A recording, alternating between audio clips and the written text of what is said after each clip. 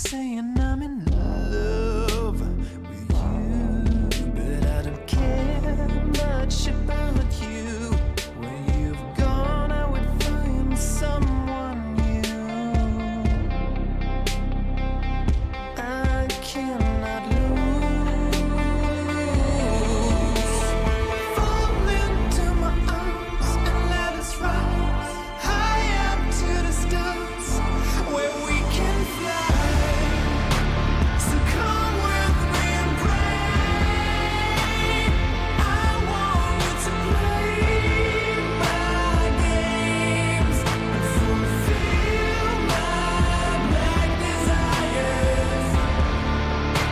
I'm playing in a hidden world. Forbidden love will be observed by you to reveal my black desires.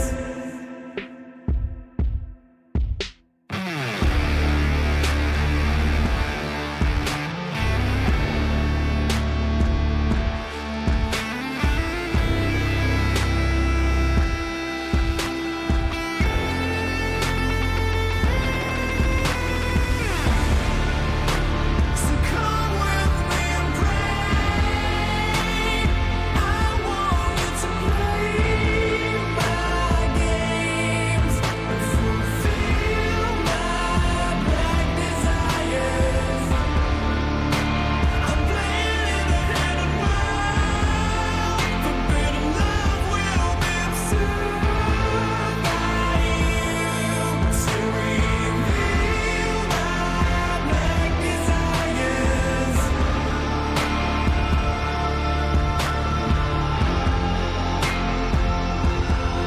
For your dirty souls, the wolves are hauling.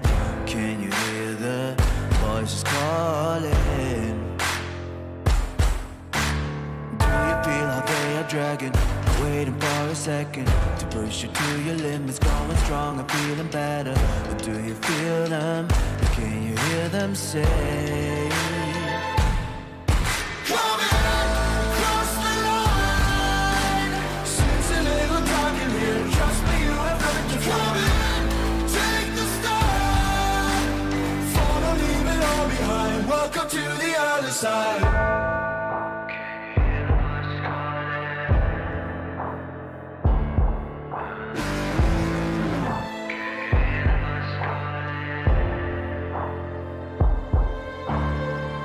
Do you feel how they are dragging? Do you feel them? Can you hear them say? Do you feel how they are dragging? Can you hear them say? Come in, cross the line. Since a little dark in here, trust me, you have nothing to come in. Take the start. Follow, leave it all behind. Welcome to the other side. Cross the line. Seems a little dark in here. Trust me, you have nothing to come in. Take the start. Follow, leave it all behind. Welcome to the other side.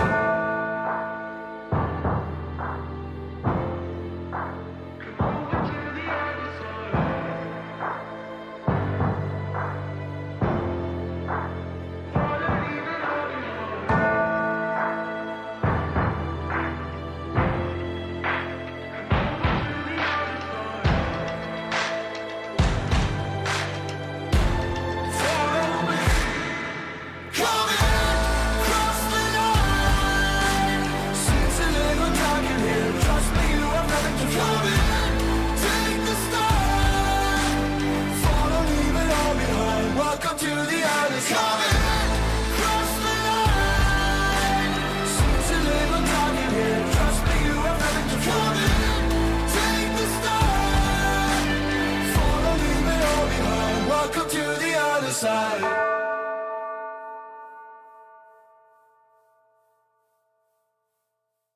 Serotonin slide with me. Sequin in the lights, embarking your energy. Riding through the night. Serotonin slide. Slide on over here by my side.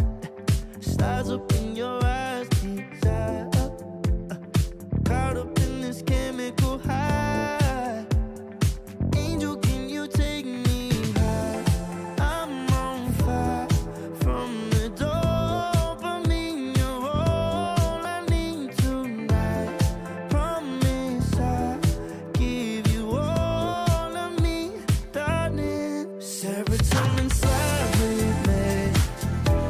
Sequin in the lights, empowering your energy.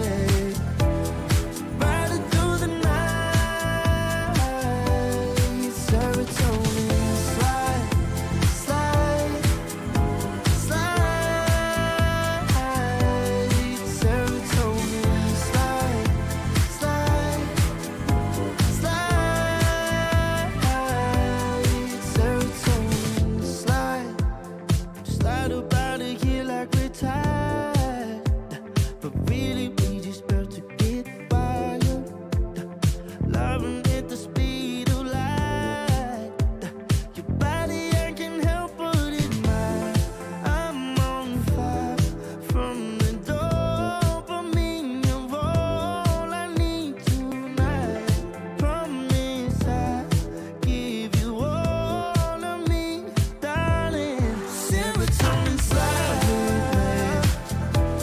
Secret in the lights, empowering your energy. Riding through the night. Serotonin slide, slide, slide, slide. Serotonin slide, slide, slide, slide. Serotonin slide, serotonin slide, chemical high. Dopamine dive, love, take it higher. Serotonin slide, chemical high. Dopamine dive, love, take it higher. Serotonin slide, chemical high. Dopamine dive, love, take it higher. Serotonin slide, chemical high. Dopamine dive, love, take it higher. Secret in the lights, empowering your energy. Riding through the night. Serotonin slide, slide, slide, slide. Serotonin slide, slide, slide, slide. Serotonin slide.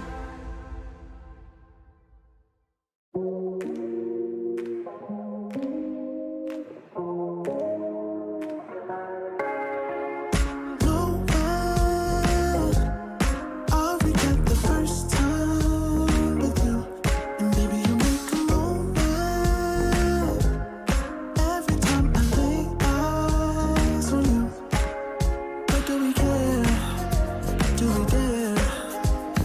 Keeping this going, let's live in the moment. Yeah, how would you know? It's on the low between the two of us. Every time I try to find, Try to avoid it, but I was stuck. You turn up the heat when you back it up. try to stop the flame. The discipline melts away. It isn't enough to wish for change. You either give in or pull away. We have the will to choose our fate. Whether it's wrong or right, I'm holding on for life. For the ride.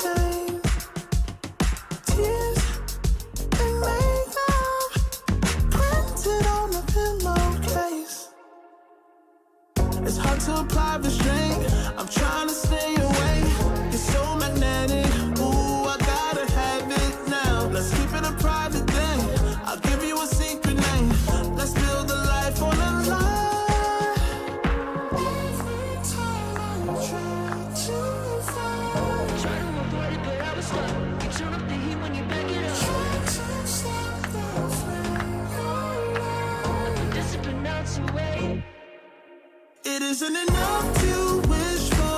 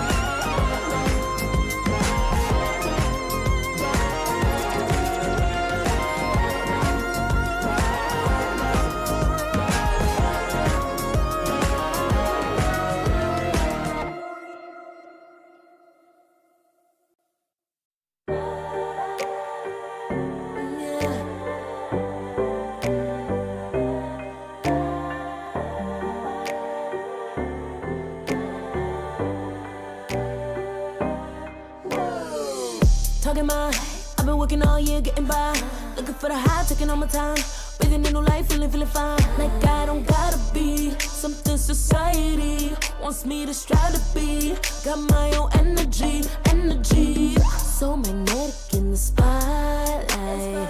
Shaping my own will with my own mind. Don't talk about me unless you alright. You gon' see I'm finna real free, protecting my energy. Gotta protect my mind. I'm breathing in new life. It's time that I realize what feels good ain't always right. Making changes, I got me a new strut. No more settling, I'm running out of good luck. Never chasing, I attract, I'm busy going up. If you see me come correct, then keep it on the book. Get it, how I live it, that's the motto, how it goes. No more reaching, introducing, hit the lotto, I'm the one. Not denying myself anymore, I'm done with it. Sky is the limit, I'm living like willow.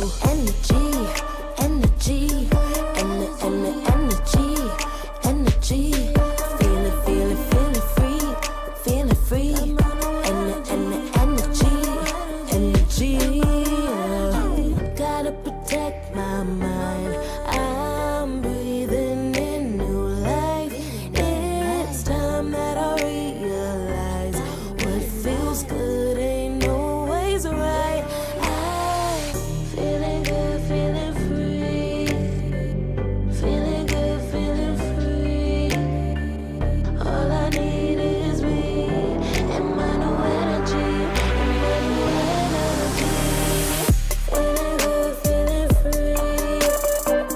Feeling good, feeling free. All I need is me and my new energy. Feeling good, feeling free.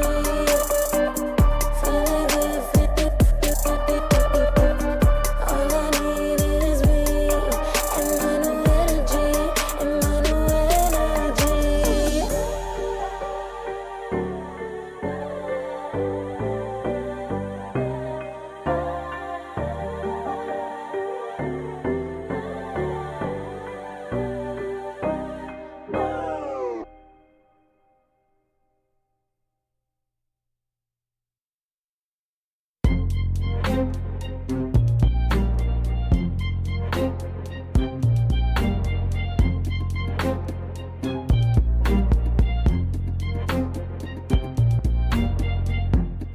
Too long for me to feel, yeah. Tell me why you on your knees, yeah. Never thought I had a dream, yeah. Kicking off the covers, I'm too hot for this fit. Give me space, I need to breathe, yeah. Giving face, giving it beautifully, yeah. Yeah, it's just me and my clique, yeah. We might be the hottest, but we let you in. Angel energy, let you sit with me. Angel energy, angel energy, angel energy. We got sympathy. Angel energy, angel energy.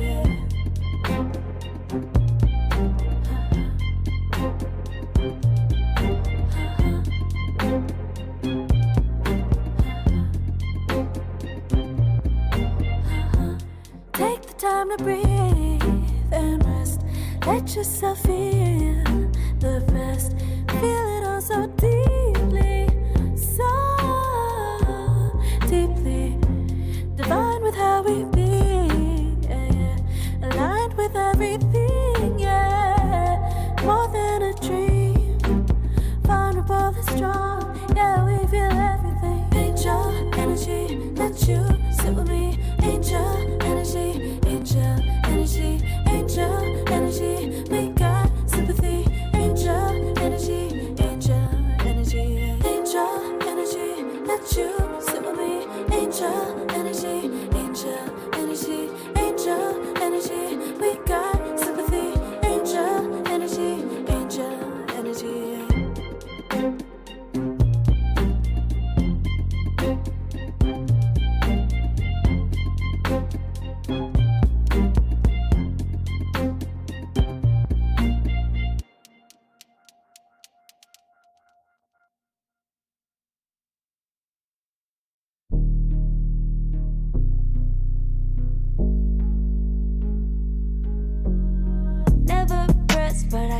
juice.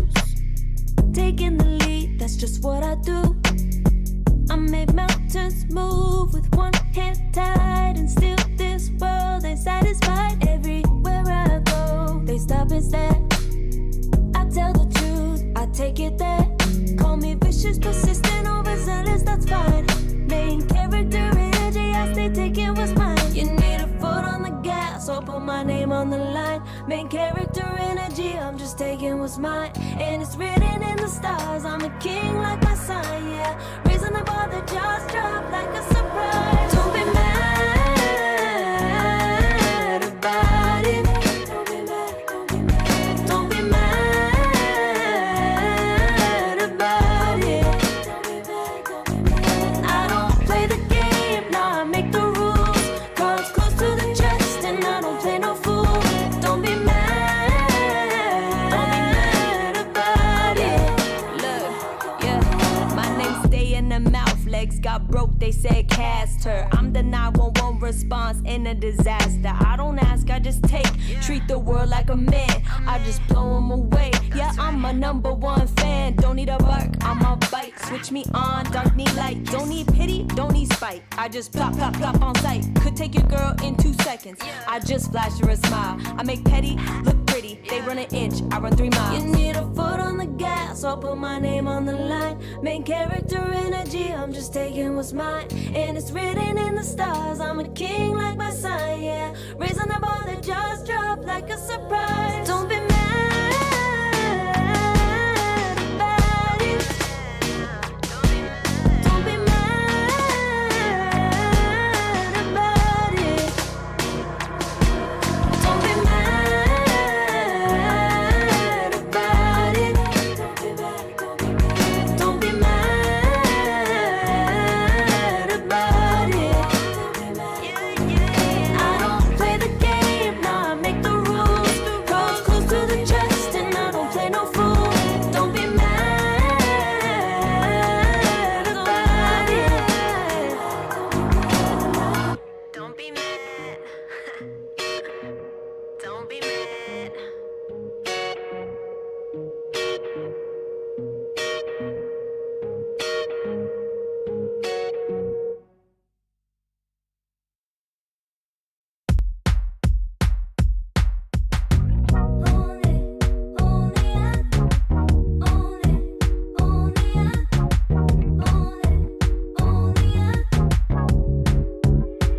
Like a moth to the flame,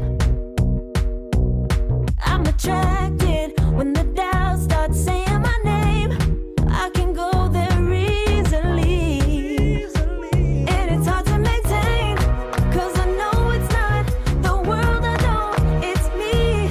Believe in every little thing I hear, and no, I ain't no stranger to the fire, burning up all my desire to be great. It stays coming in waves, and no, I ain't no stranger to the fire, burning up all my desire to be great. I gotta just open the gate. All I need is saving from hitting the pavement, understanding when I'm impatient, that only I give to me.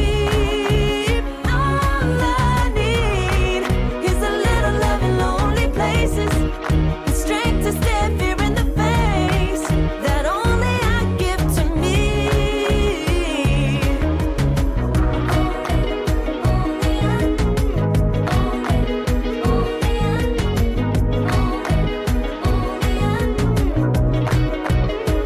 Now I'm running this race, yeah. Stallions couldn't catch up to me. I'm running till I get first place. I'm running till I get everything, everything I ever wanted in my dream. No, I ain't no stranger to the fire, burning up all my desire to be greatest days coming in waves. And no, I ain't no stranger to the fire, burning up all my desire To be great, I gotta just open the gate. All I need is save it from hitting the pavement. Understand it when I'm impatient. That only I give to me. All I need is a little love in lonely places. The strength to stand fear in the face. That only I give to me.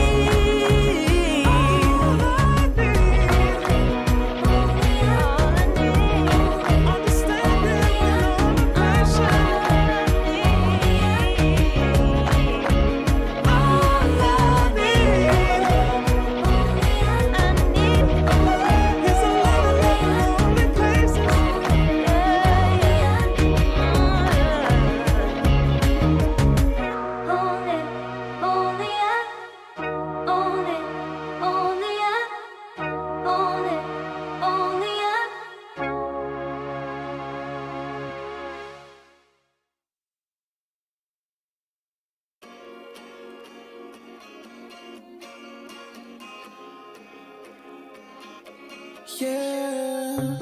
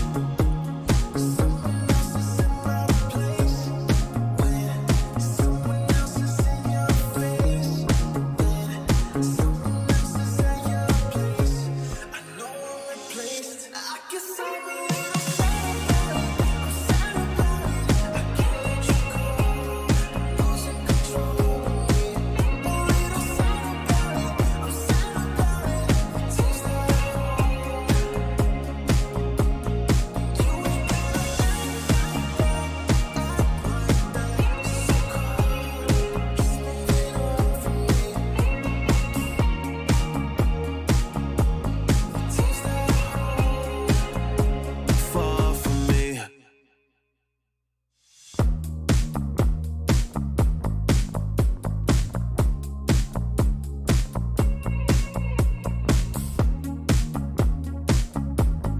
Girl, what's this shit about? You told me I was different than them. Now you got yourself another man. I hate to see you out with him. I guess I'm a little sad about it. I can't let you go. Losing control of me. A little sad about it. I'm sad about it. Taste the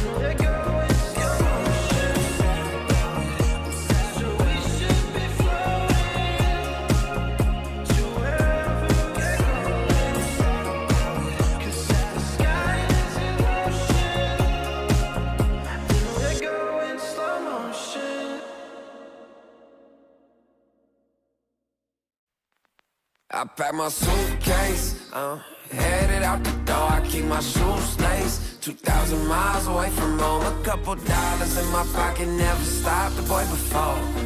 I load my bags and hit the road. Miles past, turning back, found my track, face the fact, she a cold one. Never gonna settle for none. Stay up every night till I won. Don't want a slow rise now. I'm confident opulence isn't a long ride out. When I look back now, I'm astounded. A quiet boy from old age, but always felt the world was a stage, yeah. I celebrate one last late night. My old life, they stay. I pack my suitcase, headed out the door. I keep my shoes laced. 2,000 miles away from home. A couple dollars in my pocket, never stopped the boy before. I load my bags and hit the road.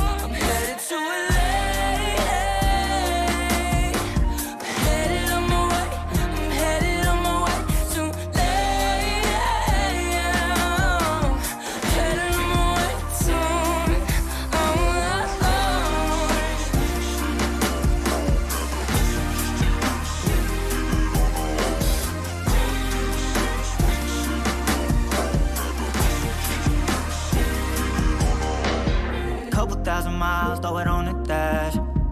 Shit, the 10,000 hours, can't let them pass. Yeah, well, I was putting time in, you was pulled up wildin'.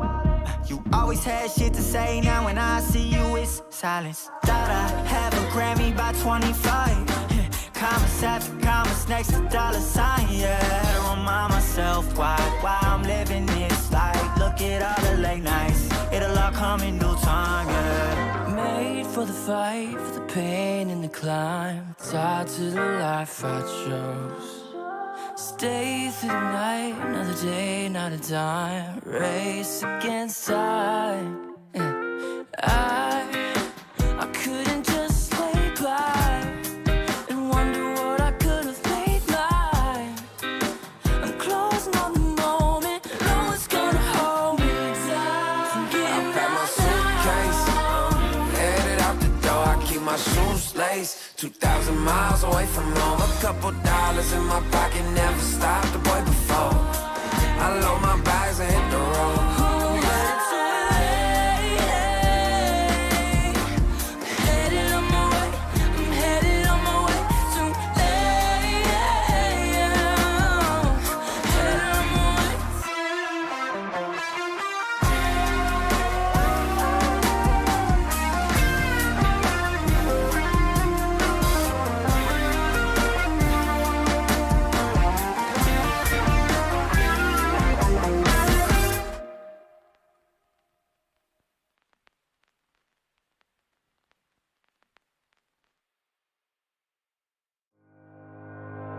Think about it every night when I close my eyes.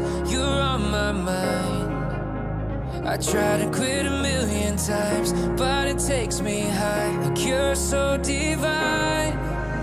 You give me everything. Don't know what's happening. I need you like medicine. You're my everything, everything.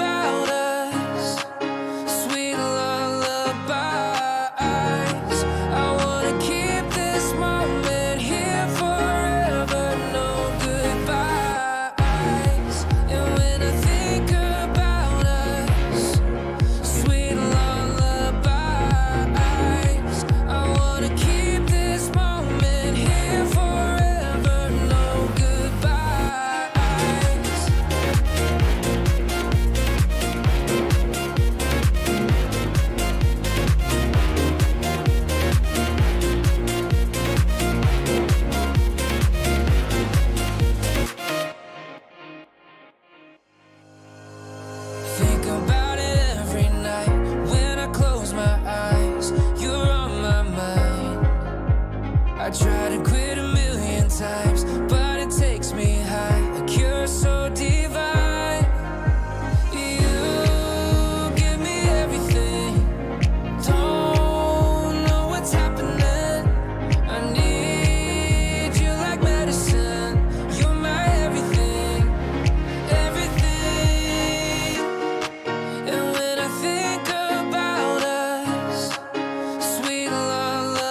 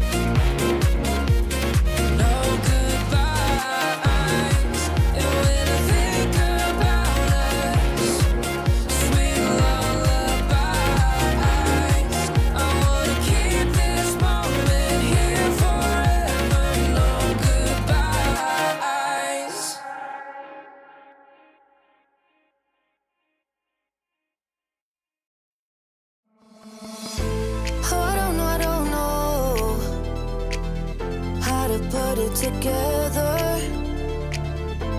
Ever since I found you, my life just got better.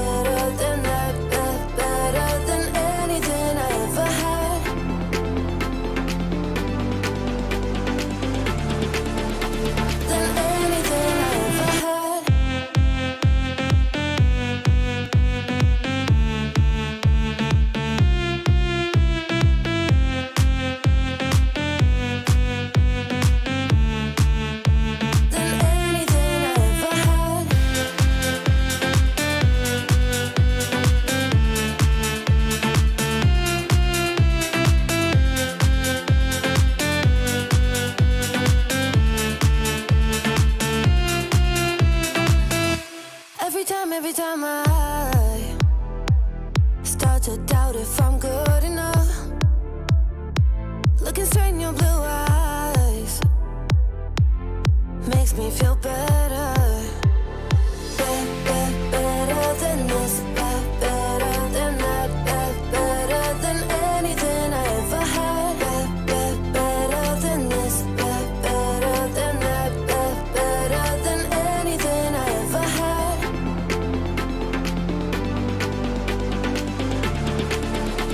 Than anything I ever had.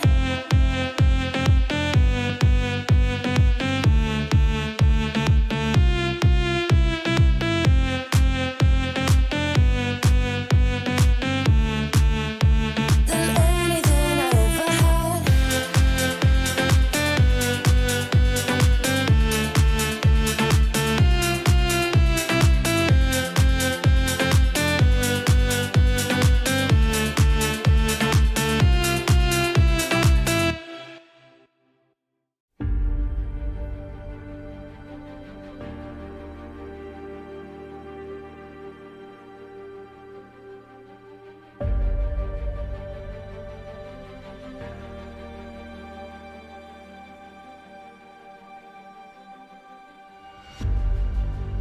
Earth is suffering,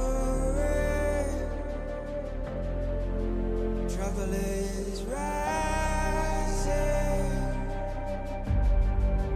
mountains are melting, there's gonna be nothing left to breathe. Raise the sirens now.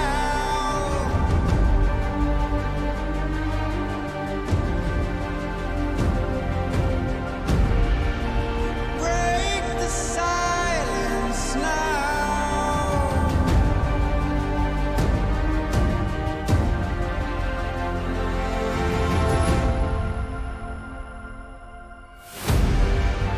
Our hearts are trembling. This can be the ending.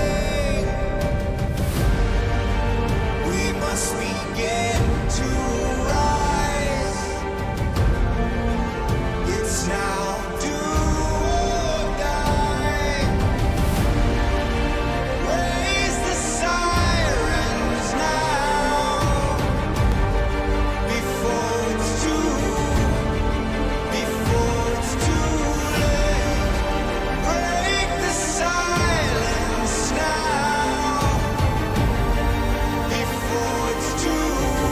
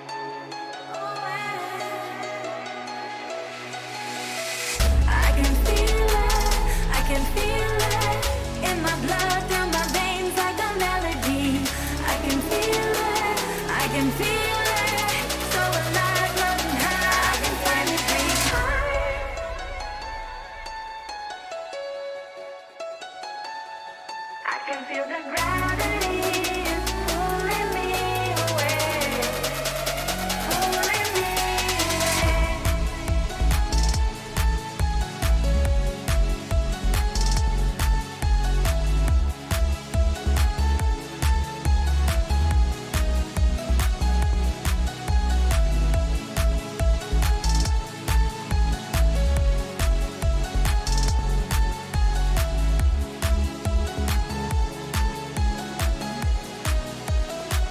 I've been getting so high, I can feel it.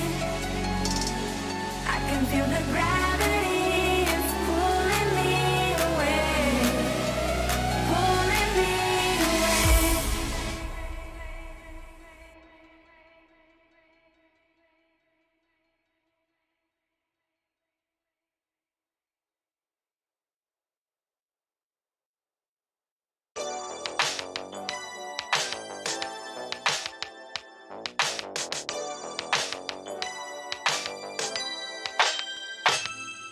Ooh, the day that boy walked my way. Won't forget his pretty face. It was like we both had something to say. Yeah, but as soon as I saw him, his fine ass was gone. Think I should have followed him home. Oh, put my number into his phone. A moment in time, so divine. Hope I see you again. Hope I see you again. A moment in time, so divine. Hope I see you again. Hope I see you again. You're looking so good, made me wanna know you. Feeling the groove, and I got to show you. Come back, better come back. Want you to know that you're looking so fly. I wanna get to know you, but you guys be mine in just a moment in time. Oh my, boy, you better come back. A moment in time, so divine. Hope I see you again. Hope I see you again. A moment in time, so divine. Hope I see you again. Hope I see you again. You're looking so good, made me wanna know you. Feeling the groove, and I got to show you. Come back, better come back. Want you to know that you're looking so fly. I wanna get to know you, but you guys be mine in just a moment in time. Oh my, boy, you better come back.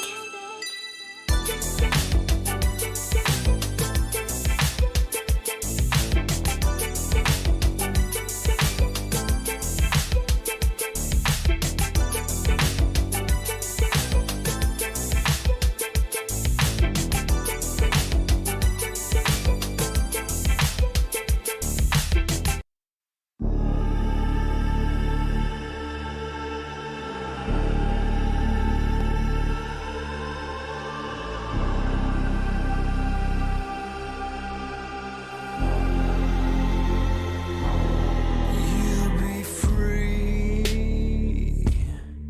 when I set you free. I breathe you in, but all your sins won't disappear. You can see it's true that I want only you when we'll break free. Together, you and me.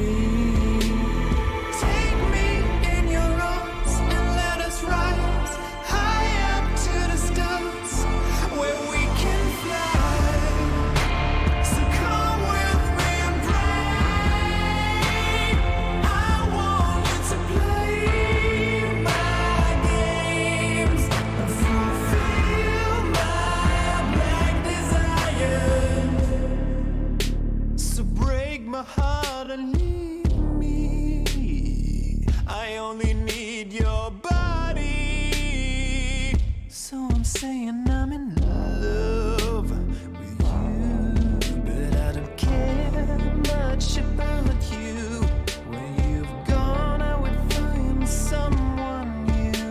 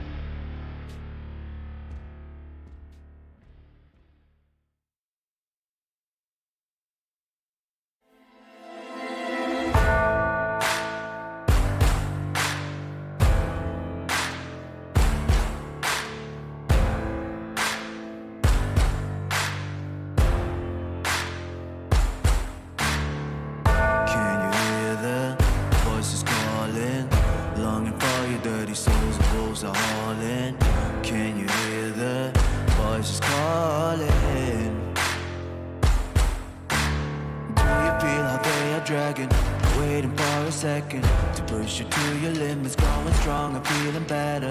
But do you feel them? Can you hear them say?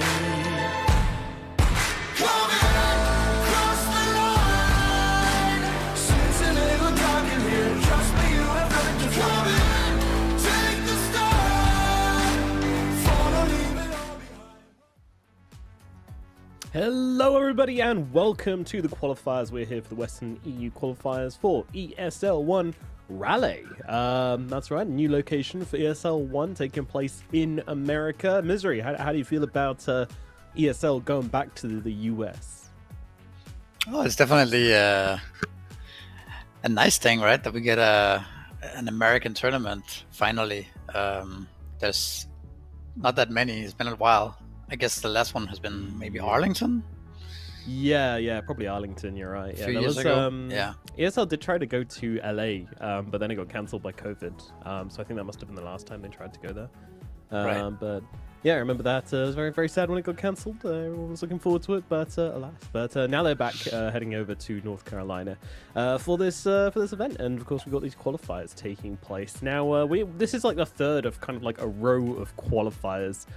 So how do you think that kind of like affects the teams, which are currently just like locked in, just going qualifier 3 in a row?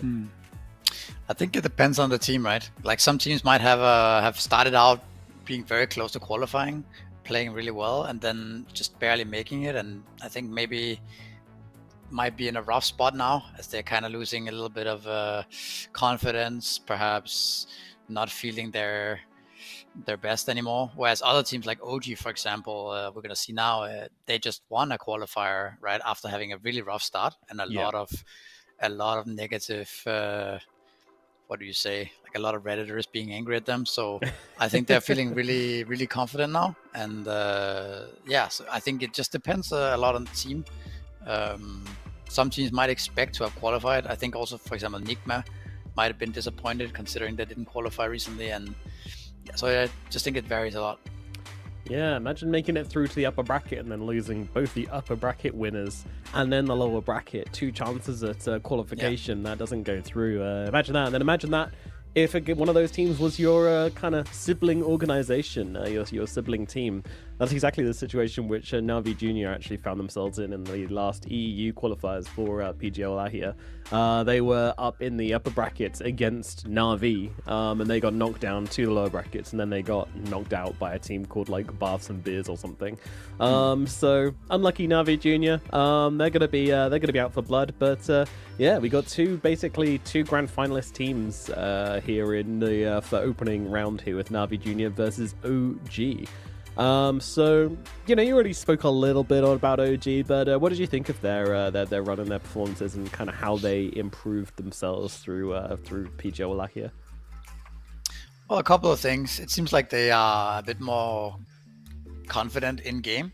Like they are not falling apart as much as they were before. Like if they meet some kind of issues within the game, it felt like they would fall apart really quickly and lose almost all hope of coming back, right? Whereas I feel like they fixed that problem. So now they just play the game.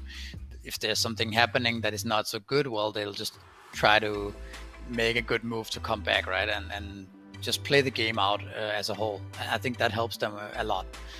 Then it also seems like they've found some kind of drafting structure a little bit more, where I've noticed they take second pick a lot now, which is kind of unusual these days. Maybe it's been switching a lot, switching into second pick being favored the last week. It's possible for these type of things to happen, right? Really fast.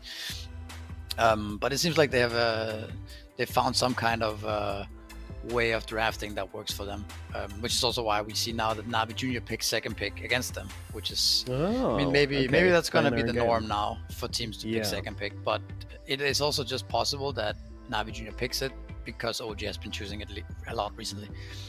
Yeah, seeing what's working for OG and trying to answer it in any way you can is definitely smart. For me with OG, I think it's come a lot from them. It's come down to the team fights and that kind of like fighting spirit which they were certainly lacking and then the start of last qualifiers and for the Dream League qualifiers as well. They just looked like they didn't want to fight. It was very reluctant every single time. They just didn't really seem like they wanted to be in the same game together, but now that's completely changed. They definitely want to fight. They've been turning up, they've basically been going like, right, this is our time, and then the moment it's their time, they're going as 5, they're brawling, they're winning, and it's looking pretty good. And even games where it looks like they're kind of out of it, they found ways back into it, which, is a little bit reminiscent of olden days for this organization. But things will be a little bit more different this time around, as they are bringing in a new offlaner. Seb is not going to be playing this time around. We've got Codex jumping in on the position 3, a Serbian player who I haven't heard of before. He's pretty high on the leaderboards. I think I said to you, it's like 74 at the moment on the Western EU leaderboard. So, do you know anything more about this guy? Actually, not really. I think I do recognize the nickname, but I can't remember having played against or with him, and I can't remember having seen him in any team really. No.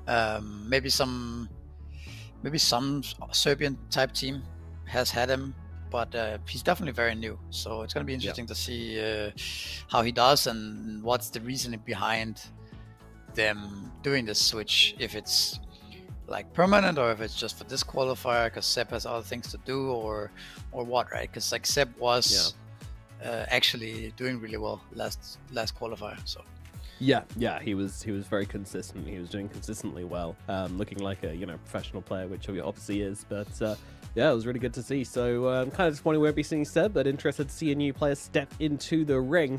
And Navi Jr., of course, firing on all cylinders. I do believe we have a draft, so we can jump into that very shortly and take a look at what exactly is being picked up and banned out in this game number 1. Nothing super interesting straight off the bat. The Chen coming out for OG. I mean, it's X-Nova. We know what to expect at this point. 10 seconds remaining. yeah, it seems like depends. I mean, sometimes there are some Magnus getting let through a Dragonite, but for the most part, it's going to be the same things, right? Mm-hmm. One thing that's not always the same is the first pick Chen. That is kind of... Not all teams will do that, and it's, it's not unheard of, but it's still not something that's completely consistent. Then the Bat Rider, which we've also seen a lot, generally across multiple teams. We saw Sayak play it a few weeks ago when we cast it together. I guess it was only 1 week ago. 5 seconds remaining. But it was this exact series actually in the first round of Upper Bracket. So now we're here again. Yeah, we are running the repeat, aren't we? Last time Navi Jr. beat OG 2-0. I do think the confidence level has changed.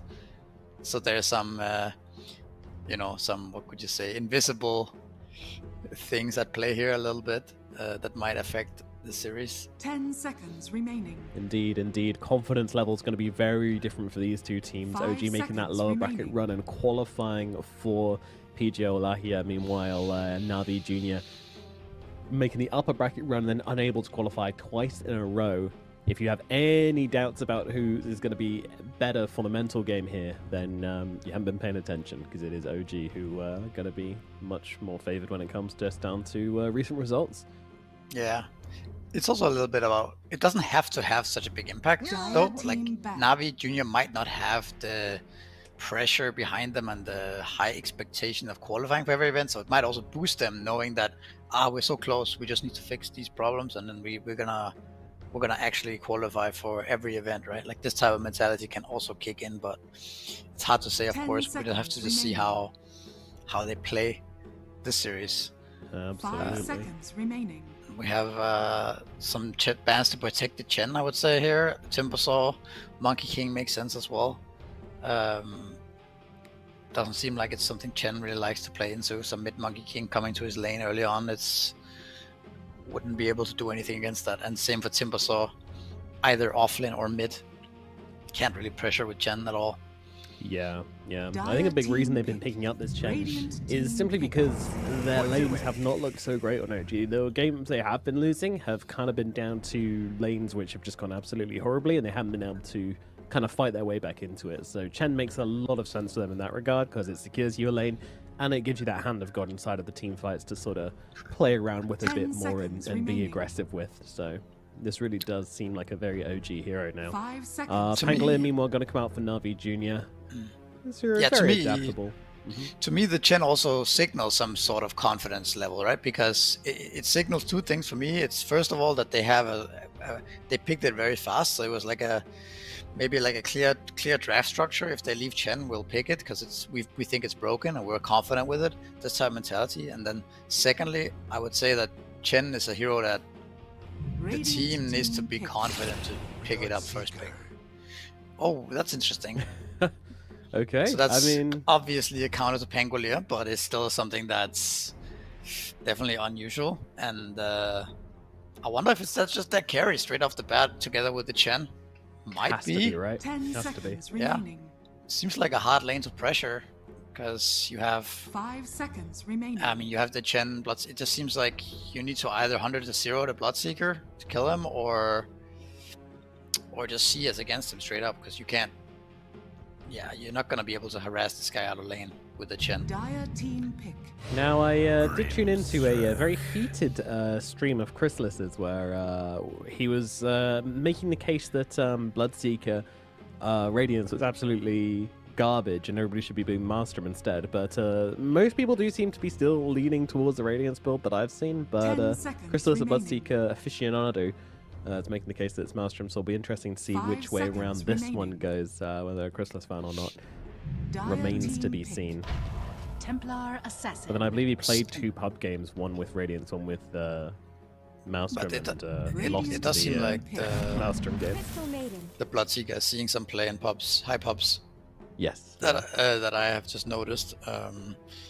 Grimstroke is also a hero that we haven't seen much. So that's also an interesting pick. I like the TA pick a lot here. They have no real way of realistically 10 breaking seconds refractions. remaining. These heroes don't like getting like Chen and Grimstroke are just food for the 5 TA, seconds right? Dies remaining. pretty much in one melt strike. So I think this is a very good pick.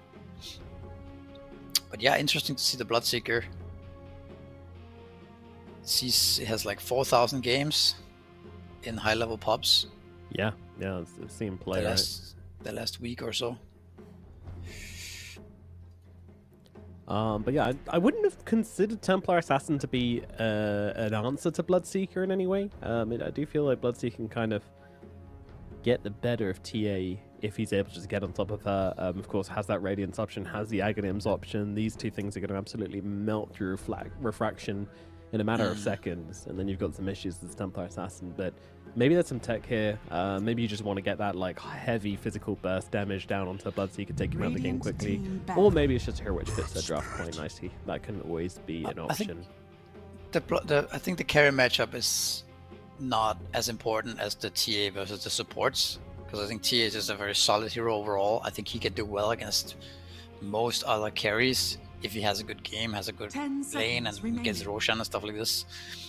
The interaction with Bloodseeker, 5 yeah, you seconds can burn remaining. refractions, but TA can also kind of blink away Dire team when getting back. ruptured, right? And without taking the like dying. So with the refraction charges, so I think that's also a factor. That's a great point, Urs- actually. Yeah, didn't think of that. Urspert, a hero that OG has been playing a lot as well, for mid. So I think that's 10 seconds also something they remaining. feel comfortable with. Also an old combo with Grimstroke, right? Where you just 5 ink swell seconds Urspert remaining. and he goes in. So that's it's strong. Right now, I do think that it's not the easiest way for them to start a fight. Like you pretty much have to rupture somebody, or Urspert have to roll onto somebody, and as the game progresses, that can become harder and harder. So I think OG needs one more way of kind of setting up the fight, so that Urspert is not the only initiator. Dire team Yeah, back. yeah. Either another initiator or some sort of information getting hero. I feel like something like the Centaur would make a lot of sense for OG here. They need an offlaner. They need someone that can kind of go in and give them some eyes. So not like some hard team fight initiator like I mean, Mars could maybe be okay, but 10 I seconds think Centaur's remaining. better. I think it gives them more options. The Stampede. could Centaur work nicely looks as well. very 5 weak against seconds CMTA in lanes. I would think Ah, they would okay. not pick that. They would, Right. but something along those lines, for sure. Also nice to have more combos with Grimstroke, so you have multiple ways of setting up the ink swell. Right, right. So what are you thinking then? Some sort of Underlord or Let me see. something more initiatory? I feel like a lot of the traditional, like, tanky melee offlaners are just going to get eaten alive by Templar Assassin and Crystal Maiden. So you either need something which is going to go on them and then threaten them with a Grimstroke, or something which can keep its distance. It's like some Primal Beast, maybe some. Does Beastmaster tickle your pickle? Beastmaster can work. Yeah. Could Or be like a have a thing. great time against CM, but I like the blue ban a lot. I think that's very good yeah, by that was very smart. Navi Junior. Beastmaster could Radiant definitely team be an ban. option. Yeah, Darkseer ban, something which just doesn't really want to play the lane. That's interesting. Okay. I mean, we might also see something a bit more weird, like an Enigma or something like that. Yeah, it's Nah, tricky not because we don't know Vespango, the I player guess. as well, right? So, 10 seconds remaining. guy's getting last pick. We don't really know who he is. Let's see what he pulls 5 out against seconds TACM. remaining. I mean, it's a tough lane. You're not really gonna play for the lane in that regard that much. You're just No. gonna try to get as much farm as you can and get through the laning phase. Yeah, again, you very much want an Radiant AFK team laner here. pick. It's also tricky as well because Grimstroke's not really the kind of guy who pulls you waves either. So it's not even like you could just pick one of these Dire heroes and then team farm up your tower whilst like an assassin pulls every wave. So gonna go for the Dawnbreaker. That feels very aggressive to me. It feels like they've got more in the "we're gonna kill you" role rather than Sure. the "we're gonna sit back and try and farm it." Well, I mean, this pick actually contests the lane a bit. It's just, Yeah. it's also one of the heroes that. 10 seconds I remaining. mean, we're definitely gonna see a brawl in that lane. Dawn Grim against TACM. It's gonna 5 be very seconds important to how the remaining. game develops. I think if Dawnbreaker has a really hard time, which he could have against like Frostbite Melt, yeah, this hero is not as strong. Like, he kind of has to do good in his lane. Yeah. All right, Kodak, What about- throwing the gauntlet down for his debut game and possibly debut professional game. Hesitant What to do say you do that, as Navi Junior though? Like, do you put Pangolier offlane into the Bloodseeker? I think he could do fine there and pick another hit. but seems You like may that now is what they're going to select do your as the Tiny heroes. comes out. I'm hoping that's a mid Tiny. Yeah, it Yeah, is. Nico will be on it. Didn't we also see Nico play Tiny? Or no, he was playing Puck, but he has been playing a lot of Tiny regardless. Yeah. PMA on the Pangolier. All right, let's see how it goes down. Game number 1. Yeah, interesting drafts. Both kind of aggressive, looking to fight into each other here. This is looking to be a messy game. Typically, 23 Savage tends to sort of stay pretty vacant through the early game and hit his timing to then turn up to engagement. So we'll see at what point in the game he decides to get involved. But yeah, it's... You mentioned wanting to see some sort of initiation or some sort of information gathering here on the side of OG. They don't have that in the Dawnbreaker. That is not what Dawnbreaker does. You know, she's going to be on the other side of the map, literally not in the start of the fights. Does that concern you, or do you think that that gives 9 the power to roll in and have that backup of the Dawnbreaker coming through to actually strengthens him to be the strong initiator by himself? I mean, this draft remind me a lot of the last time we casted OG, where I felt like it's very reliant. Their draft seems very reliant on them doing well in their lanes, because if they don't, then it's such a hard game to play for them. Like, Navi Junior's draft just seems a lot easier to play. They have multiple ways of starting the fight. If Batrider has a good game, he lassos. They have Pangolier team fight. They have the Tiny. So we have seen the Earth Spirit out-tempo the Tiny quite a bit, if you remember. Prepare Whereas for Tiny battle. just needs to get his Blink Dagger, whereas Earth Spirit just needs to kind of get his level 6 right. So we might see that carry OG to get well into the game. But I would say that Navi Junior's draft seems more balanced to me somehow. It just keeps getting better. There's also some X factors in Bloodseeker and Grimstroke, right? Like, how good are these heroes actually? It seems like Savage has queued up the Radiance, which is, I mean, that's a lot of gold, right? It is a lot of gold, yeah, it is a lot of gold to wait Radiance, for. yeah. As I mentioned, he's going to be quite vacant through the early points of the game, most likely. We do have at least one combo with the Soulbind. Throwing down a double Rupture is going to be pretty nice. We're gonna have a inside fight these here. fights. Yeah, it does look like it. 9 is going to be jumped here. Oh, they actually kind of answered. Ah, never mind, I'm just dead. See you later, buddy. Yep, welcome to the qualifiers. With X-Nova also looking in a similar amount of trouble here, and he's going to be the next kill going down. So it will be 2 kills straight off the bat onto your mid and your safe lane for the side of Navi Genius. So literally couldn't ask for better from them. That was a 5-man double jump shield crash into like a 5-man Nova. That was rough. Yep, 5-man flame break. All the AoE skills coming out. Yeah, really good stuff. 4 bounty runes as well. Jesus Christ. Oh, I mean, God. could you even ask for a worse start with OG here? That's real rough, man. Something OG magic. TA got the first blood. All right.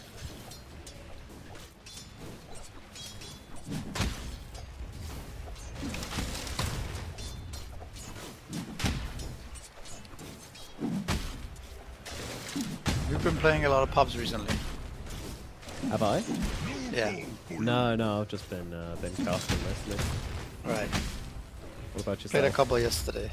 But yeah, just interested to see the new heroes, right, come out. Like, I don't know if that's a kind of a spur of the moment, qualifier just started type of deal, or if it's actually like a part of the meta yet, or if it's like how experimental is this type of thing. That's curious about that.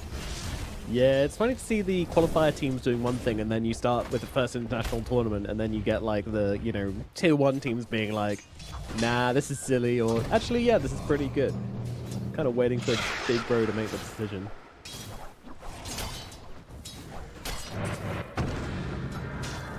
You know, all these guys are going to be watching, and of course playing the pubs as well, seeing what's a pub hero, what's competitive hero, what should be picked, what shouldn't be picked.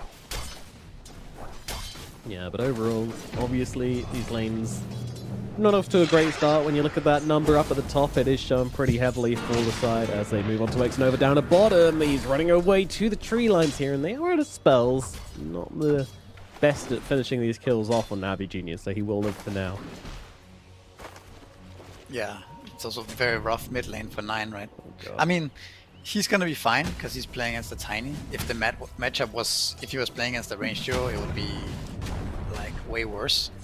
But the fact that he just now picked up his bottle, yeah, Yeah. like they're kind of stabilizing. They're gonna be behind for a bit, but they're not doing too bad in their lanes. Nice moves on to Creep to try and get some CS back in his favor. He is behind, trailing quite a bit here to start this off. Does dying as a mid laner, like level 1, hurt more than like any other hero because you lose a bit of that bottle gold? Yeah, I guess in that way it does, right? You have gold to lose, whereas most other heroes would not have any gold at that time. Yeah, just thought about that. That's definitely why this bottle's coming out so damn late.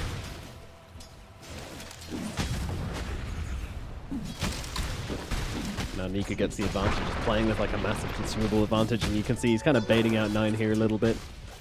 Waddling forwards, daring him to fight him. It might actually get worse if he just keeps spamming toss onto 9 as well. Then he would have to keep buying regen. He even has CM Aura. Oh, great. It's everything going Niku's way at the moment. We've seen these Tinies kind of struggle at mid, but then against an Spirit, like he's never going to struggle in that lane. Spirit. Yeah, it was also the last pick, right? Yeah. Spirit, so. Interesting to see 2 points melt on the TA. Maybe that's kind of normal nowadays, actually. Yeah, unsure. Is that maybe suggesting they want to try and get some kills up in this lane, or could be? We'll see what they try to do with this one. It's like 50-50, but yeah, it makes sense against a hero like Dawn, who wants to get in close.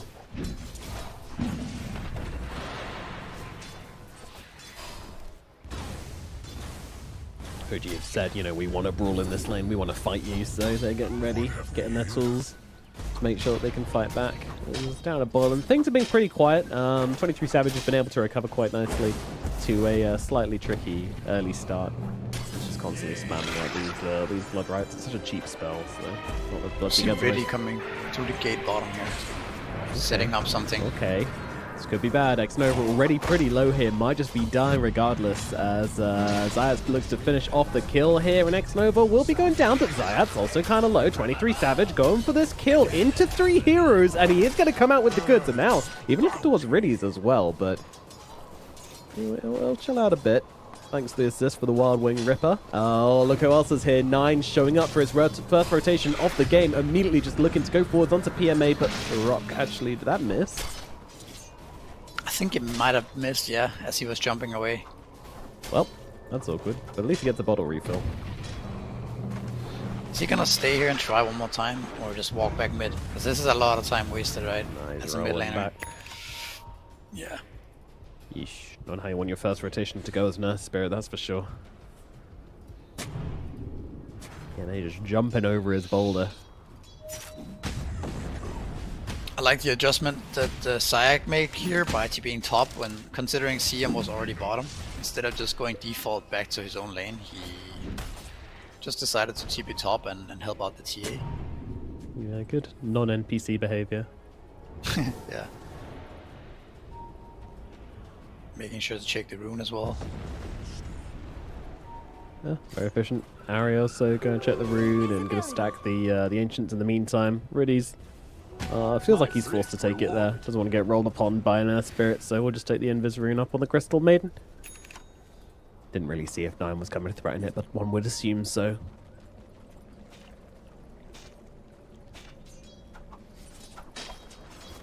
CM is Invis, right? So OG knows about it, but seems like Savage might get caught anyways here. Yeah. Yeah, looking like it. Damage coming through onto the Bloodseeker, and 23 Savage will be going down in the bottom lane, making usage of that rune. So, you know, sometimes the mid laner doesn't need the active rune. Yeah. We talked about the OG's lineup being a little bit susceptible to losing early game, and yeah, this is not looking that good for them. This level 1 shenanigans happening has definitely made the game a lot more tricky to play. Certainly has, yeah.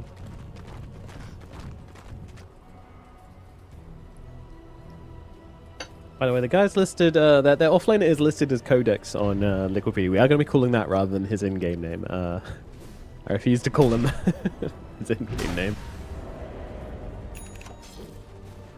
As we have a Harpy Stormcrafter on a cliff. Okay.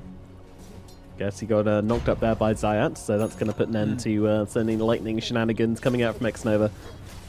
But yeah, X-Nova really, like, as a Chen, you expect him to be kind of securing the lane a little bit more than he has, but unable to get a huge advantage here for the Bloodseeker. And yeah, PMA's done absolutely fine. I mean, across the board, like, they're just very, very rich on the side of Na'Vi Jr.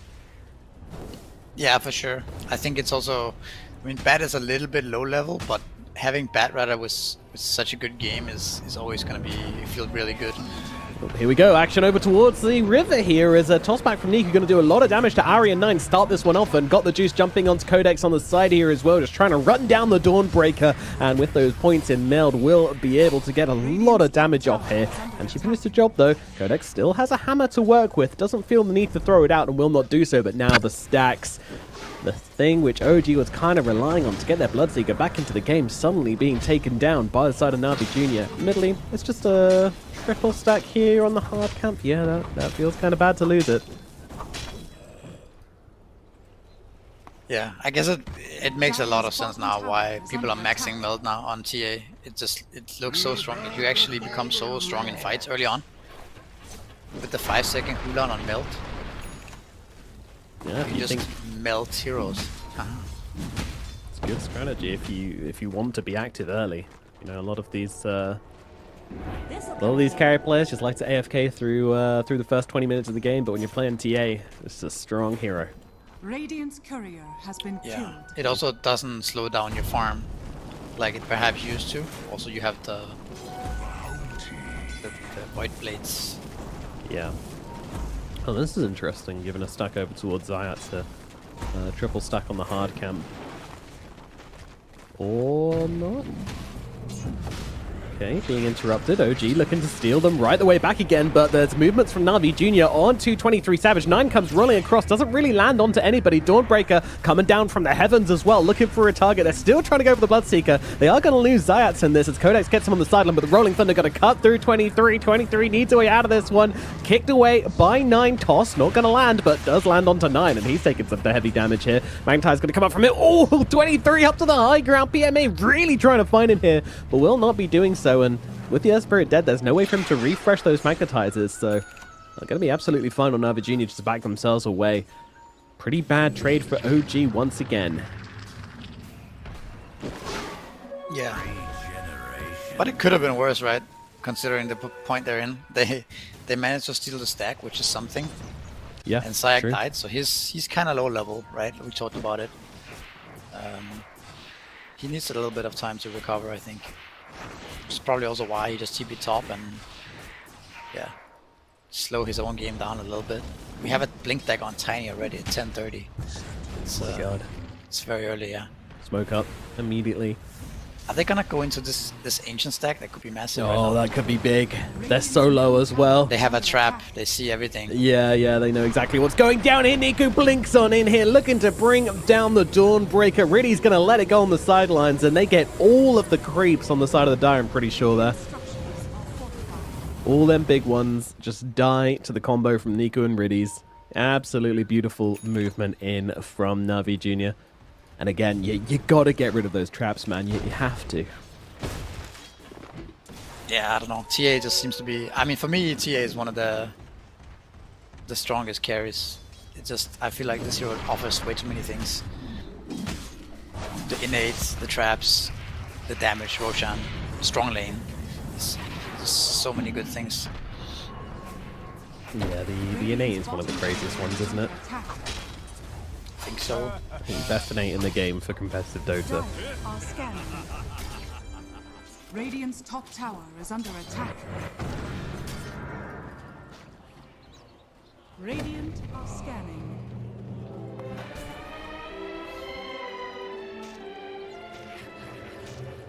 So we have Ari maxing his Q on Grimstroke. I guess it gives him more... Let's see, bottom.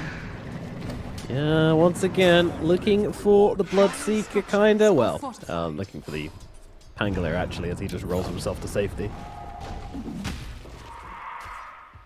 9, once again, left empty-handed. Like, 9 can't do anything this game, it feels like. He's tried to rotate so many times. He's had 1 assist this game. Yeah. He is still OG's strongest hero on the map, so... Need to try to play through 9 and try to get some kind of good fight going. But yeah, it's definitely not easy, because like we talked about in the draft, that they don't have a good way of initiating. It's not easy to hit a roll. We'll see if he manages to hit it from smoke here on mid lane. Here we go, movement in onto PMA, stunning him up, keeping him locked down. They've got the silences, they've got the Dawnbreaker, they've got the stuns. They've got the kill. Finally, 9 converts here. Gets himself a kill, looks at the middle tower with the Chen creep army here. It should go down pretty damn quickly. I'm not sure they want to stick around though. They are lacking that Solar Guardian, which has been pretty key for any fight they've wanted to survive through. Radiant's top tower Yeah, is under nice attack. little sign of life for OG there. Going back to what we talked about with Grimstroke, I think the Stroke of Fate build it seems more, how do you say, like less all in. Gives him ability to farm, gives him ability to kind of fight smaller skirmishes, and it also works with his facet. Yeah, and it's not like you're useless in team fights with it. You know, obviously you're way better with Inkswell, but you're still doing good damage, you're still slowing.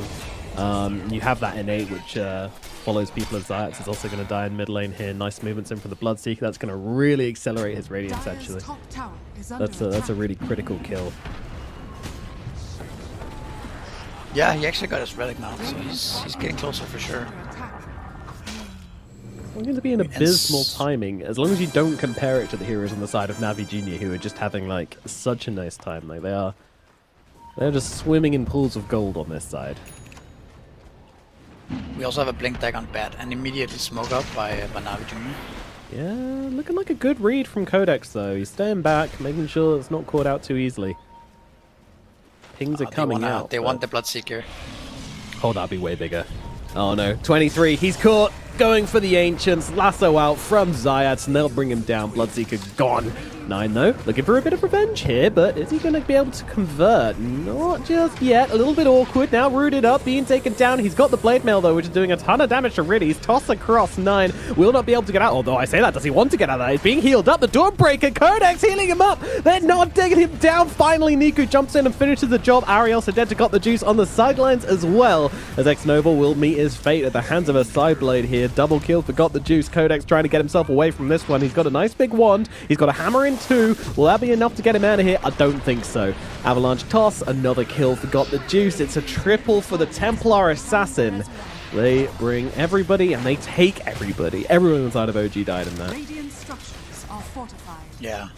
Radiant's middle tower is I under don't know, attack. just very like very quick smoke, right? By Bad Rider. Doesn't go for the Dawnbreaker. Just goes straight for the Bloodseeker in the triangle, which is, it's pretty obvious he's gonna be there, right? Considering they have a ward bottom, they have a ward in the enemy jungle. They kind of see the whole map, so there's only pretty much one place the Bloodseeker can be on the Ancients. And leading them, yeah, good thing that you have everybody joining in onto the fight, so that TA can clean up. And look at his farm. It's actually kind of ridiculous. At 16 the TA's minutes. farm is yeah. It's kind of like the perfect game, right? 5-0, yes, 182 CS. Radiant are scanning. 5-0-0 nonetheless. Every single kill he's been a part of, he's gotten. Yeah. It's like, yeah. Roshan is gonna be next for sure. Then you're facing a TA with Blink Dazzle, Aegis, Dragonlance at 16 minutes, 17 minutes. It's oof. Yeah, good luck. Might look for more kills first. Ooh, Codex. Definitely feeling like something is wrong here. Hanging out under tower, but tower doesn't offer you much in the way of safety. Zayat's going in deep, trying to look, but won't be finding. But still, this is just clearing out the area. This wasn't a gun play. This was a sweeping brush play. Just get them out of here. Push people away. Get Roshan nice and tidy, and then take it for free. Dire's middle tower is under attack. So Radiance is up on Bloodseeker. I don't think it's gonna do much. It's gonna make Bloodseeker farm a lot faster. And if he joins the right time in the fight, maybe he can do some kind of crazy damage. But I think for now he needs some more time to Dire's Hey. bottom tower to is get some more under attack. items. If TA misses a meld, Structures are fortified. then you know that's 3 hits to kill him rather than 1. Oh yeah, he's definitely no match to TA right now. But But if he misses that meld, Missouri. oh no, he didn't miss that melt. No, he didn't. See you later, Ari. See you later, 9 as well. Also getting caught off here. X-Nova going to be the next log on the fire. Just casual. Very, very easy looking for the side of Navi Jr. Like, not much effort expended for these kills. Yeah, when you look at the wards of Navi Junior bottom as well, like they saw everything. None of those wards we talked about earlier actually got dewarded, so after Roshan they could simply just easily gate, right? Because they see literally everything. Under attack. Even top lane they still have a ward as well, so they're just running from lane to lane, killing everybody. Like, I feel like they over-warded, because that's a pretty common strategy these days, is to, like, just place down, like, 2 or 3 wards in the same place, same general area. So if one of them gets dewarded, then you've still got another one. But they just have all of them up still, as Codex being jumped up in the top side. Just trying to get some waves out, ends up dying. Another death. Over to the gate immediately here, because they see 23 Savage under this ward. I mean, you see the whole map, right? Yeah. Radiant's top tower is under 23 They're even is- going back yeah, through he's the gonna gate see as it, well. He's going to see it. Using the Blood Right and a Sentry here himself to make sure this cliff is definitely warded as he suspects, and just beelining it out of there. He is out.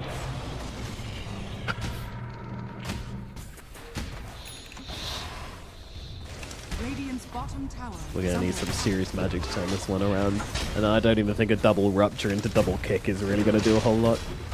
It'll be cute for sure, but Yeah, the way to win a fight for OG is to really kite the fight back into your areas, and it has to be like like under your own tier 2 perhaps, under like a high ground ward on your side of the map type of thing, where Earth Spirit doesn't die, he gets a lot of magnetize off perhaps, where maybe you lose some chin and stuff, but you get a lot of good spells off.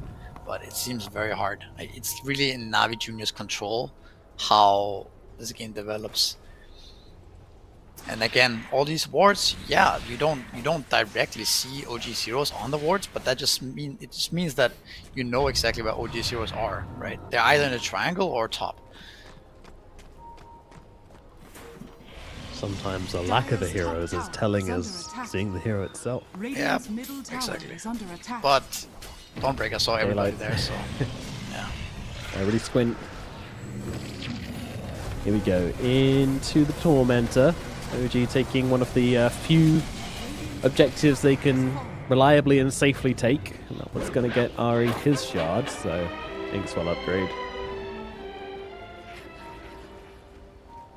He has now got 4 points in it, so that one's not nothing.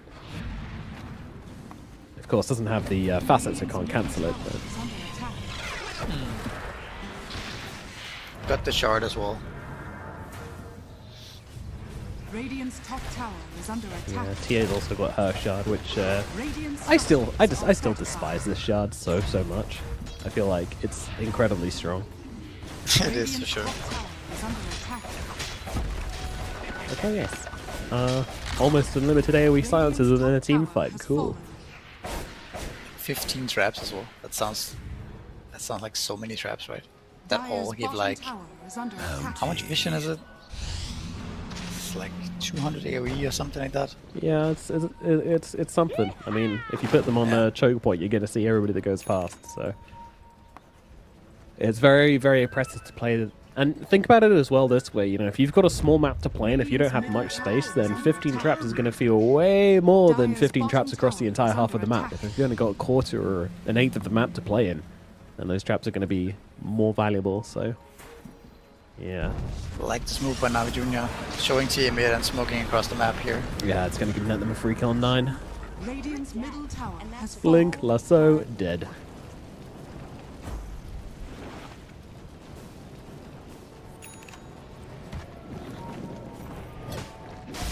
So nice to see the Kanda build again on Tiny, right? I believe most of the time we see Echo Saber. Or maybe the Tiny struggles enough that he has to go BKB first, you know, things like that. But this snowballing Tiny that rushes Kanda is kinda perfect this game. It's not going to feel fun to play into, that's for sure. Yeah, if you can fight enough, then I think Kanda always feels pretty good. It's just if you go for the Kanda and then you don't end up fighting enough, then it can feel really bad.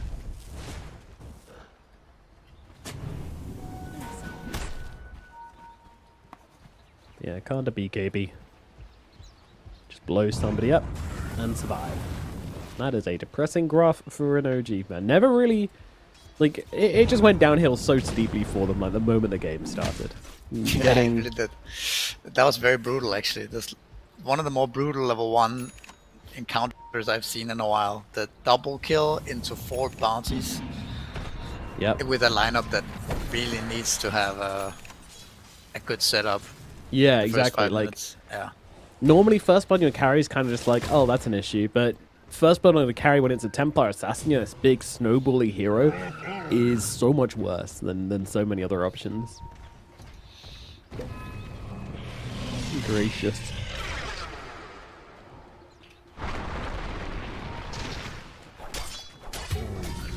That's gonna be killing off Ari here.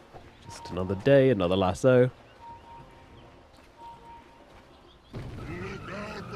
That's really been eating good this game. Took him a little bit of time to get off that Blink Dagger, the only hero which OG really pressured. But the moment he's got it, he's just been able to find so much. Oh, 23, he's dead! Oh my goodness. Found in the trees by the trap, couldn't escape, had to try and just rapture TP and no escaping the Templar Assassin. That is not good. It's 11 armor reduction with a talent, plus the 6 of Deso. I don't know. It's just so much damage. It's ridiculous. Yeah, his Bloodseeker is basically on no armor. But basically 0. Maybe even less than 0. Oh, I think he went into minus there. Oh, excellent. Yeah, edgy carry going into minus armor. It's very rough. Alright. 5-19 is the scoreline at the moment. 18k gold advantage. 19k gold advantage for Navi Jr. OG, a comeback here is not looking like it's on the cards, but we'll see what they can do. Yet to see that big kind of 5-man team fight from them. You know, we've had a couple of engagements, but we'll see. OG getting out a map. Look at Navi Junior's positioning. They saw the smoke and...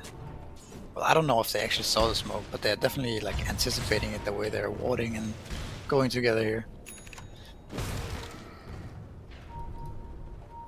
Even sending some creeps out, Xnova down the middle lane. Xnova himself gonna get silenced up and damaged by that trap. Kinda hurts. We still don't see anything on OG.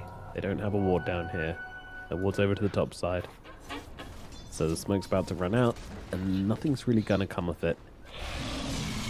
You get like a little bit of vision down at mid. They'll see this trap. I don't know, TA is so OP, man. If you look at Navi Junior's vision, like how much these traps actually see on the high grounds, it's just so much, like...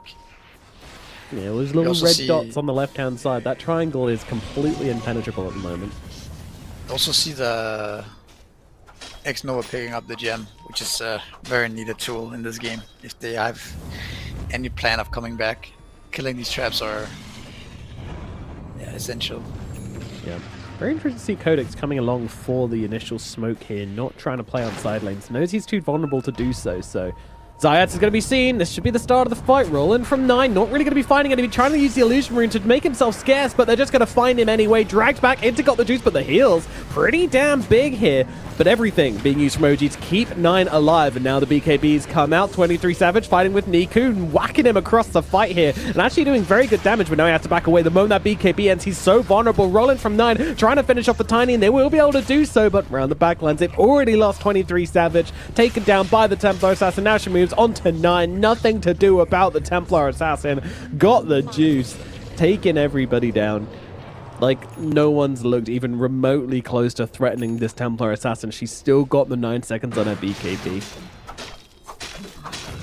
Yeah, I think that was even a pretty good scenario for OG. Like, the way the fight started, considering you spent a lot of resources on killing the Earth Spirit and he just is full HP, right? Getting out of there. But it's just, yeah, he just deals too much damage. He kills heroes too fast. Whereas for them to kill the Tiny, you saw how long it took. The Bloodseeker had to use Rupture and all his BKB to keep hitting him. Earth Spirit had to use a lot of resources, so... Yeah, TA just 3-4 shots heroes and... Yeah, and also the initiation problem, right? Like, they smoke, the smoke breaks, they see the Batrider, like, most drafts should just be able to, like, slaughter a Batrider nice and quickly. They just didn't have that in the tank. Like, the roll is way too slow. The Batrider can blink away every day of the week, and then all of a sudden, it's actually them initiating on you. So, the whole smoke, the whole setup, the whole vision, everything, completely gone just because you don't have that snap initiation tool. That has to be a drafting issue, which OG consider for the future.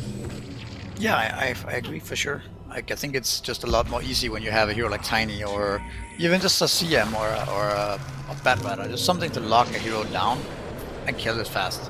Yep. Harry stepped foot in the... oh, very nice. In the forbidden area. Let's see. You can still take damage through... From the side, but anyway, we got 9 being jumped in the middle lane, doing good damage in response here as Codex comes in, trying to keep him alive, and again, 9 just looking to jump around the side of the fights, keep these magnetizers going, brings down the Batrider with him, but unfortunately the Rock sails past, got the Juice and Riddies, so won't be able to catch out anybody extra from that.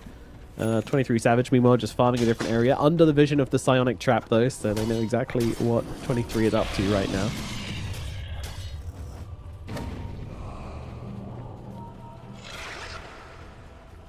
Do they go and deal with him? Try and cut him off, perhaps? is under attack. Yeah, I think it's an option. They lost the gem there. That's really rough as well. Yeah, now onto the Pangler. I think there was one on the CM, but no, it's on PMA now. They can't cancel the BKB TP unless they kill him through it. He's TA out. definitely can, but she doesn't know he's TPing out right now, so... So look at Pangolia's item. That's also something that's... I mean, stuff like this is becoming a lot more popular these days, where the offlaner just builds like a full carry, you could even say. We also saw it with Lycan recently, where they start buying Midases and Manta and stuff like this from the offlane, which is pretty cool. Midas, Manta, Lycan. Simply, Midas, Manta, Echo Saber with the Alpha Wolf facet. Oh, the Spirit Wolves one? Yeah. Wait, which one? Oh no, the Spirit Wolves The are the ones one which where, just buff you where up, you right? lose one point on your howl and 1 point on your passive, but then you get another point in the wolves, Yeah. and that extra point makes your wolves like super strong. Yeah, they got some messed up abilities. Radiant's middle tower is Hamstring. under attack. Crazy. Yeah. Got the juice onto the high ground. Oh my god, this tower! To a tiny and a TA, these towers just look like little Dire's card top towers, just ready to be blown down by a gust of wind. middle tower has fallen. Yep. Alright, God the Juice has had enough. He's finished farming. What's up, OG? Radiant's middle tower is Wanna come fight me? Let's see. What you got? 2 minutes left on this Aegis. BKB in the backpack, still untouched. Radiant's bottom tower is under attack. A kickback into what? Like, you go for the kickback here, you're just gonna end up losing your... It's hard to hit the kickback, Supports, right? right. How? Because you need to hit the roll. Oh. Okay. Here we go. Okay, Okay, we roll hit it. connect, kickback. Wait, cancelled? It didn't push her anywhere. Weird. Either way, oh, big stun out from Navi Jr. The double lasso coming out from Zayat. Still not enough to really push back OG for now, or at least not kill them off. They're certainly being pushed back. The Magnetizer's starting to stack up as well, but don't forget Tia, she's got the BKB. Whenever she wants to use it, will have to do it now as 9 rolls in to his death, most likely, although got the juice struggling to get off the damage. Now, there you go. Nice side blades coming on through. Sure, the Magnetizer's starting to do work as 23 damage will bring down 1. Looking to Riddies, but can't get the kill. He's dead. Oh, no, the right click's connected. PMA brings him down. If he just got the kill, he heals up another chunk and can keep the fight going. It looked possible for the Bloodseeker to find a way back into the game there, but unfortunately, the door is slammed shut in his face by PMA, and That got was the actually- juice. Godlike. That looked like it was getting a little scary for Navi Jr. there with all the Magnetize and Bloodseeker. Radiant's Yeah, the They Bloodseeker weren't was going so- absolutely insane. If they weren't so incredibly far behind, that could have been a team wipe there. See the effect of the Earth Spirit Bloodseeker combination, right? Yeah. The problem is, like, the right clicks from the TA just chasing the Bloodseeker around the fight wherever he goes. So he was on a timer. He had to kill that CM just a little faster. Yeah. The attack range of the TA is ridiculous as well. I mean, he has 30k net worth. Yeah, the hero should be Basically. ridiculous. I mean, any hero is At ridiculous with 33. 30k net worth. I mean, he has so much gold. He's Swift Blink. Sure, why not? Isn't Aghanims also kind of underrated on this hero? Don't see it that much, but yeah, I would feel like agree in it's certain games. like being able to TP to your traps should be good, right? I feel like this is an underutilized item. I Maybe do just, agree that we don't see it enough. Maybe it's just the fact that there's always another item that seems to make your progression better than Aghanims would. Aghanim seems to be, I don't know, maybe a bit too... Yeah, a bit too... It's good, but it's not better than other items would be, you could say. Yeah, it doesn't help the snowball grow. It doesn't help you, like, blow up a hero. You really want to do this on TA, you know? If someone makes a catch, you want to have the damage to follow up with, and they're actually going to lose 2 here as a... Well, Codex tries to help out his mid laner and just end up dying as well. Also, Batrider has so much items Okay, now. alright, and we're just GGing. Xnova is in the fountain calling GG. Yikes. I mean...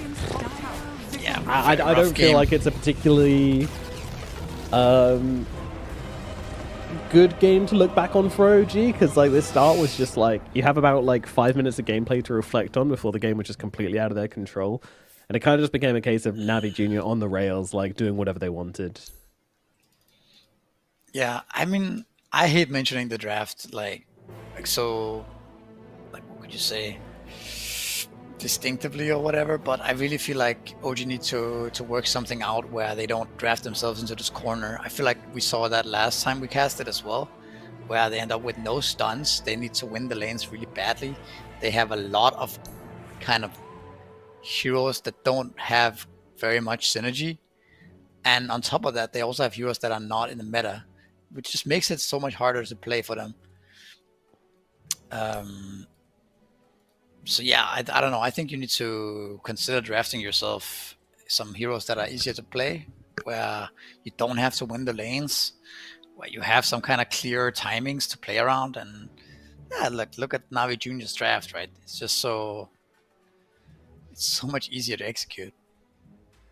Absolutely, way easier to execute. Yeah, like it just makes sense, and we saw this come into the game quite a lot, where you're looking, the smoke breaks, you know, you can't make the jump. They're going high ground. How do you get the TA out? Okay, it's very technical. You know, Nine has to have a godlike Earth Spirit performance, and I don't think his Earth Spirit was that bad. Like, you know, he was 4 and 9. Like he got killed so much this game, but like it's so easy for Navi Junior to just go, okay, who are we targeting in these fights? Obviously it's 9. Like if you kill 9, what are they gonna do? Like Bloodseeker's gonna bleed on you. Oh no, Dawnbreaker's gonna ulti and what, save a support's life? Like it's absolutely like there's one linchpin holding this entire OG draft together, and I feel like even if the game was even, we probably would have seen this as well at Navi Junior. Just like, even if they sacrifice 1 or 2 heroes to kill the Earth Spirit, once that Earth Spirit's dead, it's just kind of over. Like they don't have the damage, they don't have the initiation, they don't have the catch really. Like you need so much here.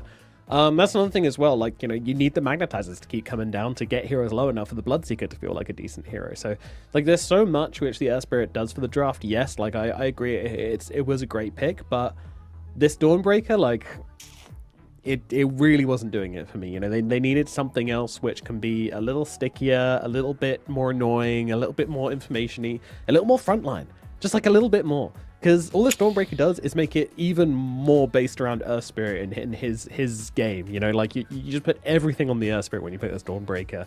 And I don't think that's a good position for Earth Spirit of all heroes to be in, especially in this situation. Then to add insult to injury, you know, he gets First Blood, he loses Bottle Gold, like everything just goes wrong. So, yeah. I think we can probably head over to a break for game number 2. We'll see if OG can put it together, fix their issues, and make a good fight against Navi Junior, or if it's going to be a repeat of the Dream League qualifiers. We'll find out after this short break.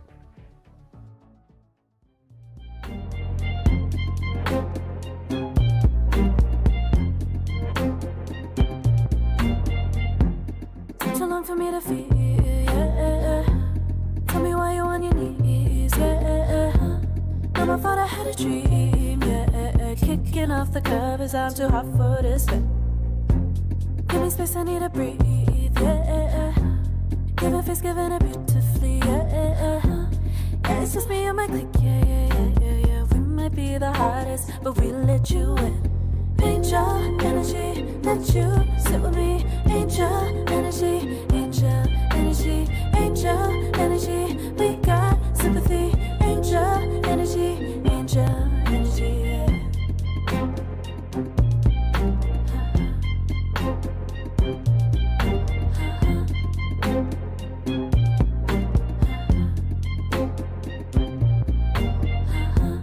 Take the time to breathe and rest. Let yourself feel the best.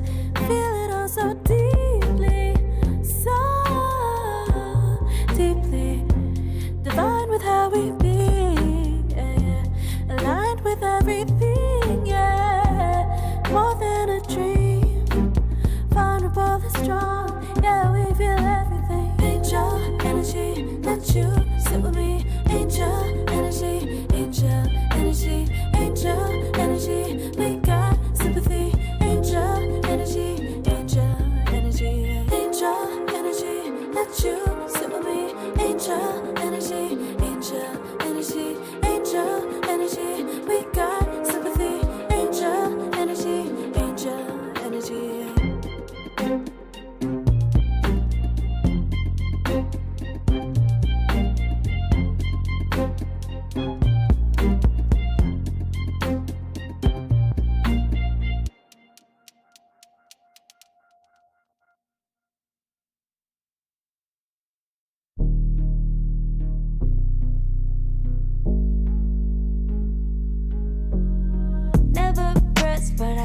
juice. Taking the lead, that's just what I do. I make mountains move with one hand tied, and still this world ain't satisfied. Everywhere I go, they stop and stare. I tell the truth, I take it there. Call me vicious, persistent, overzealous, that's fine.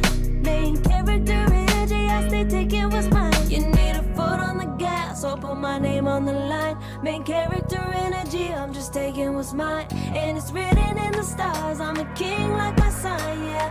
Reasonable, the jaws drop like a surprise. Don't be mad about it. Don't be mad about it. I don't play the game, nah, I make the rules. Cards close to the chest, and I don't play no fool. Don't be mad about it.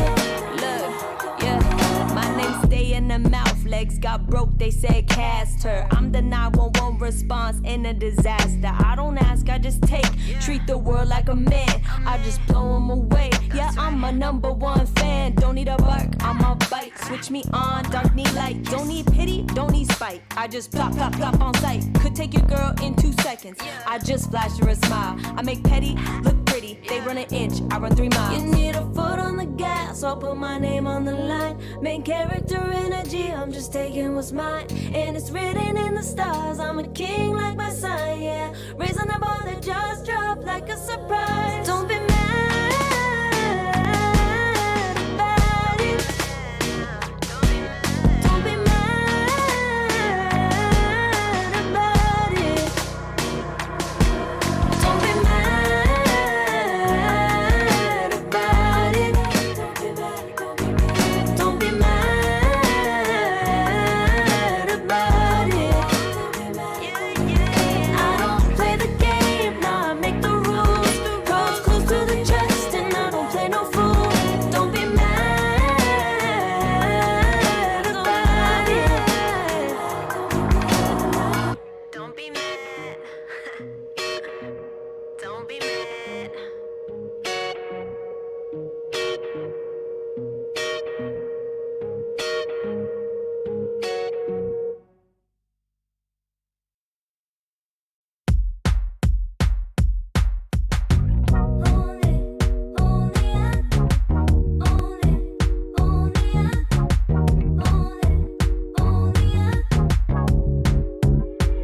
Like a moth to the flame,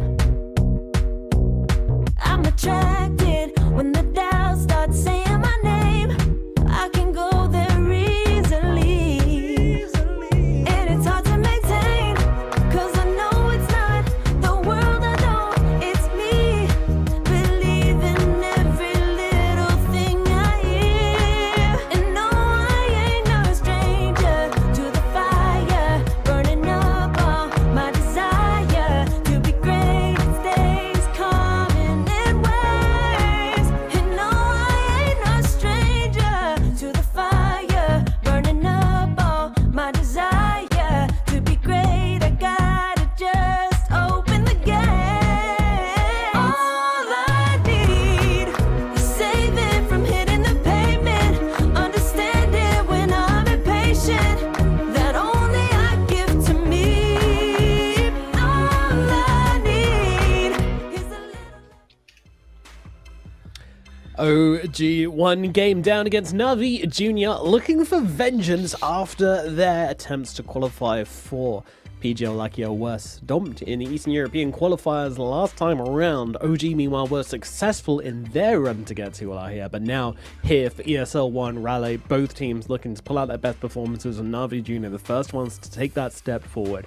Can OG come back? They have a new offlaner, so this is not the exact same roster we were looking at just a few days ago, but we'll see how massively that impacts them or not. Either way, definitely OG, they're a new team, compared to what they've been like previously. They found their footing previously just a few days ago, so I'm fully expecting them to fight back here.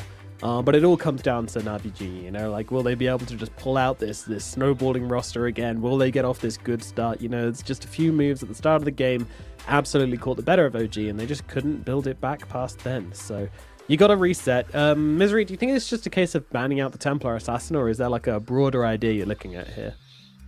I think we might see a TA ban, but I think there is it's not just about the TA.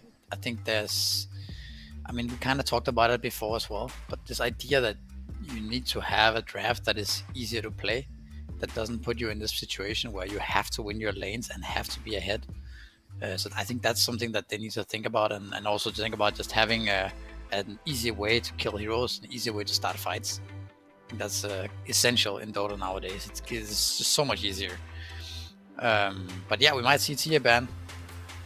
Maybe. Like, yeah, maybe. All right.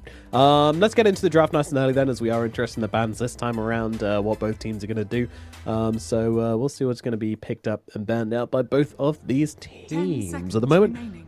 OG not looking to change their tune too much. Still 2 bans to go, of course, but it will be Na'Vi Junior with first pick this time around. And OG have been preferring the second pick situations, so let's see how they do. Yeah, they got the first second pick now, so it should be comfort. Dire team ban.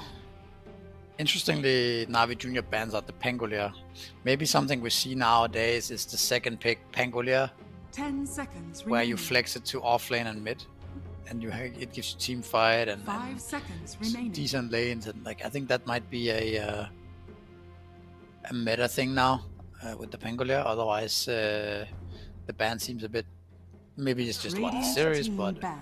it's definitely a possibility. It makes sense. Same with the Phoenix, also very strong hero from second pick. You can just kind of pick 10 it in any seconds slot and feel remaining. good. Radiant team pick. Dire team pick. Phoenix can't be that annoying hero. Flexing So you just across give away roles. bat again. I mean, why wouldn't you? Zayat's played such a good Bat Rider. With Zayat, it's either Bat Rider and Assassin. You know, these are the 2 heroes which I think you're always going to first pick him if they're available. So, at the very least, OG should have seen this one coming. Meanwhile, their own bans were, the next on the Gyro, so... 5 seconds. Yeah, Na'Vi Junior do flex the Gyro really, really well. They play it on support.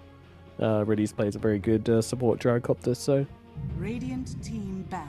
You don't really want to be letting that one through. And again, they'll go for the safe kind of lane securing. I put that in quotations because last game it kind of wasn't the case, but lane securing support hero for X-Nova. Saw them play it against Nigma the other day 10 seconds remaining. with great success. They won pretty fast. Apart from that, we haven't seen 5 that much seconds Ench remaining. in recent times. Has been hit by the nerfs, on several patches in a row, but the hero is definitely still good. Just being able to win the lane and snowball from there is always going to be valuable. Radiant team ban. Yeah, big snowball the hero, big damage, Dire also team tanky in ban. some situations as well. That said, you're against a Bat Rider, so maybe not. There's a lot of times when an Enchantress just lives way longer than you're expecting with Overprotective Wisps. It's such a good facet. Take some early points in the healing. I think it's an nature interesting dependent. point though about the Bat Rider 10 that I feel like seconds Bat is remaining. pretty happy against Ench as well as Chen. So I don't think they 5 necessarily seconds address the remaining. Bat 4 very well in these 2 games so far. Dire team pick. Bat is a very I would strong agree. laner to be fair though, Yeah. so it's not Radiant team pick. necessarily always in your interest to pick a hero that matches Bat. Okay, we have Shadow Demon coming in here. Again, OG does not have any disables right now. Shadow Demon does have a setup for a kill, but right now we have no real damage. 10 We have no seconds real remaining. stuff. So that's something that they really need to make up for in their next 2 5 picks. seconds They're remaining. late. They look very stable now with SD and supports. Feels like 2-5s though. I wonder who's going to play this 4. Crystal Maiden. It's more Yeah. Feels Na'Vi like... Junior go for the CM again. Makes sense against Ench. Just also a strong laner. Fits their playstyle it seems. I mean, I wouldn't be 10 surprised if we seconds saw like remaining. a tiny again. It's a little weaker now because 5 you seconds revealed a mid remaining. so early. Could also be Earthbird for Na'Vi Junior. They need something like that. Some kind of brawling melee hero that can go in first. That can deal some damage. Dire team pick. Yeah, another thing is like Okay, Monkey King and Shadow Demon's always going to be a little bit tricky, but they want that momentum again. They want that snowballing potential. I don't blame them for it. Again, It's definitely good. I think this hero kills the inch throughout the game. Yeah, you can remaining. purge the Jingu multiple ways now, but I don't think Monkey really cares. 5 seconds It remaining. often doesn't really it doesn't really become a factor as much as it looks like on paper. And then the Monkey King is a lot more flexible than the Tiny and the Earthbird, like we mentioned, right? Like Monkey can still be the carry with the CM, right? He can go mid, and it also block picks a lot of the heroes that OG wants to pick right now. Like OG really needs a melee hero that deals damage, right? Monkey King beats that type of hero in lane badly. So very good pick actually by Navi Jr. Puts OG in a tough spot.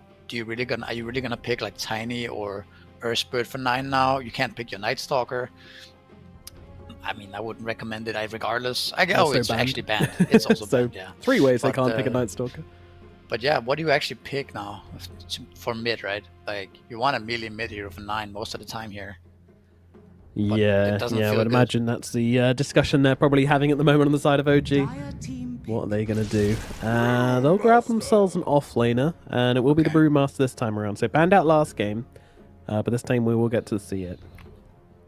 Ugh, I don't know, man. I mean, Brew is good against Monkey in lane, but like, because you just keep missing against him. But I feel like now you 10 can just punish seconds this Brew in remaining. lane with something else plus the CM. 5 or- seconds remaining. Yeah, and even just again, you don't have any stuns on OG. It's really a problem in my opinion.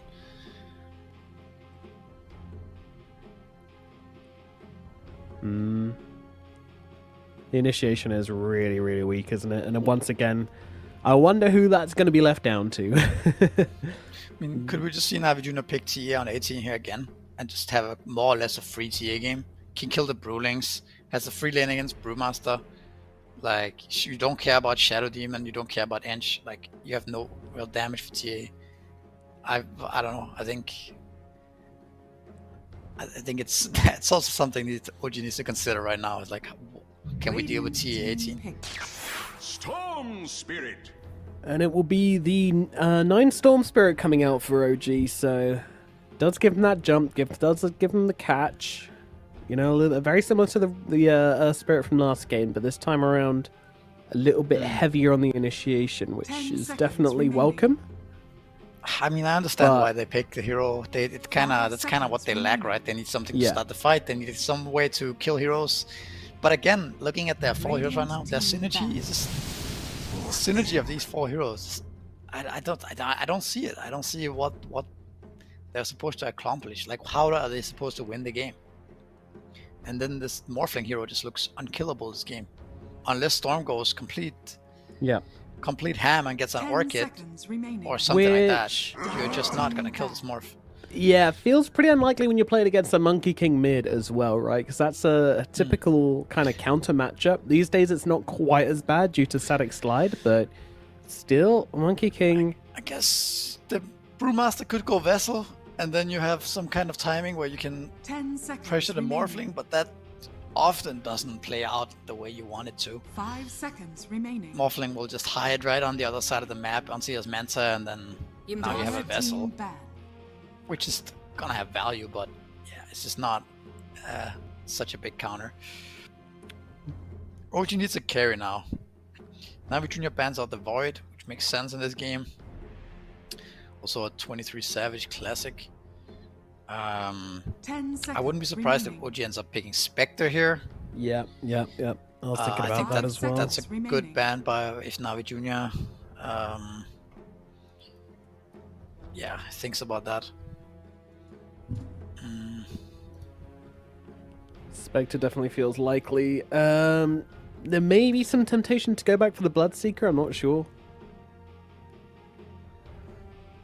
Maybe. You just try round 2. Radiant team ban. Can't be worse than round 1. True. True.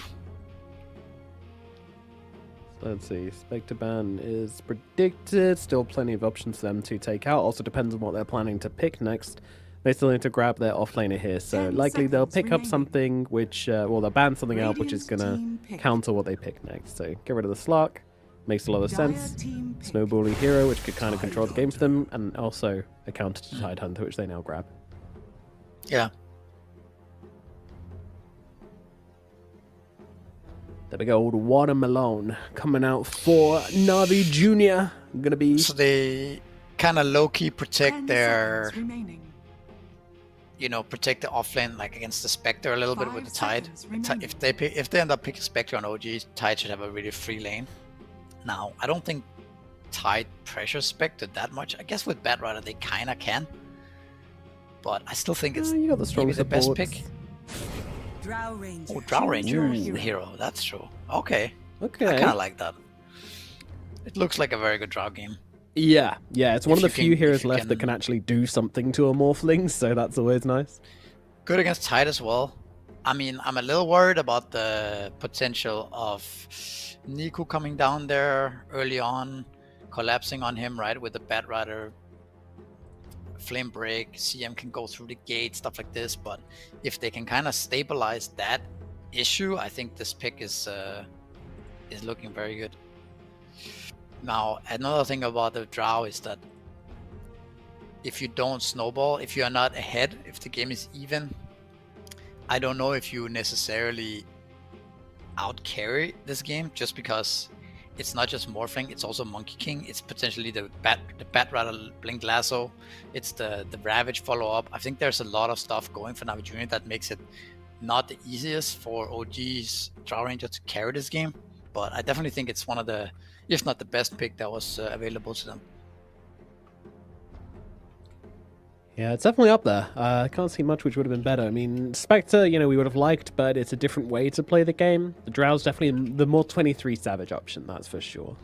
Give you some farming, the ability to, It's a game where if the Drow and the Morphling are neck and neck and both kind of ahead in farm, which I'm sort of anticipating to be the case, then I'm not completely doom and gloom for OG. Like the matchup is certainly playable, and it kind of comes down to the execution of the other heroes in the fight. You got good bodyguards for the Drow as well, like Shadow Demon, Brewmaster. These guys can help her reposition, help her get in the right place. And no Lycan on the enemy team, no big kind of annoying fast hero to stay on top of you, which can often be the issue for a Drow. Yeah, just got to be respectful of the Ravage. Make sure you're staying away from this Tidehunter when he goes for this initiation. And perhaps 23 Savage can make this work. So a bit of positivity, but again, we are still lacking that kind of initiation on the supports. We are still lacking those cheap throwaway stuns on the side of OG as well. So yeah, a lot of the same issues raising their heads so again too. in Game 2. I like it in a way more than Game 1, but at the same time, like just looking at the Navi Junior's lineup, it just seems a lot more easy to execute. Even if Drow is favored against Morph 1-to-1, it just feels like it's easier to click your spells on Navi Junior and get a good result, right? Like for OG to kill heroes, I don't know, man. They have to, Storm has to go in and find somebody, and then where's the damage coming from, right? You don't have damage from Ench or SD really. The Brewmaster damage is also kind of underwhelming. So I think it's a little bit the same issue as last game, right? You have 9 who needs to do a lot of things. And do all the damage, all the initiation. Yeah, I'm not sure. I hope I'm proven wrong, but I would suggest, I would bet on Navi Junior here to win this game. Niku Morph, call me bot. Oh my goodness. The leaks into the old chat here. Jen Alpha. Oh no! Why are they stop calling X Nova a bot? He's a lovely guy. What the hell? Oh no! Now they've destroyed his self-confidence and everything. Poor X Nova. Nobody bullies X Nova. This man sat on stage alone, surrounded by only 4 teddy bears for teammates. Okay. You can't come at this guy. Was that TI where everybody had I think COVID it was or something? the Singapore TI. Yeah. Uh-huh. All right. Cold in here, or is it just Oh yeah. me? Bit of Bill By the dancing way- on the stream like that. Night Pulse beat Avulus in game 1. Yo. So we might have an Alright. upper bracket called Night Pulse against Navi Jr. That would be unexpected. Yeah, it would. Night Pulse tearing through the open qualifiers, not dropping a game, and looking pretty scary on their path here as well. That team, I don't know what it is about them, but they seem to be pretty scary. Oh, what? The in-game ages doesn't have the teams inscribed on the back. God damn it.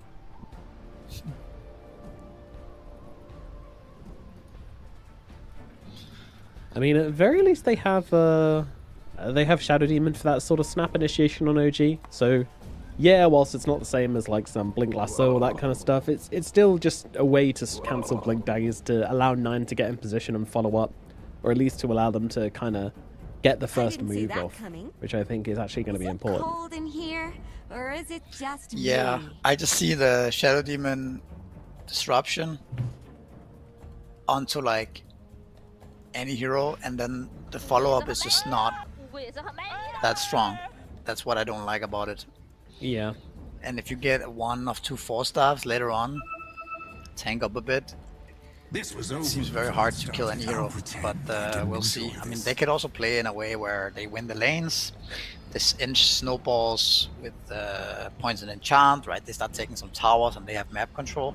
Like that type of scenario can happen, and then of course it's a different type of game suddenly, right? Yeah. You could also see a scenario where OG just don't Very cool of you. try to take Very too cool of many you. skirmishes, but sit back and farm and play reactionary with defensive wards, so Drow can help if necessary. This type of playstyle could also Cold happen. in here, or is it just me? It seems Is it not the cold best in option here, though, or to is give it up map just control against me? Monkey King, Morph Bat, these type of โอ้ย heroes. ร้อน MMA So ร้อน I would really มาสอน think วะ that OG โอ้ย needs to ร้อน once again MMA they เท่าไหร่ need to มา do สอ well น in their วะ lanes and go from there. Which should be the case. Like, you know, the heroes you're playing with are pretty strong laners, especially on the supports. Hmm. And usually pretty good. Shadow Demon usually pretty good. But Yeah, I mean, can they snowball the top lane, right? The Drow Inch lane? Get ahead there. Drow has a good game. X-Nova Gates with a creep. Snowballs bot lane as well. Suddenly... I mean, I think you definitely need to kick out the Morphling sorta early. Maybe with the split. Or even before that if you can, but... You probably cannot do it before the split, but... Seems like necessary. yeah, once he has split, does he get to do that brew thing where he just like sits up in top lane by himself and or bottom lane by himself and not be contested by anybody? The problem with that is that if you don't go to his lane, I think Morphling does not mind sitting against the Brew, because Brew cannot actually kill the Morphling with the split. So I think you need to bring heroes to the Brew and kick the Morphling out so you can take the tower. Because if you don't do that, then Morphling can just sit and deny every creep against Morphrite. So it's not the best scenario. Now, if it was a different type of carry, like if they had the Drow Ranger, right, and Brew hit 6, then the Drow probably had to leave the lane.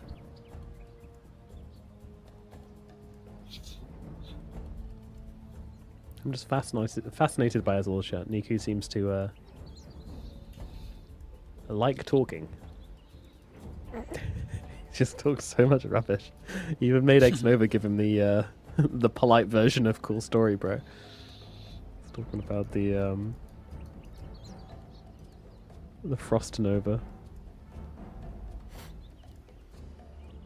Born February 6, 2009.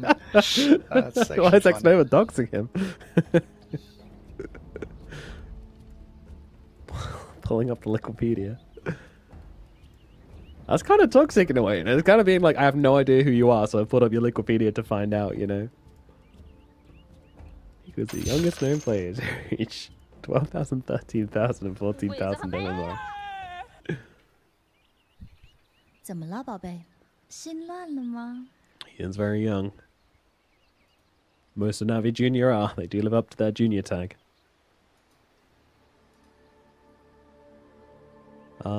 Yeah. For some reason, somebody did say he's online earlier, but that was coming from Navi Junior. So I don't know.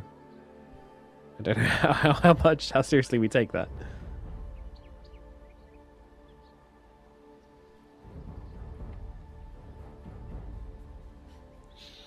You would TikTok enjoy a misery? Nope. I'm not surprised. Never had the app. What about some reels? Do you fiend reels? Not as much as other people for sure. But you have. I've watched been known Instagram to. reels, but I have so many reels being sent to me though, and I never really watch them. You're that guy. Who's sending you the reels? Some friends, stuff like this. But it's too much. Of course, if you're sitting there watching reels all the time and you find something funny, you're gonna send it, right? But if you're not in that like feeding reels situation, then I don't know. Are you watching a lot of reels? Yeah, a decent amount. I won't lie to you. You know, I put myself on a moral high ground, being like, I don't have TikTok installed. I don't watch TikToks, but then I end up watching reels anyway, which is basically the same thing. Yeah. They're addictive, man. Gotta stay away. Need a few more minutes and we are ready. Alright, that's sounding good. 2 minutes. He is setting up. Sounds good.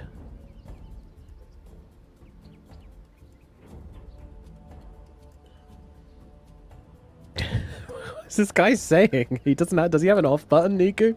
He's just spamming. It's random nonsense. Yeah, feeling good.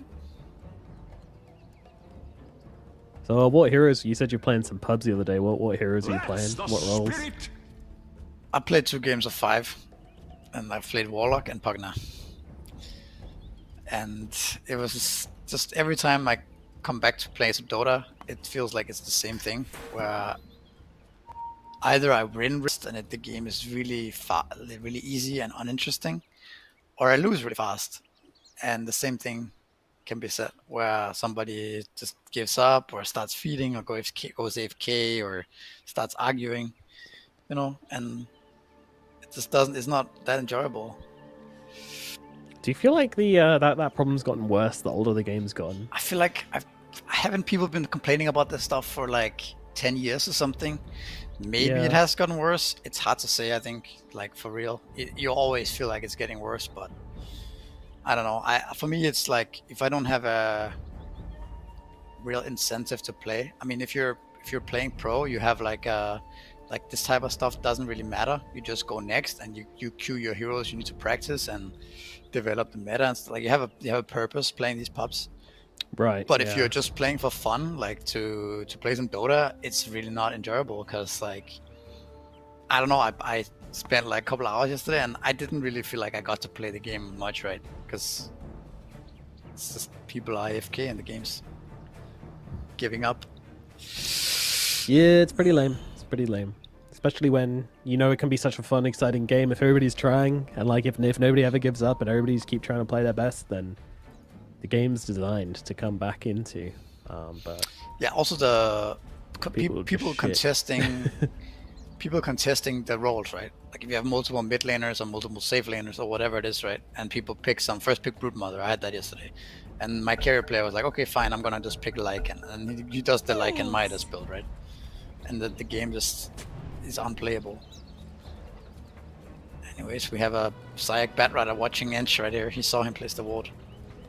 Certainly is, yeah. So, Sentry available. Oh, they smoked. Whoa. Interesting move. Okay. They should have seen that, right? Surely. Or not. Guess not. Well, but then OG also not really reacting to Navi Junior's smoke either, so... I mean, they have no interest in fighting, I think. They...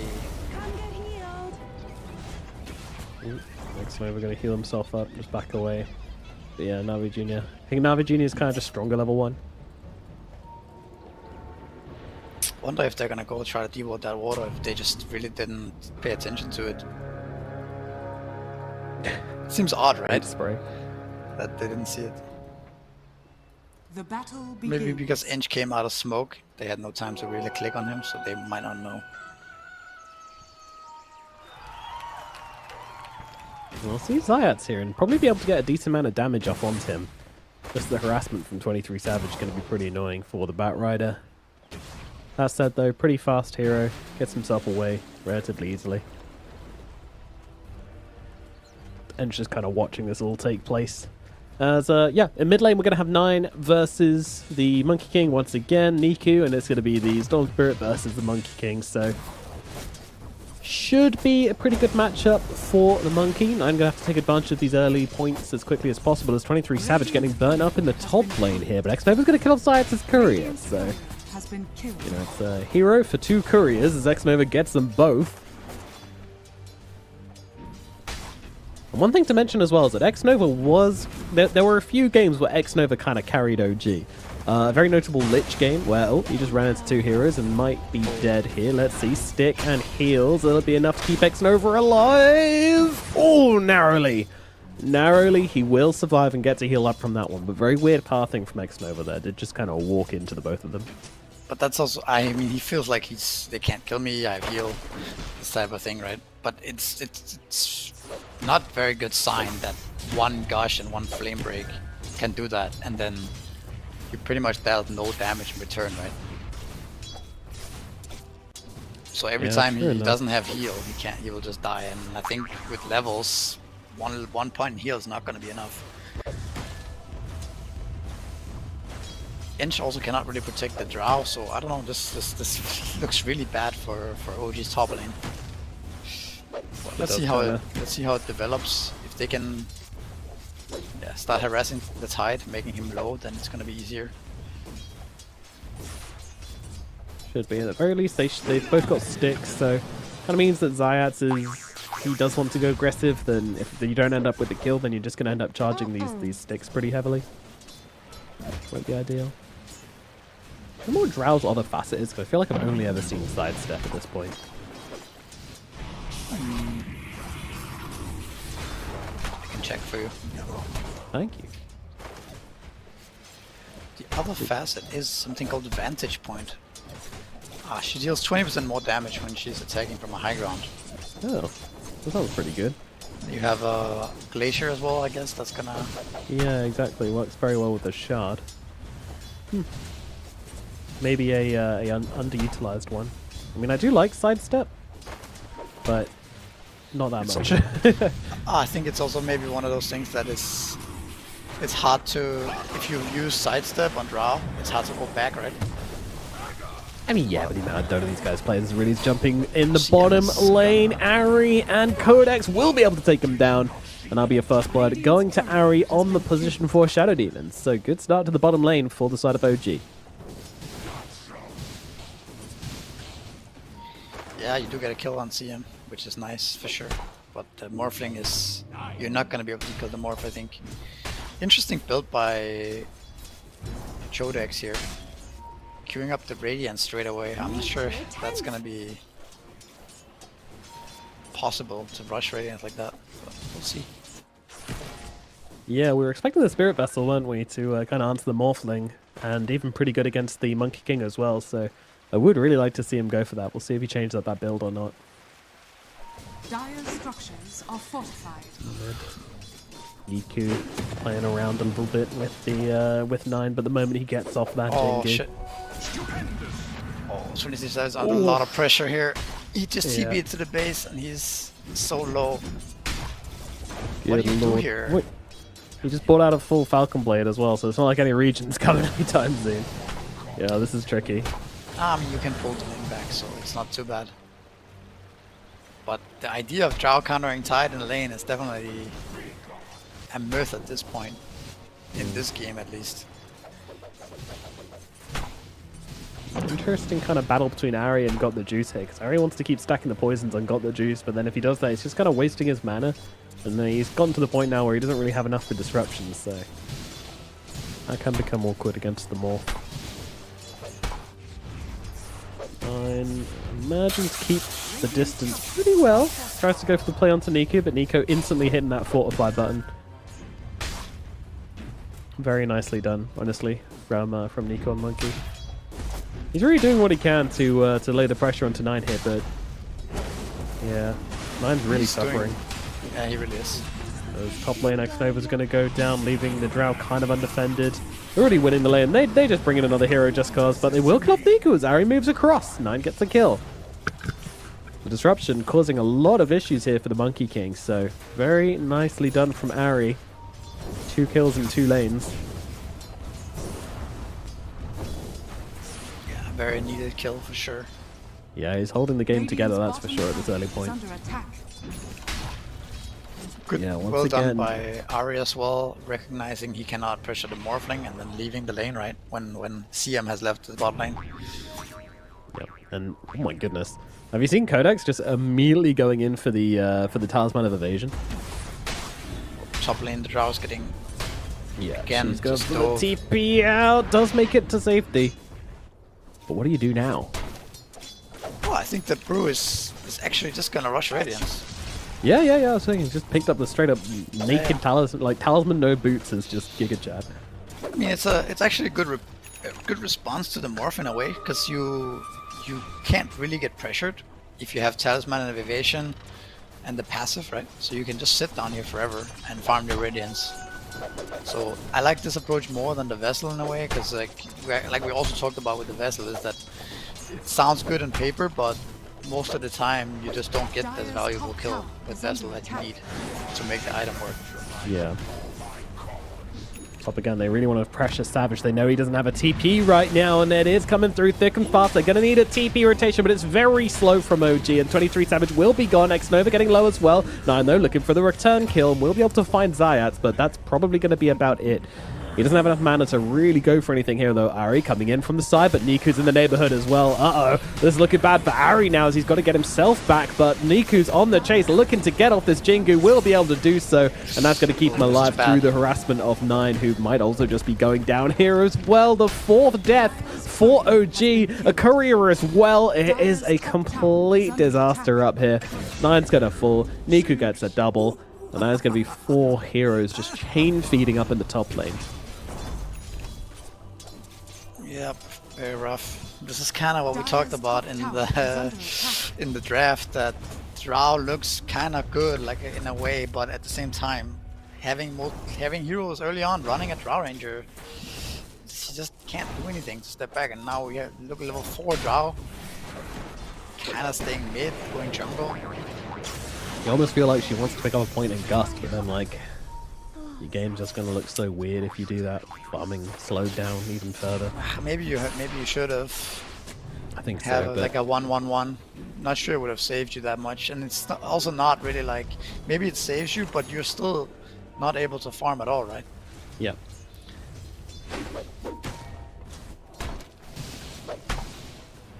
This is a classic. So what Drow game looks like when it's going badly. It's a very typical scenario. Yeah, I just think the point in Gust would have given her like the ability to just keep the Batrider off. You know, the Batrider's only doing damage if he's directly on top of you, so would have been a good way to answer Zayats a little bit here. Chooses not to go for it and now suffers the consequences, so wonder if 23 regrets that or not. No way to know at the moment, but you're just going to go to the jungle, try to recover. OG, they need to make some moves here. They need to make some plays. And they're going to do so. Big zip onto PMA. PMA immediately getting jumped. Already sits behind, though, and the Ravager's going to be there. And Niku's also ready to set up, hiding in the tree lines nearby, just baiting in the top lane, and absolutely reading it beautifully. Sure, PMA does go down for it, but it's 2 return kills, and Niku's going to be more than happy about that. Yeah, for sure. Oh my goodness, Good just thing they jumping get the straight kill. past. Oh, pointing Gust. All right, let's go. We're back. Zayats getting right out here. Codex coming in from the side. He's looking to help out here, try and do something to help his team out. He's got the split as well, so Let's try to make something happen, but nothing's really going on. You know, you split here and they're just going to back away from you, kite you out, so...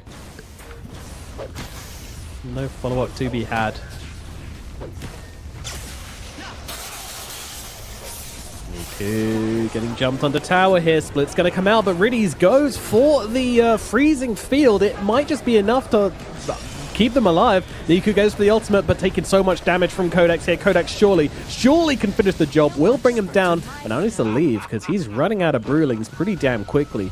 Xnova did go down during that, by the way, as did 9. So once again, nothing comes free for OG here. They will pay the price.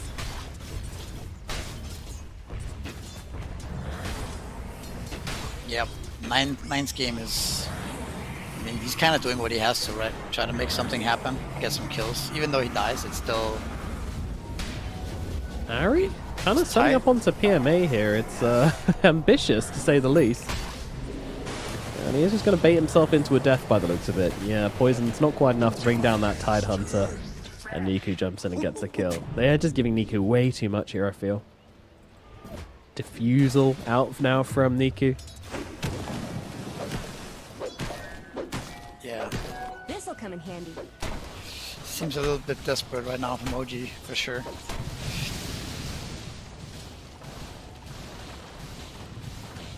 Would like them to Navi Jr. could benefit from perhaps taking down the mid tower with this lead. Maybe the next Ravage to get some HP on Tide. Can also just wait for your timings on Bat Rider and things like that. Pink Dagger. Bench. Xnova's gone. Watch your feet. Glads will grab another one here, able to run him down. They're gonna Too die much of help 23 Savage, aren't they? I'm feeling that way, yeah. Yeah, I'm feeling that. Yeah, I mean, he knows, he pinged it, but... Does it matter? Maybe they are just trying to force TBs. Nah, no way. Yeah, there you go. Wukong's Diffusal 23 is dead. Ari comes in as well, trying to help out as Niku goes for the TP out, but Disruption's going to be available. Kind of questioning this one at the moment. Kodak's going to come in as well for this, and they will be able to bring him down. So Niku's going to die. It's a shared bounty as well, so 23 Savage gets a little bit from that. And that's going to speed up Codex's Radiance even further. He's on a timing to get a very, very fast Radiance on this Panda. Yeah, for sure. His game is really good, but like looking down bot lane, right? You just TV out of bot lane completely with 2 heroes, and Morphling gets a free tower now. So all in all, it's even though you did die on Monkey King, still a lot of space created, and Drow ended up going down, forcing 2 pieces. It still ends up being a overall win by Navi. Yep, and another death for Xnova. We talked about this Batrider Enchantress matchup, and it is going way, way worse than even we were expecting, I'd say. Flash just like basically solo killed her, or just like 2 hero killed her. Time and time again. Yeah. I also think that even though you get the Radiance on Brew, like your split, you still need to be very careful with your split, because it's very easy for you just your Brewlings to die this game against Crystal Maiden ultimate, the Anchor Smash, Monkey King damage, Morphling. Like there's actually a lot of things that can kill it. So. Yep, overconfidence could be the killer here as Ravage comes in onto 9, taking him out. Really is going to let it go in the back lines as well with the freezing field. That said, they've used a lot on 9 here. Maybe they're feeling confident about the follow-up. They are. They're going to try and go for the kill onto Niku here, and with Drow coming in on the back lines, they will have enough to bring him down. Kodak's getting pretty low on his pandas, though. Got to be careful. There's only one left, and he's going to die. Oh, no. Who could have predicted that happening, Misery? Yeah, there it is. 23 dead on the back lines. Has got the juice. Finds him. Navi Jr. turning them inside out here. This is a slaughter. 2 games back to back. OG. Yeah, doesn't that remind you of the same exact thing that happened last time we casted these teams? It feels so similar. It does, yeah. Just horrible laning phases into just a complete crumbling. Na'Vi Junior bringing more heroes and bringing better ideas to every single team fight. Dire's middle tower Yeah, Na'Vi Junior just getting everything they want. All their heroes, their moves are working.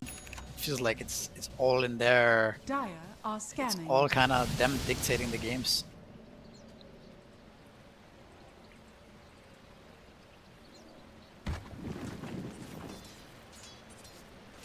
I don't know what you do now from OG. I mean, yeah, you killed the Monkey King a couple of times, but now you've got a new problem to deal with. Got the juice on the Morphling. Yeah, it's hard. I think, I don't know, you need to... It's hard to think of a good plan to come back in this game.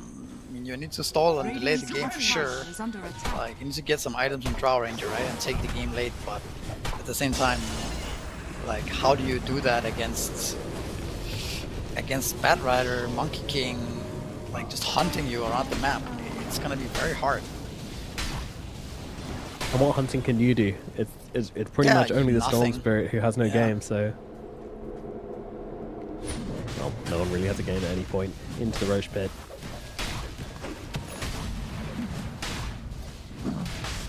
Blink Dagger out from Ahri, maybe that changes things a little bit, but against an Aegis, it's gonna look even harder. That Blink Dagger feels more like a repositioning tool than like a defensive one, more so than... God. Alright. They go for Roche simultaneously. Zayats and Niku look for a kill on bottom. They will find it, so it's going to be an Aegis and a kill onto Ahri. Kodo's come running in looking for something down here, but probably not going to be finding it.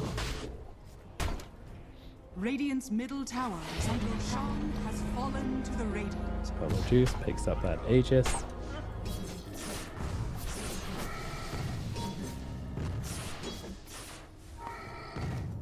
And back to using the gate and hunting again. It feels like similar to last game. Not only do they get Roche, they also get kills on top, right? Slowly they just get further and further ahead. OG can't really respond in any meaningful way here. No, absolutely not. Yeah, look at Nico, he just does whatever he wants. He's under vision right now. He doesn't have the Aegis, but OG can't. They have no tools to respond. Is under attack.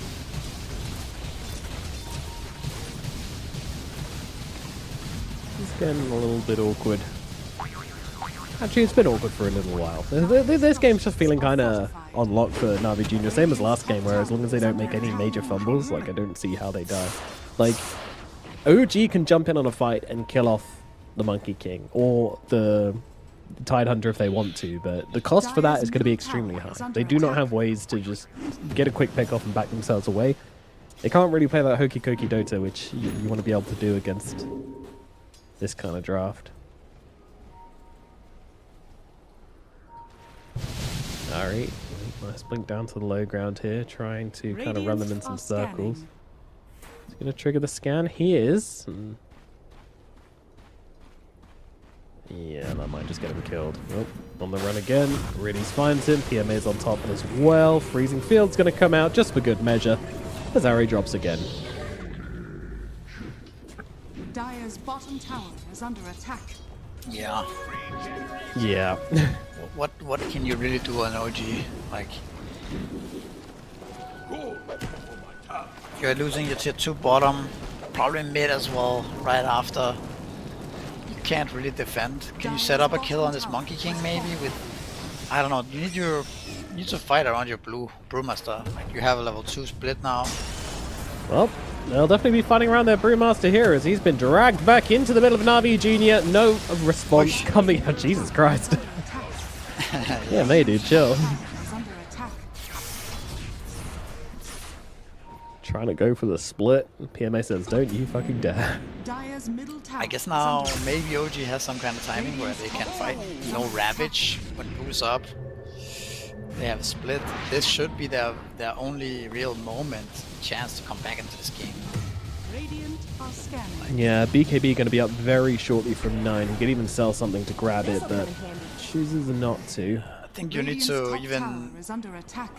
I mean, if you had level 12 on Drow, that would help as well, but I think you need to bring all 5 heroes and try to take a fight just right go. now. The moment the Sprue survives, respawns, just TP into the tier 2 tower, have 4 heroes ready to smoke up with him. Drow is gonna die now, isn't he? Oh, it's too slow. And they've already they making miss him? counter moves on the side of Na'Vi Jr. Drow, though, is going to be able to move away, but the moment she he's shows in a on this ward. top wave, it just feels like she's dead. Radiant's top tower has fallen. Walked past the wards. OG nowhere to be seen, so yeah, 23. 23, 2, 1. No! Oh, so close to getting out there for 23.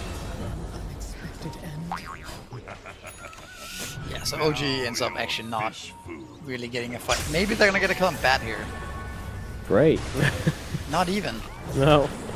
That anchor just slowing down 9, stopping him from going for the follow-up there. They're going to look at the Tide Hunter, but all 3 man coming out from the Monkey King into the Wukong's command. The split is there, but the damage is just not forthcoming from the side of OG. Zayats will die. Riddy's also going to go down here as 9 picks up 2. Now on the sidelines, I mean, yeah, Codex gets low, but he just goes back straight into Panda form, continuing to fight up with Niku inside his Wukong's command. Got the Juice comes in, though. The real damage is arriving, and Codex will not be surviving through it.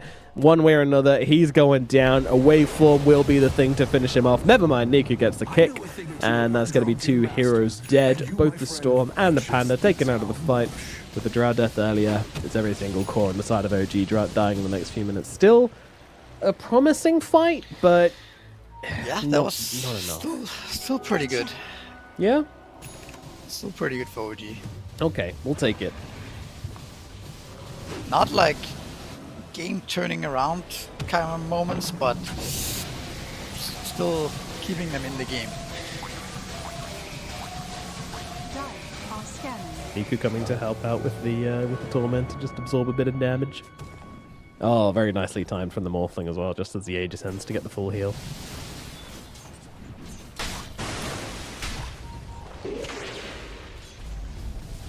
$13k goal behind Misery. How do you play up into this? Radiant are scanning. You try to minimize casualties and try to, farm some items on your core heroes. Minimize your casualties, maximize their casualties. Got it. Pretty much. Okay. It's not easy though. No. As Ari Zag illustrates is beautifully.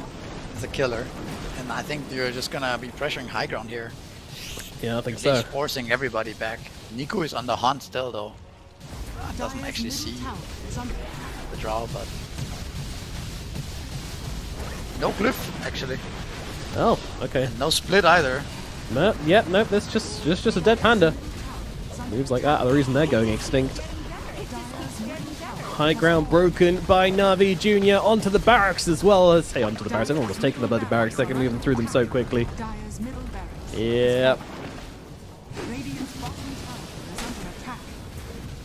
Dire's Yep, bottom it's gonna tower be. is under I attack. mean, you have Brew buyback, so you can maybe Dire's defend the second structures lane, are but fortified.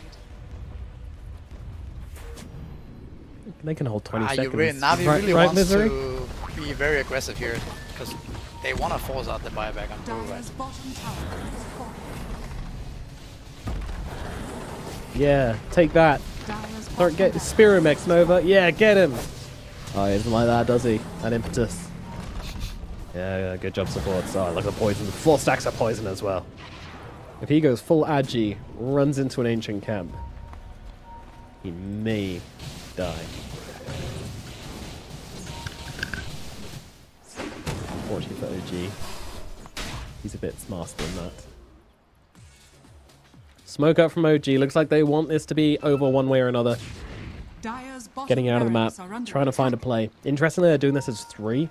Radiant's top tower is under attack. Hoping They to kinda- find someone who's going to go back alone to... Wait, oh yeah, circled by the Drow, so... Navi Junior clearly knows this is something fishy is up. Yeah, they literally do this exactly. Radiant's Got the courier juices, has just drawn been this killed. line. He said, no. Got on the map. They're going to go for a kill onto the obvious lane. We just don't leave. And they don't. Now they get a kill. Now they get a mid-range barracks. And probably a bottom melee barracks as well. OG are simply not home.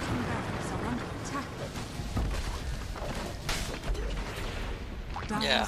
So you got the juice pinging out the throne. Might as well start hitting it, right? To get OG back. Radiant's top tower Yeah, might is as well. under attack. might as well start winning the game. No Aegis on this Morphling, but as mentioned, there is just no way to blow him up. Like, this is not a game where the Morphling can ever just be jumped and killed. The Drow is just not farmed enough. Drow gonna die in the same spot again. Looking for like the- it. What feels like Manta, no Gust, enough time. TP, and... He's no Niku? stun. Actually, cooldown. Oh, cooldown about Yeah, that? yeah, I think he was using it to get there faster. It's 1 second cooldown, so he survives. Yep, that is the biggest win OG have had in the past 5 minutes, it feels like. 23 Savage didn't die, let's go. There's an anchor on X-Nova for some reason, so I guess that's a dead Enchantress. Yeah, there's no tanky Enchantress in this game. Ew. She's looking like her model. Dire's top tower is under attack. Small and squishy. The Radiant on the Brewmaster really hasn't changed anything. He's farming right next to this push as it takes place as well. We'll have to kind of come home lest he gets split up from the gang.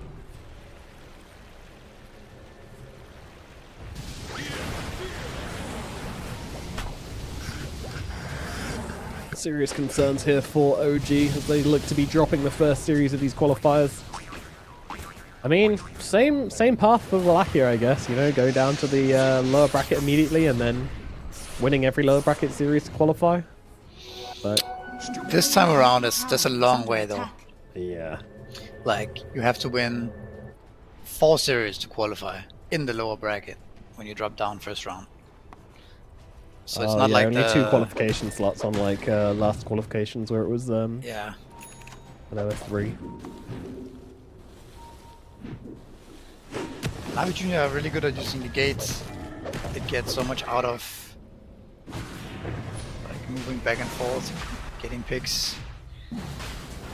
But she kinda around the Roshan here.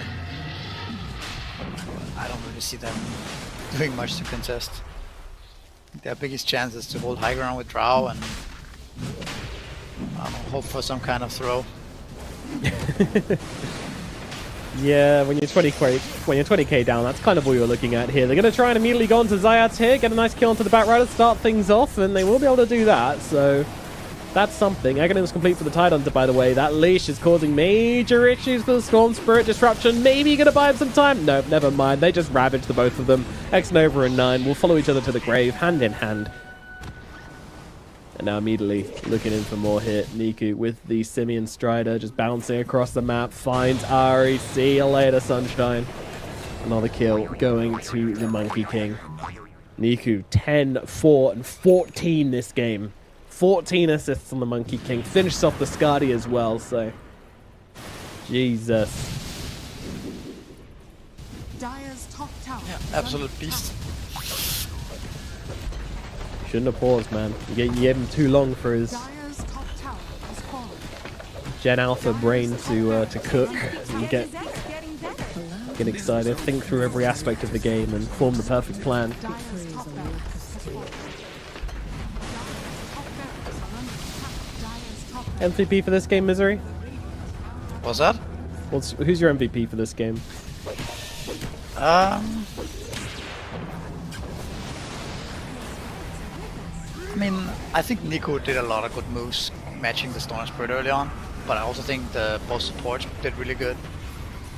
Probably a joint effort of everyone, except, I mean, Morphling kind of just did his thing, but I think the other 4 did really well. Lasso out onto the Drow, drag her back in, she's dead. 9 gets 1 kill onto Riddy. He's looking for another support here, just padding his stats if anything. Does get to 2 kills, but yeah, it's going to be GG's coming out for OG. Ultra kill forgot the juice to finish this game off, almost getting the Rampage, stolen by the Monkey King. And that's going to do it for game number 2, sending OG down to the lower brackets and Navi Junior forward in the upper brackets here at ESL One Raleigh Qualifiers. Yeah, rough start for OG, for sure. We talked about them being confident for this series, maybe a little overconfident even. perhaps I felt like both games were almost impossible from the beginning due to the draft, so not sure.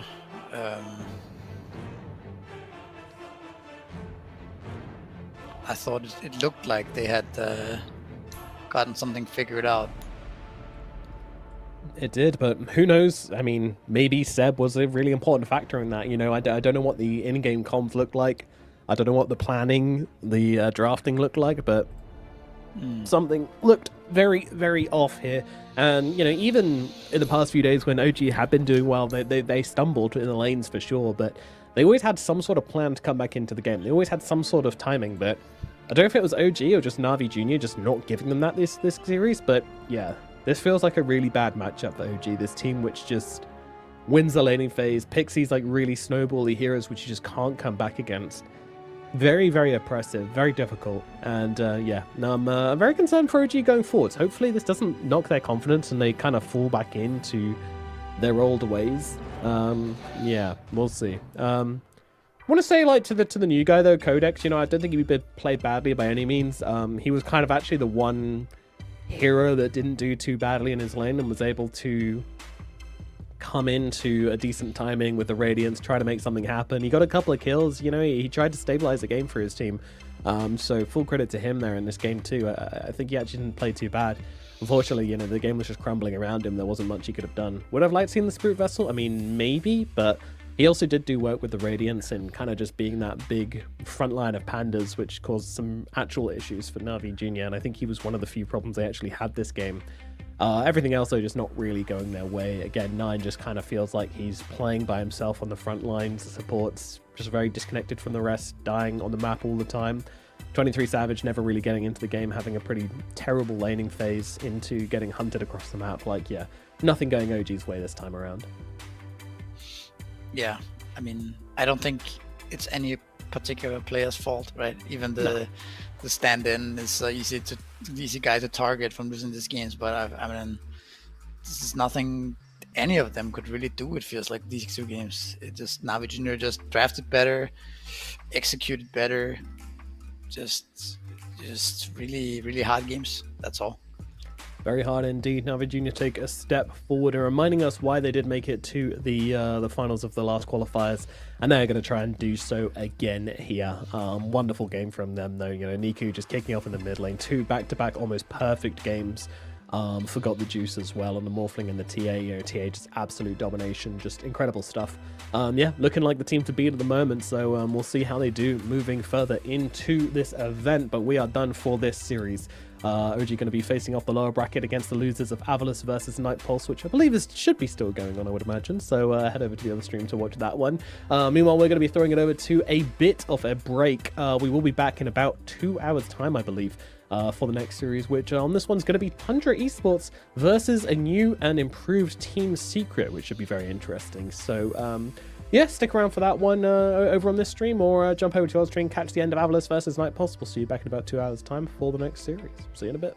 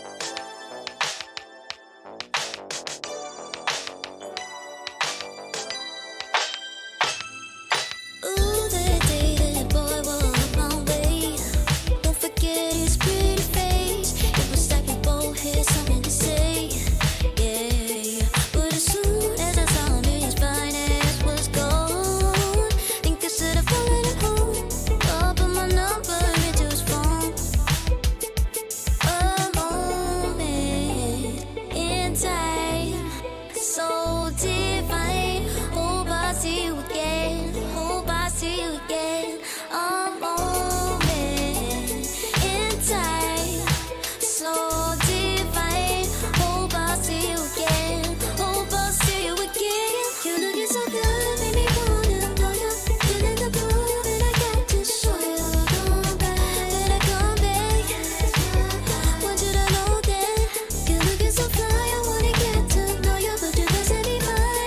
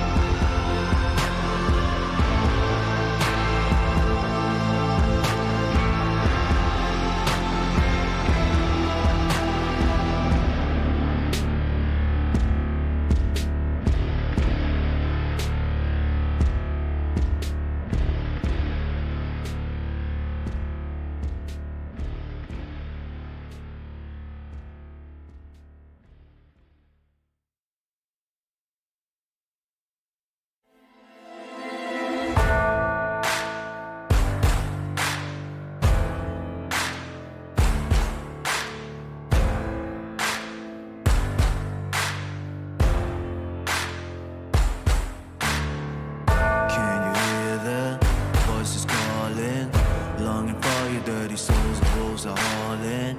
Can you hear the voices calling? Do you feel how they are dragging, waiting for a second to push you to your limits, going stronger, feeling better? But do you feel them? Can you hear them say?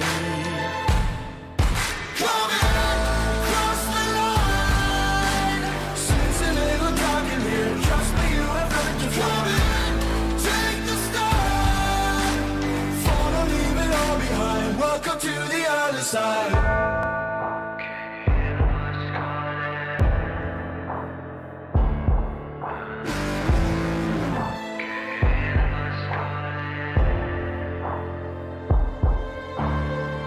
Do you feel how they are dragging? Do you feel them? Can you hear them say? Do you feel how they are dragging?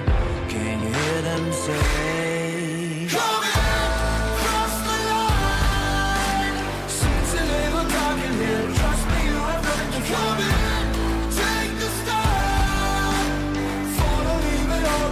Welcome to the other side. Cross the line. Seems a little dark in here. Trust me, you have nothing to come in. Take the start. Follow, leave it all behind. Welcome to the other side.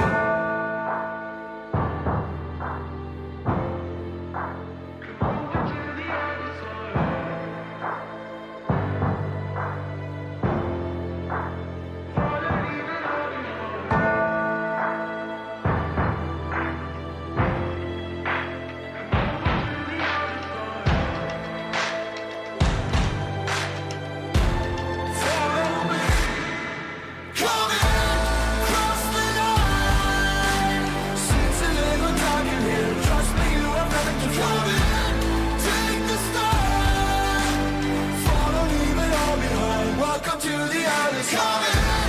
Cross the line. Seems a little dark in here. Trust me, you have nothing to come in. Take the start.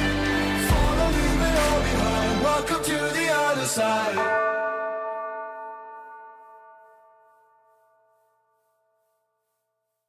Serotonin slowly, sequin in the lights, empowering your energy, riding through the night. Serotonin slide on over here by my side. Stars up in your eyes, desire, caught up in this chemical high. Angel, can you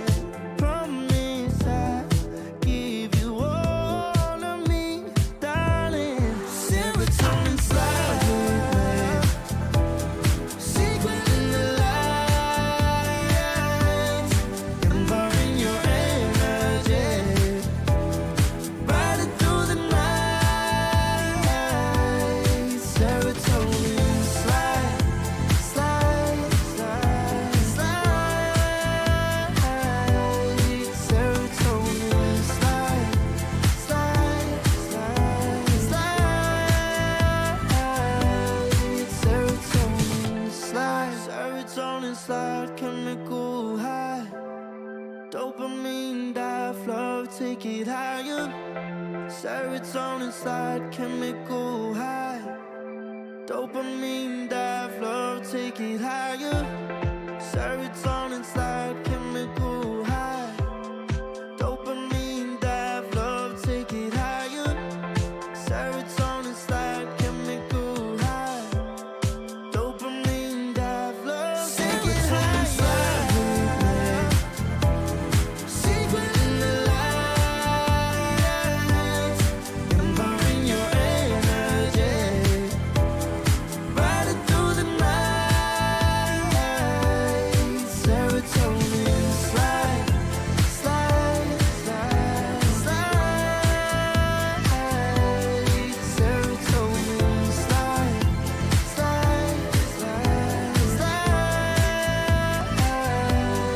Serotonin slide.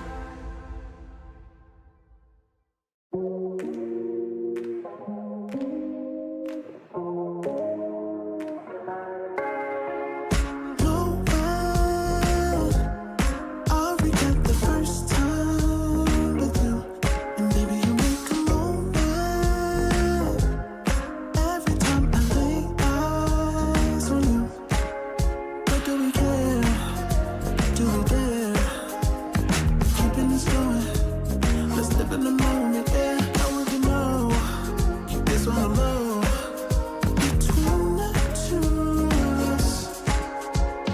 Every time I try to find, Try to avoid it, but I was stuck. You turn up the heat when you back it up. try to stop the flame. But discipline melts away.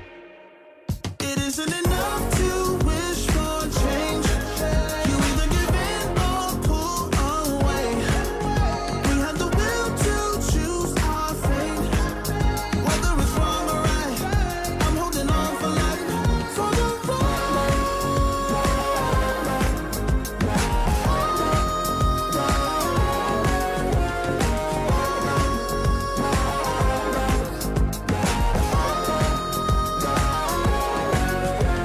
Today we woke up, lying in a pool of shame. Tears and makeup printed on the pillowcase. It's hard to apply restraint. I'm trying to stay away. It's so magnetic. Ooh, I gotta have it now. Let's keep it a private thing. I'll give you a secret name. Let's build a life on a lie.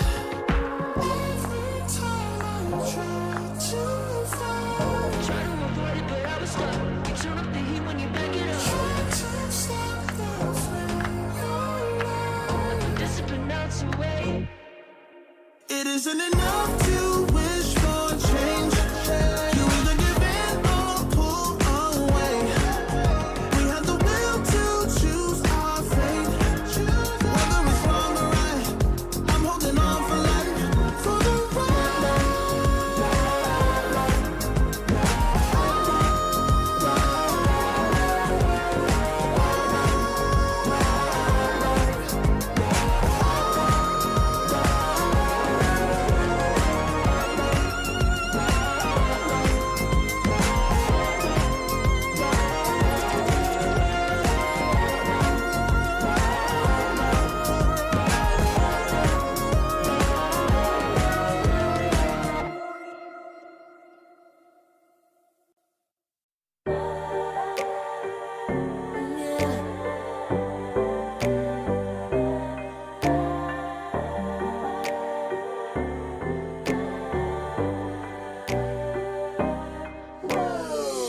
Talking my, I've been working all year getting by.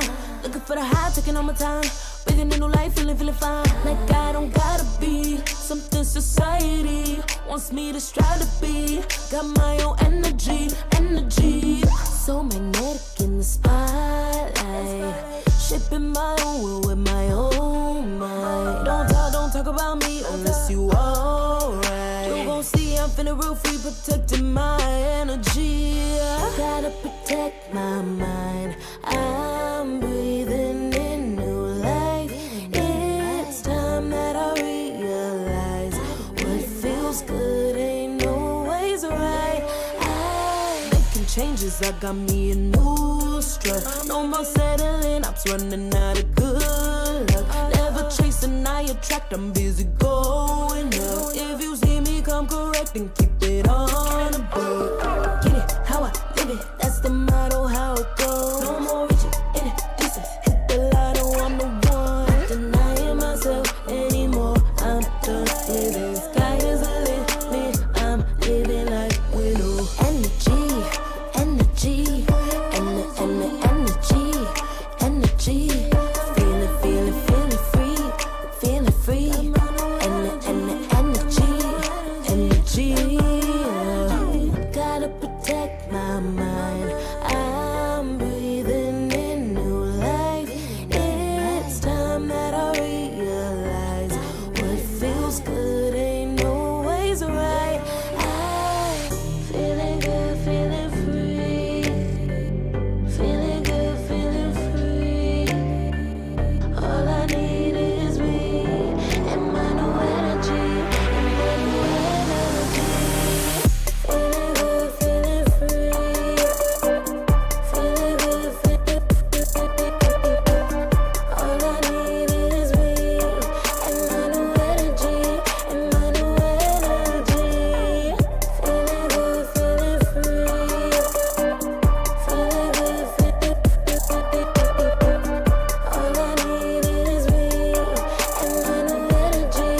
And my new energy.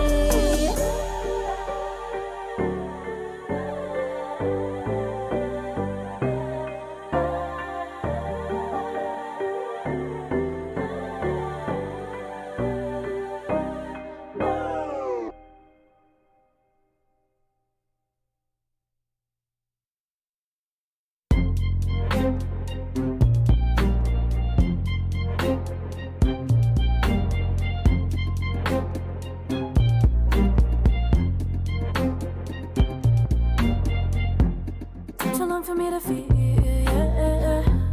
Tell me why you on your knees, yeah. Mama thought I had a dream, yeah. Kicking off the covers, I'm too hot for this bed. Give me space, I need to breathe, yeah. Give a face, giving it beautifully, yeah. Yeah, it's just me and my clique, yeah. We might be the hottest, but we let you in. Angel energy, let you sit with me. Angel energy, angel energy, angel energy. We got sympathy. Angel energy, angel energy.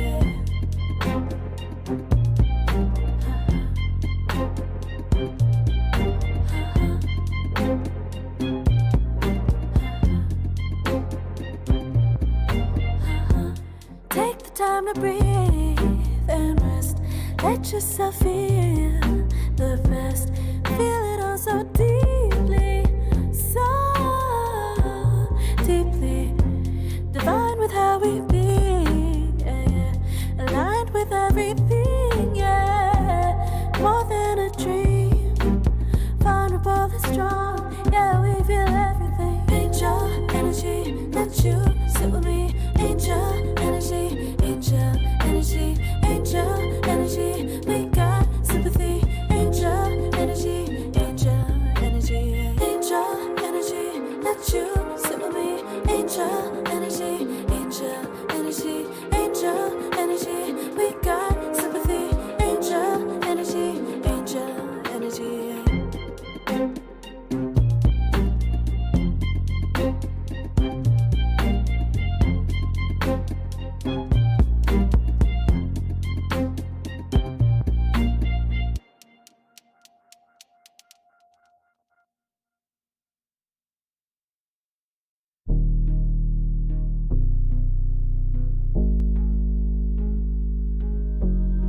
Never pressed, but I got the juice. Taking the lead, that's just what I do.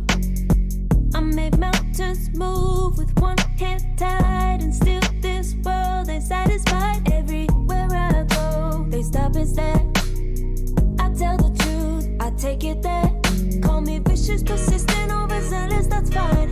Main character energy, I stay taking what's mine. You need a foot on the gas, or put my name on the line. Main character energy. energy, I'm just taking what's mine. And it's written in the stars, I'm a king like my sign, yeah. Raising the bar, the jaws drop like a surprise. Don't be mad about it. Don't be mad, don't be mad. Don't be mad about it. Don't be mad, don't be mad. I don't play the game, nah, I make the rules. Cards close to the chest and I don't play no fool. Don't be mad about it. Look, yeah, my name stay in the mouth. Legs got broke, they said cast her. I'm the 911 response in a disaster. I don't ask, I just take. Treat the world like a man, I just blow them away. Yeah, I'm a #1 fan. Don't need a bark, I'm a bite. Switch me on, dark need light. Don't need pity, don't need spite. I just plop, plop, plop on sight. Could take your girl in 2 seconds. I just flash her a smile. I make petty look pretty. They run an inch, I run 3 miles. You need a foot on the gas, I'll put my name on the line. Main character energy, I'm just taking what's mine. And it's written in the stars, I'm a king like my sign, yeah. Raising the bar, the jaws drop like a surprise. Don't be mad about it. Don't be mad about it. Don't be mad about it. Don't be mad about it.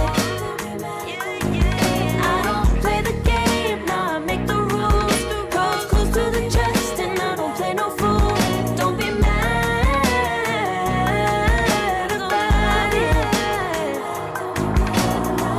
Don't be mad. Don't be mad.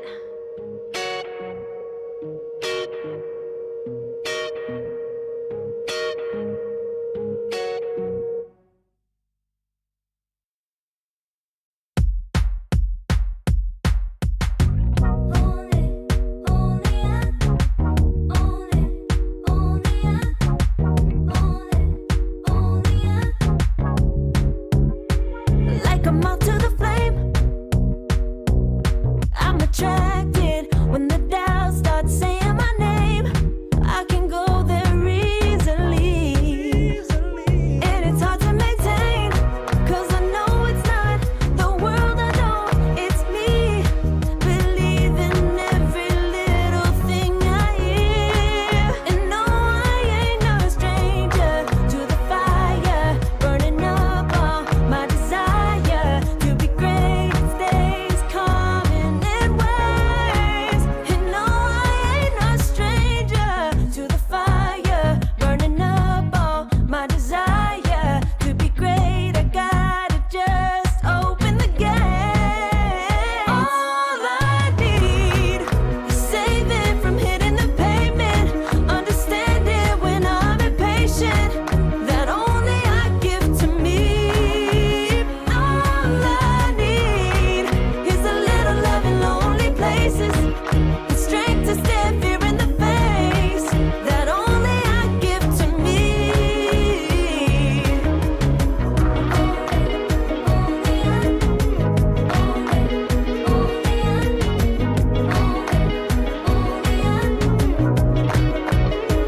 Now I'm running this race, yeah. Stallions couldn't catch up to me. I'm running till I get first place.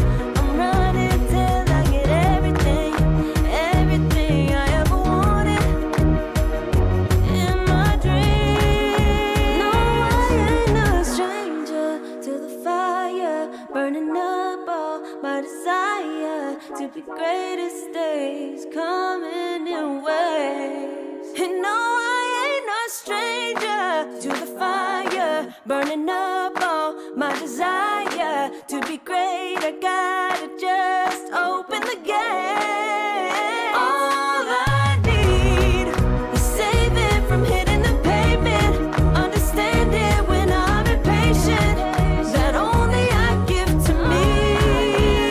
All I need is a little love in lonely places, the strength to stand fear in the face, that only I give to me.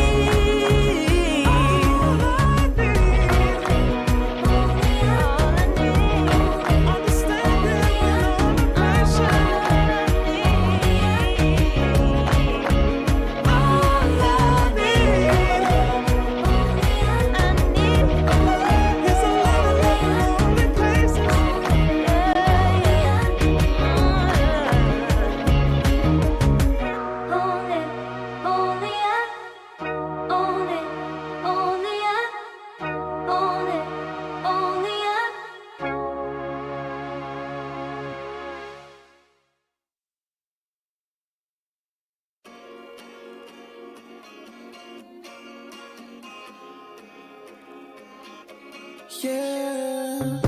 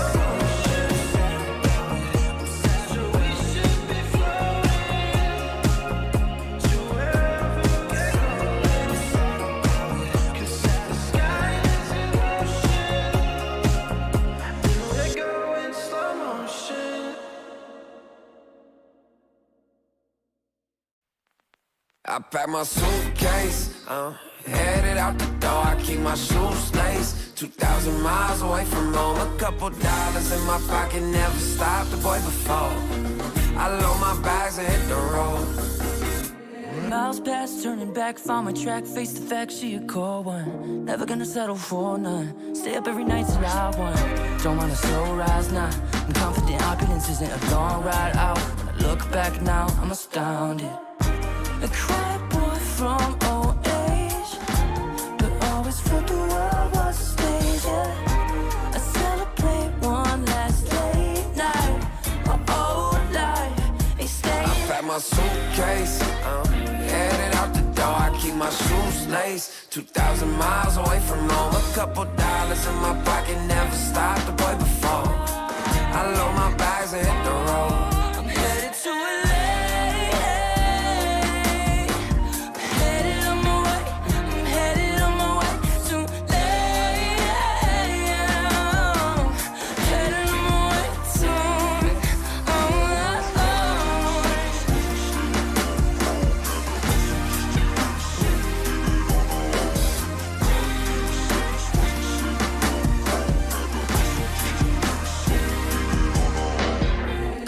Miles, throw it on the dash. Shit, the 10,000 hours, can't let them pass. Yeah, well, I was putting time in, you was pulled up wildin'. You always had shit to say, now when I see you, it's silence. Thought I'd have a Grammy by 25. Commas after commas next to dollar sign, yeah. Had to remind myself why I'm living this life. Look at all the late nights, it'll all come in due time, yeah. Made for the fight, for the pain and the climb. Tied to the life I chose. Stay through the night, another day, not a dime. Race against time. I couldn't just lay by and wonder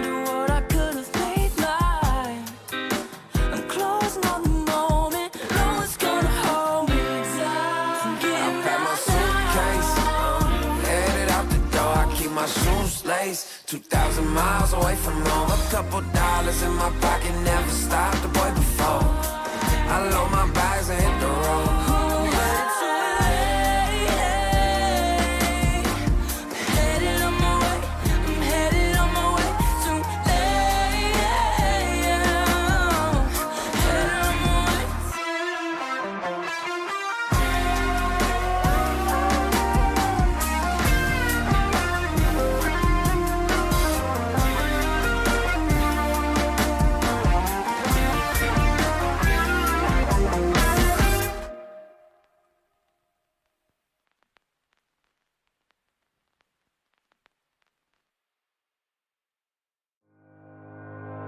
Think about it every night when I close my eyes. You're on my mind. I try to quit a million times, but it takes me high. Like you're so divine. You give me everything. Don't know what's happening. I need you like medicine. You're my everything, everything.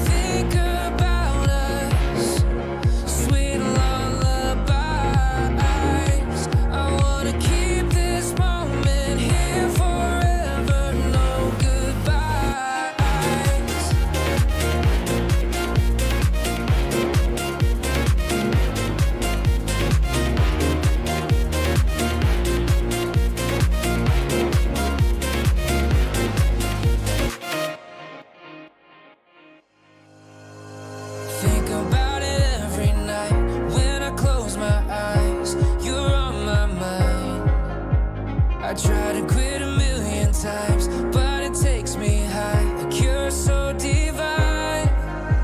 You give me everything. Don't know what's happening. I need you like medicine. You're my everything, everything. And when I think about us, sweet lullaby, I wanna keep this moment here forever, no goodbyes.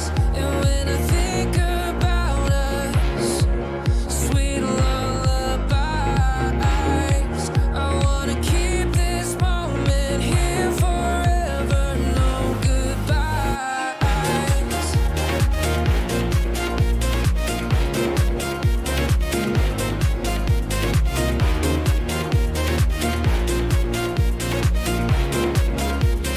No goodbyes. And when I think about us, sweet lullabies,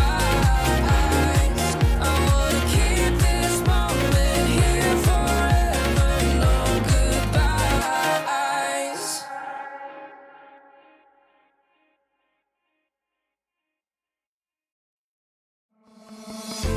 Oh, I don't know how to put it together.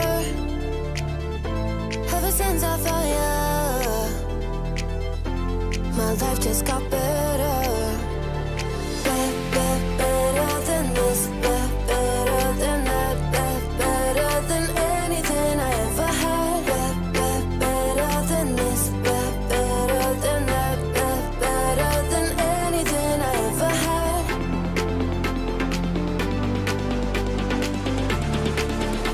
Than anything I ever had. Than anything I ever had.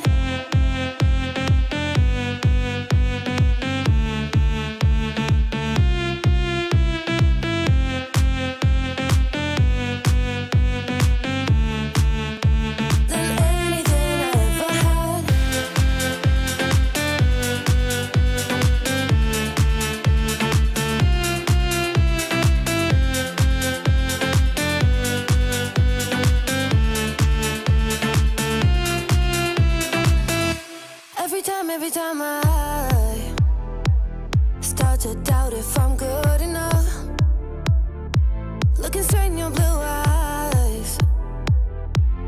Makes me feel better. Better than this. Better than that. Better than anything I ever had. Better than this. Better than that. Better than anything I ever had.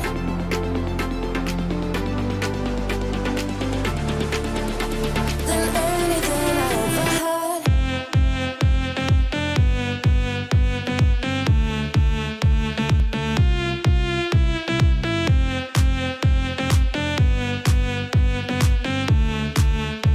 Than anything I ever had.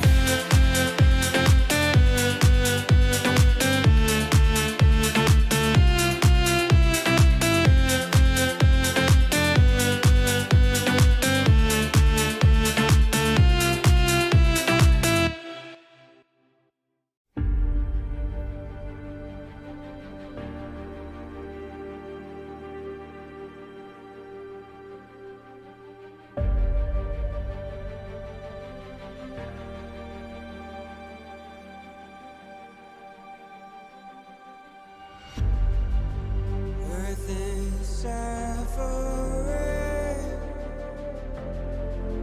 trouble is rising, mountains are melting, there's gonna be nothing left to breathe. Raise the sirens now.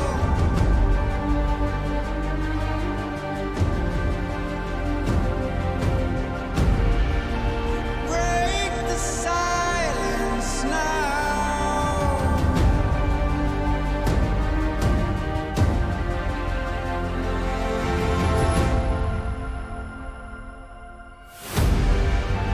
Our hearts are trembling. This can be the ending. We must begin to rise. It's now do or die. Raise the sirens now before it's too late. Break the silence now before it's too late.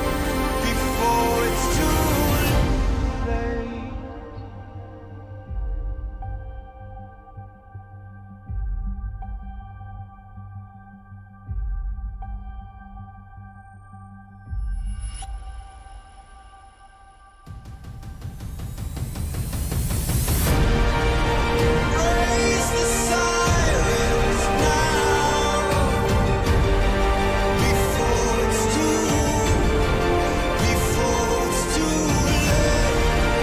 Break the silence now before it's too late. Raise the sirens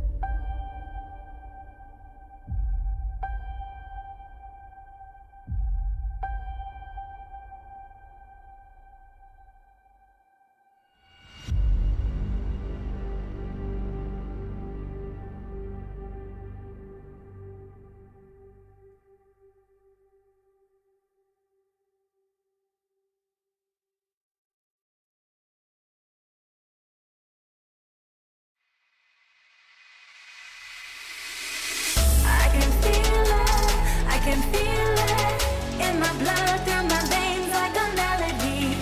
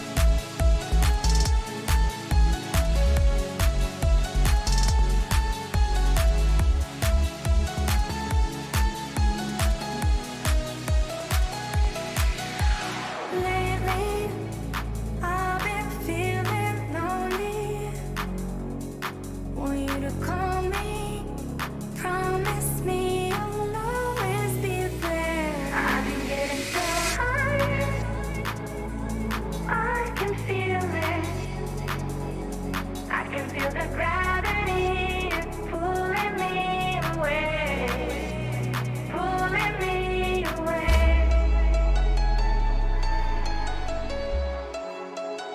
Pulling me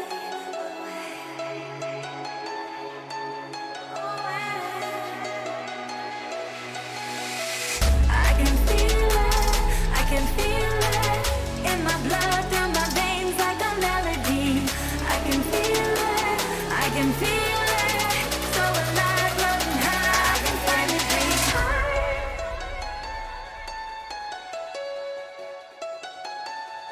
I can feel the gravity is pulling me away, pulling me away.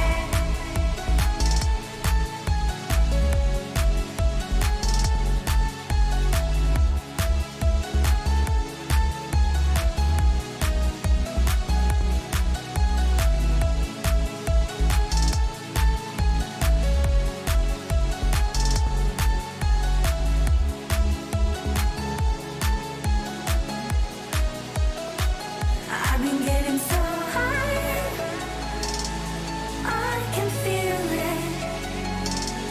I can feel the gravity is pulling me away, pulling me away.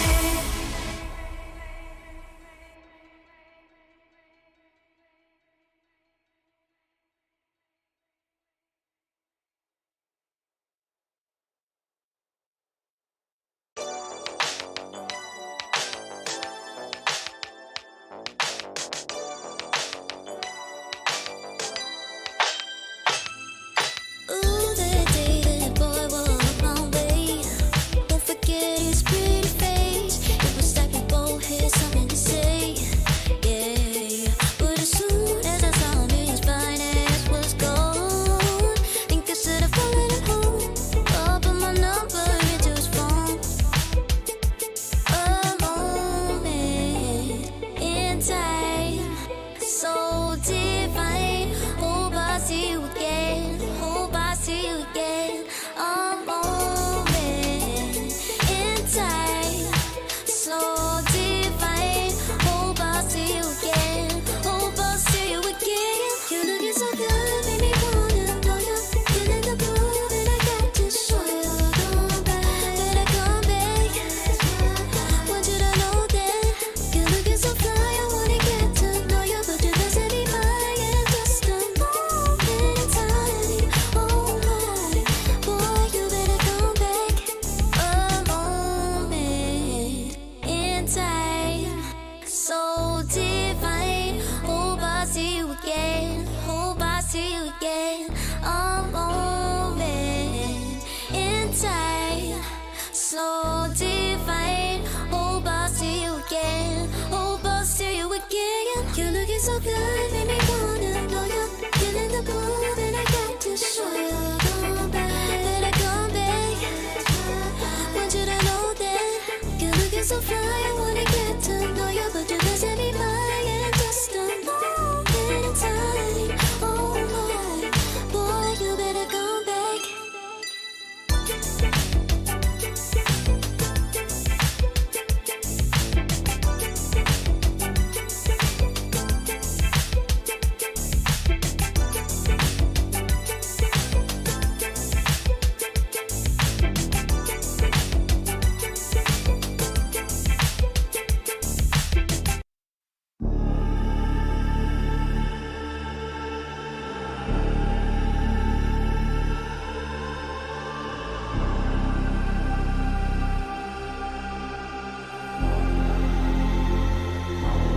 You'll be free when I set you free. I breathe you in, but all your sins won't disappear. You can see it's true that I want only you when we'll break free together. You and me. Take me in your arms and let us rise high up to the stars where we can fly.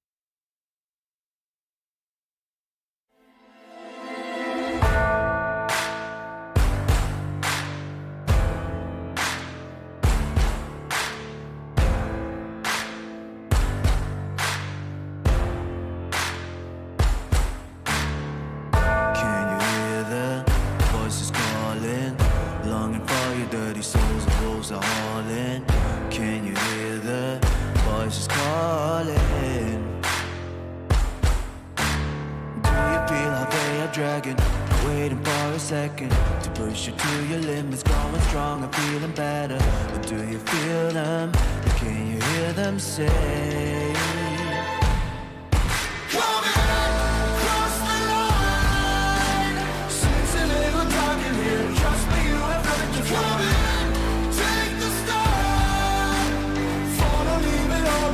Welcome to the other side.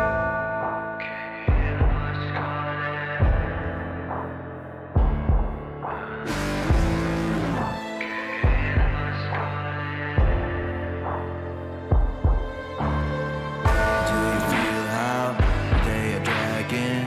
Do you feel them? Can you hear them say? Do you feel how they are dragging?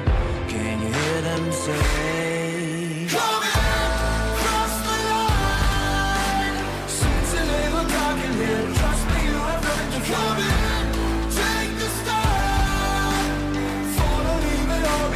Welcome to the other side. Cross the line. Seems a little dark in here. Trust me, you have nothing to come in. Take the start. Follow, leave it all behind. Welcome to the other side.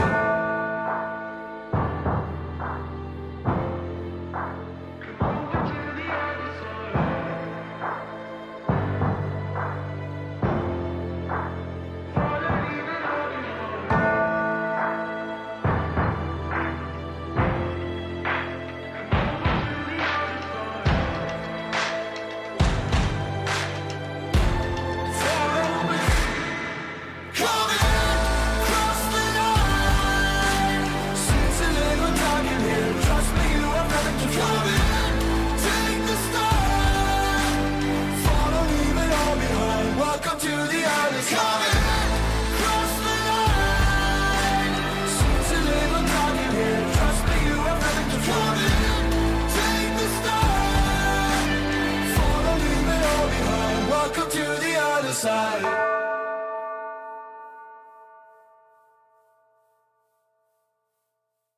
Serotonin fly with me.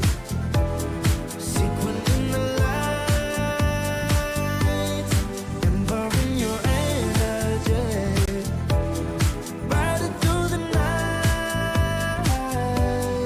Serotonin slide on over here by my side. Stars up in your eyes, desire. Caught up in this chemical high.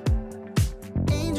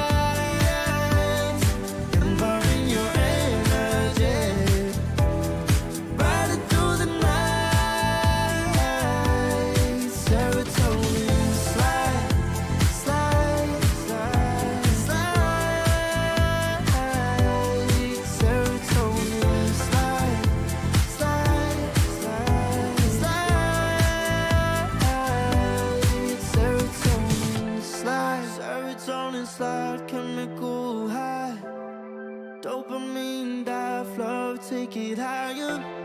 Serotonin slide, chemical high. Dopamine dive, love, take it higher. Serotonin slide, chemical high. Dopamine dive, love, take it higher.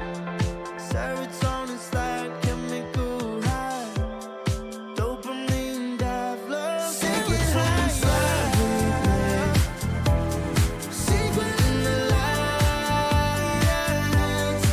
empowering your energy. Riding through the night, serotonin slide, slide, slide, slide.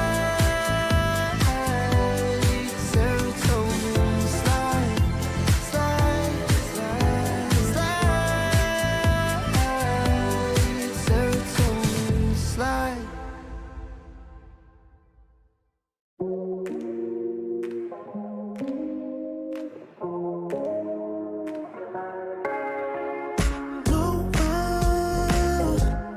I'll recap the first time with you, and baby you make a moment. Every time I lay eyes on you, but do we care? Do we dare? Keeping this going, let's live in the moment. Yeah, I want to know, keep this on the low. Between the two of us, every time I try to find, trying to avoid it, but I was stuck. You turn up the heat when you back it up. Try to stop the flame, but discipline melts away. It isn't enough to wish for change. You either give in or pull away. We have the will to choose our fate. Whether it's wrong or right, I'm holding on for life, for the ride.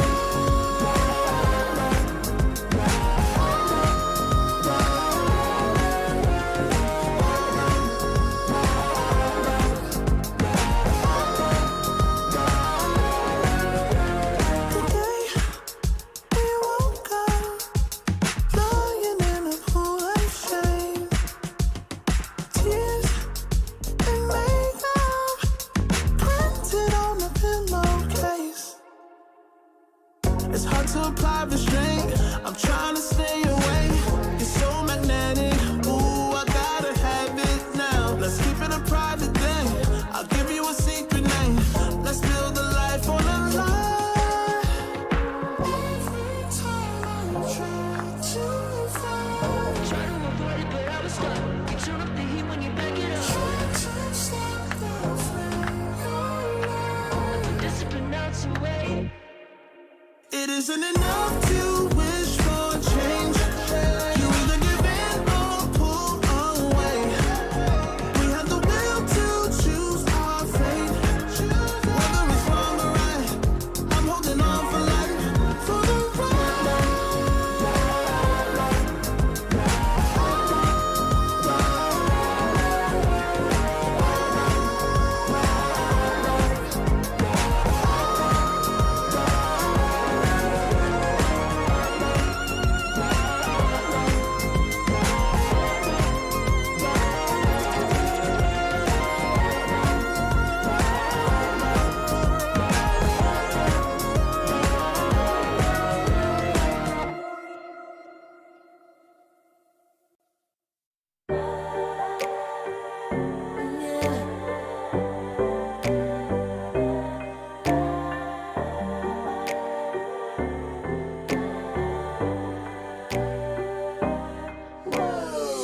Talking my, I've been working all year getting by.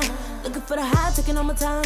Breathing in new life, feeling fine. Like I don't gotta be something society wants me to strive to be. Got my own energy. So magnetic in the spotlight.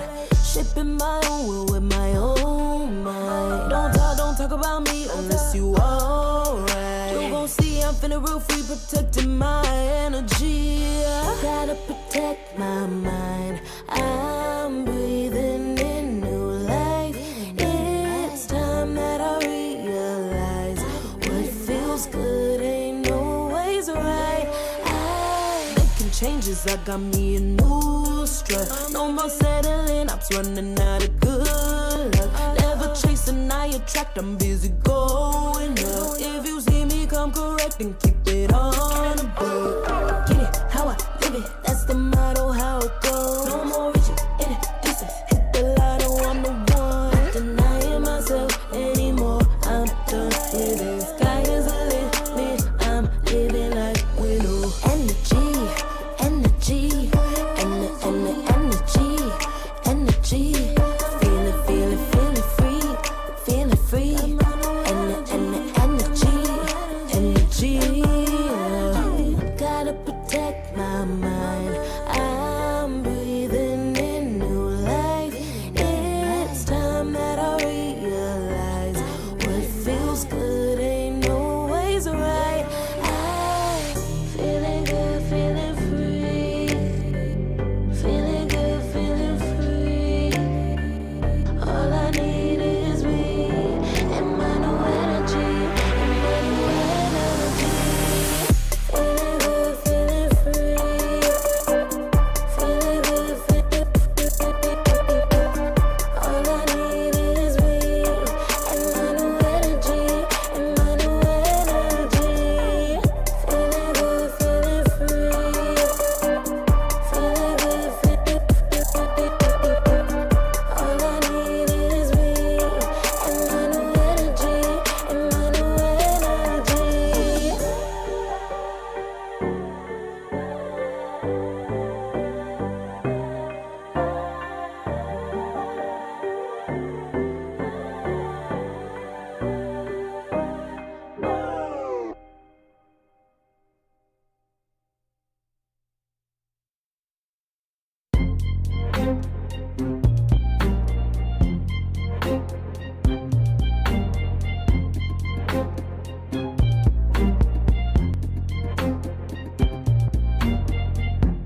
Took too long for me to feel, yeah. Tell me why you on your knees, yeah. Never thought I had a dream, yeah. Kicking off the covers, I'm too hot for this bed. Give me space, I need to breathe, yeah. Give a face, giving it beautifully, yeah. Yeah, it's just me and my clique, yeah. We might be the hottest, but we let you in. Angel energy, let you sit with me. Angel energy, angel energy, angel energy. We got sympathy. Angel energy, angel energy.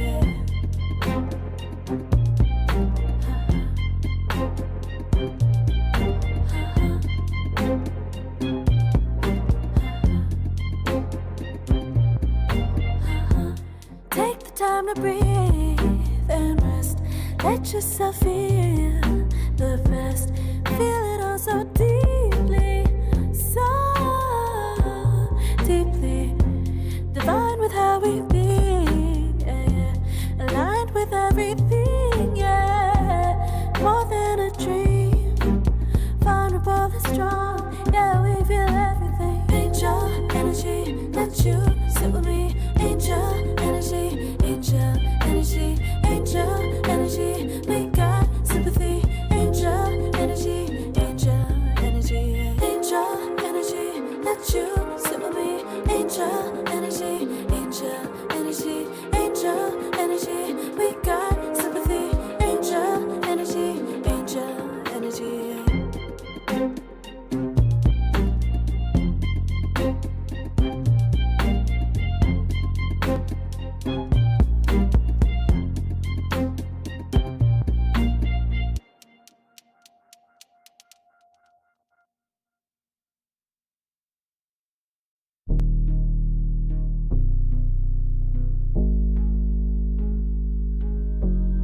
Never pressed, but I got the juice. Taking the lead, that's just what I do.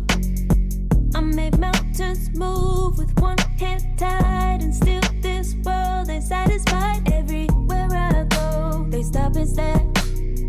I tell the truth, I take it there. Call me vicious, persistent, overzealous, that's fine.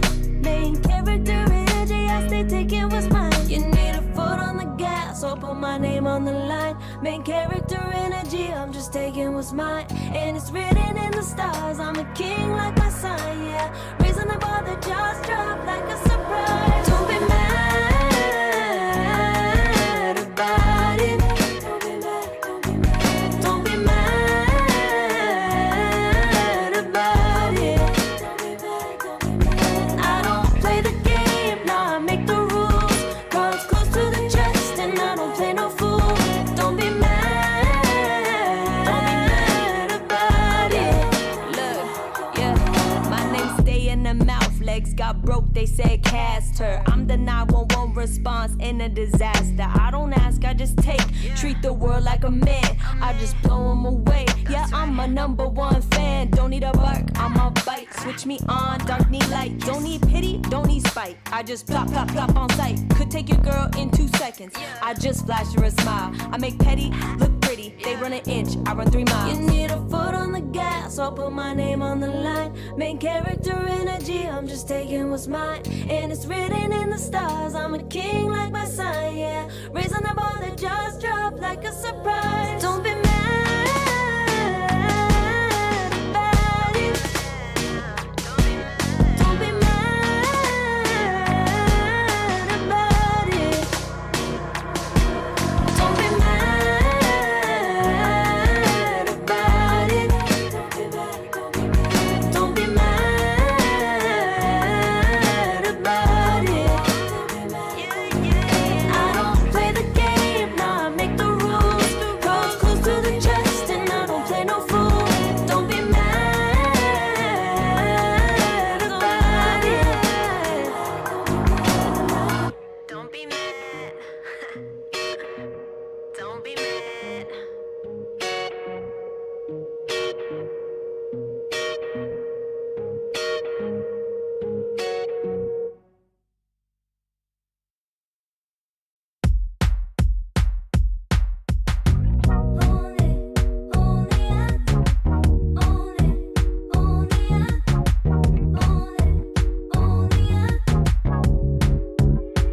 Like a moth to the flame, I'm attracted when the doubts start saying my name. I can go there easily, and it's hard to maintain, 'cause I know it's not the world I know, it's me. Believe in every little thing I hear, and no, I ain't no stranger to the fire, burning up all my desire to be great. It stays coming in waves, and no, I ain't no stranger to the fire, burning up all my desire to be great. I gotta just open the gate. All I need is saving from hitting the pavement, understanding when I'm impatient, that only I give to me. All I need is a little love in lonely places, the strength to stare fear in the face, that only I give to me.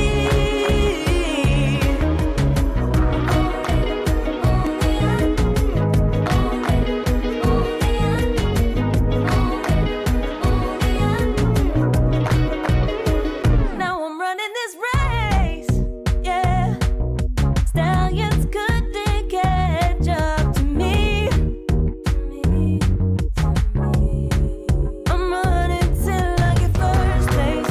I'm running till I get everything, everything I ever wanted in my dream. No, I ain't no stranger to the fire, burning up all my desire to be greatest days coming in waves. And no, I ain't no stranger to the fire, burning up all my desire to be great. I gotta just open the gate. All I need is saving from hitting the pavement, understanding when I'm impatient, that only I give to me.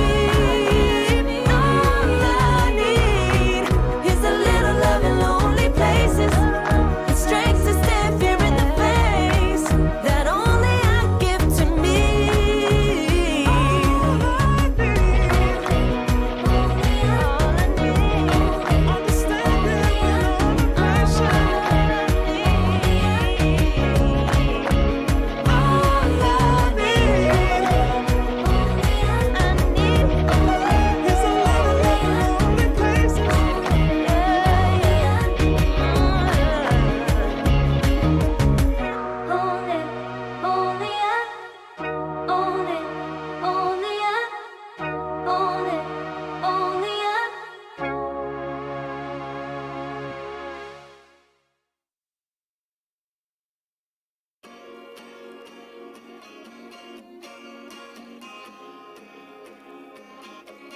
yeah.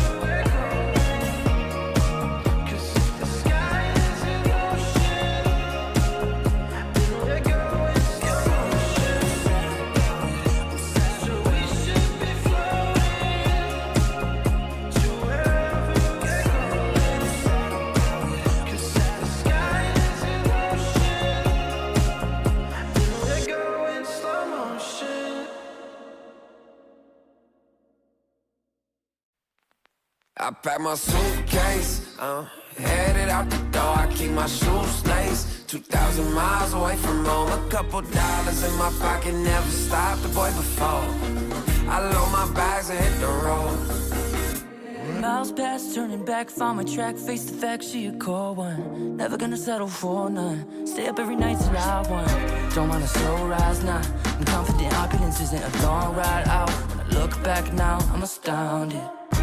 A quiet boy from old age, but always felt the world was a stage, yeah. I celebrate one last late night. My old life ain't staying. I pack my suitcase, headed out the door. I keep my shoes laced. 2,000 miles away from home. A couple dollars in my pocket, never stopped the boy before. I load my bags and hit the road. I'm headed to LA.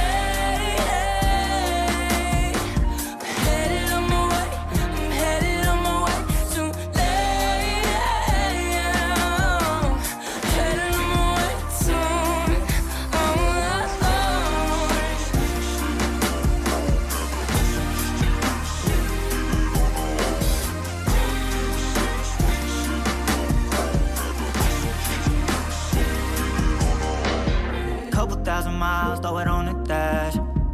Shit, the 10,000 hours, can't let them pass. Yeah, well, I was putting time in, you was pulled up wildin'. You always had shit to say, now when I see you, it's silence. Thought I'd have a Grammy by 25. Commas after commas next to dollar sign, yeah. Had to remind myself why I'm living this life. Look at all the late nights, it'll all come in due time, yeah. Made for the fight, for the pain and the climb. Tied to the life I chose. Stay through the night, another day, not a dime. Race against time. Yeah.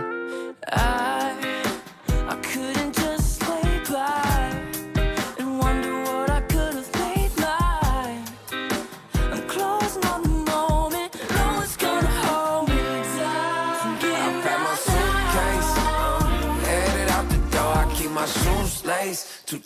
miles away from home. A couple dollars in my pocket, never stopped the boy before.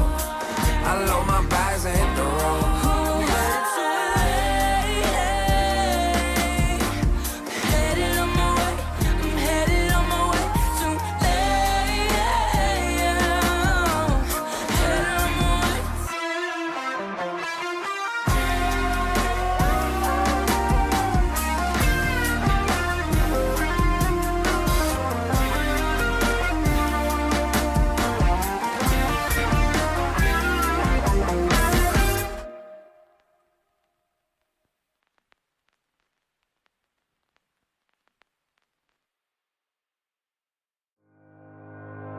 Think about it every night when I close my eyes. You're on my mind. I try to quit a million times, but it takes me high. Like you're so divine.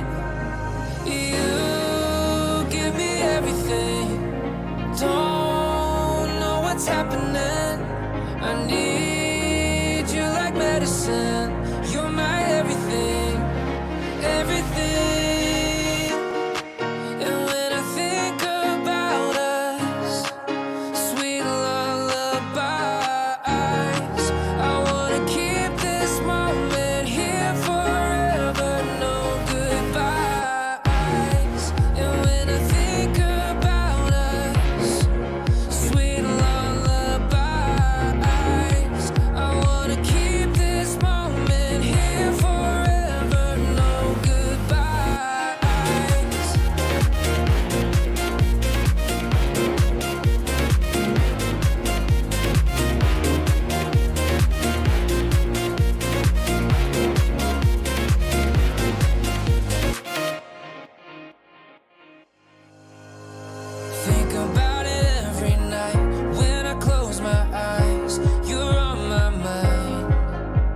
I try to quit a million times, but it takes me high. Like you're so divine. You give me everything. Don't know what's happening. I need you like medicine. You're my everything, everything. And when I think about us, sweet lullaby, I wanna keep this moment here forever, no goodbyes. And when I think about us, sweet lullabies, I wanna keep this moment here forever, no goodbyes.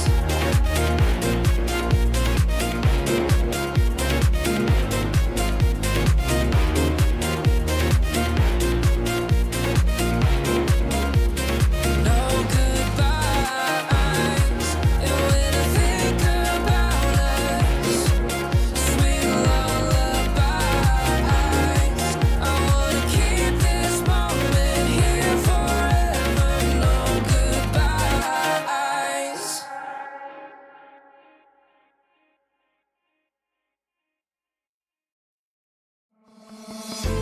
Oh, I don't know how to put it together. Ever since I found you, my life just got better. Better than this, better than that, better than anything I ever had. Better than this, better than that, better than anything I ever had.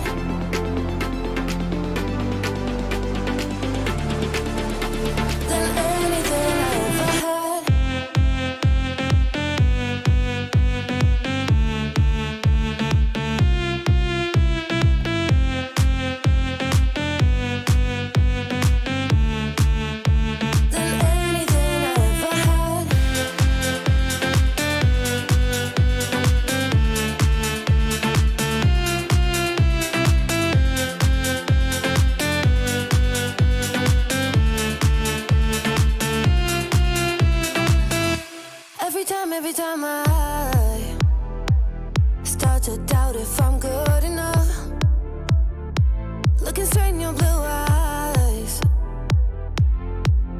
feel better.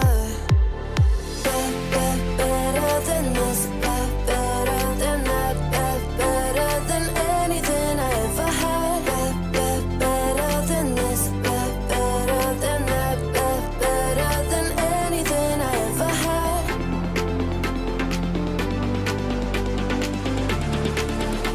Than anything I ever had.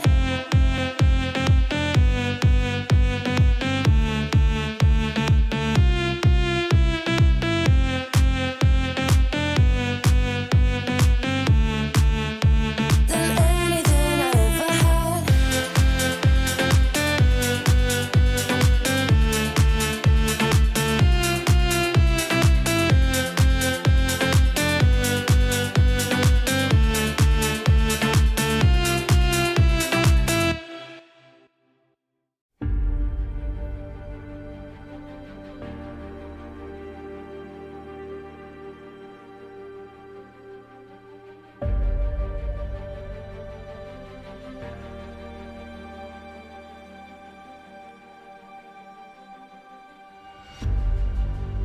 Earth is suffering,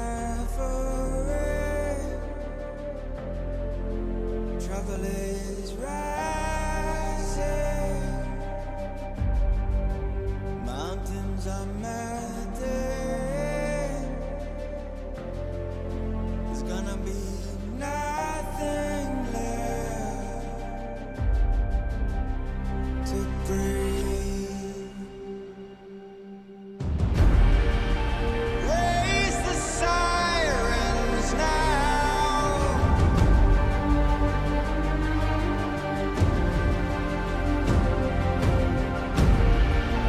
Break the silence now.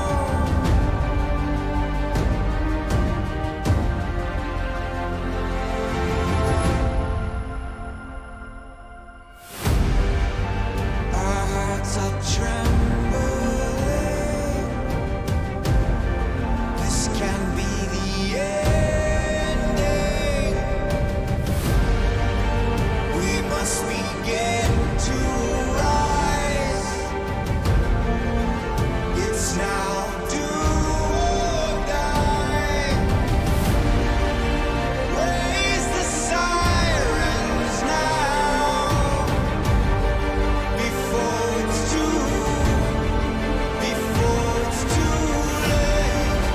Break the silence now before it's too late.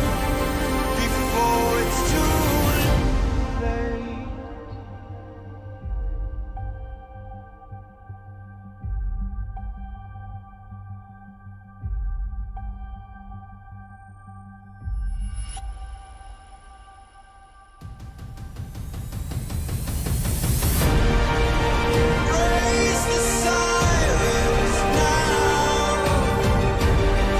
before it's too late. Break the silence now before it's too late.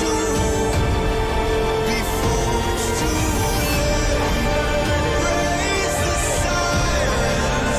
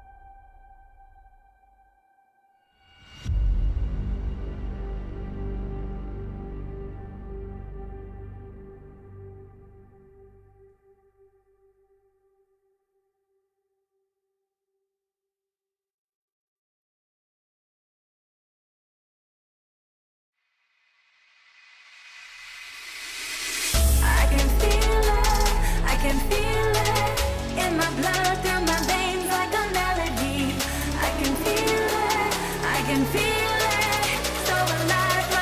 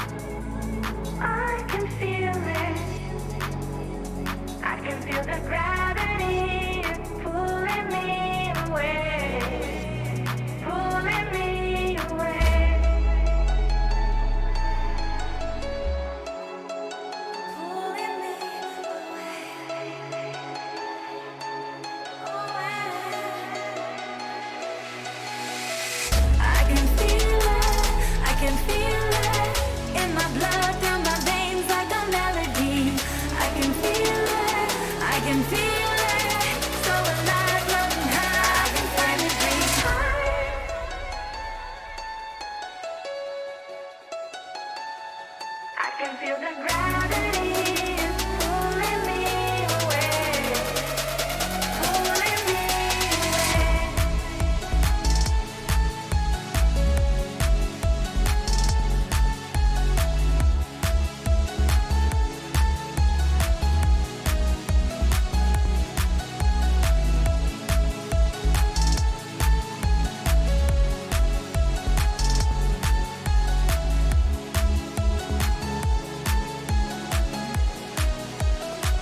I've been getting so high, I can feel it. I can feel the gravity is pulling me away, pulling me away.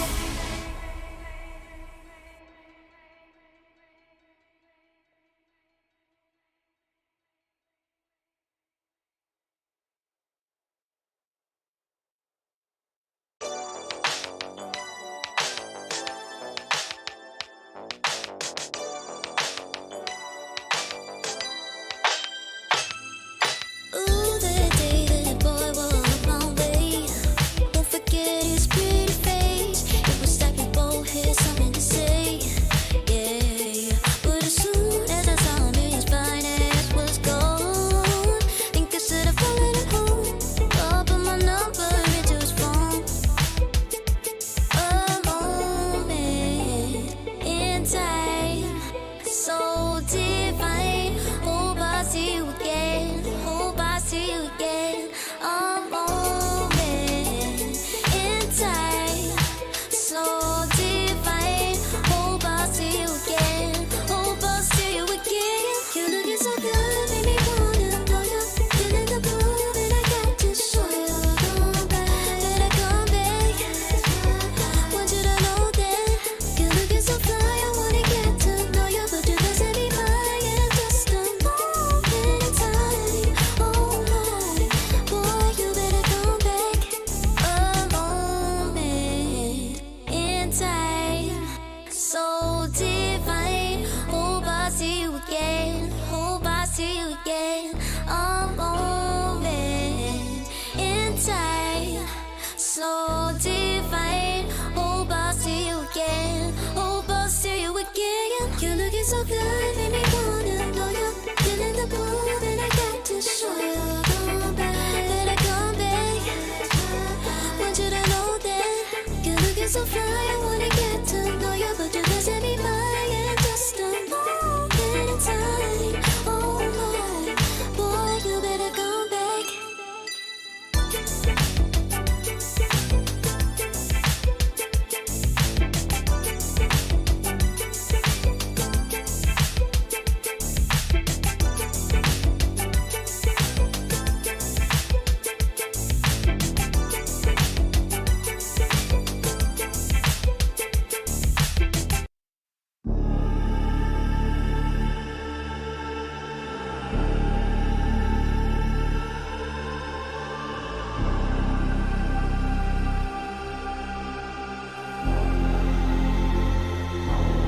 You'll be free when I set you free. I breathe you in, but all your sins won't disappear. You can see it's true that I want only you when we'll break free together, you and me. Take me in your arms and let us rise high up to the stars where we can fly. So come with me and pray. I want you to play my games and fulfill my black desires. So break my heart and leave me. I only need your body. So I'm saying I'm in love with you, but I don't care much about you. Where you've gone, I would find someone new.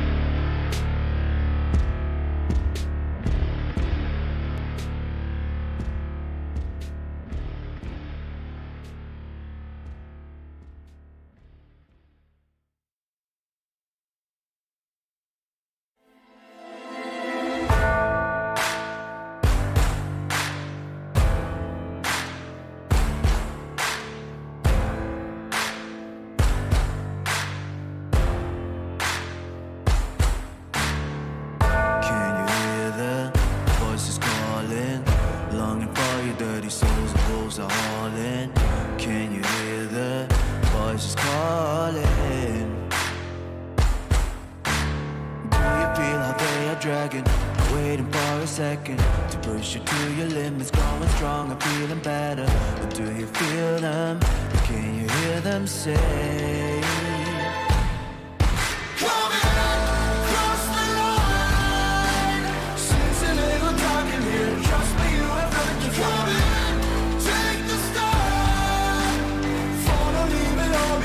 Welcome to the other side.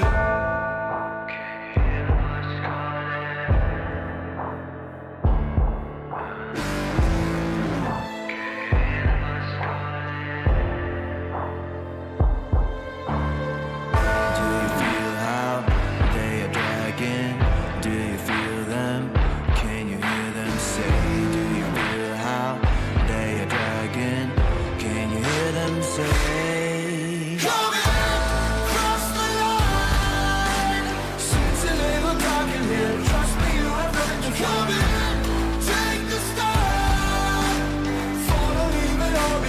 Welcome to the other side. Cross the line. Seems a little dark in here. Trust me, you have nothing to come in. Take the start. Follow, leave it all behind. Welcome to the other side.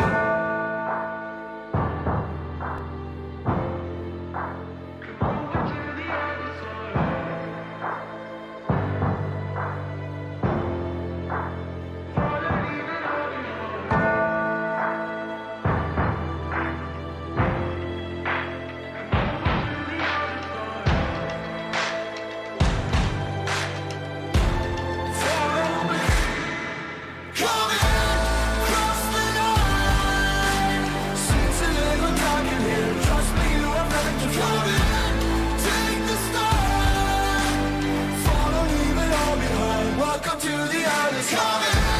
Cross the line. Seems a little dark in here. Trust me, you have nothing to come in. Take the start. Follow, leave it all behind. Welcome to the other side.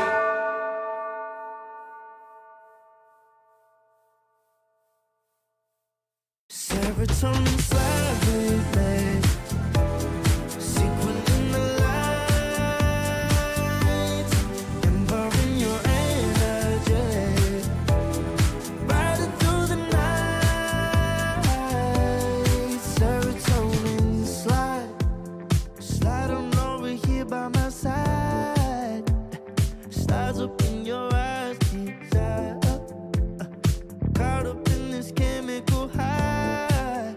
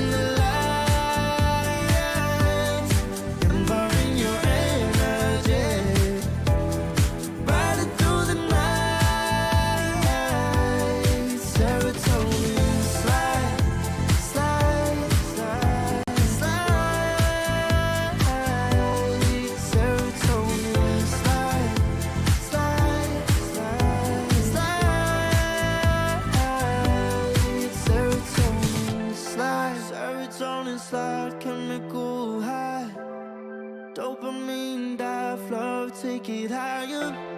Serotonin slide, chemical high. Dopamine dive, love, take it higher. Serotonin slide, chemical high. Dopamine dive, love, take it higher. Serotonin slide, chemical high. Dopamine dive, love, take it higher. Secret in the light, empowering your energy. Riding through the night. Serotonin slide, slide, slide, slide. Serotonin slide, slide, slide, slide. Serotonin slide.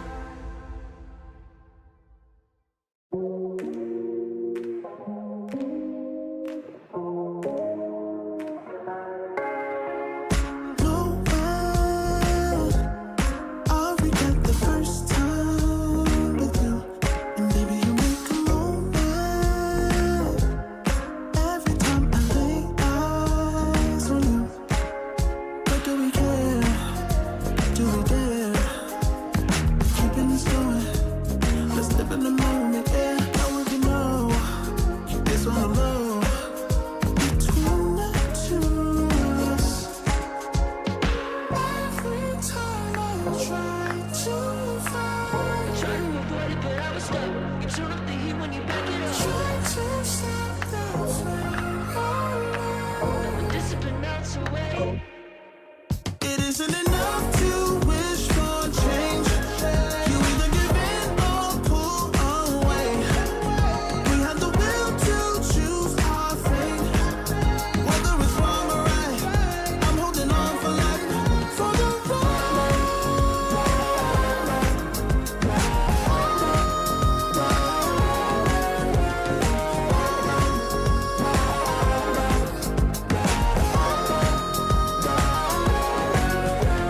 The day we woke up, lying in a pool of shame. Tears and makeup printed on the pillowcase. It's hard to apply restraint. I'm trying to stay away. It's so magnetic. Ooh, I gotta have it now. Let's keep it a private thing. I'll give you a secret name. Let's build a life on a lie. Every time I try to find, Try to avoid it, but I was stuck. You turn up the heat when you back it up. try to stop the flame. We're discipline melts away. It isn't enough to wish for change. You either give in or pull away. We have the will to choose our fate. Whether it's wrong or right, I'm holding on for life, for the ride.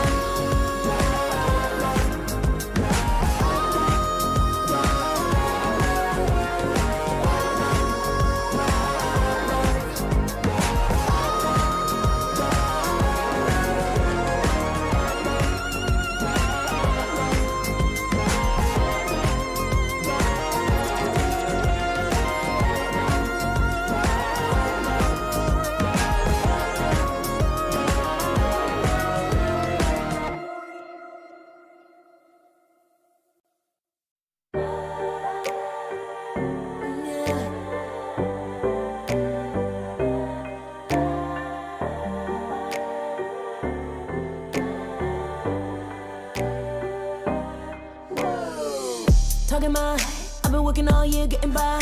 Looking for the high, taking all my time. Breathing in new life, feeling feeling fine. Like I don't gotta be something society wants me to strive to be. Got my own energy, energy. So magnetic in the spotlight. Shaping my own world with my own mind. Don't talk about me unless you alright. You gon' see I'm finna real free, protecting my energy. Gotta protect my mind. I'm breathing in new life. It's time that I realize what feels good ain't always right.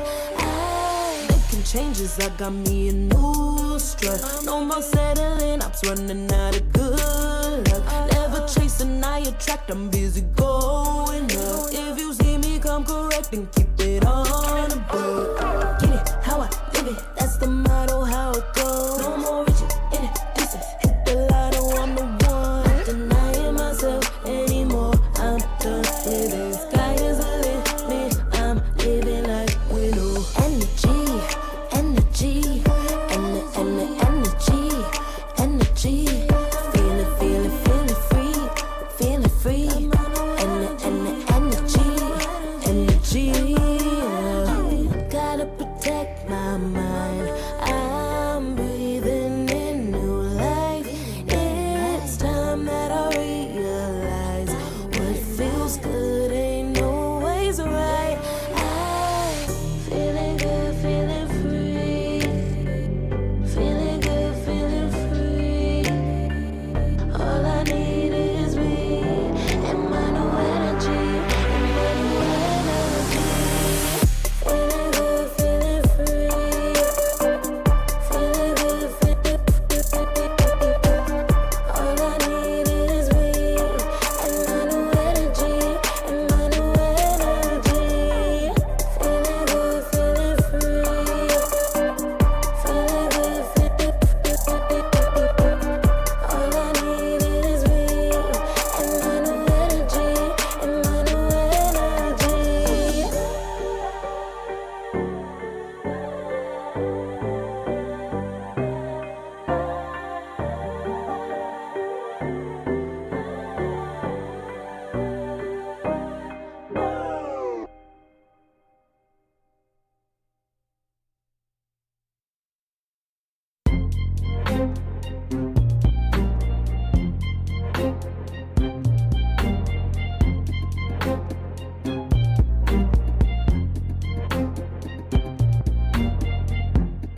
Too long for me to feel, yeah. Tell me why you on your knees, yeah. Now my father had a dream, yeah. Kicking off the covers. Hello and welcome back to ESL One Raleigh. We've had a sizable break over here in the Western EU region as we've had two 2-0s. Our one happened to be very quick. Misery, what did you do in your break, most importantly? I just had something to eat, watch some YouTube, and I tried playing Custom Hero Chaos.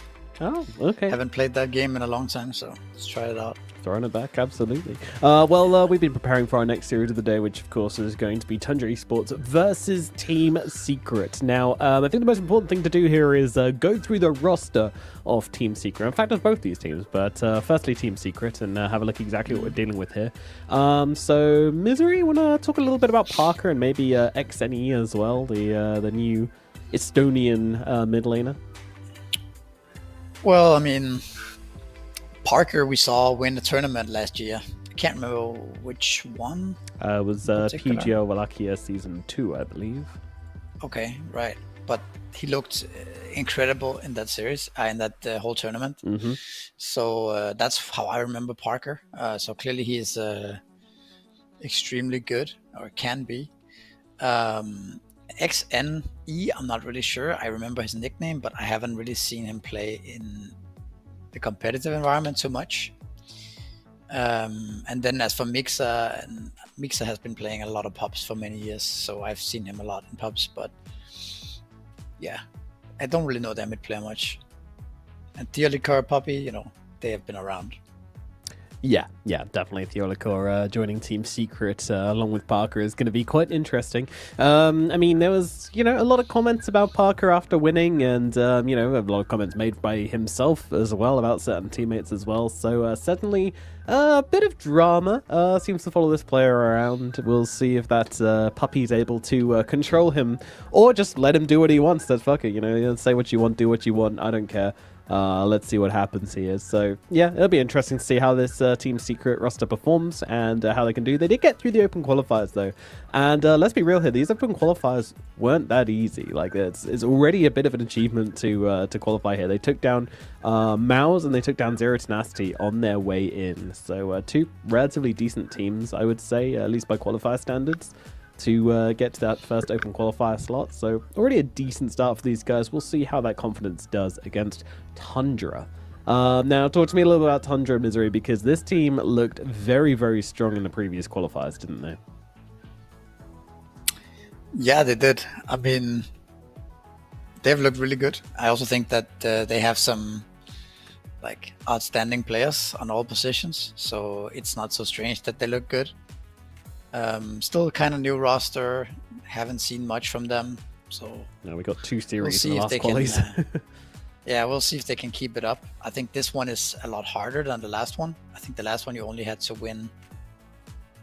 Maybe it's the same for the upper bracket, but if you drop down, it's definitely more difficult. And there's only 2 slots as well. So I would say this is a bigger test, at least, than the first qualifier we saw. Yeah, definitely is. It's 3 series to win this qualifier. It was only 2 series to win the last qualifier because there were 3 slots. So much harder this time around. You got to go through one more best of 3, and then of course if you lose that one, you got to face the team which has been going through the lower bracket gauntlet. So that's also pretty scary as well. So we'll find out which team makes it through. But yeah, this Tundra roster, Duracho has joined the team. Duracho obviously used to be of Gaming Gladiators. They beat Gaming Gladiators in the last qualifier.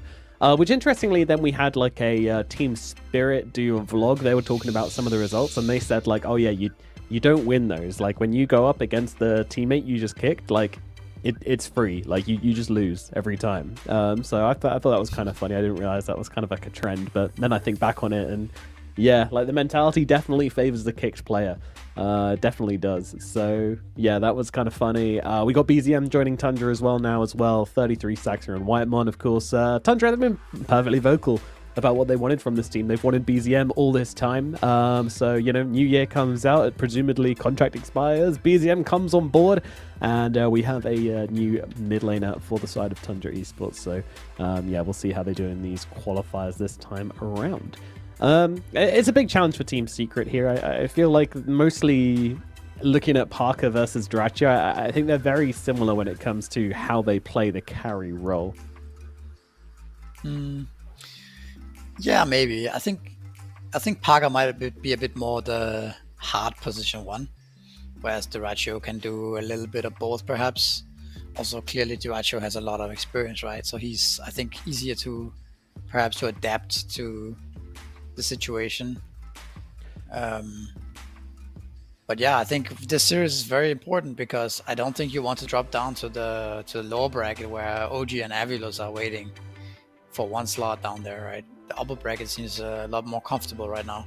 Yeah, it certainly does. I mean, it'll be a while until they come across either OG or Avalos as they are playing against each other.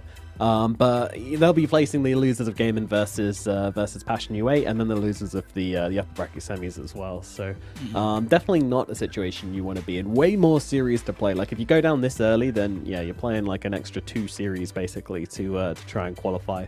It's a long road. And you don't want to take that really. So hopefully they'll just secure the win here, but of course only one team can do it. Which team is it going to be? Well, we're going to find out. We've got a draft available for game number 1, so let's jump into it and find out exactly what these 2 teams are going to do. For Tundra, I feel like this is just kind of like a homework test. Have you checked Secret's last open qualifier, and do you know these players very well? And, well, starting things out is just straight up a Parker ban. I'm wondering if this trend is going to continue, because I would not be surprised to see Tundra just absolutely target down Parker in these drafts. I'm going to have a look at what they did. 10 seconds There's been a lot of Visage Bounty Hunter, just a lot of Bounty Hunter for Secret in general. 5 seconds remaining. Seem to be playing that a lot. So interested. I'd love to see some Bounty Hunter. The Visage is kind of interesting ban as well. But I think that is connected to Mixa being a Visage spammer, if you could say that. But probably just banning some heroes that you feel like Secret players want to be playing. 5 seconds remaining. You don't have that much information on them. No. Tundra Let's see, Esports so- turn to ban. Out. Doom, Beastmaster, DK are going to be the bans. I was going to say, I was getting a little bit worried there that DK was about to make it 10 through, but they seconds do remaining. get it off the table on Team Secret, which means Tundra will be able to grab that one for 5 themselves. seconds remaining. What do you imagine? So Tundra have the pick now. They get to go for the first pick hero. Is there anything sticking out to you? Well, there's a Nyx Assassin, which is a hero we see a lot. There's Phoenix, there's Bat Rider. Tundra Esports turn to pick. That's what comes to mind. Might have forgotten something, but No, turns out you didn't. Nick's going to come out for Tundra Esports as their first pick now. It's Secret. Do they go down the bounty route? They've been playing a lot of Muerta as well. the Bounty Nyx matchup is kind of interesting because it goes both ways nowadays with the 10 seconds remaining. Nyx innate. But I don't know if you want to 5 really pick seconds bounty hunters remaining. like without a combo or anything, like without your visage type of thing. Might just go I imagine Lich, Phoenix, Bat, not Bristle really still good around, against Spike actually. Carapace. Yeah, Bristleback is kind of sometimes it's banned first phase and then ignored. It's a bit hard to predict this hero, I think, in the draft. Yeah. Both Phoenix and Bat are not the best against Nyx Assassin because you can stop their spells with Carapace, but well, okay. That's an old Titan. I mean, Sure that's is. not something that you would have been able to predict easily. But I guess it makes sense. A 5 ET against a 4 Nyx, you can kind of bully him. 10 I mean, seconds remaining. most of the time you're probably going to see the Nyx just run away and 5 seconds hit remaining. jungle creeps a bit and then get a hit that way. And then if 33 can play something Tundra Esports that can turn to sustain ban. himself, that could be a way, like Enigma or something like that. Another way to deal with this could be just picking a very strong laner, like a Daxia or something that combos well with Nyx, and then perhaps you can play the lane straight up. But yeah, it shouldn't be too big of a deal. But it makes sense why they picked 10 this guy. seconds remaining.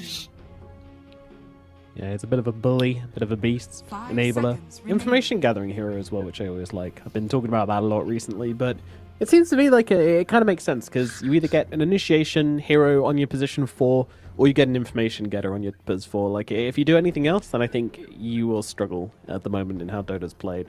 We saw that with OG a lot in our last series. I don't want to harp on it too much, but they really weren't keen on going down the route of any clockworks or anything like that. You know, just sticking with like the Grimstroke and stuff. And it does limit you a lot in a lot of ways in that draft. Grimstroke, Shadow Fiend, Demon was their 2 position 4 picks, and you just don't get information. You don't get initiation. Like it's very hard. Like sure, you amplify the initiation of your other heroes, but I think it's super difficult to play Dota like that at the moment. Putting it all on your mid laner.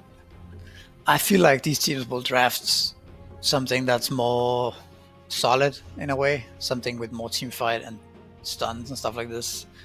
I don't think we're not gonna see the same type of weird drafts out of these teams, in my opinion. 10 It's seconds already looking remaining. much more open for both teams.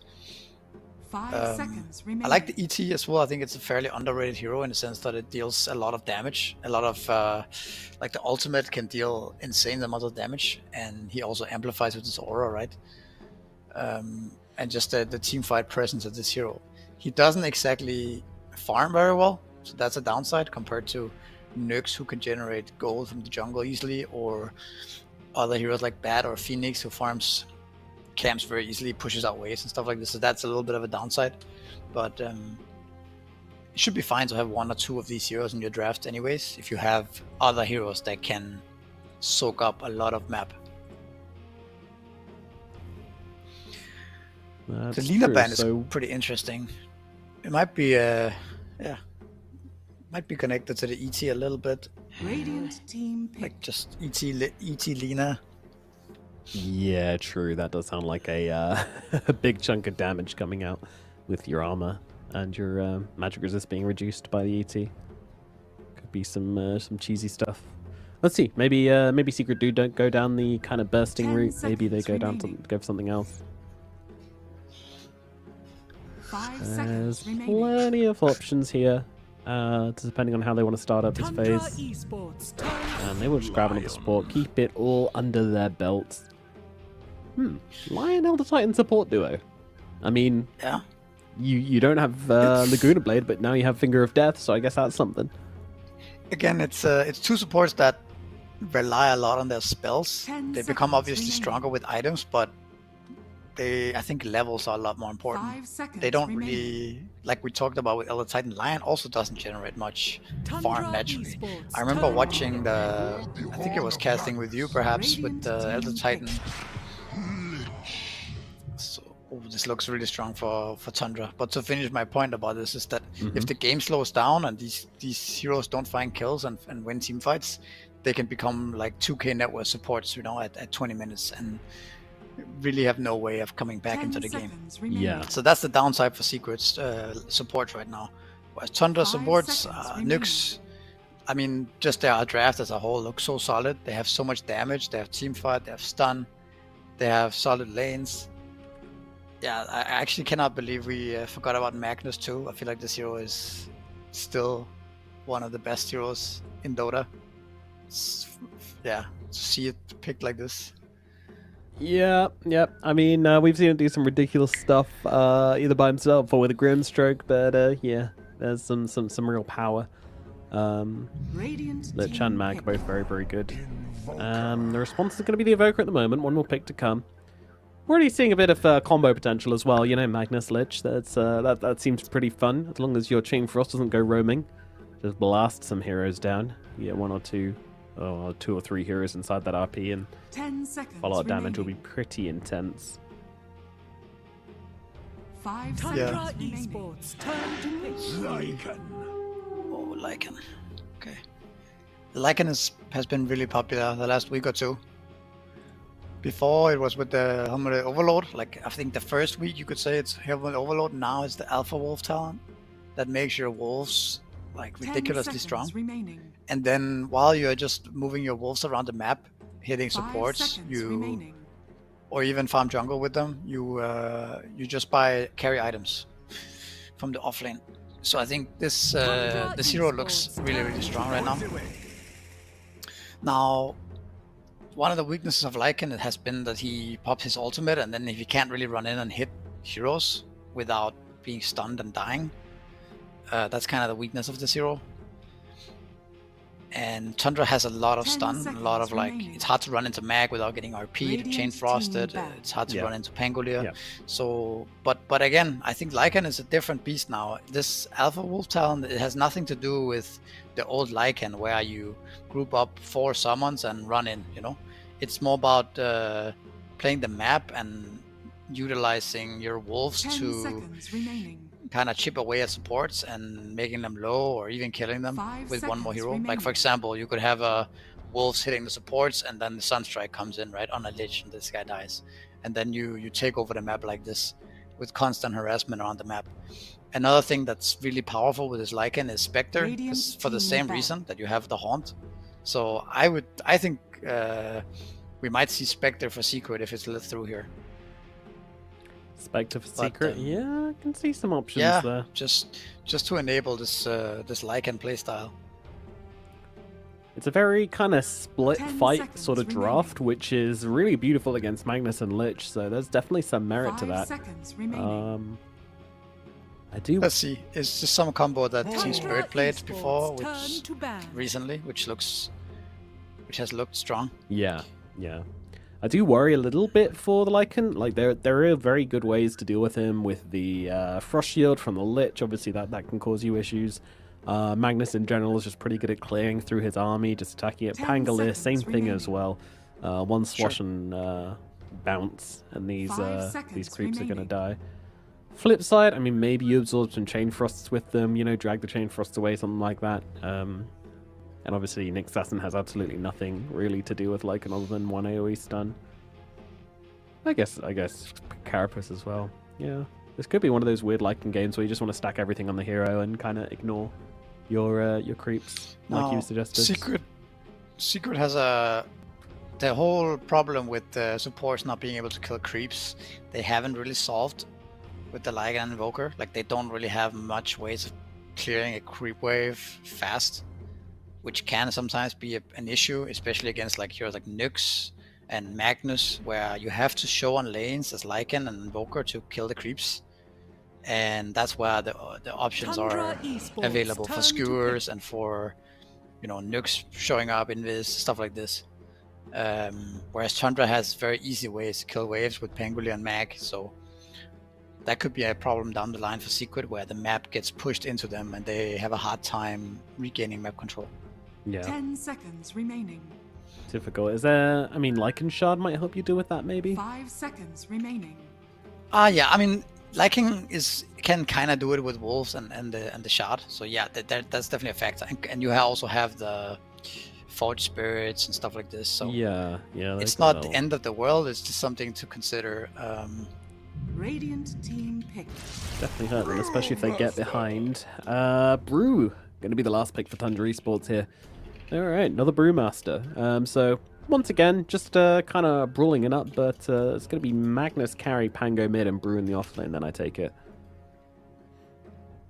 10 seconds remaining. Seems like it. The Mag carry is kind of interesting also against Lycan. When you have a Lich, right? He actually can pressure Lycan quite a lot, I think, because Lycan needs to be careful he doesn't get skewered back. Yeah, a lot of the other regions have been playing Mag carry quite a lot, but in Western EU we just haven't seen it so much.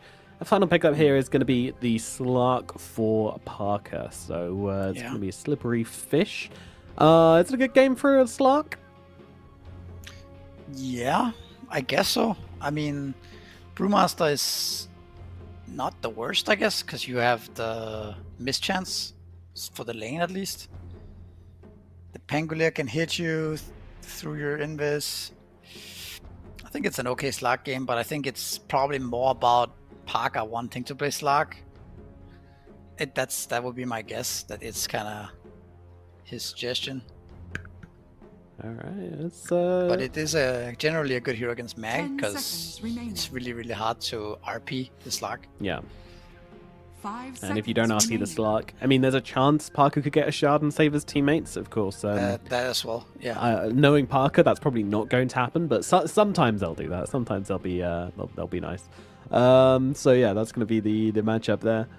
It's not that bad. There's a lot of stuff to worry about as Slark, and a lot of stuff which can be thrown down into your ultimate, which is also a little bit worrying. Like, there's a lot of kind of uncontrollable damage, or non-point target damage, I guess I should say. So I think when you ulti on this Slark, it's not kind of like a guarantee that you're going to get out or you're going to be able to survive in a sticky situation. But if you're being aggressive on the Slark, then it's going to feel really good to be able to use that ult. And yeah, not really to be too worried about a lot of this coming out. So it's not an A, it's like an A or an S Slark game, but maybe like a B Slark game. But there's a lot of other things going for Team Secret as well.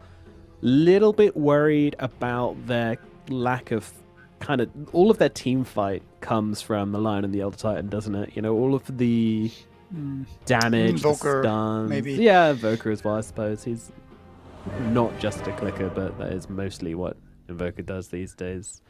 It's interesting. I like both these drafts. Again, I think these are both pretty well put together drafts, like we were anticipating. Yeah. Do you feel like either team has an advantage? I'm a little worried for perhaps Secret losing their lanes with the Slark, and then if they fall behind, it looks really rough. Like, the team fight of Tundra is kind of ridiculous. It's hard to see the Slark and Lycan running in and actually hitting anybody here, maybe. So maybe Tundra 60-40, but I like this drafts a lot more than what we saw earlier with OG. Yeah. I actually am not really sure like how I'm just humble. how good Invoker is right now.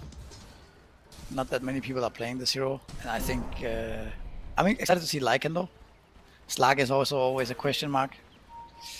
Like, it's a very hard hero to make work, I think, but I mean, Parker is one of them, I suppose, that can do it.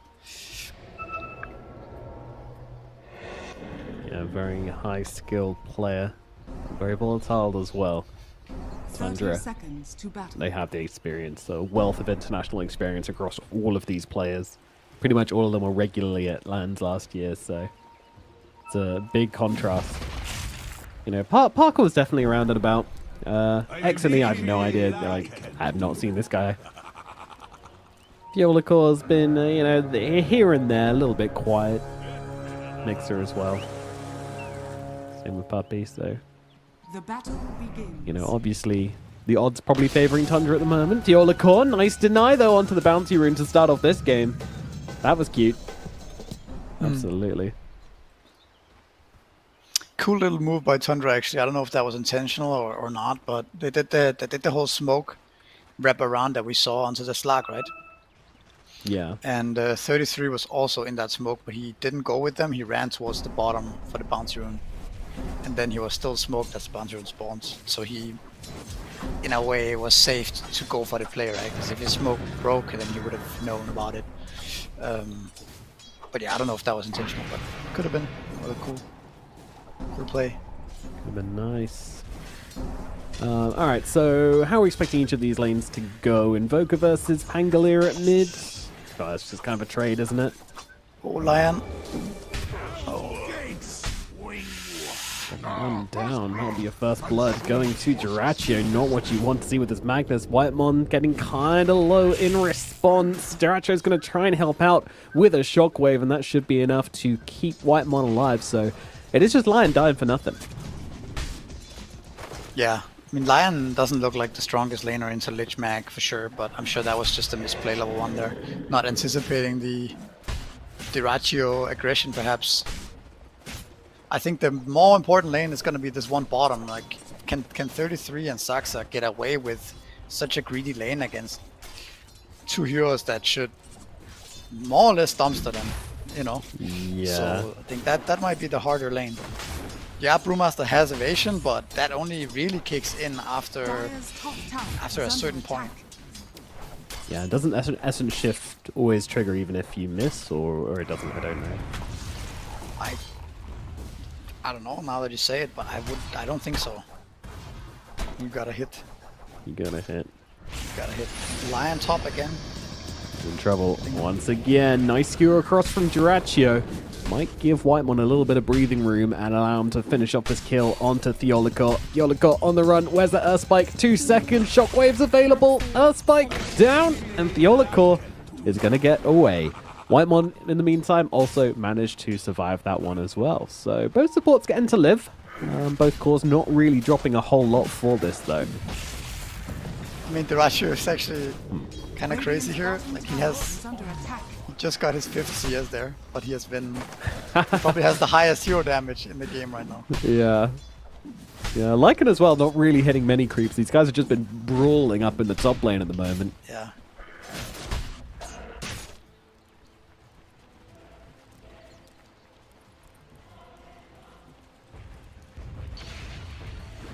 Fun stuff. Over at mid, they're just trading secret, farm. Very boring down the bottom. Saxa on the lookout, but yeah, they're just building this Brewmaster as you anticipated. It's not a good time.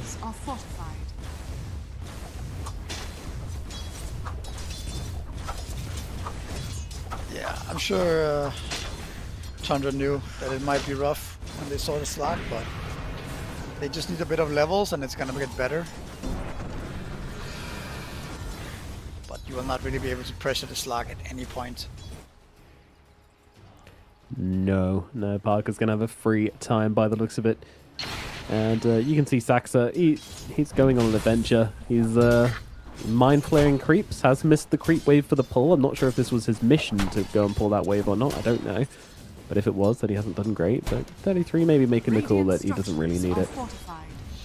I think it makes more sense for Nyx to just play for his own game here. Oh, Lion, once again, getting jumped up in the top lane. Duraccio trying to finish the job, actually skewering him back, though. And that means they won't be able to convert onto that one. Whitemon now being chased by Mixer and all of his wolves, and I don't think there's a damn thing which anybody can do about that. He's just going to die. Duraccio now getting his mana taken as well, so we'll likely lose a chunk of health here as well. Probably not dying, but doesn't feel good for the Lich. Has been killed. Saxa. Mixer is definitely also a Lycan spammer. Like, they banned Visage first phase, but I think he has just as many Lycan games probably.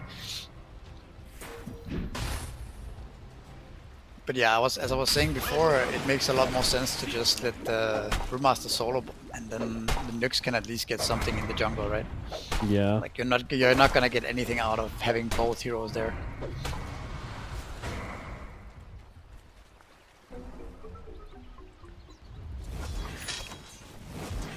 It's an awkward time, definitely over on the bottom side.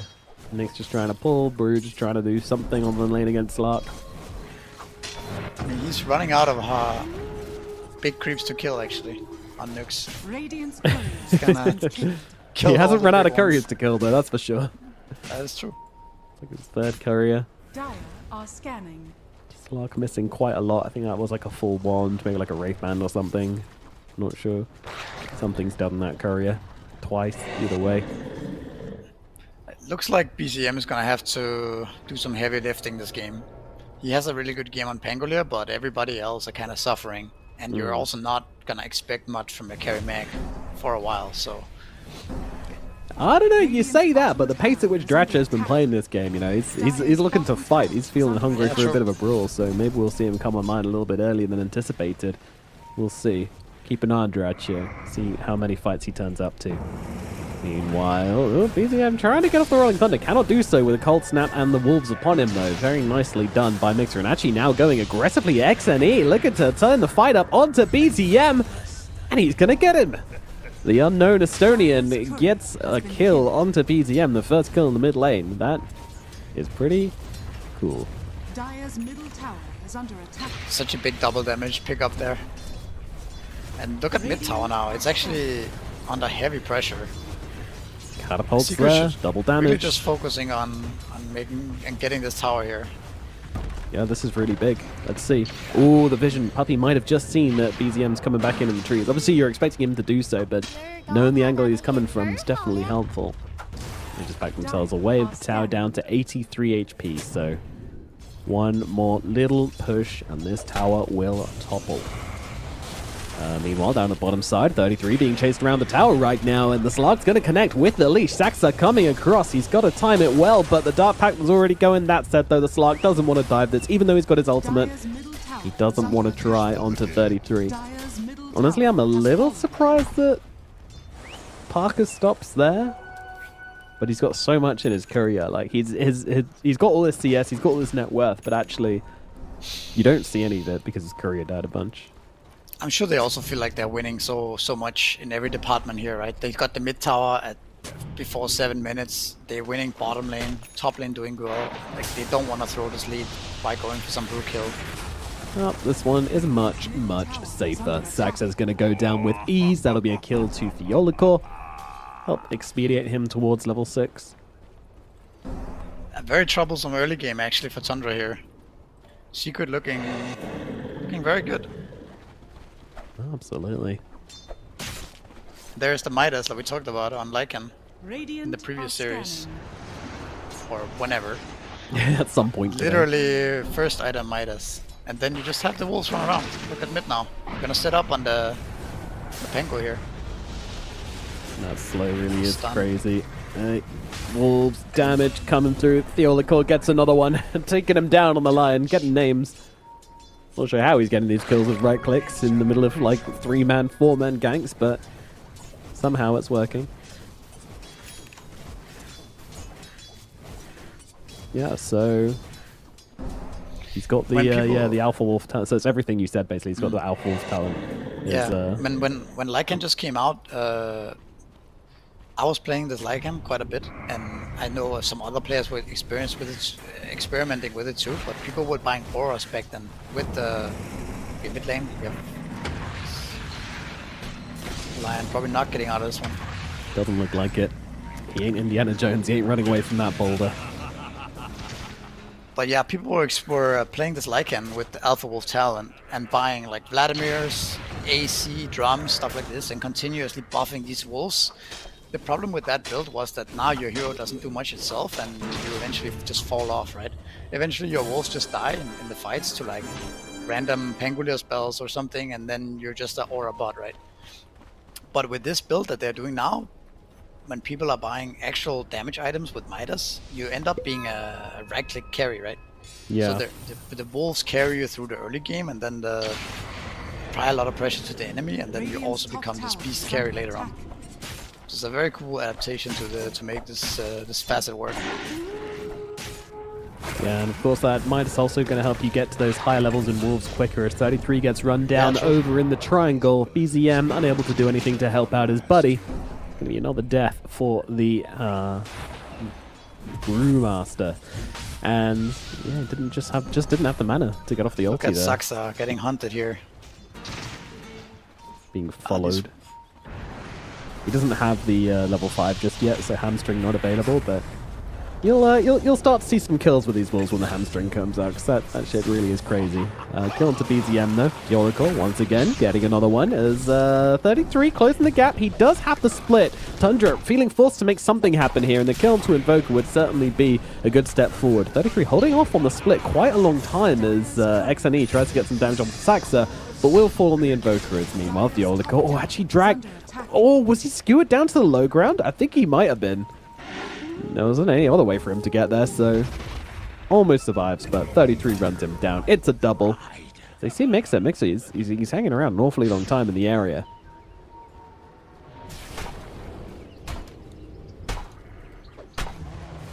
Yeah, nice kills for them for sure. Very needed.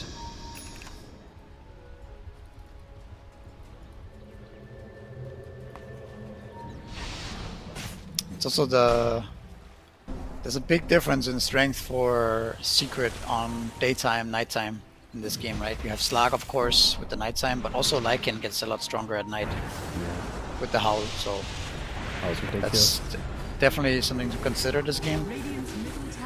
The nighttime timings. BZM able to get off the Rolling Thunder here. A little awkward with Thunderbolt in the position he's in, not being able to really lock somebody down, but here's the Slark trying to get the kill, popping that ultimate, and yeah, they're just going to be able to get them both down. BZM trying to run away, but he's not escaping Mixer. Oh, maybe he is, and Mixer just runs away. There you go, finishes the job. And Secret, once again, getting the upper hand over Tundra, and taking a step forward in this opening game.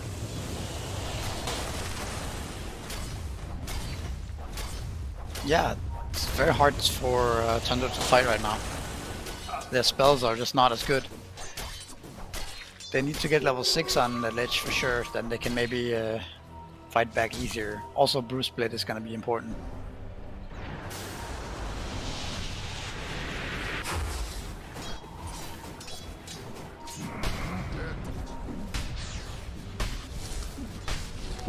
Minutes in. The Slark is farmed. Jiracho's a little bit more farmed, but Magnus versus a Slark. Kind of anticipating the Magnus to be a bit further ahead than this, in all honesty, and he's having some real trouble with these damn wolves and their damn cripple. It takes a long time to kill them off, even with Empower when these cripples land.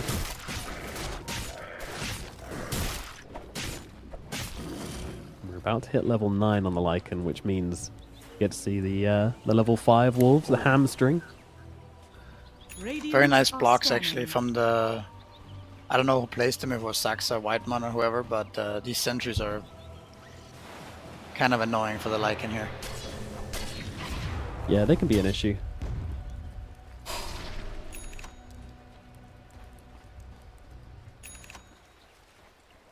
To go somewhere else and farm, which now means he's kind of impeding a little bit on the Slark as the Oracle kind of getting jumped by Duracho. Duracho's in deep here, right under a tower as well, which means the follow-up should be pretty easy. Mixer immediately going for the ulti, trying to run down Duracho. Duracho, he's got Skewer to get himself away, but he's not going to be able to outrun Mixer. He needs some help.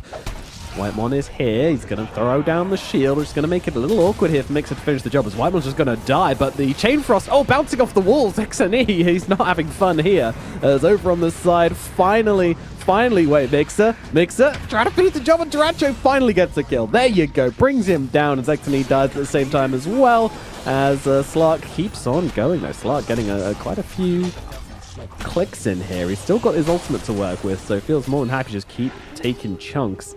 Mixer, no ultimate available anymore, so can't really help out too much with this one, but he does have the wolves, and now Slark going to have to ulti here. There's the Frost Shield coming on out. Slark needs to run. Let's get himself back and will be okay, but doesn't get the kill onto 33 in the end. Although the wolves are here. Oh, the wolves though. Oh my god. Oh, they don't get him. Close. Yeah, any hero except Brewmaster and they're dead there, but the misses mean the Mixer can't connect with the second hamstring. It's definitely nice to have a hero that can deal with the wolves easy, like Pangolier, right? Clearing them out. Yeah, almost otherwise all they of them can be problematic. thankfully. Yeah.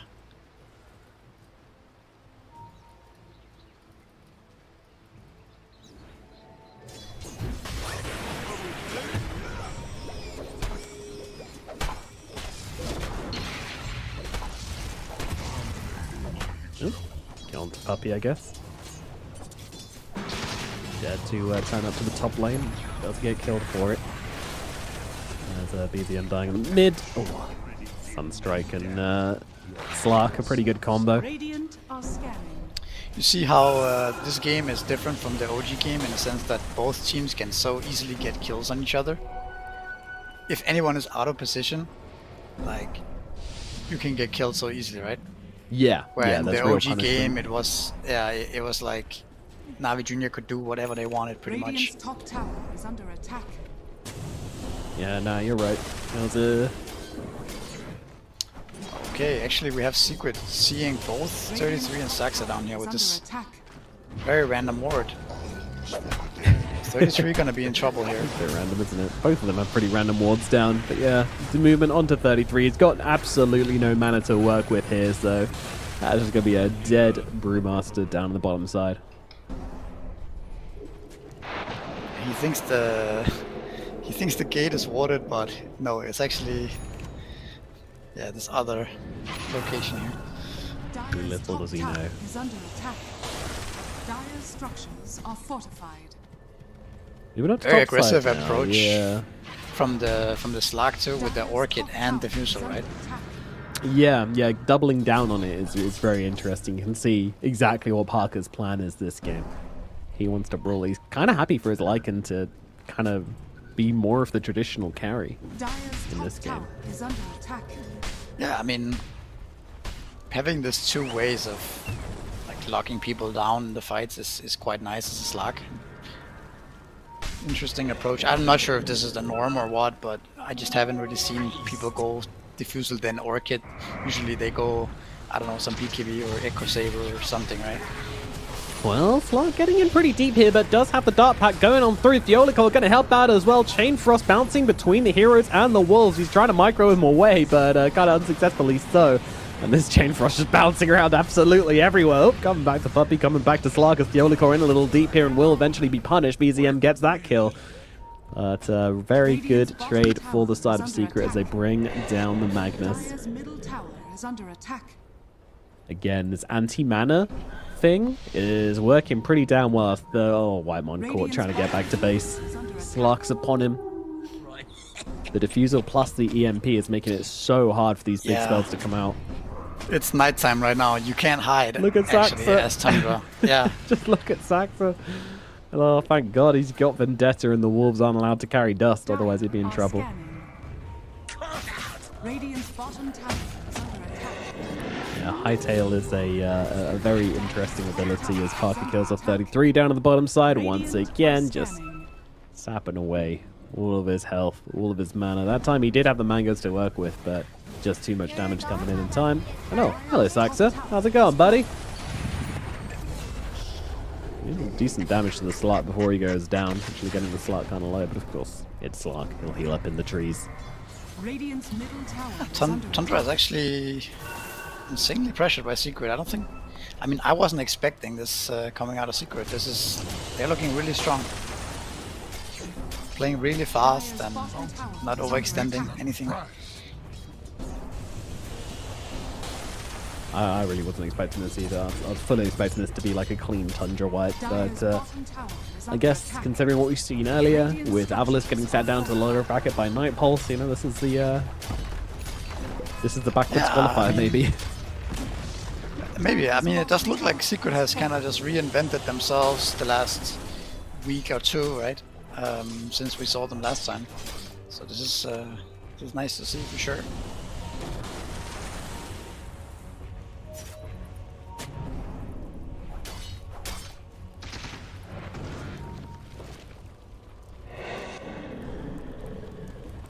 So can you anticipate them hitting any like brick walls or any problems which Tundra are going to bring up, which they might struggle to overcome? I think right now is a good timing for Tundra. As you can see, they're also smoking up. They have level 2 ultimate on Brew. They have Blink on Pangolier. They have the Radiance, right? So if they could potentially win a fight right now, it could be even out the game. Yeah, Duracho just going to throw down the RP onto Puppey, but he's still struggling to actually secure the kill here. They will finally kill him off, as Saxa does get him. BZM coming rolling on through. XNE is a pretty good target, but in the back lines, they are going to jump onto Saxa as BZM trying to take down XNE. And yeah, he's pretty far out of position here and will end up losing his life. Chain Frost bouncing around just about everything and everyone except the heroes. The split finally comes down just to kill off the Oligor. The Oligor is gonna drop. 33 trying to keep an eye on Parker here. It's in deep. Whitemon goes down, but Mixer does trade his life for it. So a little too deep there for the Lycan. Radiant's middle tower has Tundra coming out on top. The timing was strong enough. But still, Slug's not done. Parker, he really wants to try and make sure this goes their way, and getting a kill onto the Slug, the Pango would be a good way to do it, but he's not able to do so. And now he just needs to leave. Damn. Tundra know their timing so well. Just as you're saying it as well. They're able to come up and make something happen. Jeez, Saxa. Saxa, buddy. I appreciate the effort, but also... Was he saved by the Lotus, or was it just not enough damage? It just wasn't enough damage. Okay, he had a Lotus. I wonder, because that looked like it was not going to be enough. But Saxa went for it anyway. I mean, Slack does have only 1200 HP. Yeah, the build is squishy, right. That's for sure. But then you had, maybe he had strength threads on, stuff like this, but I definitely thought he could get in there. He believed. Maybe level 2 Dagon. Maybe level Look 3. at the smoke actually from Secret. Radiant's top tower is under attack. Parker just in the middle of everybody and immediately jumping onto Dracho. Dracho getting his health and his mana drained away by this Slug. Finger comes out as well. They'll need a little bit more and they are going to find it. Parker brings him down. The Oligor is dead. And Parker just gets annihilated on the front lines as well. Okay, well, it's a trade, and a trade which is kind of looking pretty Tundra favored right now. They'll sacrifice Duracho for a kill into Parker any day at the moment. Yeah, I mean, Mag actually took so much time to bring down, right? You didn't really have much damage going into him, so it took a little bit too long. I think Slag was also relying on having the Depth Shroud just to bail him out, but the burst came in from Pangolin Blink Dagger. Way too much damage. The game is completely even now in gold, right? That's crazy. And we're gonna have to see what this Lycan can do now that his wolves are, I mean, arguably less effective than they were like 10 minutes ago, right? Yeah, we didn't really see too much on the Wolves. I mean, there was too much like direct fighting for the Wolves to be considered like super strong. And Mixer himself is having to get involved a lot, which kind of makes this Midas build feel maybe not as strong as it could be. No, I mean, the Wolves has definitely put on a lot of pressure on Tundra, right? But it's like, the longer the game goes, in a way, the less effective they become at killing heroes, right? Yeah. Like, you can see top now. I mean, they're going to be a bit annoying to this Mag, but... They will do way more damage than I'm anticipating as Slut comes in from the side trying to help out, but the response is coming thick and fast! Oh, Parker! He thought it was just a little Magnus all by himself, but he was so wrong. The whole of Tundra show up. Uh-oh. I feel like Secret might have thrown this game now. It looks pretty rough. Slag with this item build, like the hero doesn't farm that fast, right? So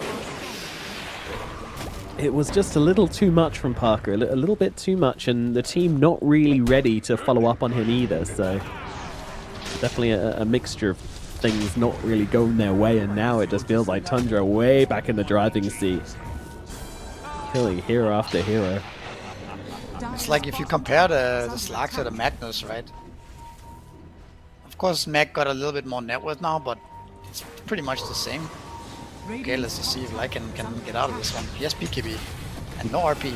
Does indeed. Using it quick, going. Oh my god, Lich is just destroyed. Now they move on to Dracho as well. Mixer, he wants the big targets, and with Parker coming back from the dead to come and help out here, it might just be enough, but no, the turnaround, the tornado, the damage, it's coming straight back their way. Parker and Mixer dead again. Oh my god, your cause just got absolutely roasted and toasted by Tundra. Yeah, I was just about to say, if you click on Magnus, you see he has 3000 HP compared to the 1.3k on Slag. Right? Yeah. Like that's just such a massive difference. Oh, amplified damage on BZM, that's what it is. I was wondering how BZM was able to do like 2000 damage to each of them in one move. And that's actually just straight up from the AD he just picked up. So a little bit unlucky for Secret there. You know, that could have been a decent play, but BZM's ready. They are very, very back on Tundra, and now. Yeah, they are. It's like now suddenly they actually don't have that much damage to bring down the heroes of Tundra, right? You're not gonna kill Brew before he split. You can't really kill the Mag either. He's too much HP simply. And with the Lich Armor behind him as well, like, can you burst Pangolier? It also seems hard, right? So suddenly now it's a situation where Tundra heroes cannot really die without, like, other Tundra heroes bailing them out or clicking their big ultimates. Whereas Secret's heroes, I don't know, the Slack just dies to anything, it feels like. If he's stunned by anything, he just dies. Pretty much. I mean, you have invested all your gold into Diffusal, Orchid, and a Yasha, right? And it looked good. It looked really good when they were snowballing, right? But if you start dying a couple of times, this build just... yeah. Yep. Just collapses. Radiant are scanning. Do you feel like Parker's been forcing it too hard, or has there just been a bit of disconnect between him and his team? I mean, he just died a couple of times back to back, right? He died at the outpost when he was killing the Mag. Probably didn't expect to die there. Then he did the solo play on top on the Mag again and died. And I think those type of plays are just... those are the plays that you cannot make with Slack. Simply, like, when you make those plays with Slack, you fall so far behind. This hero doesn't farm that fast and needs a lot of items.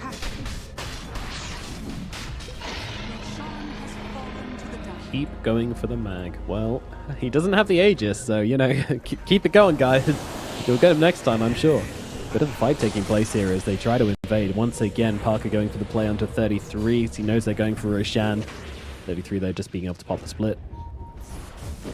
What the Lycan, though. It's not really huge. Damage onto Saxa. Finger's going to follow, and Theodicor brings him down. 4 stacks for Theodicor, by the way. His Finger is packing a punch as Mixer forced to pop the ultimate here just to get away from BZM, rolling on through. And Dracho, not very healthy either. Parker, oh, he wants it. He wants it very badly, but PTSD must be setting in here for the Slug if you go for the Magnus again. But surely they can get him this time around, and they will. XME grabs a kill. They bring down Dracho over on the other side. Tundra backing themselves away. A rare overextension from Tundra this time around. They try to push it a little bit too far, but without the split in play, it's very hard for this Magnus to get in position for a decent RP, especially with XNE constantly tracking him with these tornadoes and these EMPs. Yeah, this felt pretty careless there. PCM might also get caught here, actually. He does have Aegis, but if he dies once, they could think about dying twice here. No, they're backing away. Secret showing some discipline. The Theodicor will be left behind a little bit. Bellinger falling out the passenger door. Puppy's still sticking around, and that's because Parker's still sticking around, because Parker's still looking to keep on making plays. He does not want to drop the tempo of this game at all, not for a second. He just wants to keep on punching people.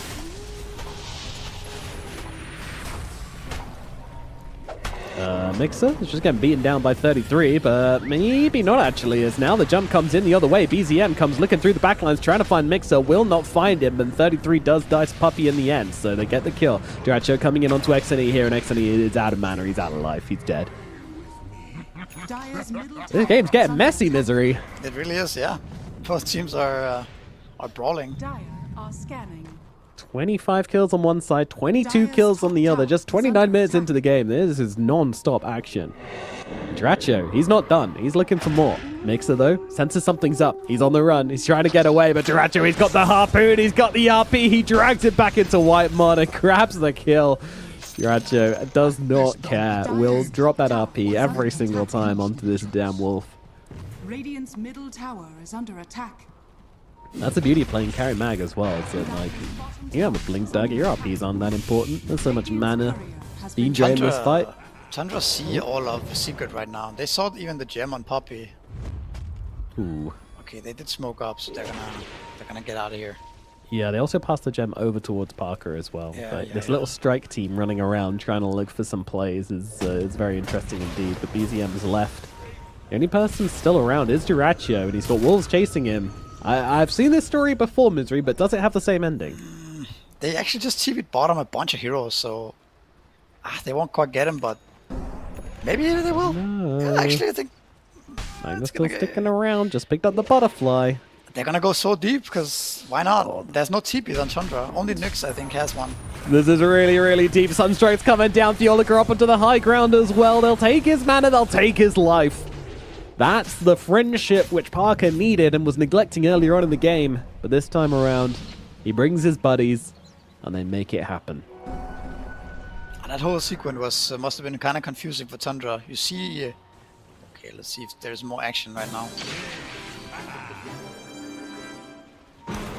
But yeah, you see Elder Titan on your ward with Slark and everybody, and you set up to kill them, and suddenly they're gone, and they're smoking all the way to top, catching your mag in like the most random position. That was a what could you say, interesting turn of events there. These graphs. There's summing up the game very well. Yeah, a bit of a bamboozle secret just ran upon them. I feel like there's been some adjustments coming out from Secret as well, where Parker's been like, I want to play aggressive, and I'm not going to stop playing aggressive. So then the supports on Secret have to go, okay, we're coming with you. You know, we ride together. Dire's top tower is under attack. That's the only way we're going to play it, then that's the way we got to play it. And that's exactly what needs to happen, right? Like, if your carry player's saying, like, I can't stop fighting or I'm going to fall to this mag and we're going to lose, then you need to listen to him and you need to change your approach. I mean, I think they have been playing around Parker really well. I think the only real solo play he made was on that mag on top lane, right? With the Wolves and the Sunstrike, where he died. Every other time he died has been because, yeah, just unfortunate circumstances. But his team has been around, right?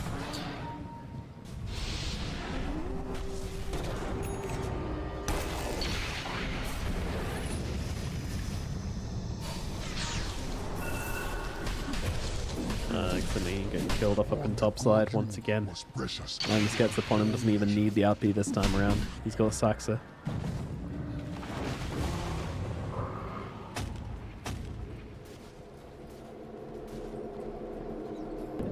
Yeah, game slowed down a little bit here. Yeah, we get some breathing room as Roche looks to respawn. Last time they just did.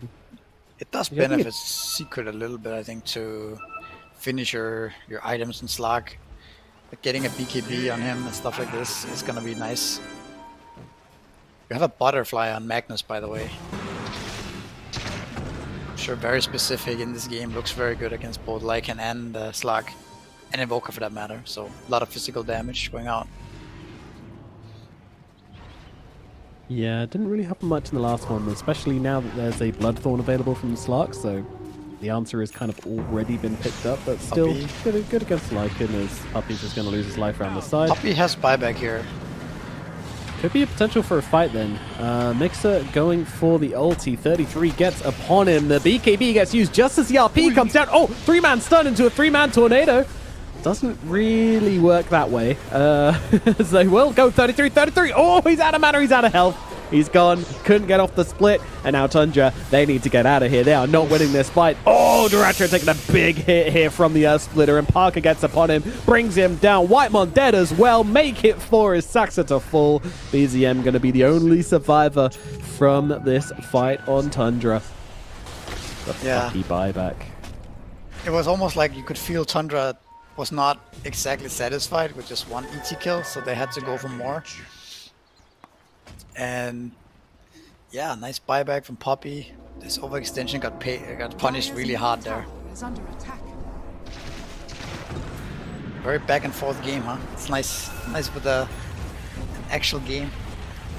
An actual game, yeah. An actual game, yeah. Yeah. I was worried after our first one that it was going to be a tough day, but double damage Invoker, by the way.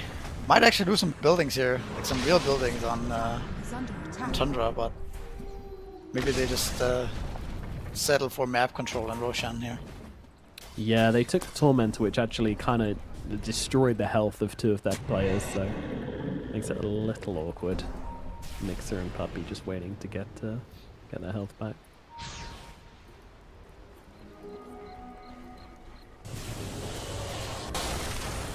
top tower is under attack. What do you think? Who wins the next fight? Because at this point, it's just felt like a coin toss every time. I just hit nighttime. I think that benefits Secret a lot, to be honest. I think Slark has gotten to the point now where he's becoming real scary. He's gonna pick up BKB as well. If Slark somehow gets caught out by like a Nyx or something, then then he can die. But I think he's looking really strong now. Yeah, he's a bit of a monster. He's really clicking. I think I would favor the Secret a little bit now. I think Bruce Split doesn't do as much as it did 10 minutes ago, perhaps. RP is fine, but it's a bit hard to land, and we don't have a blink tag or anything like that on the Ratio. Maybe BCM can be the X factor for Tundra in the team fight. If he gets a good roll off, there's not much answer. Yeah. Apart from, of course, just BKBing, which is, you know, a good answer, obviously, but. It's certainly a pretty strong answer as the fight will break out here, as it usually does. 33 and Parker seeing each other. Oops, stuns out as double impale comes down on each other. Fiolacore drops. Buys back immediately, so should be able to get back into the fight relatively quickly as Andra back themselves away. And a pause. Alright. That was actually like not how you want this fight to start if you're Secret. Like, because you have so much vision, right, from the Slark and the wolves and everything, ET, that I think you want to be more patient there and just wait for a better opportunity, because Tundra doesn't really have anything to get in vision. I mean, you can argue that Nyx gives a little bit of vision, but it's quite hard to show yourself as a Nyx without just dying, you know, against Hex, against Gem on Slark and stuff like this. So I think Secret needs to be a little bit more patient and finding the opening where you are certain that you're gonna find somebody. Now Secret has no buyback on either the supports, right? So that could also be a factor next Roche fight. Yeah, no, they're needed in the fights for sure. The Elder Titan, the Lion, they've been very, very key in these engagements. I'd say especially the Elder Titan and just making these heroes feel a little squishier, and in dropping some Earth Splitters through the fights. If you land the Earth Splitter on the Magnus or on the Brewmaster, like the damage is really severe. Yeah. When ready. Tundra going for a full retreat and probable reset here. Tundra has buyback on 4 heroes right now, so we might see actually buybacks being a key factor next Roche fight. I'm sure Tundra will contest it.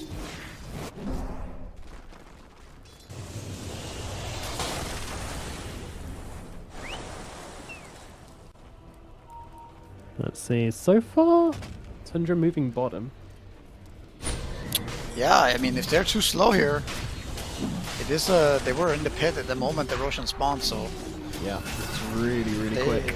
Yeah, they're just not gonna make it in time. Wow. They might decide that against the nighttime it's too difficult to run into this type of areas.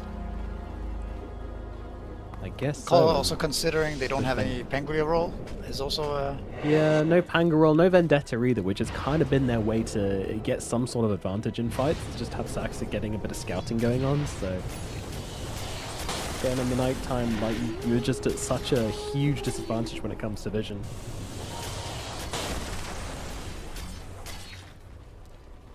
Dire's top tower is under attack. That's a pretty big step forward for Secret then. Like Slark playing with his Aegis is going to really free up their game. Yeah, for sure. And he's suddenly so farmed, this Slark. Like Yeah. he had 5-10 minutes where he looked like he was gonna fall off all the way through the net worth chart, but he managed to stabilize and keep farming. We see the Lycan fighting. or keep fighting back with net worth wise. Yeah. See Lycan also top net worth with his Midas and the wolves just pushing out waves. Yeah, it's pretty silly. Did go for the shard, by the way, to shove out these waves. I'm not sure if he got that from a Tormentor, if he bought that himself. But either way. Probably bought it, yeah. I would imagine so. Really does help their game a lot just to have The those tier waves 3 naturally tower pushing is in. almost dead bottom here. Just from the wolves. Wolves and the Forge Spirits, yeah. Dire's bottom tower has fallen. But the evasion also works on towers. from Lycan, so it can become problematic later on.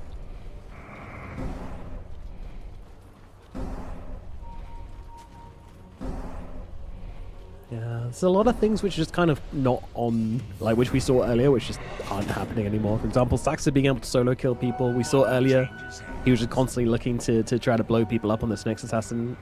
That's just kind of not happening anymore. You know, we saw Lycan and the Wolves harassing people down, trying to solo people basically, or finish people off more accurately. Again, that's not really been a factor. Parker sees 33 with the blink away. And that should keep him safe. There's one thing about Slark is that Parker never went for an Ags this game. So he hasn't got the double jump, hasn't got the range. He's a more traditional Slark.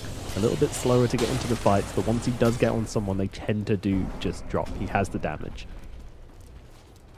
Radiant are Tundra has been doing a good job of dodging the last couple of minutes, and it's gonna be the daytime very soon here, so might see Tundra a bit more proactive and try to take a fight into Secret under their own vision here.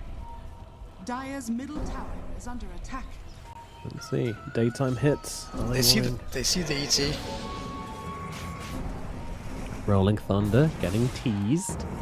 Parker up onto the high ground. Dyrachyo immediately going upon him, but he's hexed up. Great reaction there from Fiolicor. But they put Slark up on a cliff, but he's able to pounce down whenever he wants to. In fact, he's just doing a bit of dewarding whilst he's up there. Fiolicor does pay the price, but Parker gets away. And chooses to farm a hard cam whilst he's here as well. If he dies for this, that would be bashed. Hurricane. RP, not going to come through. EMP going to land onto a bunch of them here, but there's a BKB coming out from Dyrachyo. Again, does not want to drop that RP until he sees an opportunity to do it on Slark without that Aegis in play. That ain't going to happen anytime soon, so instead just looking for Puppey here, but he's silenced up here on Dyrachyo, getting very low on Parker, but continuing to try and fight. He's got that Aegis. He really wants to force him to use it. RP coming down in style for Dyrachyo. But it only really gets him the one kill in the Aegis, and now he's going to die as Mixer just rips through him here. So much damage coming down from this. Lycan, 33 blink up to the high ground as he gets himself away. Just trying to leave this fight right now, but Mixer is very, very fast. I don't know if 33 can survive this one, and even the Shard Wolf just randomly aggroing onto him as well. Okay, bro. He's gonna blink CB. Yeah, let's see if he can do it. Blink across, Radiance off, but the Wolves have already found him. He's just running in circles, cannot escape, and 33 wastes a bit of time, but does eventually die. Big fight for Secret. Also can see a little bit that why Secret picked Slark, or why Parker felt Slark was a good hero this game, is that every time Tundra uses their split and their Pangolier roll, Slark can easily kite away from that, and they can kite the fight from there. Once those spells are on cooldown, it's a lot easier for Secret to engage. So that's kind of the weakness of Tundra's lineup, is that if their ultimates don't land on big targets and they get a bunch of kills with them, then their heroes fall off a little bit in the fight. Obviously that was also an Aegis fight, so Slark had 2 lives there. Yeah, make a big difference. That was a big deal. And they tried so hard to not use the RP onto the Aegis Slark. Like, they're really, really trying not to do it, but eventually they were just, Dyrachyo was just like, oh, fuck it, I can't do this any longer. I gotta take the guy down. That was really, really awkward. I'm feeling you just need a little bit more coming out from, I don't know, just a bit more damage from Tundra, a bit more to threaten these heroes.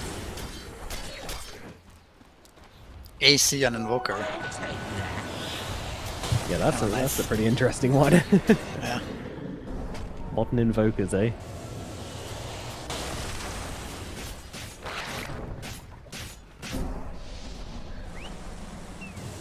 I think the game plan in fights for Secret should be to kite out, like, kind of halfway initiate and kite out the ultimates. Like, and Lion can play along with that playstyle as well, right? If he, because once he's committed to using Hex or whatever, if they don't get a kill, he will just die, right? He doesn't necessarily have to die. I think Secret support staying alive is it's going to be very big. And generally, supports in this game have high impact. If they can stay alive after BKBs, it's going to be, yeah, they're going to be important. Oh, BZM? Weesh. Weesh. very scary. Tundra always up the high ground as well. Both teams kind of poking at each other, but maybe really making that first move as usual. A little bit of poking, a little bit of prodding.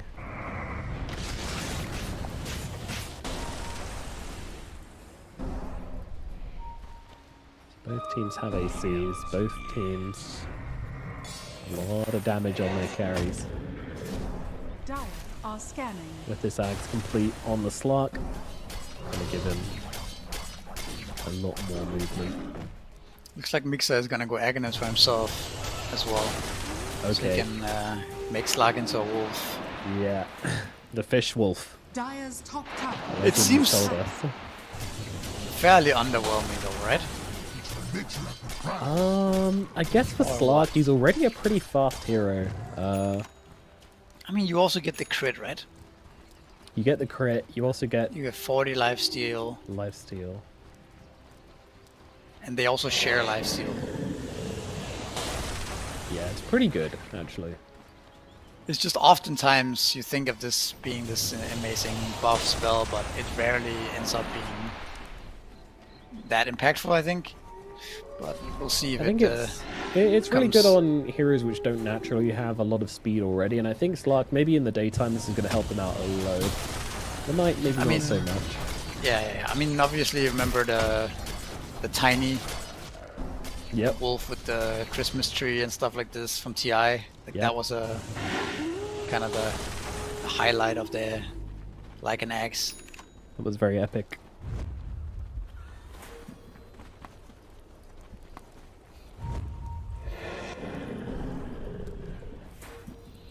See, did he get it? He did. Okay, so Wolf Bite is available.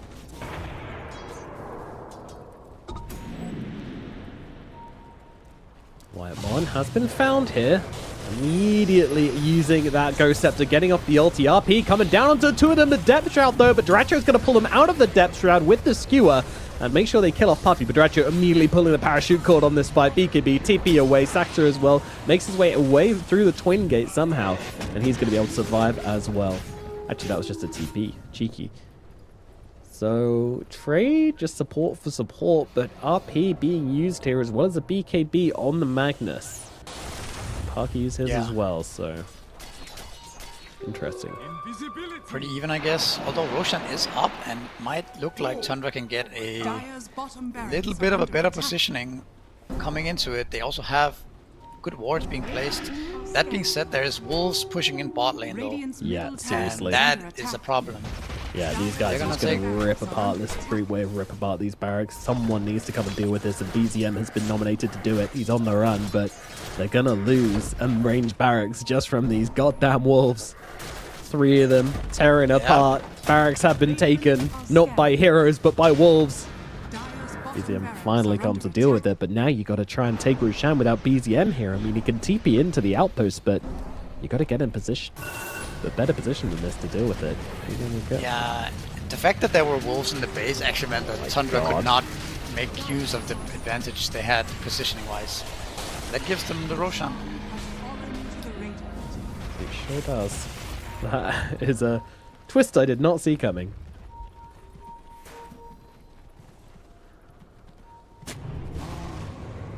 So now, a range barracks up. The Shard Wolves constantly pushing in the map. Lycan hits 25 and gets 2 extra walls, which with the Alpha Wolf talent is absolutely ridiculous.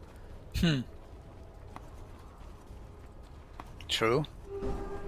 How reduces total attack damage though? Nah, there's no way you can take that when you have only 3 points in Howl, right? Yeah. Like that would be grief. So you get 4 wolves. Okay. I mean, those wolves are actually... You should just rat with them constantly, right? You don't bring them to the fight. You just... I mean, look at this. Look at this down at bottom. Yeah. I'm watching it. This is insane. Yeah. They don't take out the full waves, but keep in mind, that's not the walls at full power. That is a pack of walls which ran across the entirety of the map to get there and then almost took a wave. Like... For sure. I'm just watching the Wolfgang now. I don't care about heroes anymore. I mean, if you're a micro god, you can just, like he's doing right now, send 2 to one wave and 2 to another wave. Yeah, the second group of wolves did actually miss them, so he just runs back to the middle wave whilst his team cut the bottom wave. This is... You can cut 2 waves at once, right? Yeah, it looks like it. And this hero has a very high skill cap, clearly, these wolves. Tundra aren't respecting it whatsoever. They're outside of the base right now as Parker just starts to deal damage to the melee barracks. They'll force him back. Whiteman's going to lose his life elsewhere as he'll just get blasted down in the mid lane trying to cut some waves, and they cannot deal with these wolves. They cannot deal with the wolves, and now the fish wolf is in as well, jumping onto 33. Everybody's a wolf. Everything's a wolf. Everything you touch turns to wolf as Jiracho comes riding through the fight, trying to look for an RP opportunity, trying to keep his Nyx assassin alive. Will actually be able to do so. Nyx living for now under the cover of the invisibility. RP coming out, they really want to catch out Mixer here, but the Hex once again from Theolicon means that Jiracho cannot follow up on his own RP, dragging the Slark back, but Slark's got the ultimate. He's just going to chase down Jiracho till the ends of the earth. Jiracho narrowly survives as he gets himself back to the fountain. 33, Trial still trying to hammer in the Slark. Doesn't have the damage with just his pandas alone though. I say that, he's doing good all by himself, chasing back a Secret, but that's the thing. I feel like now those cooldowns are down, Secret just keep going. Very well done by Secret, right? Like we talked about, if you kite out the ultimates of Tundra, there's not much left in the tank. You do have a very low cooldown rolling Thunder now, but I'm sure Secret's gonna go back in here with the... They don't rely as heavily on the Brew split or the RP. EMP being used. Slark caught it a little bit here, but the follow-up, it wasn't there. The stuns, they even seem surprised to see that they even got him, so instead they'll try and get Puppey in the backlines, and now they'll go towards Mixer as well. Mixer getting low as Jiracho gets upon him, and they shan't kill him off as Yoloko comes in. Huge 3-man Earthspike, saving Mixer's life a little bit longer. Does go down eventually, buys back into the game. Slark just running through the fight with the Aegis. Nah, Tundra is still strong even without the ultimates, clearly. Apparently so. It's not so straightforward. I mean, you have RP on your... I mean, you have empowered Brewmaster, empowered Pangolier. Like, realistically, this Pangolier is the carry of this game, right? You're actually doing so much with the Rolling Thunder. That's kind of all you need. Then you just right-click with the other course. Yep. Rolling Thunder's bouncing around with a bunch of shield crash in the mix as well. He's actually gone for the Rolling Thunder cooldown as well, so it's going to have an extremely high uptime here as they move on to the Slark. Ooh, just about missing him in the Depth Shroud there. Can be tricky, but Parker still on the run. Don't forget, he's got the Aegis here, so even if he drops, it's not a big deal for Team Secret. XNE goes in, immediately getting RP, though Jiracho was waiting for him, jumps onto the Invoker. Now the rest of the team has to surge forward on Secret, try to help out their Invoker, and that they will as they turn around and grab the next. Okay, BKB and Nullify coming out from the Invoker, doing so much damage, but now hexed up with all the pandas into the mix. They can take down one, they can take down two. Invoker and an Aegis, taken out of the hands of Secret. Follow up, where is it? Secret, they're going to need to help out Parker right now, but he does have the Depth Shroud to come out. Dark Pact used. And get himself to safety. Wolf joining up. Here we go. Wolffish is back for round 2, but he needs to come and help his Invoker, and he's just not doing so. Looking for the supports on the backlines instead, just looking to blow up the Lich. Successful in doing so, but the rest of Tundra just mobbing onto the two of them. Can they fight this? I think they can. Theolico getting very low indeed. Will full Slark stunned up inside of his ulti. He's not getting off the damage. Parker needs to leave, as does Mixer. Mixer goes for the BKB TP out. That's not going to happen. Instantly cancelled. Damage coming through from 33 is absolutely no joke, as they'll take him down. Die back on Mixer. Hold the phone. What is happening right now? I don't know. I mean, it doesn't feel like Slark can really hit anything. He's not killing any heroes. Same for Lycan. It's very hard for them to deal damage now. There's too much stuff going on with the... Yeah, with just like... Pangolier ultimate, Brew. You can't really hit the Brew. He has so much evasion. There's evasion on Magnus. There's Lich armor, 4 staffs. You know, Slark only gets to hit it a couple of times, and then he has to ultimate. Or he has to Death Shroud. And you can see it in his stacks right now. Only 21 stacks after such a long time. So I think we have just a problem of how do you actually kill heroes on Secret. Radiant's middle tower is under attack. seems hard to burst the target. Slark needs to get like a ridiculous amount of stacks. I don't know how he does that. He only seems to be able to hit her inside Shadow Dance. We also see the strategy of Slark. Can you get out of this? Looks like he's going to be okay. BZM being very, very annoying. He's been dispersing himself in the middle of that. No buyback on 2 heroes, but do have a Elder Titan to delay a bit. Oop, jump in, drag back onto the Slug. Slug does get off the BKB, but not the Depth Drought. He's dead. Oh, God. Oh, Parker. No buyback. No buyback available. He bought the Refresher Recipe. I mean, that doesn't cost very much. I don't know what he bought to not afford buyback, but either way, Theonicorn's dead. Oh, he bought the Aghanim's Blessing. Oh. He's very close, 148 gold, but 148 gold is feeling like a hell of a lot right now. Puppy's going looking for bounty runes, doesn't find one on the bottom side, looking over towards the other jungle to try and grab one. Meanwhile, their base is being taken.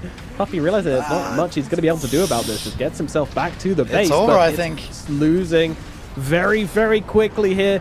Tundra, they're on to the Ancient, but Slug, he gets enough gold for the buyback, coming back in, looking to just fight up now. The Pandas are just trying to end, but I'm not sure they're going to be able to do so, and he's about to run out as well. 33 comes back to mortal form, runs down the low ground. Parker is hunting. He needs to find something here. Chain Frost is bouncing around forever, it feels like, as they try to go on the 33 TP out. Do they have a basher? No, they do not. Wait, he cancels?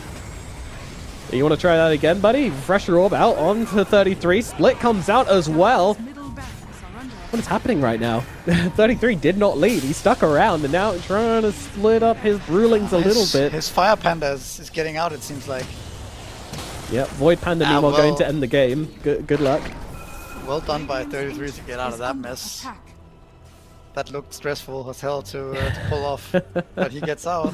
Yeah, splits the Brewlings in every single corner of the map, and Fire Panda lives. So, I don't know if the bounty rune made him able to buy back, or if the goal just, you know, ticked up. But that was insanely close, right? It was I think maybe very they close chased then, some just heroes. straight up I losing. think if they had focused the throne with Mag, and maybe they had enough time to kill it, but I'm not sure. The game continues here.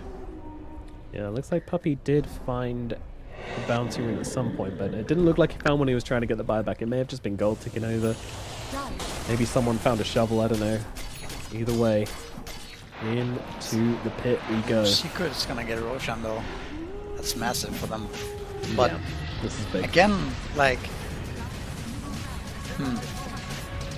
The Wolves are going to take the range tracks as well. Very annoying.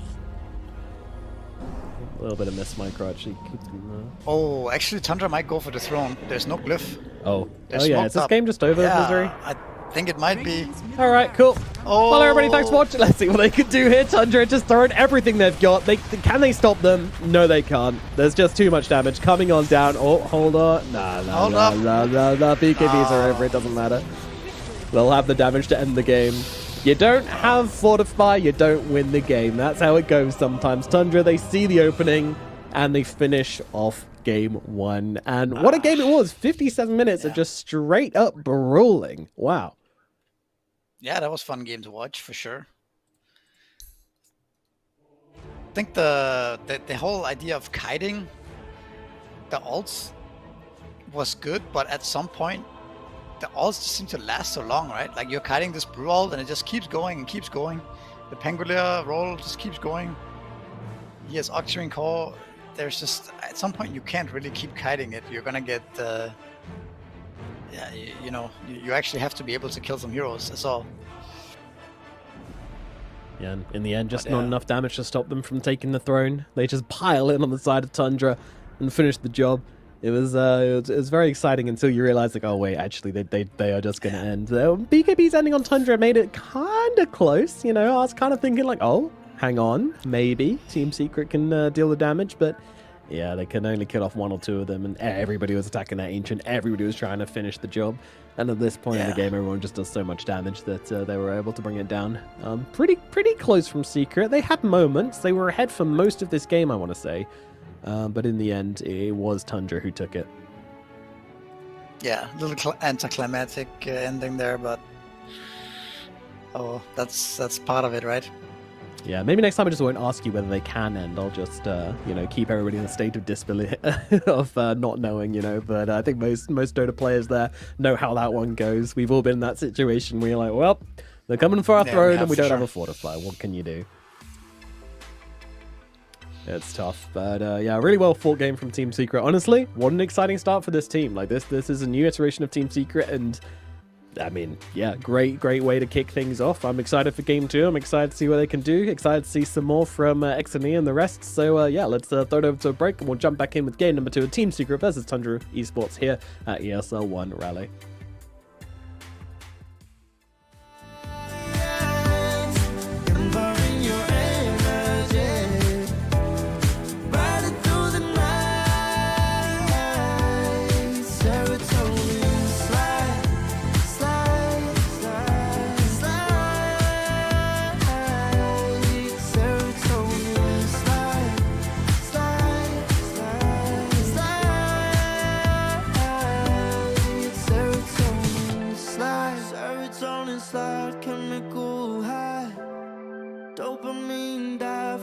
Take it higher. Serotonin slide, chemical high. Dopamine dive low, take it higher. Serotonin slide, chemical high. Dopamine dive low, take it higher. Serotonin slide, chemical high. Dopamine dive low, take it higher.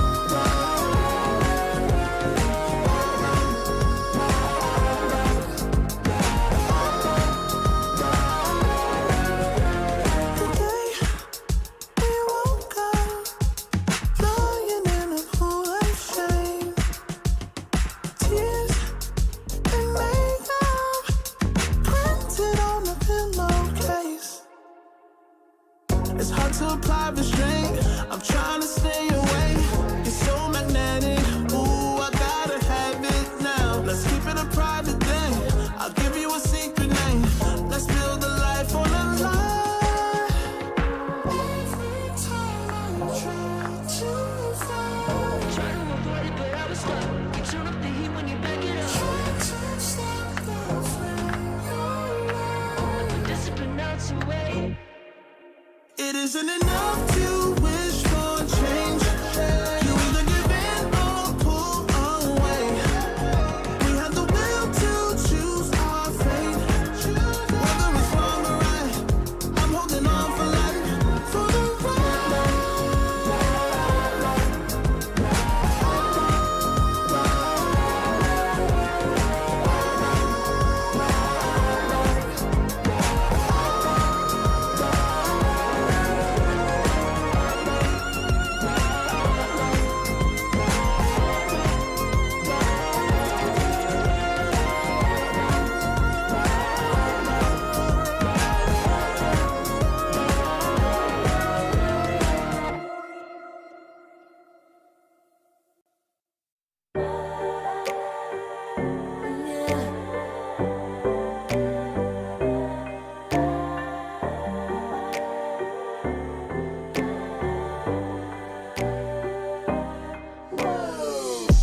am I? I've been working all year getting by. Looking for the high, taking all my time. Breathing in new life, feeling fine. Like I don't gotta be something society wants me to strive to be. Got my own energy. So magnetic in the spotlight. Shaping my own will with my own mind. Don't talk about me unless you alright. You gon' see I'm finna real free, protecting my energy. Gotta protect my mind. I'm breathing in new life. It's time that I realize what feels good ain't always right. Making changes, I got me a new strut. No more settling, I'm running out of good luck. Never chasing, I attract, I'm busy going up. If you see me come correct, then keep it on the book. Get it, how I live it, that's the motto, how it goes. No more riches, introducing, hit the lotto, I'm the one. Not denying myself anymore, I'm done with it. Sky is the limit, I'm living like willow. Energy,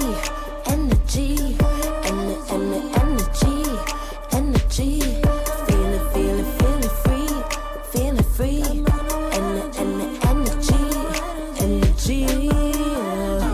Gotta protect my mind. I'm breathing in new life.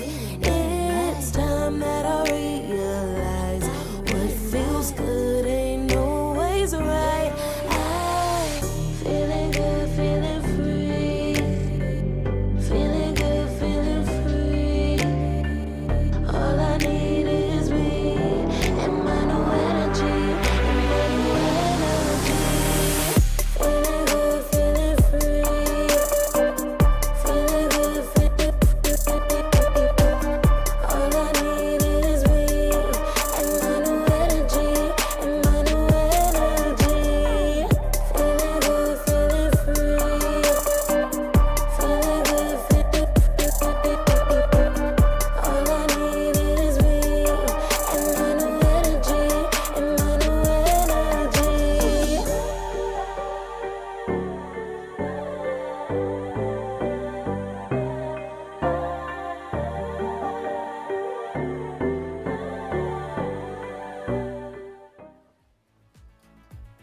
Hello and welcome back to ESL One Raleigh Western EU closed qualifiers, where we are now into game number 2 of Thundra Esports versus Team Secret. Now, predictably, Thundra are one game up, but somewhat unpredictably, game 1 was really damn close. I mean, what surprised you most about this new iteration of Team Secret misery? I guess I was just a bit surprised to see Secret back to being what could you say, a real challenger to potentially beat the best teams, right? I think that's the last few weeks or months we've seen Secret kind of struggle to find its identity, but they look stronger than they've done for any of their recent rosters, I would say. So that's kind of nice to see that they have a chance to maybe qualify or make some upsets here. Potentially, yeah, even up here in the upper bracket, making a run or taking some surprising teams down the lower bracket. Either way, Team Secret looking like they're maybe tougher than people may have anticipated coming into this. I mean, they did get through the first open qualifiers, which in this region is already a bit of a challenge in itself with those kind of single elimination, like best of ones and everything. Anything can happen. And often does. So yeah, keep your eyes on Team Secret. Who knows what they're going to pull out. We'll see if game number 2 is as successful as game number 1. Do you feel like Tundra should maybe be banning both the Lycan and the Visage, or do you think targeting Mixer is a bit of a bait? No, I think it could be a realistic strategy for sure. I think maybe the Lycan is a bigger problem than Visage realistically. I think, I don't know. The meta right now just seems to fit the Lycan more. These wolves are too annoying to deal with. So I wouldn't be surprised if we saw a Lycan ban this time around. Yeah, we've certainly been seeing much more Lycan than we've been seeing Visage, that is for sure. And yeah, maybe Duracho feels like playing more of a classic carry hero rather than the Magnus this time around. it was a very difficult game to get up any like, you know, big wow RP moments. Like generally playing Magnus into Slark is going to feel like that. So yeah, we'll see what Rachio's got in store for us in game number 2. We do have the draft now available, so we will waste no time in jumping straight into it and get into game number 2 of Tundra versus Team Secret, and find out exactly which team is going to be taking this one. So 10 seconds remaining. Tundra, Yeah. are they going to do it? Are they going to ban them both? They've already taken 5 down the seconds Beastmaster, remaining. but they've got 2 more bans to come. So you think it's gonna be Lycan and Visage next? Could be. I don't think so, actually. I feel like 33's maybe not. Tundra Esports. he knows turn other to offlaners ban. very well, so I feel like doing that kind of shows a lot of respect towards Mixer, which 33 Yeah, I might not think necessarily be willing to 10 give out. seconds remaining. Potentially also because they won that last game, they might be a little bit more 5 seconds I don't know. remaining. clear-headed and not so emotional about it. That they will just, if they had lost last game, Tundra maybe they would have Esports, turn been to like, ban. okay, we just ban this guy out. Yeah. Well, there's the Visage. All right, 1 out of 2. Let's see. But 10 if they don't seconds ban, remaining. there's like Dragon Knight, Yeah. Gyrocopter, There's a lot in the Magnus pool. again. Seconds remaining. Yeah, Pangolier has really risen again to the top of the picking order. As Again, always. Dire We, It's we never inevitable. that hero never catches a break. So also had like maybe the MVP of last game BCM right on that Pangolier. 10 He had so seconds much remaining. impact. Yeah, he was phenomenal. Crazy. 5 seconds remaining. Absolutely. All right. So we'll be the Morphling band out. So of course, giving Parker the nod here, as has to be done. I suppose, yeah. Yeah, that's the thing about the Secret Squad as well. They've got like a lot of kind of signatures to pull out on you. I don't know what we don't know enough about the mid laner yet, but Mixer and Parker both pretty like they have heroes which they will just first phase against you, and they will do very well against you with. So that's always a scary prospect. You know, you look at other teams of a similar level of like maybe Jiggling or OG even, and they don't really have that as such. So Yeah. I guess. I mean, same with like Navi Junior, where they've got their gyro, which people tend to just first phase against them because they don't want to have to worry about their support or carry gyro, which they're happy to run either way. Yeah, true. I mean, I guess we need to see more games for teams to develop this type of identity, right? Yeah, But maybe. yeah, I mean, first pick Invoker, there it is. Maybe that's their Maybe. thing. What's Tundra gonna go for here? There's a lot of heroes in the pool right now. There's the Magnus once again. There is Dragon Knight 10 is in the pool. seconds remaining. The Gyrocopter's there, like we mentioned. There's all the supports like 5 Bat, seconds Phoenix, remaining. Lich. You could just go Pangolier again and secure your mid laner against the Invoker. Like, I think that's a viable option as well. Dire team ban.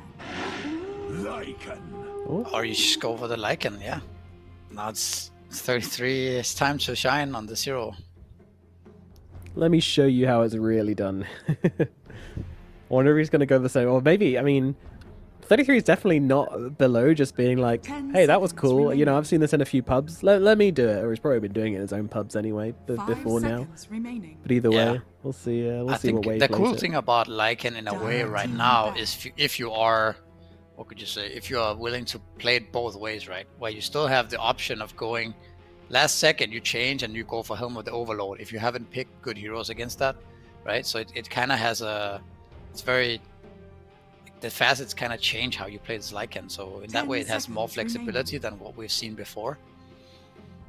But it definitely 5 looks seconds remaining. ridiculously strong right now. And very hard to play against as well, right? Just this Invis Wolves constantly on the map. Yeah. Like there is no real counter to that other than just drafting loads of Tundra heroes which can kind of Esports, kill turn 2 to wolves, ban. which it's kind of not that many.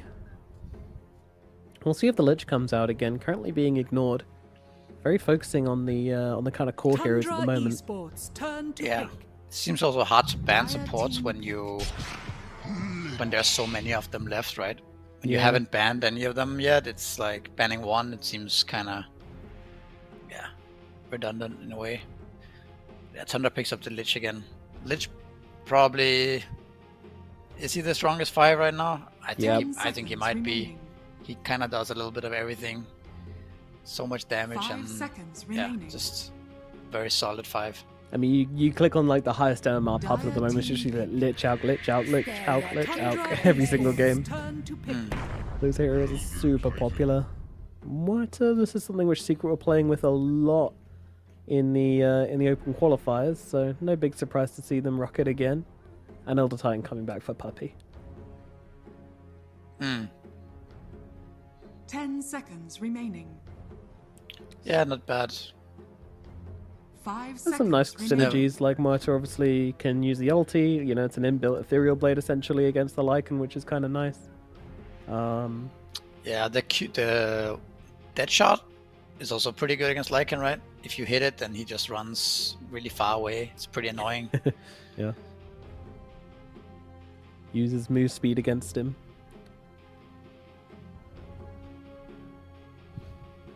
The Titan, obviously, we saw last game what they're able to do with it.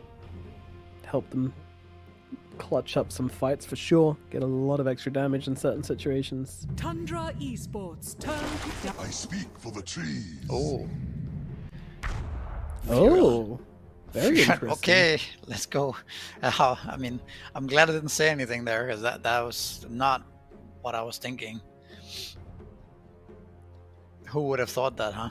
Yeah, that is wild. So what are these positions? Is that just their 2 cores, or is it some kind of weird support Ricky or something like that? I feel like it's going to be mid-profit and off-lane and safe-lane Ricky, sorry. But would they pick these 2 heroes like this and last pick support? Is that... That doesn't seem right, does it? Is it... I feel like it might be some Saxa Ricky. Yeah, you why think? Why is there a Ricky picked now? 16-17 Ricky. It makes no sense. It's gonna be Saxa playing Ricky. I think. But why? We'll see. Ricky's I don't know. rubbish to support now. They took away I Sleep don't Dart, know. didn't they? Maybe Saxa gets the 24 pick. Dire team back. But I don't know. There's something I think fishy it's- going on here. Am I crazy, or is it more likely to be a more a core Ricky and a support It is profit, more right? likely. I don't know what the fuck Ricky's 4 does, but it was the same people were thinking when he played support Slag, right? But at least support Slag 10 has the seconds ability remaining. to de-ward and things like that, and save. I mean, you have smoke screen on 5 Ricky. seconds remaining. But Yeah, it's probably is it more some- likely to be. It's probably more likely, like you said, to be a Lich Ricky lane, Fury on mid, go against Invoker, and just Lycan off, and then you have a last pick for Saxa. Maybe that is the new approach of drafting from second pick, because realistically, you're not gonna get much gotcha out of 24 anymore. Yeah. So you just show your cores Tundra and you Esports, last pick a really turn strong to support ban. for the game. Like, for example, right now, there are some supports that can be really powerful. Maybe Shadow Demon or... Well, Secret are banning out carries, so they think it's Ricky mid potentially, or Profit mid and Ricky's. 10 I don't know. seconds remaining. Let's stop. Yeah, I mean, it is a great now- smokescreen game in fairness. 5 seconds I just remaining. want to keep it open, right? Because, like, Yeah. Tundra Esports, turn you gotta to be ban. questioning, why the hell is there Ricky picked now? You know, the only argument is to put it mid against the Invoker, in my opinion. Because, like, why would you pick Ricky carry blind? Yeah. Maybe it's fine. I don't know. Let's see. 10 seconds remaining. I'll stop talking about this Ricky. Yeah, we've said Ricky way To too see many how it times. unfolds. Yeah. Bristleback. See, this is why we're so Bristleback. sick of seeing the same trash coming up again and again. Bristle is good against Lycan, right? Good safe laner against Lycan. At least it used to be. Mm-hmm. Probably still is, even though you don't play the same way with the Dominator. 10 seconds remaining. We've seen some people still going for it, but yeah, if you're not forced into it, then Oh, it looks like it's an Yay. off lane Bristleback.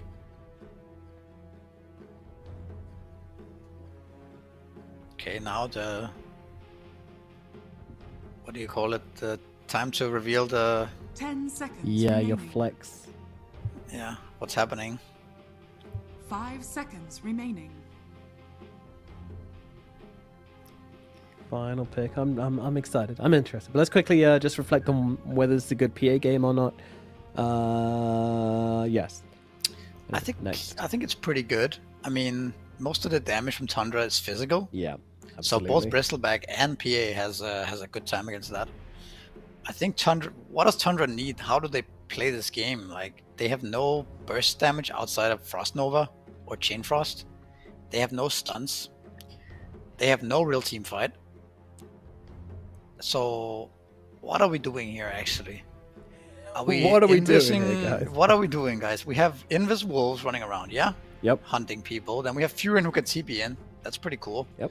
Then we have Ricky also running around in this, scouting and hunting you. Okay, sounds like there's a a lot lot of of stuff going on. Yeah, but it kind of amplifies, right? So you can get killed around the map. Okay, and now it's really Okay. amplified.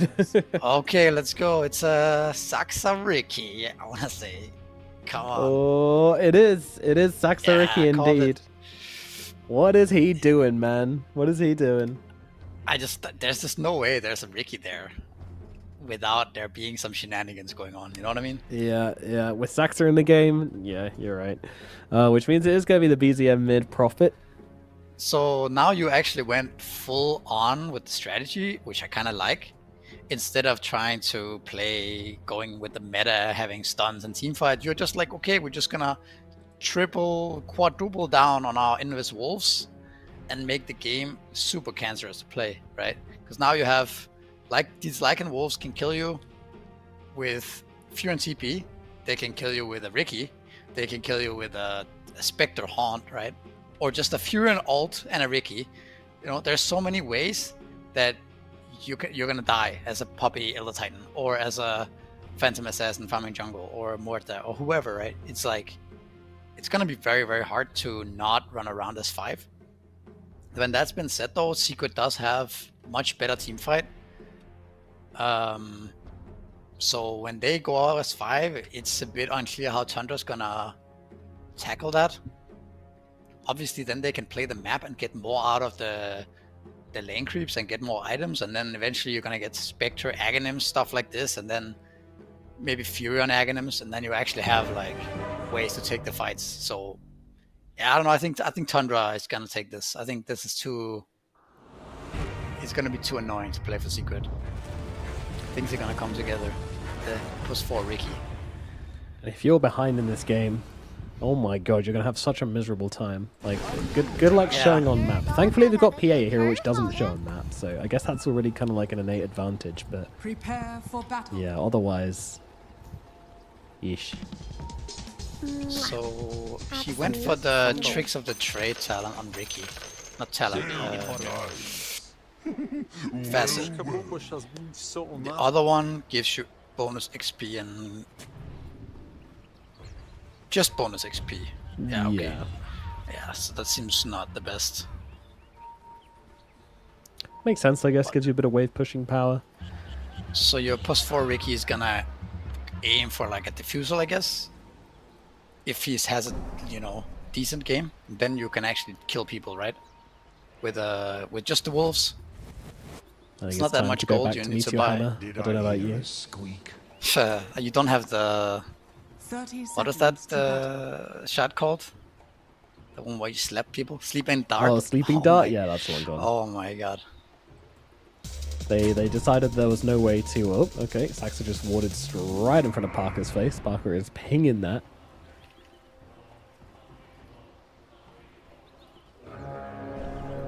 This looks like a game where you can really abuse the wolves, though. Like, last game, the wolves were annoying. This game, the wolves can be...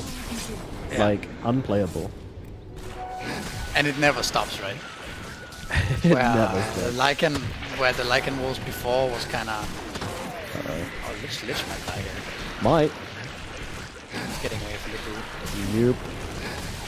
But Bristleback, though. Yeah, it takes him a bit of time to finish off the kill onto White One, and now Mixer is going to die in response, and you're actually going to stand here and fight with the Olikor. Olikor kind of happy for this to happen, especially with a dead shot in his pocket. In fact, Horatio is getting kind of low here, has the 8-1, so can keep himself alive a little bit longer, but the Olikor going to keep on chasing him down and gets the kill. That's a bad time to die as well, because the Lich just TP'd in, meaning your TP is going to be longer, and you're taking a long time to respawn as well, so... White One just going to have to go and grab the creeps instead.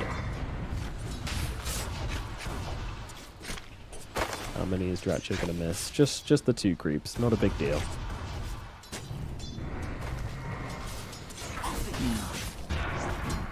Yeah, shouldn't underestimate that goo. Level 1. Absolutely not. I mean, Ricky is kind of a laner.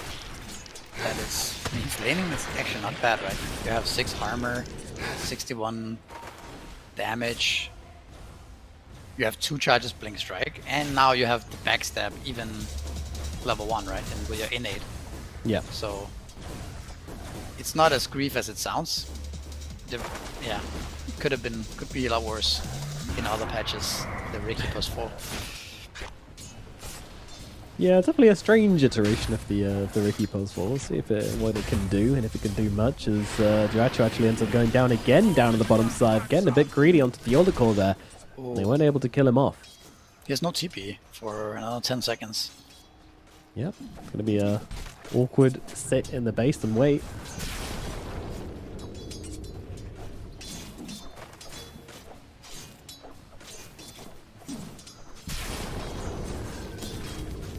Pretty brutal death for Jiracho in a row. It's gonna feel really bad. So Saxa will kill off Puppy, just chase him down with the wolves. The first wolf kill we've seen at last. Yeah.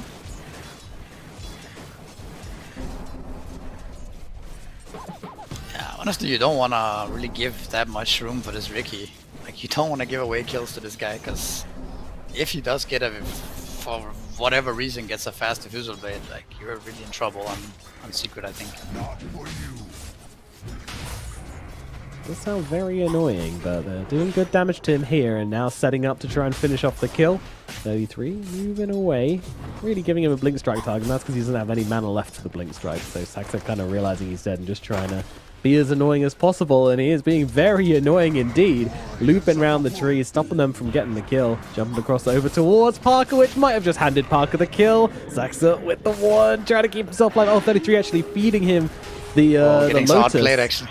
Oh, he lasted such a long time. Does finally fall though. Finally goes down. Parker taking a lot of damage for this as well. Making that kill quite expensive too, right? Because you're also losing a bunch of creeps on the tower here. Yeah. Only loses 1, but still more costly than just a clean kill.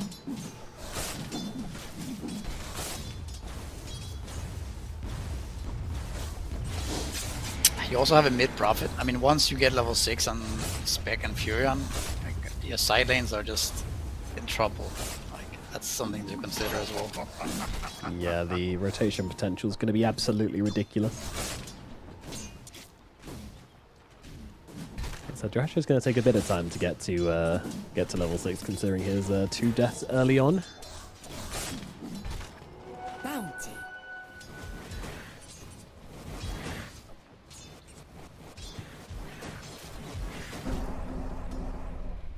Parker on the PA going to be pretty farm this game by the looks of it. A good start for the Phantom Assassin. Nobody really coming in to help out up on top. Yeah, true. This game as well. Secret off to a really good start. Yeah. Same as game 1. I'm a bit surprised about BZM getting started on in the middle lane as XNE comes up onto the high ground. Some nice trees. BZM space needs to get himself back. Let's remember that Secret actually has real heroes in this game, whereas Tundra kind of doesn't. You know, their strategy is much more built around the level 6s and mid game and things like that. Yeah, it's a bit. So they are fine to be cheesy from Tundra, but it's certainly it's starting to smell that way, isn't it?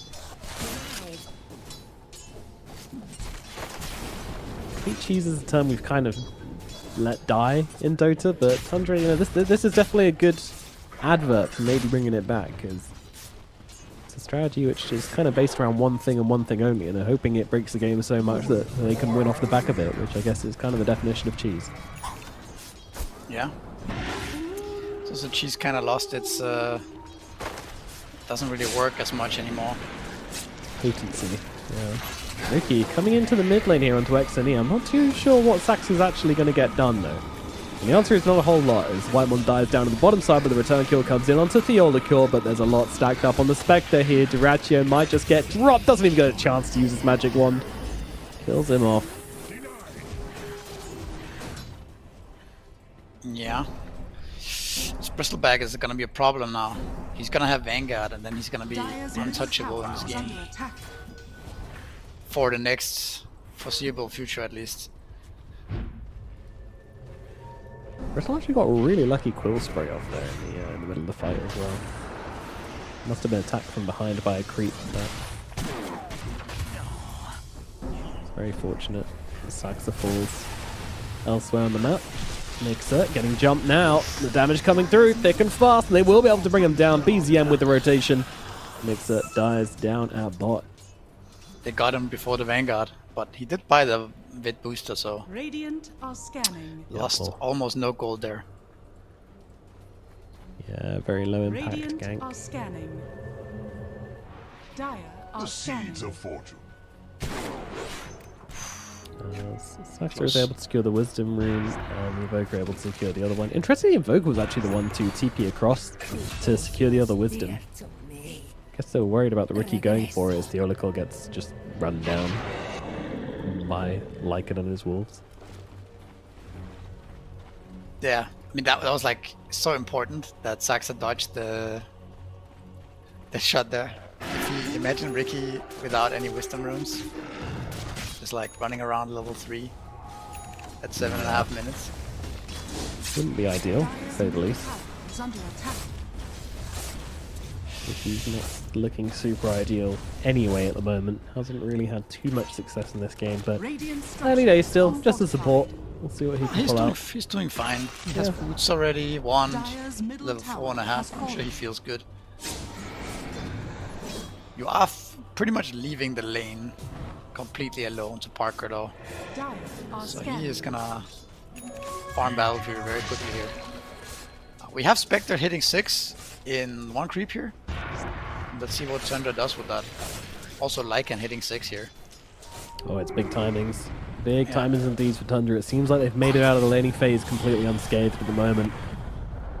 Nice dodge from 33. Sapapi taking a whole chunk of damage there from that Wrath of Nature, and Parker's going to be the one they run down. Movements in. You cannot show anymore. You really cannot show. There it is. Dire's bottom tower is Didn't take 5 long, did it? heroes, just like that. No. Poppy saw it coming. He saw the TP immediately, even before anything. Just out of there. Dire's top tower. But is so under now attack. actually Parker has a little bit of an issue, right? He went for this very greedy build with Fury, and if he's not able to hit his creeps top, Yeah. and he's like, they do have cooldowns on everything right now, so he should be alright.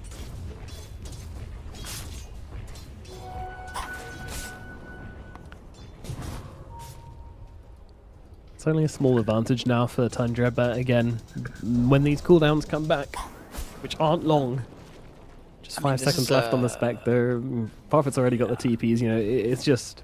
I mean, this is very ideal for Thunder right now, actually.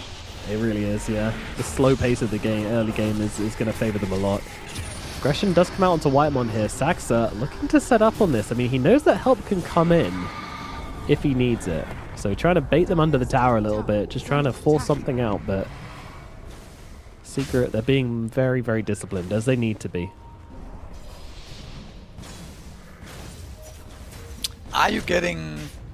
I mean, Chandra might have a little bit of a problem later on, perhaps, having all their heroes go for carry-style items. Like, where they have basically no utility in their draft whatsoever. We'll see how that plays out. You're gonna have a Mjolnir and Furion, right? Lycan going damage. And a Spectre. Mixer? Kind of going a little deep here onto Duracho. Duracho just kind of forcing his hand here, popping the blade mail and just whacking him in the back as XNE tries to get himself out, does do so with the portal. Invoker won't be sticking around too long. The boys pull up on bottom lane. You can never really overextend at all against this draft, right? You're gonna... Everyone's just gonna be there. Dire's bottom tower is under attack. Now Ricky hits 6 as well, so just going to give him that extra layer of kiting, of finding heroes on the map, enabling these global presence heroes. It's kind of on Secret now to maybe set up some baits, you know, try to catch out Dire's courier has been killed. Tundra, get someone to TP into a trap. Dire's bottom tower is That's how under they can attack. take advantage of Team Tundra.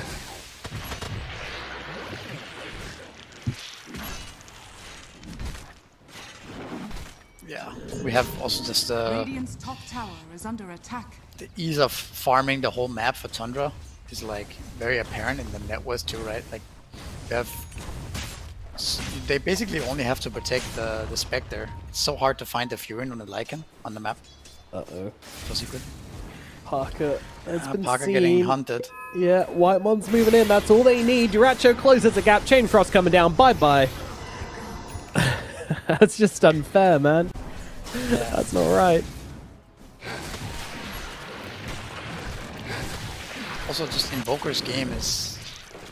He has no game at all, right? It's also really hard for him to make any moves, because Secret has no real damage to kill anything. And if you cross the river, you know, you're gonna get global down, like we've seen a couple of times now. Where everybody just shows up out of nowhere. Yeah, the gang arrives. Automatically, the Lycan Wolves just terrifying the Invoker. You can't sit here and kill off the Wolves. You just can't. That's what Parker tried to do. Parker died. Shadow Step back off cooldown already. Duracho going for the Radiance. Yeah, the Spectre Haunt is up again, so probably we're gonna see Tundra look at anything they can find here in mid lane, for example. Or Invoker right now. Yeah. Yep, straight away. Duracho and Saxa trying to bring down XNE. Nice turnaround from him, but it's not enough to keep him alive. BZM in the neighborhood, Dagger connects, and the hero drops. Yolico also gets caught out as well by Whitemon on the side, but has the ultimate to keep himself alive. Saxa now in some trouble as Mixer comes in around the side, and Duracho kind of needs to leave. He's getting kind of low. I don't know if he wanted to go back to his illusion, but just wasn't there anymore, and now they're just trying to get this kill. Scoop sleeping up upon him. He really cannot get away, though. At least he has a... oh, hold on. Chain Frost comes on through. Never mind. It's Puppy to fall instead. BZM pits off the Olico on the backlines as well. And Mixer in the front does bring down the Lich, but BZM gets the kill instead. And that is going to be Team Secret getting absolutely baited in once again. They thought they could finally bring down this pesky, pesky Spectre, but Duracho just baits them just far enough. Yeah, look at Furion's items already. Like, he has a full Mjolnir. It's actually crazy how farmed he is. Spectre too. Somehow all of, like, after dying a couple of times in lane, he's managed with the kills and everything to suddenly be up there with the Furion. That's really scary for a Secret. I don't know, it's getting to the point where it's unplayable for them, I think. He's had 7 kills on Duracho. That's how he's come back into it. Yeah. Getting the last hits and kills is massive for him.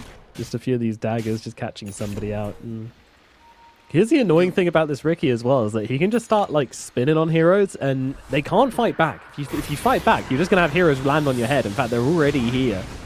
This one not looking so hot for the side of Tundra though, as Saxa is going to get cut down and Duracho really out of position, or maybe not. He's still looking to try and finish the job onto Parker here, but won't quite be able to do so. The Wolves are also in the neighborhood helping them out. Don't forget, there's a Prophet that can come in. The Wolves are already rolling in as the Shapeshift gets used and they find the Invoker. XNE likely to drop. BZM trying to help out. Will be able to do so with the Wrath of Nature. And that was a long Invoker disarm, dies, but that really did not look good. Duracho dies going under the tower for that one, so that one wasn't great. The disarm lasted 5 seconds. Maybe he got a level in there and end there, but that was a lot longer disarm than I think they expected, considering they were just like moving after him, right, without attacking. Yeah. That ended up being pretty good for Secret there. But still, I think this game is so difficult for them to play. Like we talked about doing the draft, it's like it's so much more in Tundra's control what kind of fights they want to take.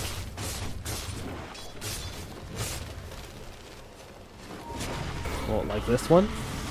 Once again, kind of being baited a little bit here. Yolicore setting up the bait onto BZM, and BZM falling for it, hook, line, and sinker. They are going to kill off the Yolicore, but BZM's going to die for it. Not a good trade for Tundra. Now Jiracho also in some trouble. Whitemon trying to help him out. Chainfrost not going to do a single damn thing as Jiracho loses his life. Oh, man. I mean... Yeah, that was bad, actually, because, like... Baited. You thought the PA was alone there, I think? I don't think they saw the Muerta there in the trees. No, they had it warded, and she was just baiting the whole time.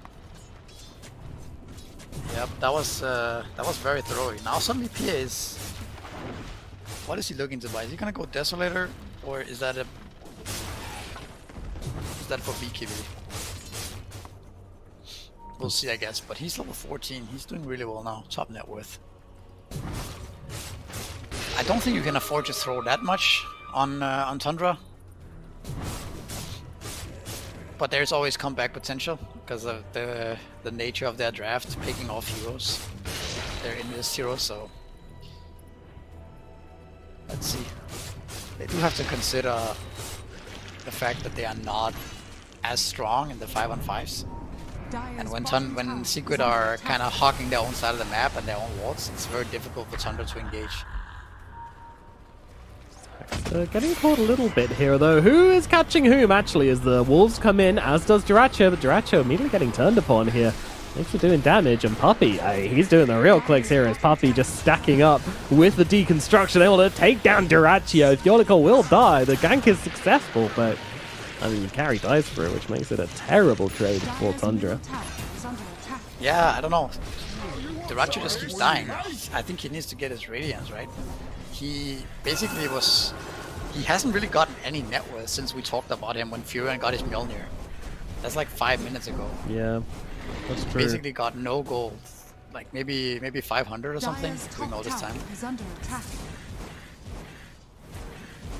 It's very tempting to use Haunt every time, right? But yeah, gotta get out after. I think you can Haunt, throw a dagger, and then maybe go back to your destination, right? Something like that. This hard committal, it doesn't seem to be working out. No, that's how he keeps dying. Yeah. I'm a little surprised as to how he's not getting back to his illusions each time as well. Like, jump in, see it's a bad fight, leave, but he's sticking around.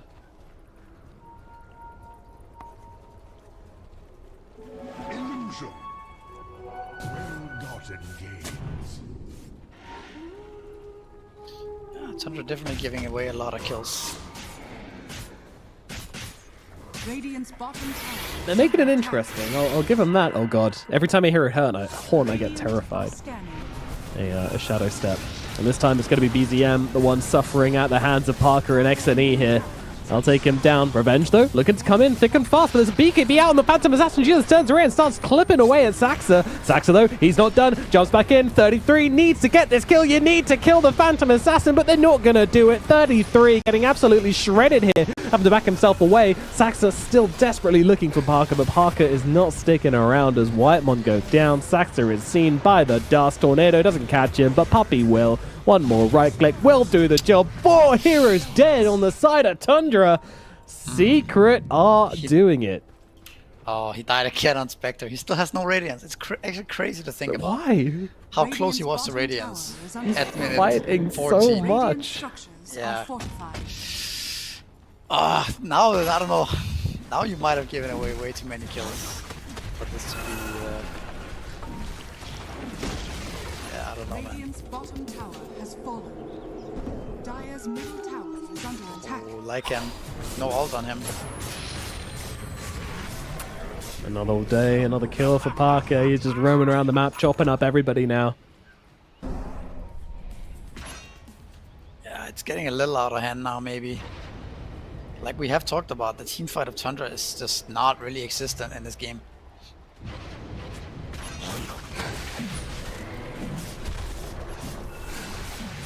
We might see Tundra switch the playstyle a little bit soon, where they get Radiance and Spectre and don't actively try to fight anymore, but try to rat and get more items. Like their heroes have ways of scaling into the game, like we talked about with Aghanims and Spectre later on. I want to say Aghanims on Furion, but I don't know if he's gonna go for that. But it would have been good if they, maybe if the game was more even. Dire's structures are fortified.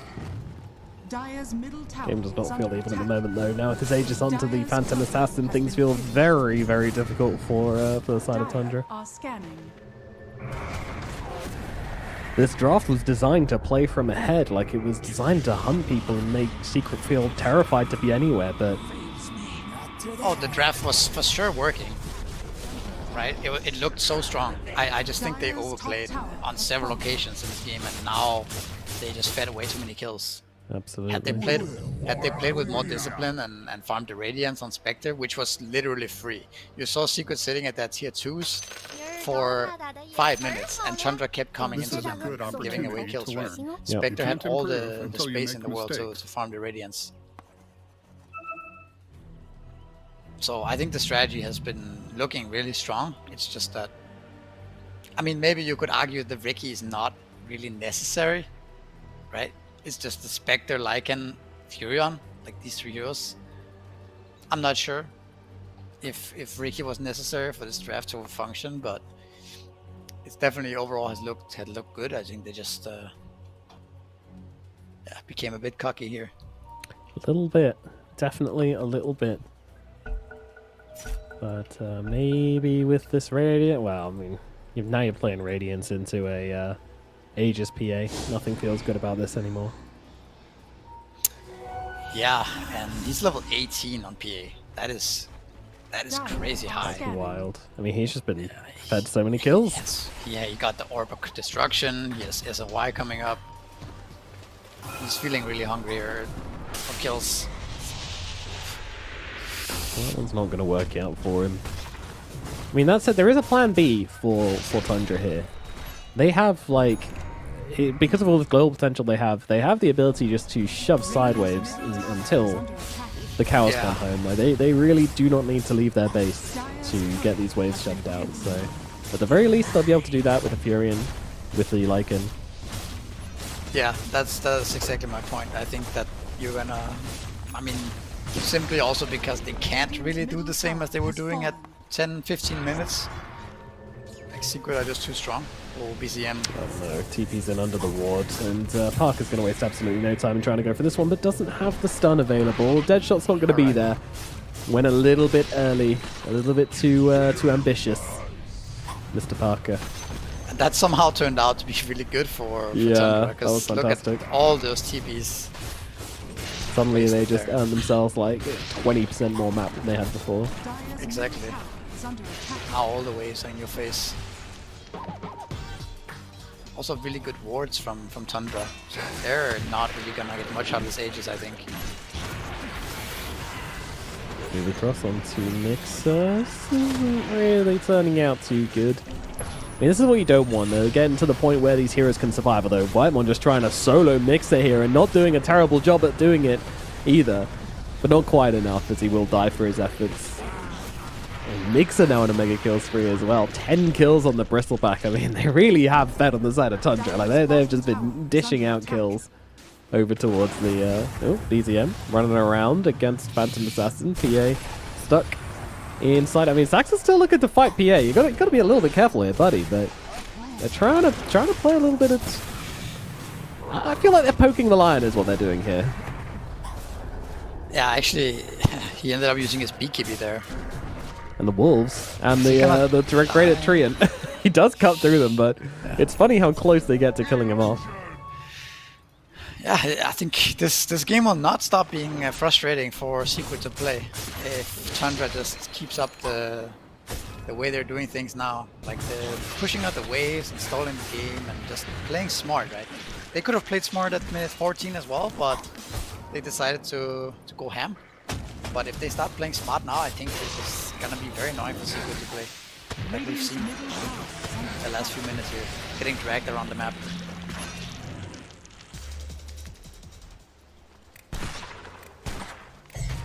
Very interesting game. It seems like the less Tundra do, the more they win. At this point, yeah, for sure. It does seem like they need to just farm the map Because like we talked about this in the draft, how it's awkward for Secret to play this game just because of the nature of Tundra's heroes, right? You can't really split, you can't really show on the lanes. Dire are Certainly scanning. not.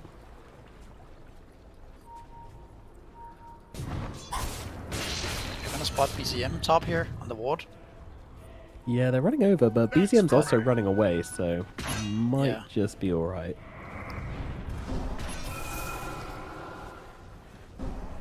Let's see, are they gonna guess that he's taking these? No, they're nowhere nearby. Well, that's quite Whitemon rough. just walking into complete darkness and gets out with it. BZM leaving the neighborhood. Wymon gets away as well. Okay. Just look at these wolves down on bottom side though. And Saxa just hanging out with them as well, seeing if there's any opportunity. The shard gained also. Dire's bottom tower is under attack. Huh. Radiant's top Wait, tower I is under didn't know the attack. shard wolves had hamstring as well. That's crazy. Yeah. That's nuts. So that's like basically a 50% buff on the shard almost. Diracho? Ridiculous. Let's see, what's he up to now? You crazy cat. He's so... He's still dead, right? Like, just jump him with Yeah, with I was Parker. just a And bit surprised how afraid the Bristleback was there, but yeah, he dies. That was kind of a free kill for him there. They see Fury on the ward as well.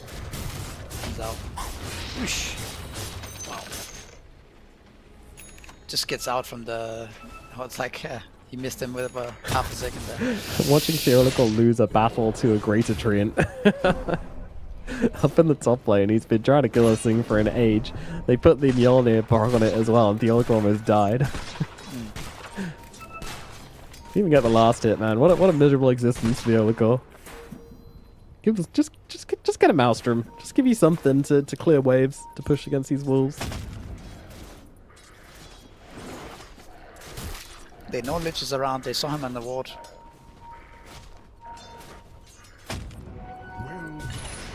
There you go. Job finished. The Theological's gone. Wymon jumps in, gets the kill with the Blink Dagger. Diracho! Oh, he's coming on this one. I don't know if that's a good idea. TP's out immediately to his Shadow Stepped.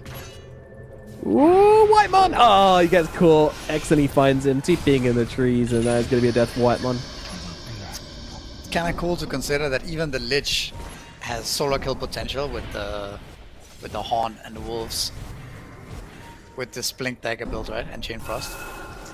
So it's like all of their heroes has the potential to set something up on the map.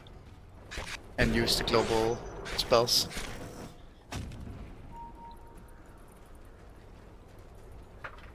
The question becomes if Seekron can find that fight where Bristleback and PA gets to actually hit heroes, or if the game will just continue to be this weird cat and mouse game, right, where only Tundra fights when they find somebody alone somewhere, you know?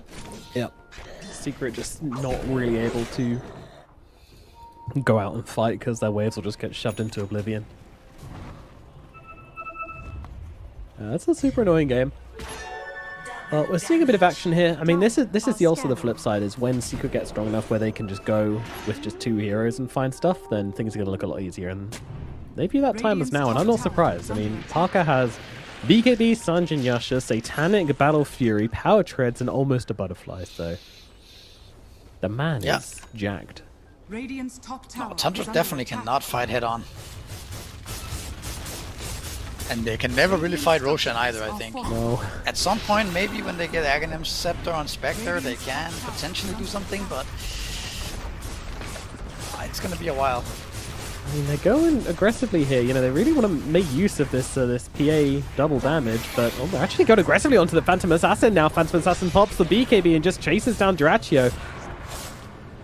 Interesting moves here. All the while, by the way, their base is being shoved in the bottom side and cut on the top side as well, so BZM goes in pretty deep, pops a BKB. Where's the PA though? She's looking for a target as Whitemon is going to be the one to get dropped eventually. Does get off the Chain Frost on the Ice Spire. As over on the side, BZM try to fight up with the PA, but you can't let her close the gap. She pops a Satanic. Parker healing up from BZM. BZM just trying to get away, but won't be able to do so. The Hurricane Pike is not enough. And BZM will drop. 33 does get at least one kill from this. And to be honest, the base hasn't taken too much damage either. They were a bit focused on the fight here, Tundra. And because of that, they end up losing quite a lot. Yeah. I mean, you actually forced the BKB on PA. PA hitting the backdoor protection, kind of just in frustration that they can't get anything done with this double damage. Yeah. Like, Paka's so strong and he can't fight any fight. And then it kind of makes Chandra... You know, the initial goal forcing the BKB was great, but then you see it again afterwards that they actually cannot fight him. He's way too fat. And there was an opportunity there. Like, if BZM TP's bottom, like, I'm pretty sure... I don't know, but there's a decent chance he gets some serious damage dealt to the base. Like, bottom was low. It was completely on the high ground. This entire fight, the creeps were on the high ground the whole time, so... If he doesn't TP into the fight, though, then the Secret can just defend, right? Then there's not going to be a fight. Potentially, yeah. But yeah, Tundra. Well, you have a butterfly and PA as well now. I think PA, they might, Secret might look to go high ground here. PA is invincible right now. She really is, yeah. They need MKBs badly. Like Furion is going Witchblade, which helps a little bit, but yeah. I don't think it's enough. I think you need MKB on Furion so you can actually kill him if you stun him. Like had he had MKB last fight, then they could have clicked him down, right? Potentially. But yeah, there's a chance. He has 70% evasion right now. But Sax is being so annoying with these smoke screens. Yeah. Oh my goodness. Is under attack. Radiant's bottom tower has fallen. Sax are interesting going for the Aghanim Scepter after the Diffuser. He's been building this for a very long time now. Still pretty far away. Yeah. Not sure how good this item is. Oh. Whitemon's just doing Whitemon things. Yeah, Lich finds a solo kill. I mean, it's quite funny with the Wrath of Nature, just giving them enough damage to blow these heroes up. And now BZM, he's trying to play around the cliffs that if they jump him, then he can just hurricane up to the high ground, which is quite smart, but doesn't work out in the end. Although he's trying to hold his ground, just kill off the Olikor on the side. The Olikor doesn't get off the ultimate, so we'll get the kill. And now BZM just trying to get away here. It does do so! Oh my goodness! BZM playing on the precipice of death. Does get out. Wolves are going to be quickly dealt with in the middle lane. I say quickly. It takes fucking forever because of the hightail. Yeah, I mean, you have the PA having 70% evasion, right?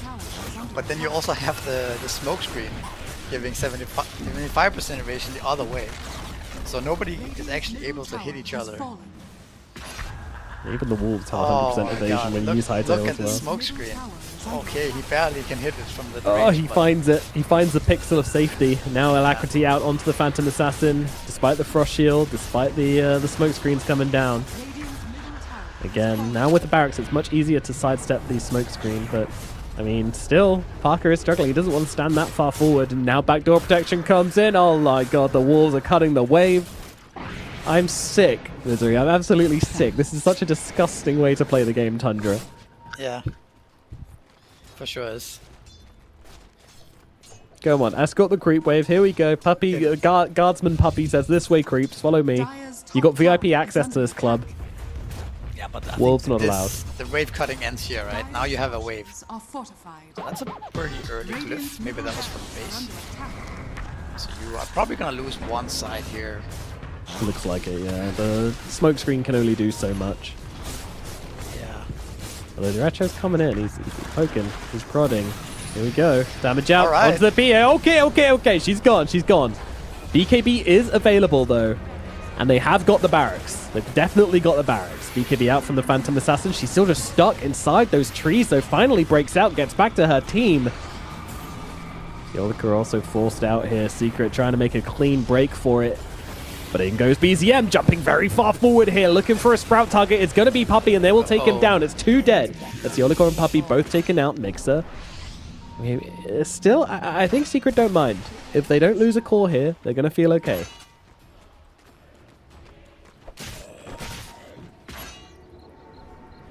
Yeah, 33 doesn't get Not worth it for sure. That was very costly, I feel, for Secret. You think? It was just, yeah, kind of. I mean, the Rex doesn't really matter much in the overall game state, right? Giving away all these levels and kills to map control back to Tundra. That's gonna be hard to. It's hard to get out on the map again now. The wave's gonna be in your face. Getting a little bit baited then by the barracks on the side of Secret. Yeah, I also think PA was maybe a bit surprised how fast he died there. I was definitely surprised. I mean, Whitemon's kind of solo carrying this game at this point. The 4 and 12 Lich. The chain rush is just so much damage. Yeah. It really is crazy, Chain Frost. I love it though. I just like seeing if you give these supports something really like OP, what they can do with it. We saw X-Nova doing tricks with Lich. Now we're seeing Whitemon doing the same thing. It's like all this mechanical skill which people sometimes are like, oh, you know, they're just support players. They're more about wards and stuff. Like, no. If you give them something broken, they will abuse it just as well as any core player will.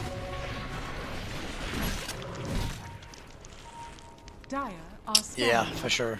You need to do a lot more than just ward nowadays.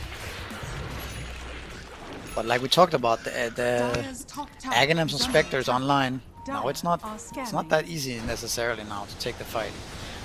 Like, it's just so chaotic to take the fight. Think about it. Like, there's gonna be Lycan Wolves, Lycan Shapeshift running in, Haunts everywhere, Furin Alts, Treants, plus your waves are constantly in your face. Like, it's just so obnoxious to play this game for Secret. This isn't actually like twisted draft, man. Like whoever came up with this idea is sick in the head. Oh, in a way it's Valve, right? Making this invisible wolves that can kill people. That's what sparked this idea in the first place, I'm sure. How can we abuse these wolves to the maximum, right? And then this happens. 33 says, "Watch this." I really hope this is what, like, no, you know, when we get back on LAN. Oh my god! See you later, Puppey. When we get back on LAN, I really hope this is just the meta now. You know, every game is going to be like this forever. The problem with this is that you need very specific heroes, right? You need the Spectre kind of. You need the Lycan. Like, it's hard to get these heroes once the strat has been revealed, because you will just get them banned, right?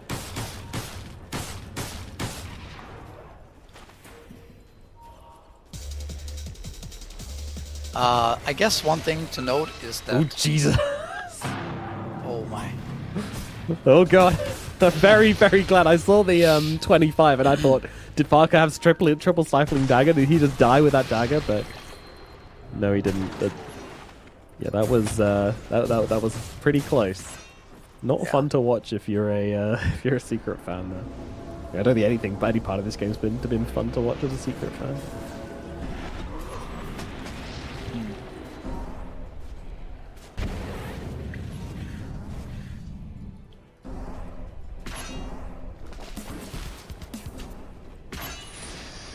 Thrilling battle, watching the wolves take on the Forge Spirit.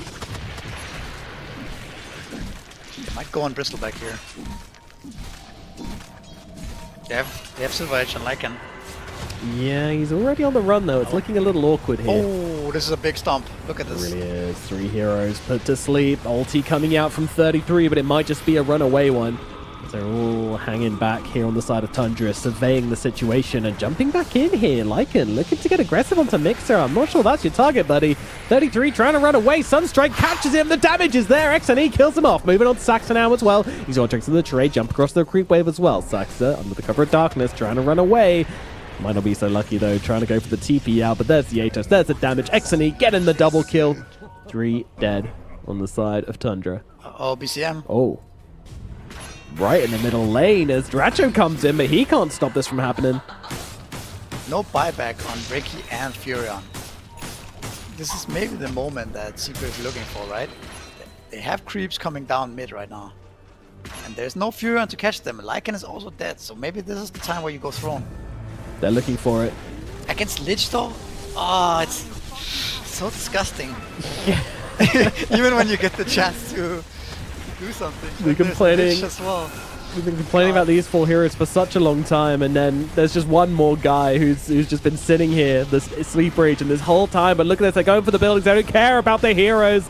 Parker wants out. He wants to win, but he's doing nothing to these buildings. The Frost Shield, it's reducing it so much. And, well, Duracho just runs in and dies. That's something.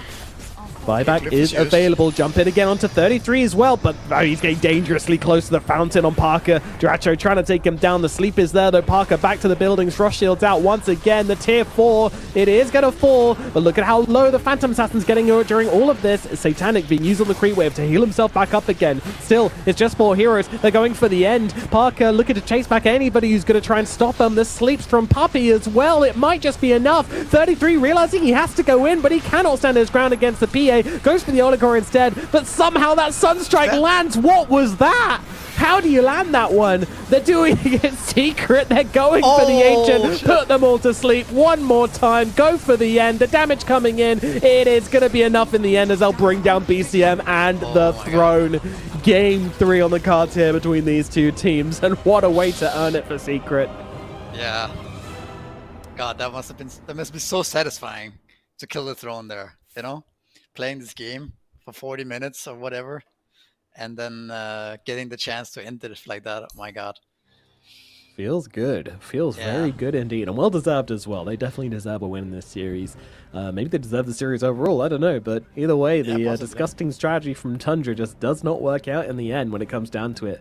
The PA just too damn strong. I would consider that I mean, they didn't get the win, but I would say that the strategy definitely worked. Yeah. I think they threw this game a lot. They threw the game a lot from 10 to 15-ish minutes. Spectre dying like, maybe it was more like 15 to 20. Spectre dying like so many times. Yeah, you can see the net worth, how at 14 minutes he has, what, 8k net worth, and then his net worth basically doesn't grow for 5 minutes. Yep.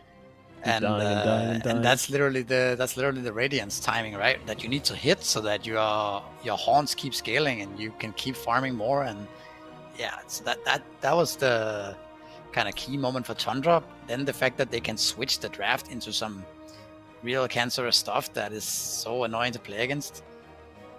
Very cool stuff from Tundra, but it didn't work out in the end. I think that just comes down to their execution, I guess. Absolutely does. Yeah, there was a few guffs. There was a few, I think overcommitting to the strategy is the best way to describe it for Tundra, I would say. They just got a little bit too into it when really, you still got to fun. You still want to hit your timing. Yeah, you still want to be able to. The strategy always worked in minutes, right? They didn't need to continue going so ham. They could just slow the game down a little bit, get a little bit more timings, and then keep going. And then I think Secret would have just fed a lot of kills. So yeah, definitely. But Duracho didn't need to be in every fight, at every occasion, constantly slamming that ultimate. Sometimes that Shadow Step button can be a little bit of a bait, I think. And that's certainly what it felt like happened to Duracho there. And in the end, that's what gave Secret the tools they needed to just delay the game long enough where they didn't just get completely overrun by Tundra. And then one small mistake in the late game, and all of a sudden, Team Secret can come back into it. They force the end. They just battering ram it down. They don't care about their waves. They don't care about the map. They don't care about split pushing. Just force the end. And that's exactly what they do. And that gets them the win. And draws out this series. So very interesting to see what the third game brings us.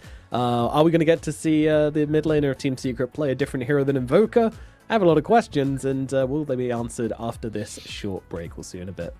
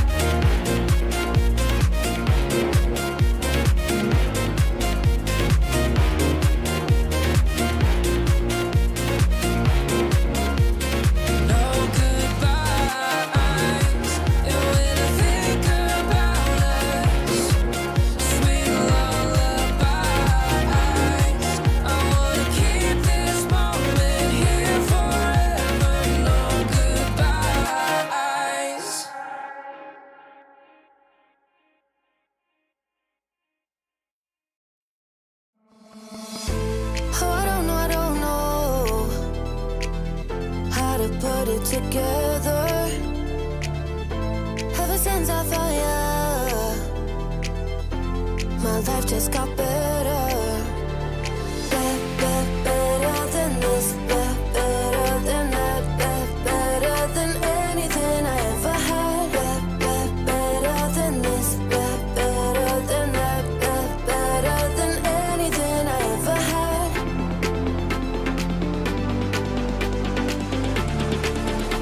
Than anything I ever had.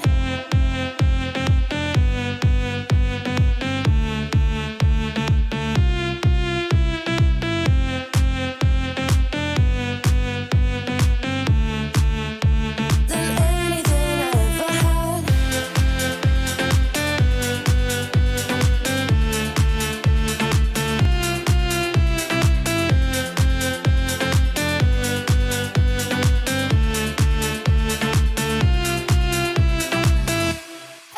Every time I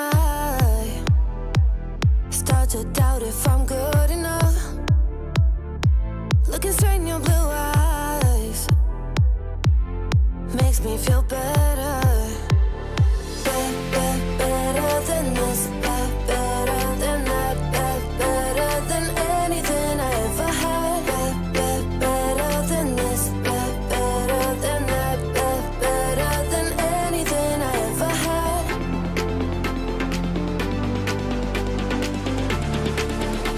Than anything I ever had.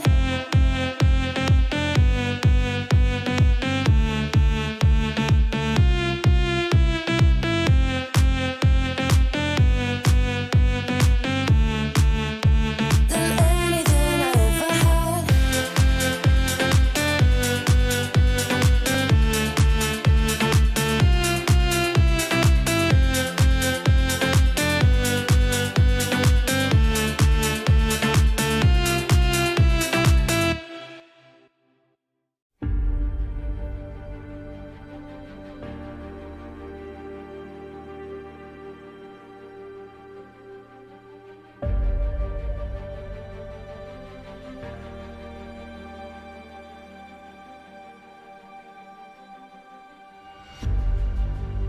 Earth is suffering, trouble is rising, mountains are melting, there's gonna be nothing left to breathe. Raise the sirens now.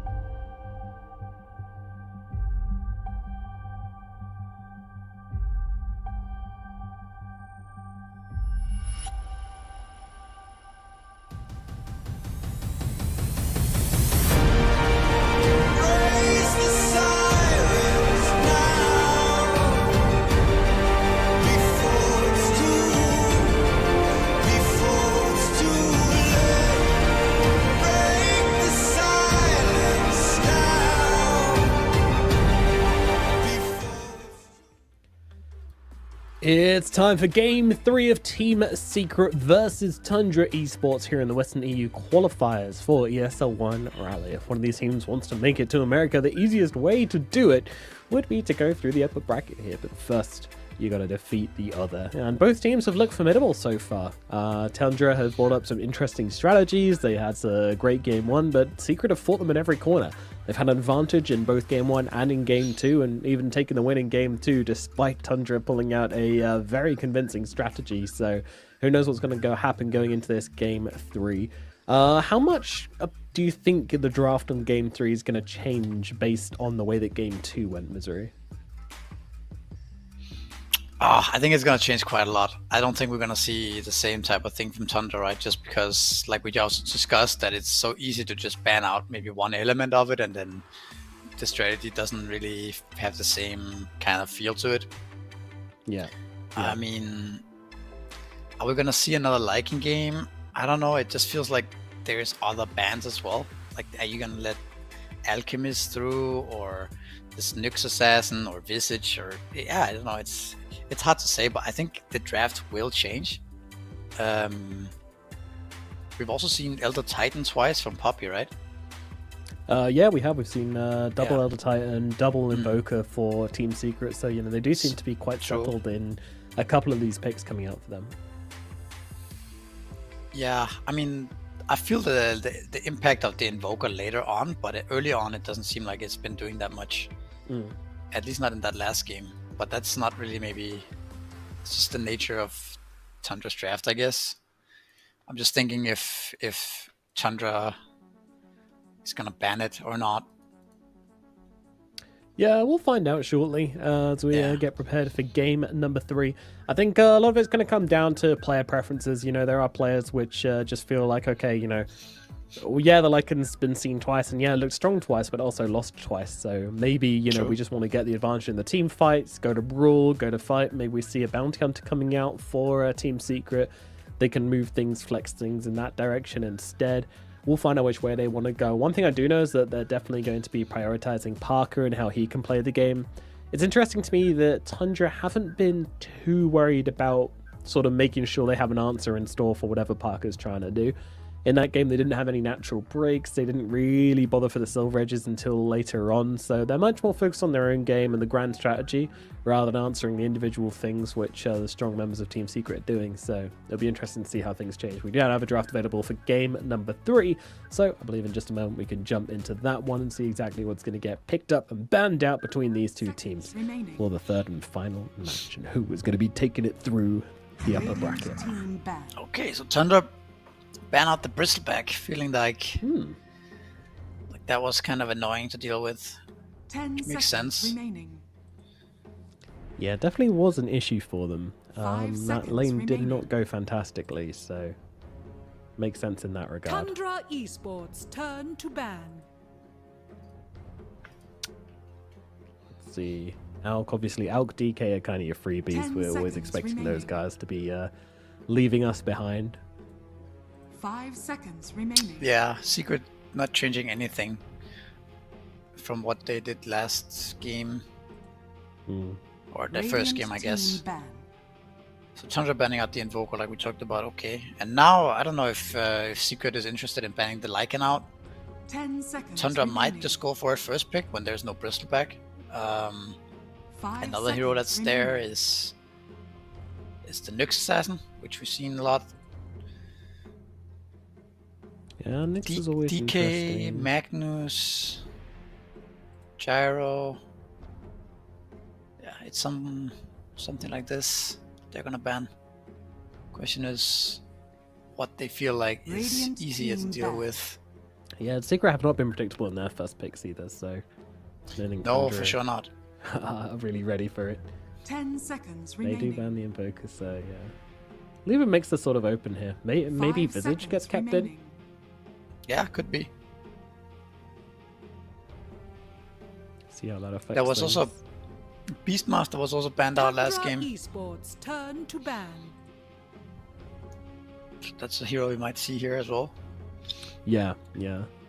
certainly 10 hard to seconds predict these two remaining. teams. Like they don't really follow the. I mean, it does feel like there's a lot of 5 seconds available remaining. heroes right now. It's like it's not a set meta at all. A lot of different teams are doing different things. Yeah. And these teams are as well, as we saw last game and the first one as well. Tundra They have like their Esports, own turn to kind of pick. niche and identity picks. Radiant team pick. Beastmaster. First pick Beastmaster, okay. Yeah, Tundra take it up. Clearly 33's most successful hero of all time perhaps, but still it's not a hero we see that much anymore. No, it's not common, that's for sure. 10 Very- seconds remaining. Got nerfed a lot, but yeah, still does 5 does the seconds job. remaining. Similar to what we talked about with the Lycan last game. This Beastmaster has multiple ways of playing the game, right? Yeah. Oh, the Okay. morph Oh yeah, the rings. morph, which has been first phased each time. Forgot about that.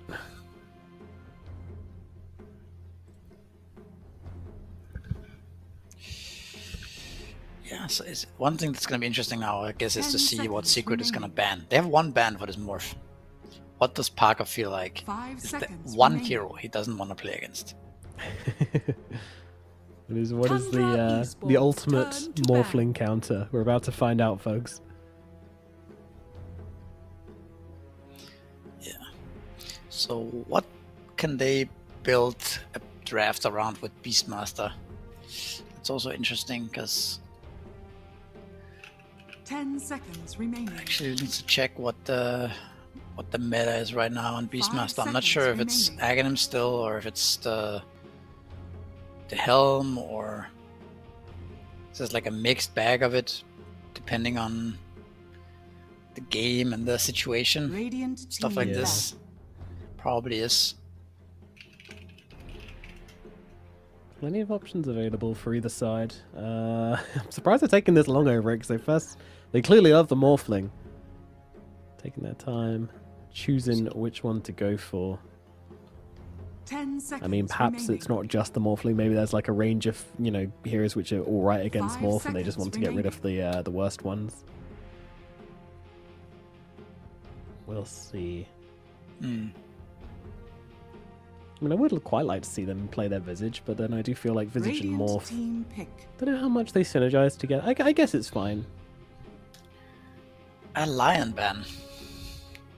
It's a kind of honest, like a very modest ban, wouldn't you say? Yeah. It's like okay, let's just ban lion. Yeah, let's And not he get does- crazy with it. He can hex the morphling, right? He can finger the morphling. It's like it has some merit, but it's 5 still. seconds remaining. If they want this type of hero, they could go with the shaman. Tundra Esports, turn to pick. Okay, Moessa coming back. Another secret special. They've been playing this one a lot. So saving Poppy's hero for a bit later, which I would not mind here. I think there's a lot of different stuff that he can pull off here. Some kind of melee 10 hero that seconds remaining. tanks for the morph and bullies the beast. Like we might see 5 seconds ET again, remaining. could be, or you could pick Clock, or there's different Tundra options for him. Esports, turn to Yeah, pick. plenty. Radiant team pick. Go for bat into the Phoenix. All right. Okay. Two birds. Does that mean they got to pick Tiny? 2 birds, 1 stone. Yeah. Maybe. Maybe. The 2 firebirds 10 though. I mean, seconds these aren't remaining. particularly good against Morphling though, right? Like, I mean, maybe Batrider's fine, but 5 seconds Phoenix remaining. feels like the egg is very vulnerable Yeah. this game. Oh yeah, for sure. I don't think they are looking too much at secret heroes. Actually, I think they are just picking what's solid for them, for Yeah. themselves, and for their own draft.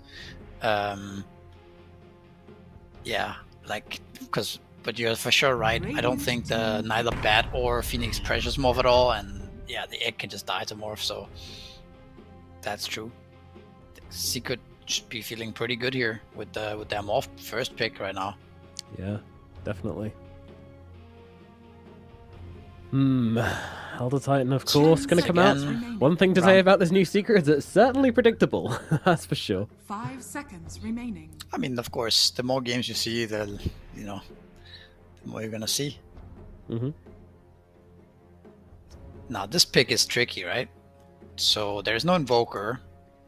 Do you save Mixa 0 for last, or do you pick some generic +3, potentially getting countered by Dyrachyo? Or do you just pick some kind of mid, Pangolier or Monkey King or something like that? Monkey looks pretty bad here though, against the Tundra Zeros, but something along those lines that can play the game against, you know, in any type of scenario. Yeah, you need something quite fighty, something quite brawly. I wouldn't mind Pango here.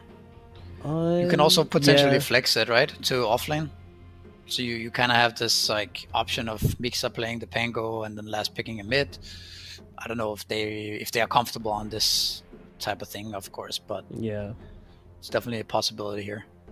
I think Puck kind of stands out as well. Like, yeah, you've got Raw, you've got Lasso, but you can be annoying on Puck. You can build Lincoln. Sure, the Puck just gets too bullied in lane, I think, by certain heroes like Sniper and stuff. So it's hard to pick Puck in this spot. Okay. Just need something more stable, which ain't gonna lose the lane too easily. I guess Pangolier does fit the bill then. Tundra Let's see. I mean, they've got overall last pick, so. Oh, they do go Puck. All right, that's kind of manly, but I kind of respect it in a way, because we do mention Sniper. I know people can play some Huskar mid and stuff like this as well, but is their draft really gonna like win the game with Sniper or Huskar here? You know, like Secret has the ability to draw out the game and stall, and suddenly the Morphling is gonna be king, right? Yeah. So maybe that's their thought process, is that Tundra's draft is gonna be just too awkward if they counter the Puck with the traditional Puck counters. I think TA, you can play TA mid here. That would be really strong, I think. Then you counter the Puck, you get the TA for Roshan, and can also have some timings on Morph. It works really well with Beastmaster. I think TA is a no-brainer pick here. The only thing is you need to spot that TA is existing, right? You know what I mean? Like, I think when you see the TA, it's gonna look really good for sure. That's what I would suggest. Tundra Esports turn to Monkey King. Monkey can work as well. Okay, similar Probably idea. the mid hero here. Yeah. I just think that the Monkey gets. Yeah, I mean, it's a little more fragile as a hero, perhaps, if that makes sense. It's a little more like risky, maybe. Yeah, definitely. They don't win the lane either. Like they don't. I mean, you don't like completely trash the lane into Monkey King like you would have done on like TA or Sniper or something. Very playable for the Puck. Probably Team Secret expected this as well. Like, I'm sure they talked about the different options. If they Sniper, if they do some random stuff like Huskar, we're gonna be fine. They're probably just gonna Monkey King, and then, well, we got to pick our Puck on 16-17 and playing into a Monkey King. We're fine with that. 10 seconds remaining. So I think the Puck fits their draft really well. Gives them the catch, gives them the setup for the Elder Titan and for the Muerta. Like, it makes them able to stall out the game potentially, right? And cut waves and all that stuff. So yeah, I like it. And they banned the TA immediately. I think TA was for sure the pick. Yeah, Secret maybe wiping some sweat off their brow on that one, be like, bullet dodge there. 10 seconds remaining. Okay, final pick now. 5 seconds remaining. Coming out after these final bans, of course. Should we have Dyrachyo hero last? Yeah. Turn to ban. I feel like you need something which can. He might pick the PA. Really? Into Morphling? You think that's alright? Yeah, I think it's whatever. I think Morphling can kill PA. I think PA can kill Morph. I think it's like not. I just. That's what I'm feeling that he might ask for here. You're reaching into the mind of Dyrachyo. What else? Ursa, maybe not bad against Morph, but then you're picking Ursa blindly into no matchup. Also not ideal. Plus, he's not very good against Puck either. Tundra Esports turn to pick. You know what's still in the pool actually is Dragon Knight. DK could be interesting. You can just pick Dragon Knight carry here. It's so solid, right? Yeah. Stun, you have stun for the puck and the morph, and yeah, there it is. There you go. Yeah, somehow making it through to the final pick. I can't believe that's still there. That is Yeah, crazy. I don't know if Secret even recognizes that either. Surely you could have banned the DK over Spectre here. 10 seconds remaining. You would have thought. 5 seconds remaining. So I yeah, mean- only 10 seconds now for Secret. It's not much time. No, it's not. And they'll run into the You may Tide now Hunter. select your heroes. I genuinely think they just forgot about DK. Like, the fact that DK's still in the game is pretty wild. Do you put Monkey carry and DK mid now? Since they picked the Tide? I think it's better, right? Yeah, they do. do Absolutely. that. Good read. This makes a lot of Alright. sense. Yeah. I like how it turned out for Tundra a little bit more Yeah. in the end there with the DK last pick, but I also think Team Secret's draft is very solid. And it's Paga. Paga got his Morphling, game 3, right? Yeah, he did. Finally, at last, after being banned out every time, you finally get to see it.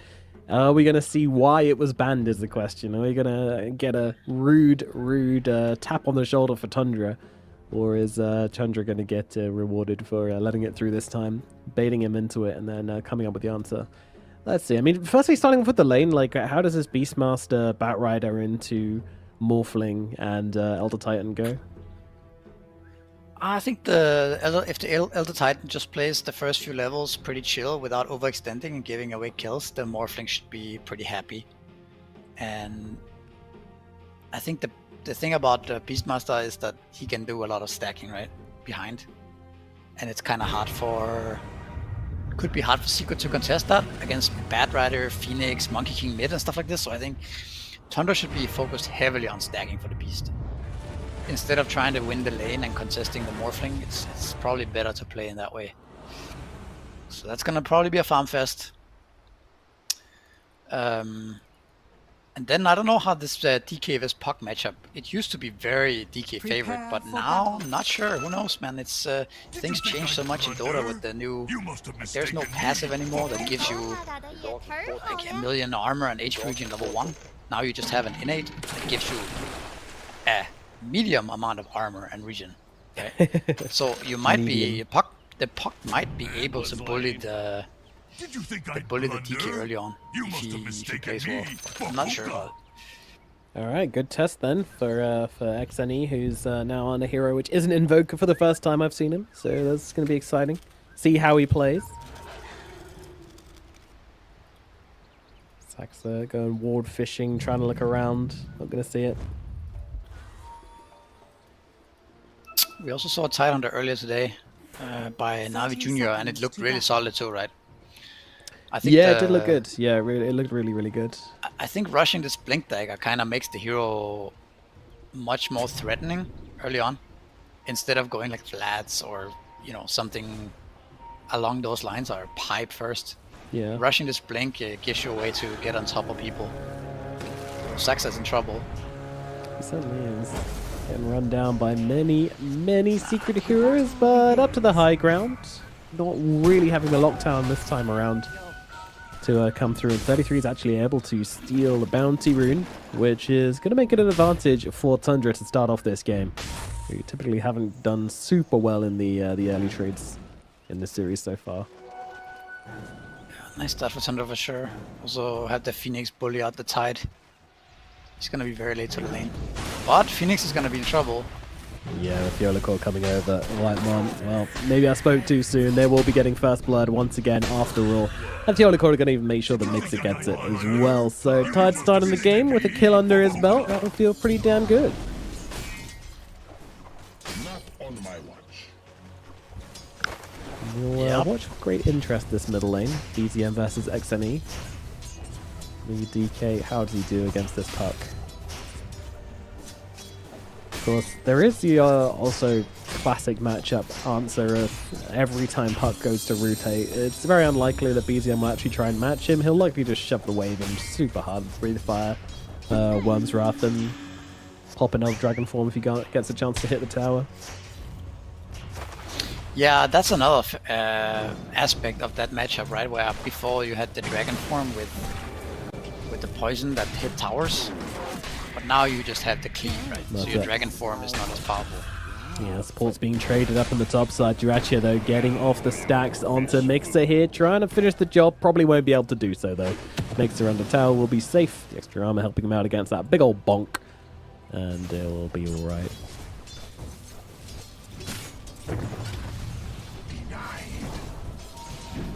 Watching Parker Morphling is always an exercise in restraint because he's always just playing on the precipice. He feels like he knows every single matchup, every single spell, always guessing the amount of damage he's going to take and keeping himself just above that threshold. And Blue's an uncomfortable to watch, but that's what happens when you're just that good at a hero. Yeah.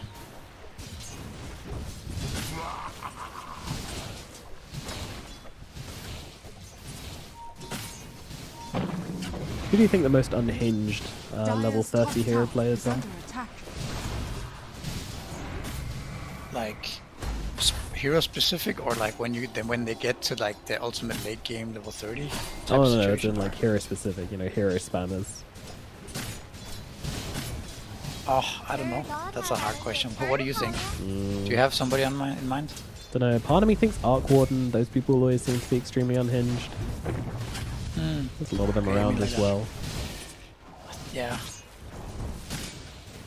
But like, I don't know. I don't consider level 30 and a hero that significant anymore because it's been so long, right? Yeah, that is We've had true. so many years to build up the points that it's whatever. It just means you play a lot of Dota. It feels like, and that you've been playing true. for a long time. Yeah. Dire's middle tower is under attack.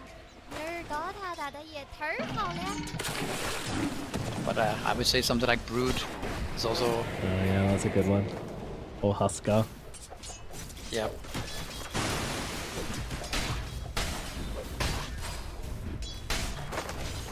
Very good start for Tundra, by the way. Yeah, This very is, good. the other games it looked good in Lanes for Secret, but this time around seems like it is a very hard matchup for Puck still, the DK. He's not having a great time at the moment. Just kind of slowly getting chased around. BZM just constantly walking at him. Are fortified. Yep. I mean, the fact that DK basically has to buy no regen, right? He can just afford to buy one Bracer. Seems like the innate is enough to sustain as well, so. Yeah, it is pretty strong. I mean, I have noticed that BTM's been, the Xeni's been kind of focusing the creeps more than going for. Ooh, hold on. Parker playing a dangerous game down at bottom. My goodness, that was a little scary. He's gonna be alright though. He's trying to like get across the trees to pop the Lotus. Yeah, the Sax are definitely trying to fish for that free kill.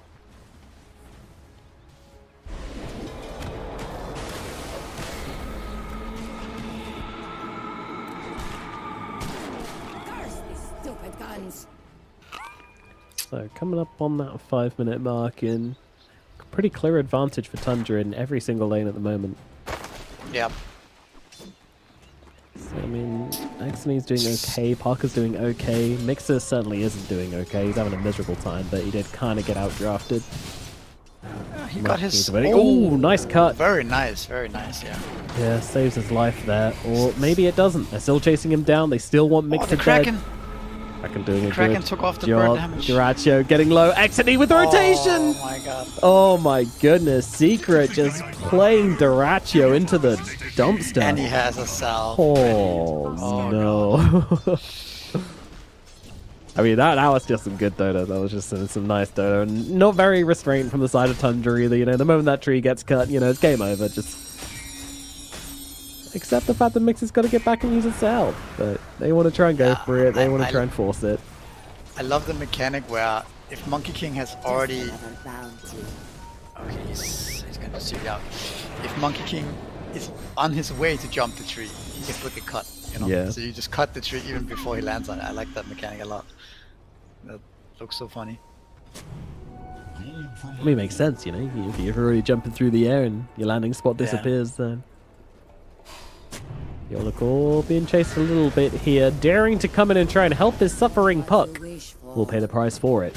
Shield rune on BZM here as well, so he's feeling very, very confident to run down the middle lane at the moment. Interesting mechanic as well, because usually L-Titan's very good against these high armor heroes, but because Dragon Knight's comes from the innate, that means it's added armor rather than base armor, right? So still pretty good against the Elder Titans. Yeah. So kind of a lot of pressure, a little bit everywhere for Secret, but they are kind of on top of things, ready for the Wisdom rune, so they at least don't lose that. It seems they might still lose it though.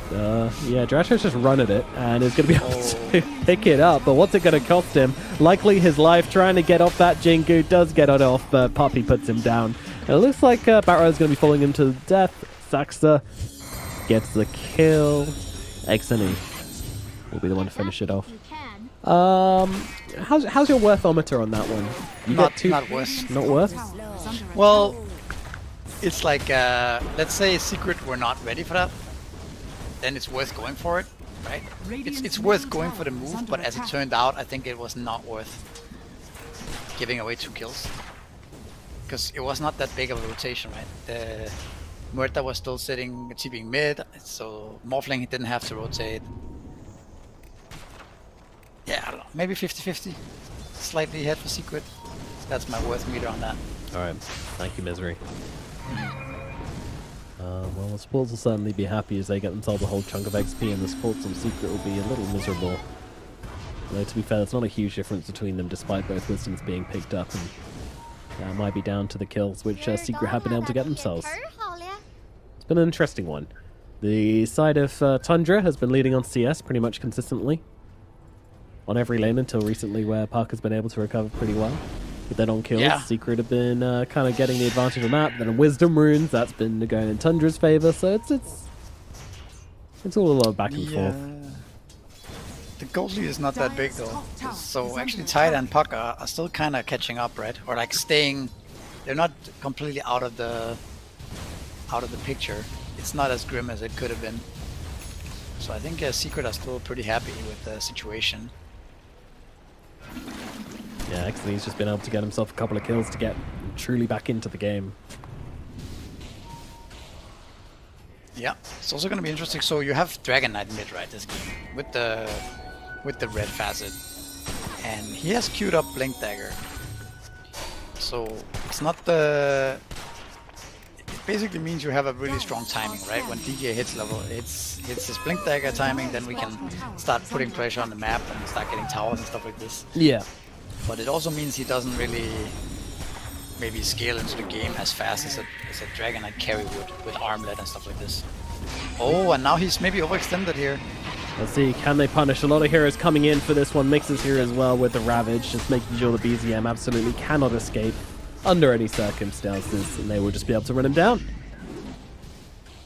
A little greedy there for BZM going in for the tower hit. Sure. Yeah. I don't like giving away all these kills. I think it's gave away monkey killed kills a couple of times now, and then this one too. It's getting very expensive.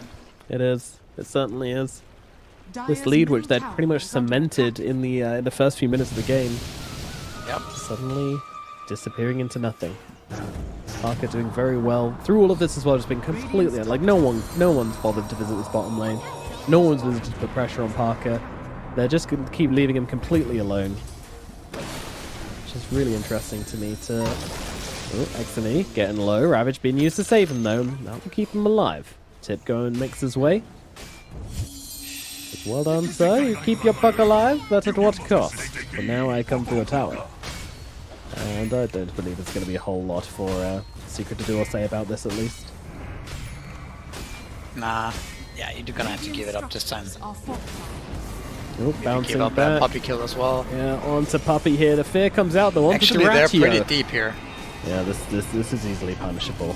Oh god, this is so bad for Tundra. They're not even gonna get the tower now. Oh yeah, exactly. Both supports going down. Oh, BZM and they're gonna lose run. DK as well. This is an actual disaster right now. Uh-oh.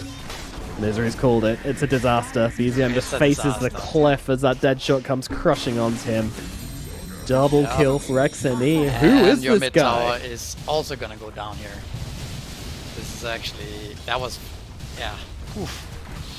It's crazy how well Parker read that as well. Like, you know, they go in pretty deep. Parker just immediately TPs in, gets a kill on the back line, pushes the tower. Like, exactly what you want from your Morphling player. He knew exactly how the fight was going to go, TP'd in the beginning, and just made sure it went their way. Yeah, for sure. Radiant's bottom tower is under attack. Now, obviously, I mean, the game's still even, right? But consider how you could just hit the tower down. You didn't have to dive the Elder Titan there.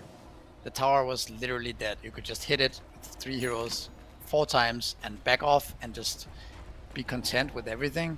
Instead, you ended up diving, right? And giving away how many kills? 3 kills? You didn't get the tower. You lost your mid tower. And the Dragon Knight who was rushing Blink Dagger still doesn't have it. And it's below the net worth of Puck now, right? Like that's actually quite severe, you know. Yep. Situation. As they put it up on the whiteboard, get it on replay after the Do they game. even have to, like, now he has Blink Dagger on a DK. I wonder if he should have switched to something like Armlet now, because this, could you call it like a throw or a mid? Do they even have the damage to follow up on a DK Blink right now? Right? Maybe it's, we'll see if it works out, but might not be that easy to make use of the DK stun now. The Blink DK. 33 hasn't been involved in any of this, by the way. He's just been chilling at bottom, killing the wave when it comes in, when Parker's put it in. He's taken the tower whilst the fight was going on, but 33's just chilling, looking for Helm of the Dominator and whatever comes next. That will be your follow-up. Now 33 is actually gigantic. That's a guy we haven't really seen in this game, but he has just slowly been farming, and he has Helm of Overlord in 300 gold. And he's closing in on level 12 as well. So he's up there with Parker. Like, he's kind of the saving grace here for Chandra. If he was also part of that shenanigans in mid lane as well, dying, then yeah, I don't know. Yeah, then we may have had an issue, but not this time around. Yep, it's the 33 Beastmaster. See here. He even gets to fund the stack as well. Very efficient. When's the Beast Beast mode? Am I wrong in saying that Wild Hunt is the one we see more often on Beastmasters? Yeah, when you go for the boars and stuff and the helm, then yeah, I guess so, but I don't really know what there is on what he's thinking there. Maybe just being able to burst the Morphling later on, being able to burst the Tide, stuff like this with the axe stacks. Maybe he was not really sure how the game was gonna go, because if you go for the axe build, I mean the Aghanims, maybe the Beast Mode is better because you can get the Roshan like you're doing now. Yeah, maybe stacks up the wild axes really quickly. Alright, let's see how it goes. It's just Whitemon and 33 in the pit at the moment.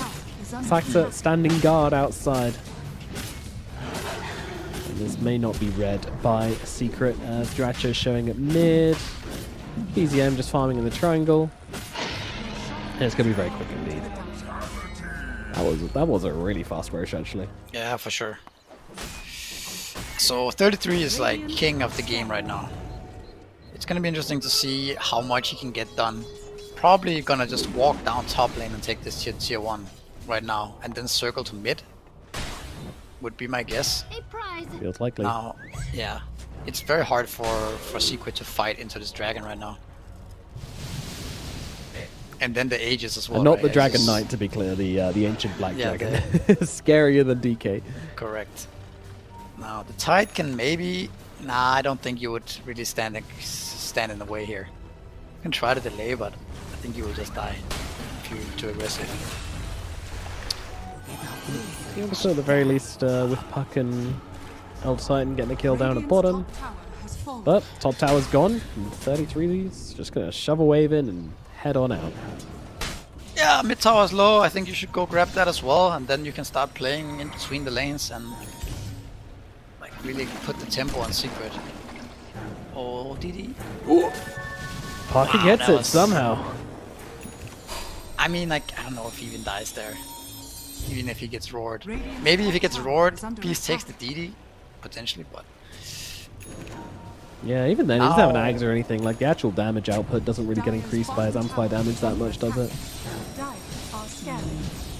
He has 162 base damage. It's something. It is. It is Universal. something. But I mean, now it also deters the beast from going mid, I think, because of the DD. DK is gonna go down here. Certainly is. It's good caught out. X&E gets the kill. DD up. Yeah, I think Finding someone with it. I mean, I noticed this Beastmaster is really strong and everything, but I feel like the Secret are just dictating this game the way they're playing. It feels like they have a much clearer understanding of... it's much easier for them to kind of just delay the game and take smart fights. They know that the later the game goes, the Parker Morphling. With a Ravage behind him, Elder Titan behind him, he's not gonna lose this game. So they're just gonna feel really confident, relaxed. Is under attack. Another smoke here. Another fight's gonna come here probably. Yeah, you can feel that confidence as well, but here's a big one. 33 is in this engagement. Does he want to start the fight? Raw comes out, but Ravage to respond, and now it's a 5v1. That is not going to go your way. 33 chased up to the high ground and taken down along with his dragon. Aegis about to bring him back into a whole world of hurt. See you later, 33. I'm not sure what that was from Tundra, but they are punished badly. I don't know. They have like no timings now. Everything was thrown by all these random deaths and this mid tower dive, and it doesn't seem like they're playing as a team at all, right? Like 33 was doing his own stuff while they were diving mid.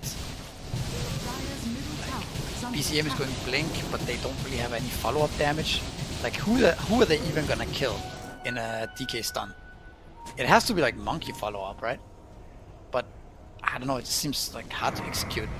So it feels like they're just a little bit disconnected. Very disconnected, yeah. Oh, here we go. Puck does get stunned. Vixen's pretty high on the front lines here as Whitemon now have to pop the ulti to survive through this. And they'll just back themselves away. Secret easily able to escape. BZM just does not have the follow-up damage.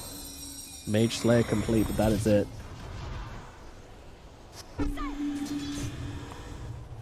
Yep.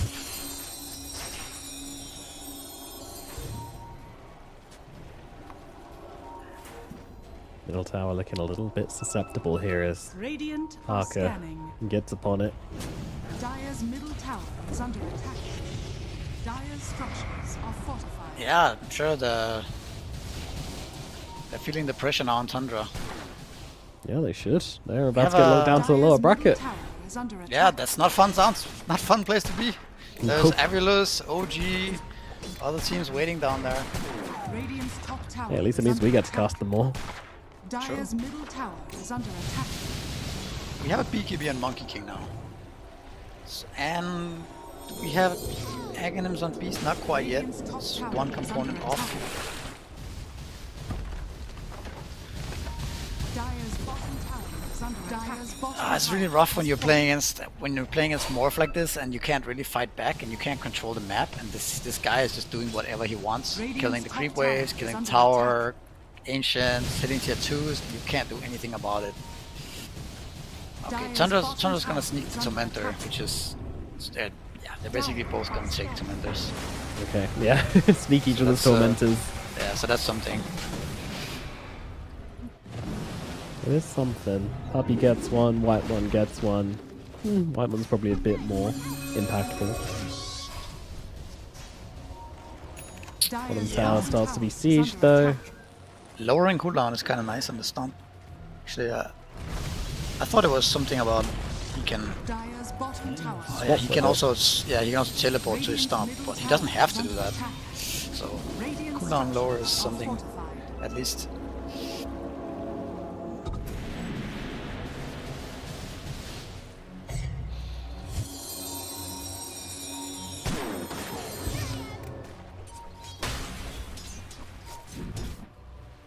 Oh, actually, something I just realized. The Morphling obviously go for Vlads, right? Yeah. The Tide also has the. Scanning. He was also going for the Vlads, but changed his mind. Oh right, having seen the Morphling as one. Yeah. Yeah, I guess you don't usually expect your carry player to go for a Vladimir's offering, but with Morphling in the game, that is the rare exception to that rule. Very, very nice with the Lifesteal and bonus damage.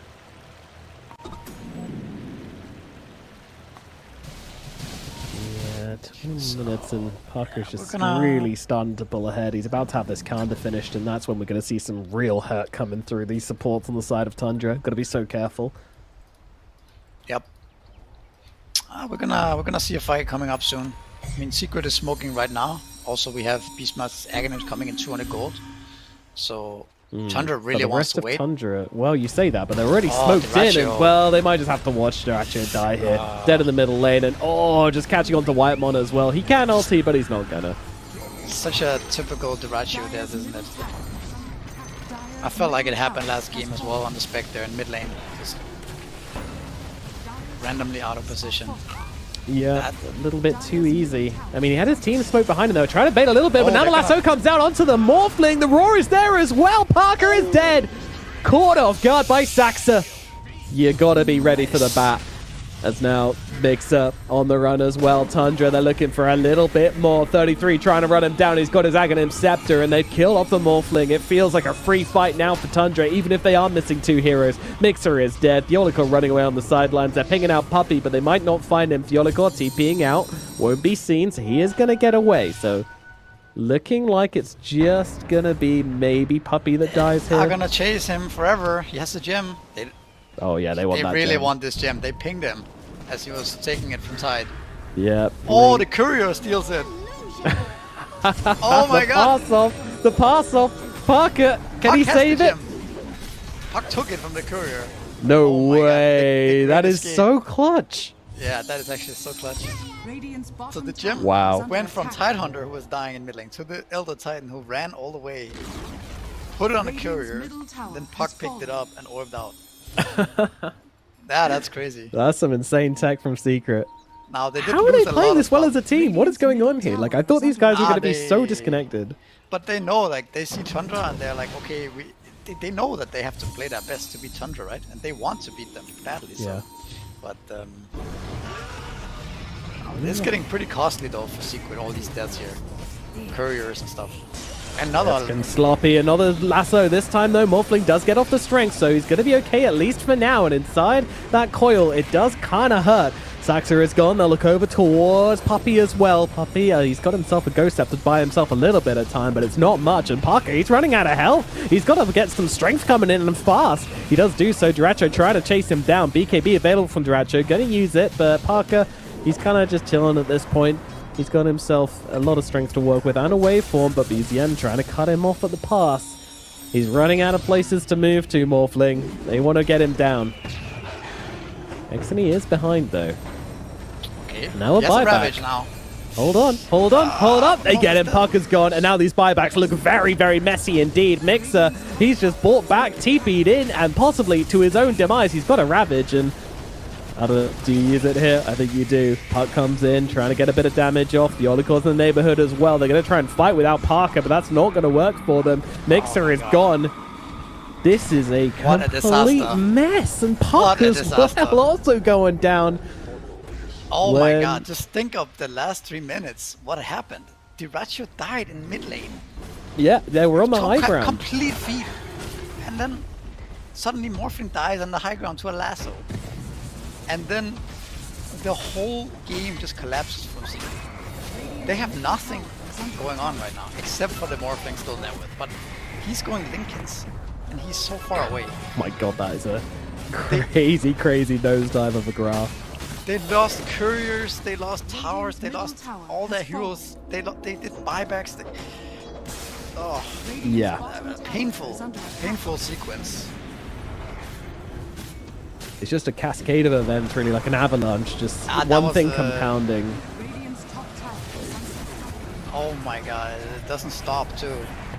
And I mean, they ended up losing the gem, I'm sure, in the end there. I'm sure at some point. They saved the gem somewhere, but I don't know where it is now. 33 has it Beast now. has it, yeah. Yeah. I mean, Saxa doing so much. I mean, this Batrider hero is absolutely insane, but Saxa is absolutely insane on it as well.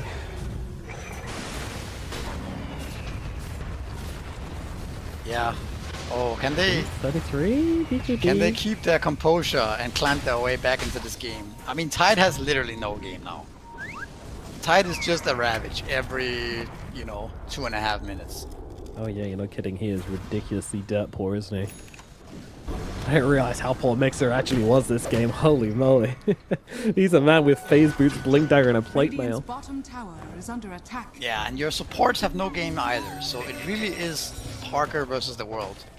But yeah, I don't know, man. It's not looking easy anymore for Parker.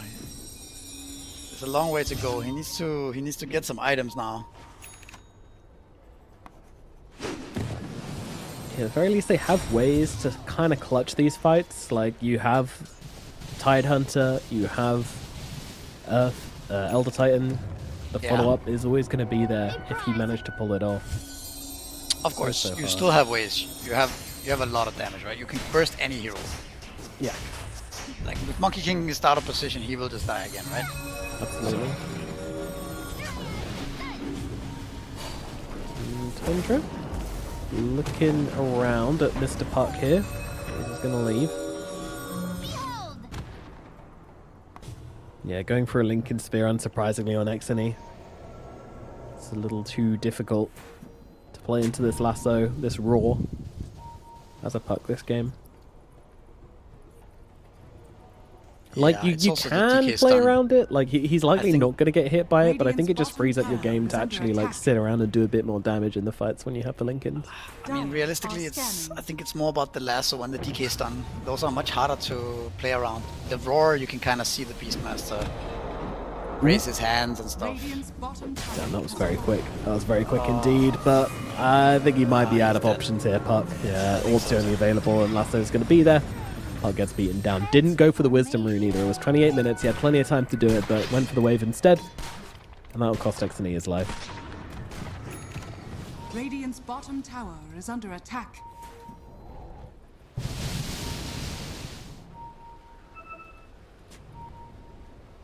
They're hunting Jirachi, but Oh, yeah. Okay, he's going to go for the BKB. Turns around, threatens the ult, and that's enough to force him away. See you later.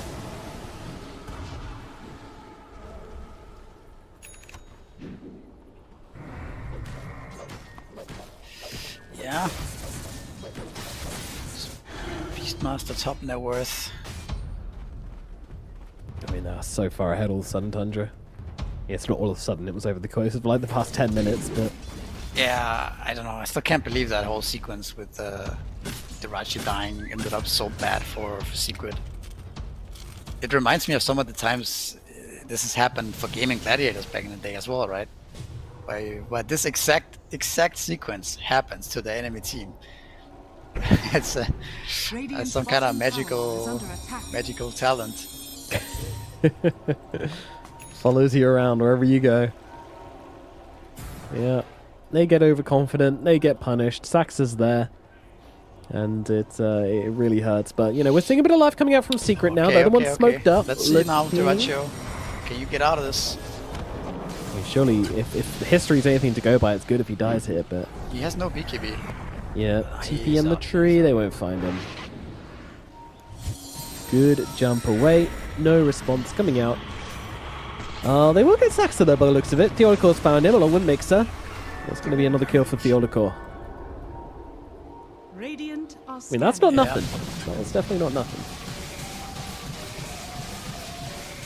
No. They'll take anything they can get at this point, I'm sure. More space on the map, especially as Roshan has just come back up again as well. So Secret may be tempted to head over in this direction now that there is no Batrider available. Here we go, BZM jumping forwards, looking for a target. Can't get off the stun though. This is very awkward. Getting stuck around the trees a little bit. In full vision off the Radiant side as well. They see exactly what's going on here. BZM gonna hold steady under that ward. If they can just delay things a little longer, they can get their Batrider back and make it a 5-on-5. It's definitely very good for them. Should allow them to get into that pit. Start taking down Roshan. But the net worth lead actually now doesn't feel so bad.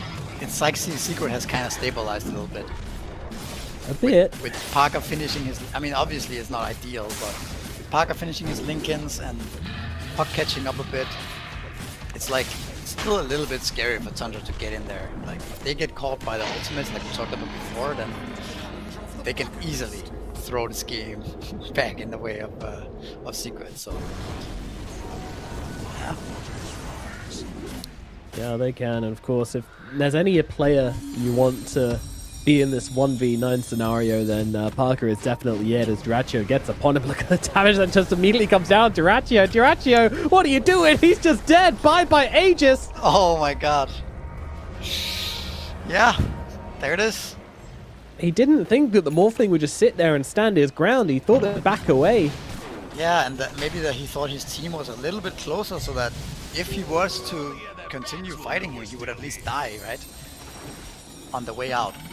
Maybe. But no, that's the Roshan you waited for, you played the map for, you were sitting in that ward down there for so long, you got the Aegis, and now this happens. So no Aegis for you. I have to play it fair. And by the way, insta smoke from Tundra, by the way. Did you ever notice that Parker just didn't take a point in Morph this game? Not a single one. Yeah, what's with that? I don't know. The one interesting spell this hero has, usually like, no, I'm good. Yeah, that's true actually. That's kind of unorthodox, right? Like, Surely. surely there has to be some kind of point where you turn into Monkey King and jump on trees or whatever, right? Yeah. I mean, it's 1 point. Come on, bruh. That's really +2 to more all important attributes than having or that. turn into monkey. Okay, I mean, he knows better for sure. He must. But there is not a clear target right now to morph into. Okay, let's see what happens here. We have a fight coming up. Yeah, we got a dead puck. Through the napalm, through the fire, through the sun ray. That's a baked puck right there. Wonder how that tastes. Magical, I bet. Morphling and his illusions trying to clear out this wave. Actually, we'll deal with them at the very least, but they won't have a creep wave at mid.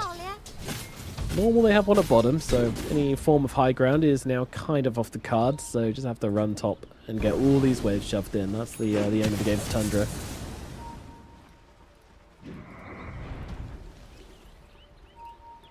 Duraccio, 1 and 3 this game. Has not really contributed a whole lot. Tried. Yeah. Didn't No, go his way. he was the reason they made the turnaround.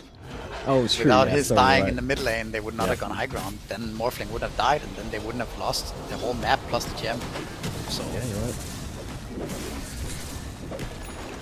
Gotta respect the hustle, respect the gameplay. It's an interesting build as well. The Aghanim Scepter, Sanjin Yasha, Maelstrom. This is just a little bit of everything.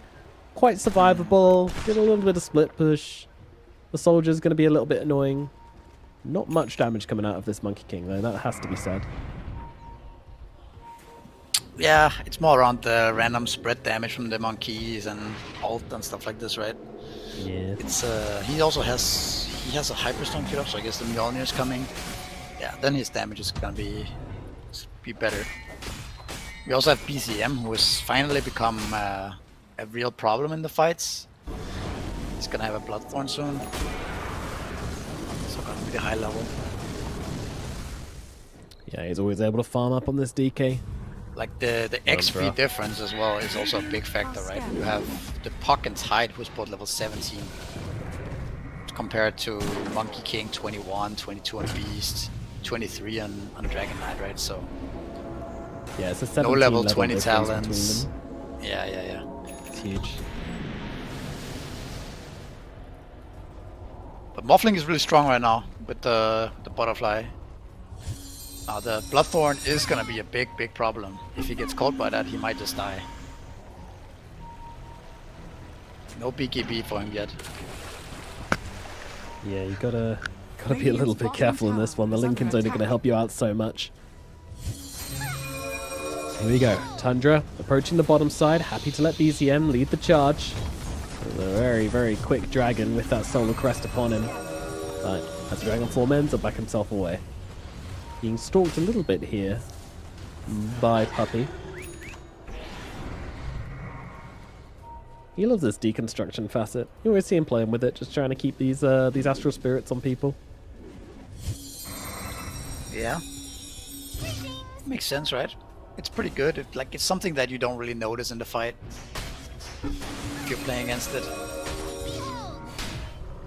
Yeah, I think he himself is going to struggle to start to stack it off on people, but obviously his spirit can very easily.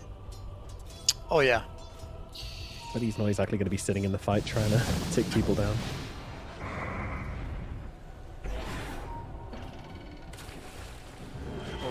He might get caught. Oh, he's got his spirit. They didn't see him. Radiant's bottom tower is under attack. Alright, fortification comes out this time around. They're still waiting. The Tundra, they want to break this base. Puck is shoving top. Morphling in the triangle. He's going to TP back right now into the tree line along with the puck. Puck immediately starts poking and prodding, seeing what's what. And here we go. Ravage Toad's place. They were going onto the DK, just trying to blow up BZM, but he gets the BKB and forces himself down to the low ground as Duracho goes in deep with the Wukong's command, trying to deal damage. They have him stunned up. Morphling getting dragged back through the Wukongs. They need more damage though, and they're not going to find it. Morphling waveforms himself away, but the roar is going to be there. 33's not letting him go. They get the Morphling. They bring him down. No buyback available. Secret, this could be the end of the line. Pug gets taken down as well. It's going to be another death for them. The buyback's coming through thick and fast, but not the one that matters. Morphling still out of the game, did not have the buyback, does not have the buyback, and will not have the buyback. Tundra, I'll keep it going until there is nothing left to take. Middle lane's going to be next. This Zilgo creeps flooding in through the bottom misery.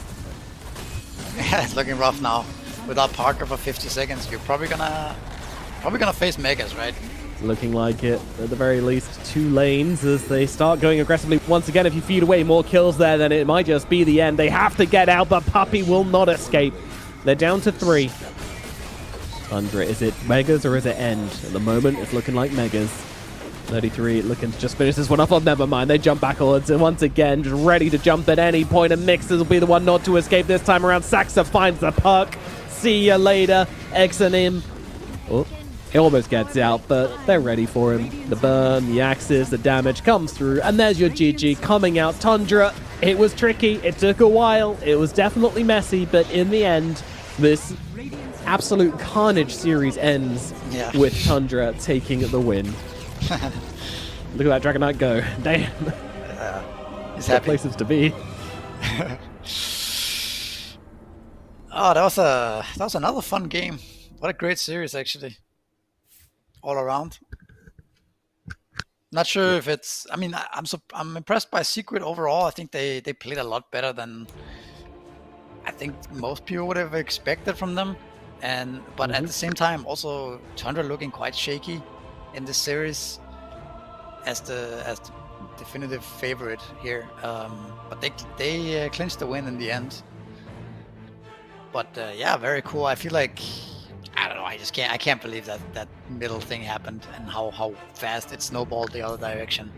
Yeah, that so was unexpected. that was crazy. Like, I mean, what there was the so hell? many unexpected moves and things happening in the series, throws back and forth and stuff like this. So yeah, very entertaining.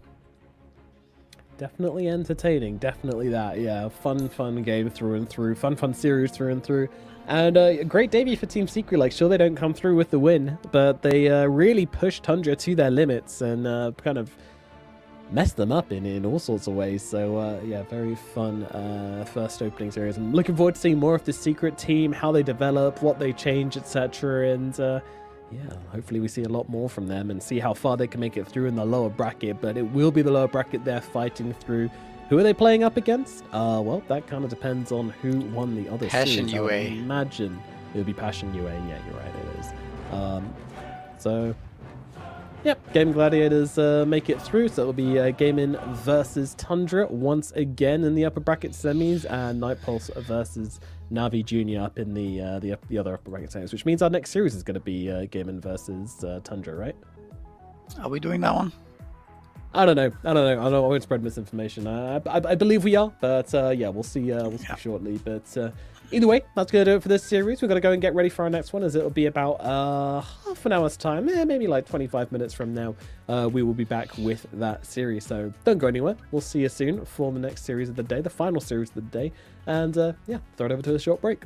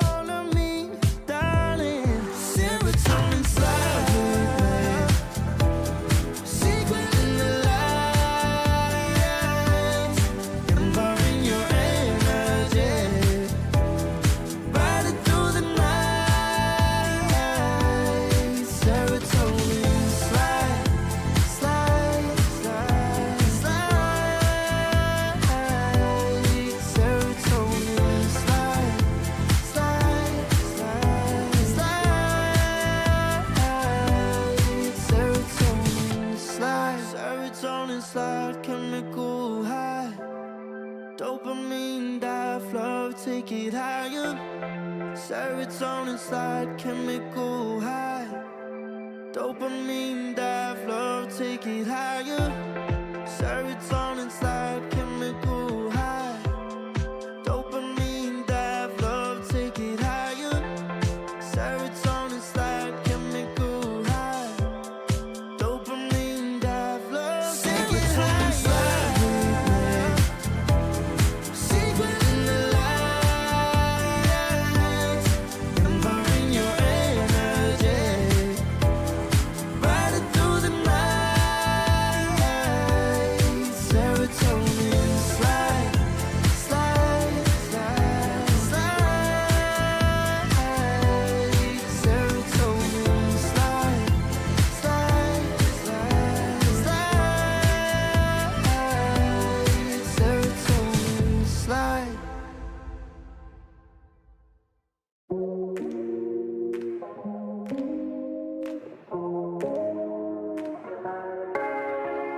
No one I'll regret the first time with you, and baby you make a moment every time I lay eyes on you. But do we care? Do we dare? Keeping this going. Let's live in the moment, yeah. Now we can know it's all alone between the two of us. Every time I try to find, try to avoid it, but I was stuck. You turn up the heat when you back it up. Try to stop the flame, never discipline melts away. It isn't enough to wish for change. You either give in or pull away. We have the will to choose our fate. Whether it's wrong or right, I'm holding on for life. For the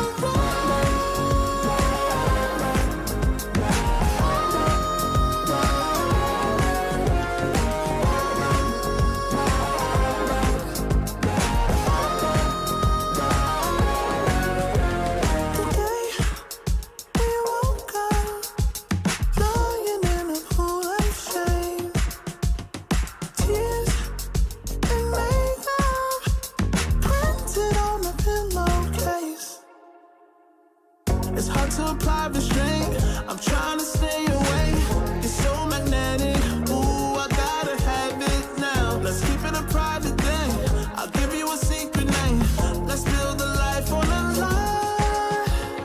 Every time I try to find, try to avoid it, but I was stuck. You turn up the heat when you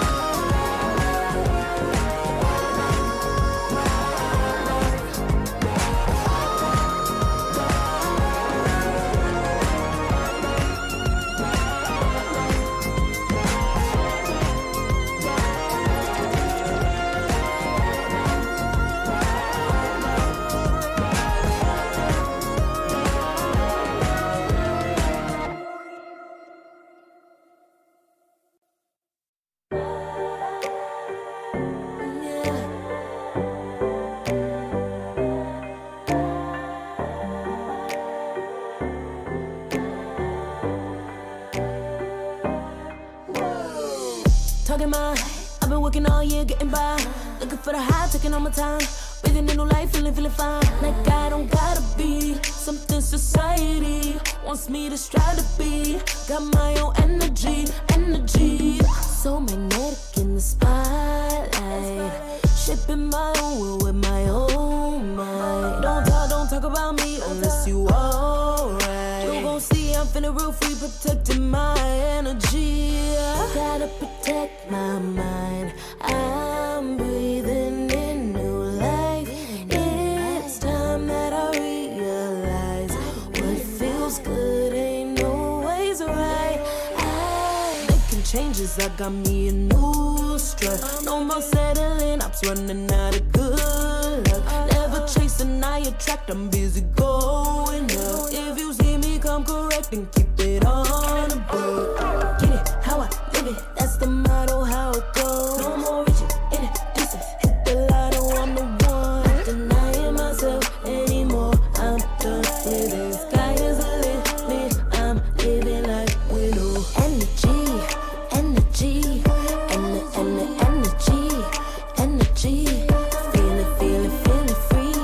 Feeling free.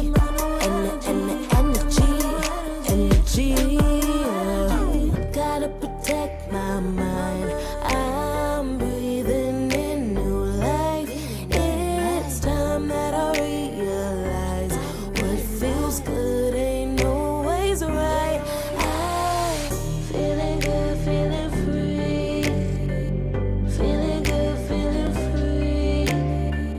All I need is me and my new energy. Feeling good, feeling free. Feeling good, feeling free. All I need is me and my new energy. And my new energy. Feeling good, feeling free. Feeling good, feeling free. All I need is me and my new energy. And my new energy.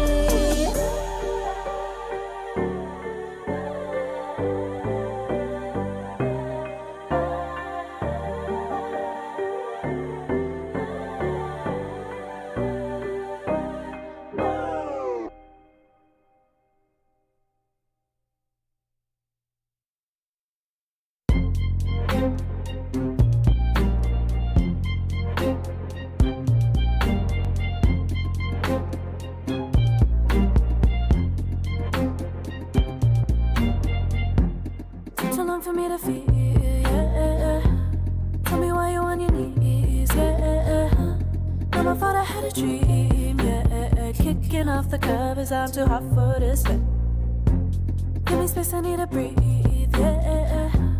Give a face, giving it beautifully, yeah. Yeah, it's just me and my clique, yeah. We might be the hottest, but we let you in.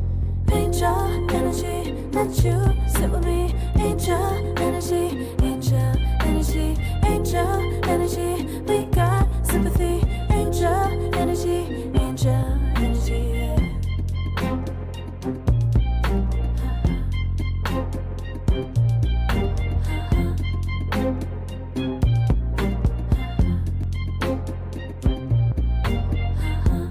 Take the time to breathe and rest. Let yourself feel the best. Feel it all so deeply, so deeply. Divine with how we be, yeah. Aligned with everything, yeah. More than a dream. Vulnerable and strong, yeah. We feel everything. Angel energy, let you sit with me. Angel energy, angel energy, angel energy. We got sympathy. Angel energy, angel energy, angel energy. Let you sit with me. Angel energy, angel energy, angel energy. We got sympathy. Angel energy, angel energy.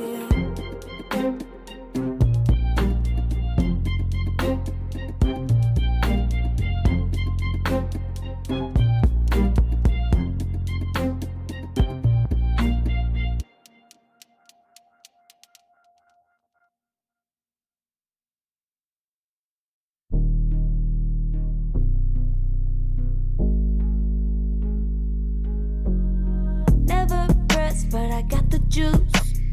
Taking the lead, that's just what I do. I make mountains move with one hand tied, and still this world ain't satisfied. Everywhere I go, they stop and stare.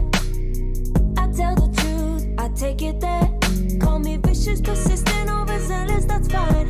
Main character energy, I stay taking what's mine. You need a foot on the gas, or put my name on the line. Main character energy, I'm just taking what's mine. And it's written in the stars, I'm a king like my sign, yeah. Raising the bar, the jaws drop like a surprise. Don't be mad about it. Don't be mad, don't be mad. Don't be mad about it. Don't be mad, don't be mad. I don't play the game, nah, I make the rules. Cards close to the chest, and I don't play no fool. Don't be mad about it. Look, yeah, my name stay in the mouth. Legs got broke, they said cast her. I'm the 911 response in a disaster. I don't ask, I just take.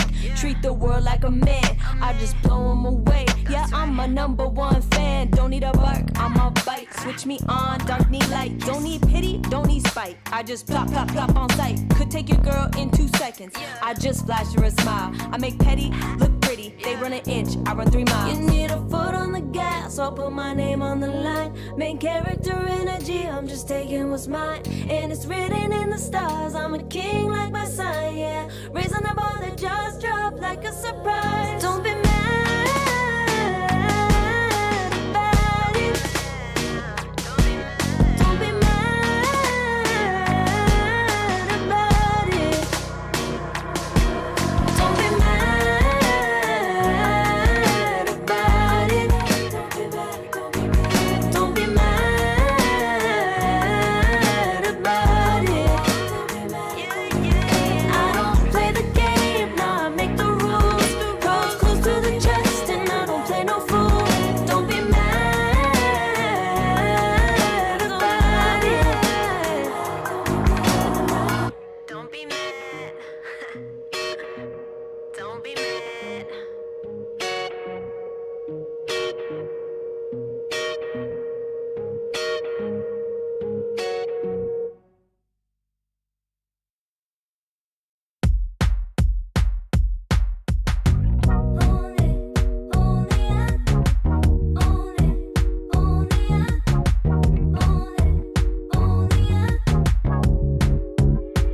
Like a moth to the flame, I'm attracted when the doubts start saying my name. I can go there easily, and it's hard to maintain, 'cause I know it's not the world I know, it's me. Believe in every little thing I hear, and no, I ain't no stranger to the fire, burning up all my desire to be great. It stays coming in waves, and no, I ain't no stranger to the fire, burning up all my desire to be great. I gotta just open the gate. All I need is saving from hitting the pavement, understanding when I'm impatient, that only I give to me. All I need is a little love in lonely places, the strength to stare fear in the face, that only I give to me.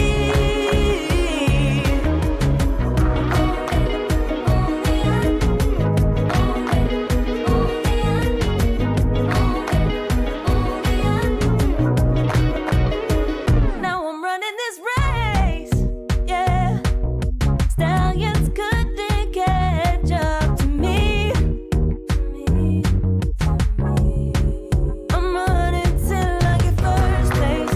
I'm running till I get everything, everything I ever wanted in my dream. No, I ain't no stranger to the fire, burning up all my desire to be greatest days coming in waves. And no, I ain't no stranger to the fire, burning up all my desire to be great. I gotta just open the gate. All I need is saving from hitting the pavement, understanding when I'm impatient that only I give to me. All I need is a little love in lonely places, the strength to stand fear in the face that only I give to me. All I need, understanding when I'm impatient.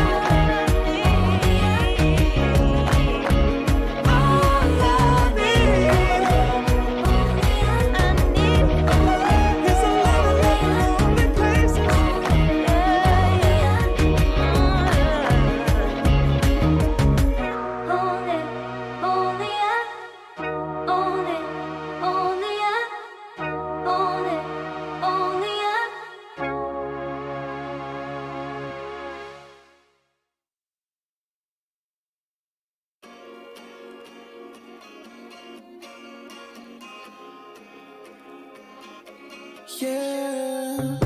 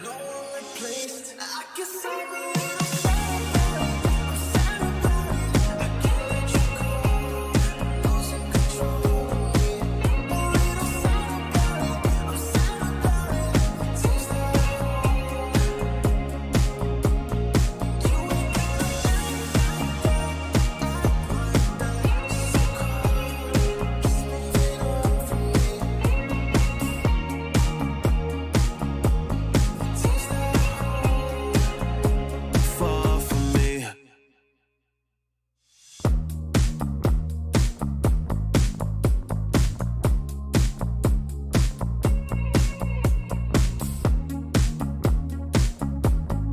Girl, what's this shit about? You told me I was different than them. Now you got yourself another man. I hate to see you out with him. I guess I'm a little sad about it. I can't let you go. Losing control of me. A little sad about it. I'm sad about it. Taste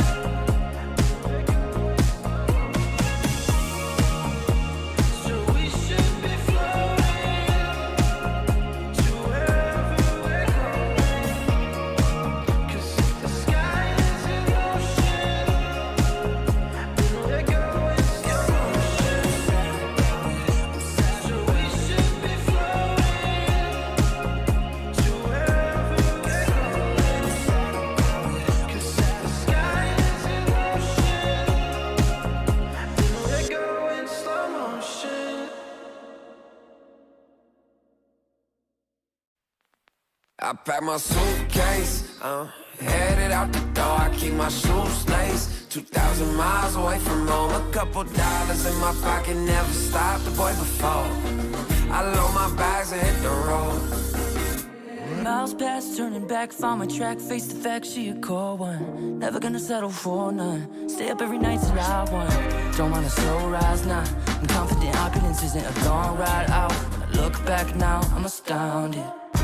A quiet boy from old age, but always thought the world was a stage, yeah. I celebrate one last late night, my old life, it stayed. I pack my suitcase, headed out the door. I keep my shoes laced. 2,000 miles away from home. A couple dollars in my pocket, never stopped the boy before. I load my bags and hit the road.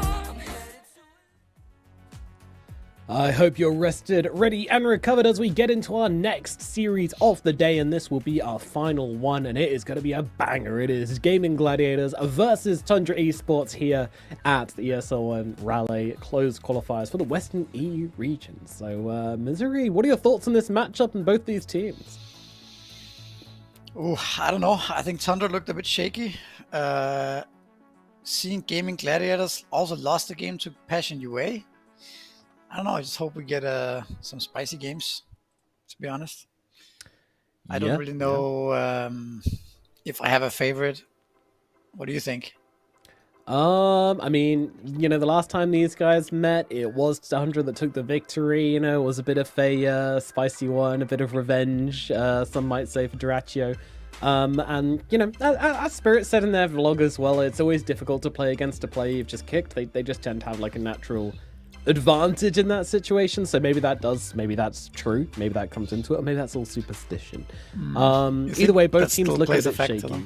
You think that's still a factor, or you think they're kind of over it now, since they already lost once? And I think there's a limit to how many times, you know, that's gonna be important. Yeah, that's true. The first that's time, true. I think, yeah, for sure. I guess there's some kind of diminishing effect there.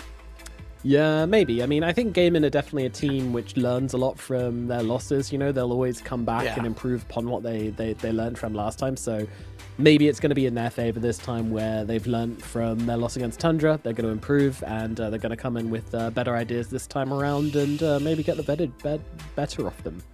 We'll see, though. I mean, that kind of comes down to how they want to approach it and how much the meta has shifted as well. It does feel like we are playing pretty different Dota to what we were playing the last qualifiers we casted, which was, you know, just over not even 2 weeks, it was like 10 days ago, which is pretty crazy. But, you know, the same kind of first few picks, but then there's been a lot more Lycan, there's been a bit of a shift, you know, a bit of a less bristleback. Some teams are trying to ignore it, which is sort of interesting. So we'll see what these people guys are. Yeah, people are like kind of experimenting a lot more with other heroes, right? I see, just looking at Gaming Gladiators heroes, there's an Axe in there, there's a Queen of Pain, right? Just like more Draw Ranger, stuff like this, right? We had a Ricky today, right? We have. Yep, we certainly did. Last pick Dragon Knight and stuff like this. So things are getting mixed up a bit, and it's kind of nice to see that it's not just the same stuff over and over. No, definitely. It seems pushing the boat out because, you know, things are always changing in Dota. That's the thing. It's such a complicated game. It's such a deep game. So many heroes, so many items, so many spells that eventually stuff just goes under the radar for months or even years at a time. And eventually people realize you can be the guy to figure out, hang on a minute, this is actually a really good mechanic and we should be utilizing this. And all of a sudden, the meta gets broken all over again, and then, you know, this new thing that has come out, oh, but now this here is really strong because that answers the thing that came out, and we start going around in this big old circle again. But it's a new circle. It's a different circle.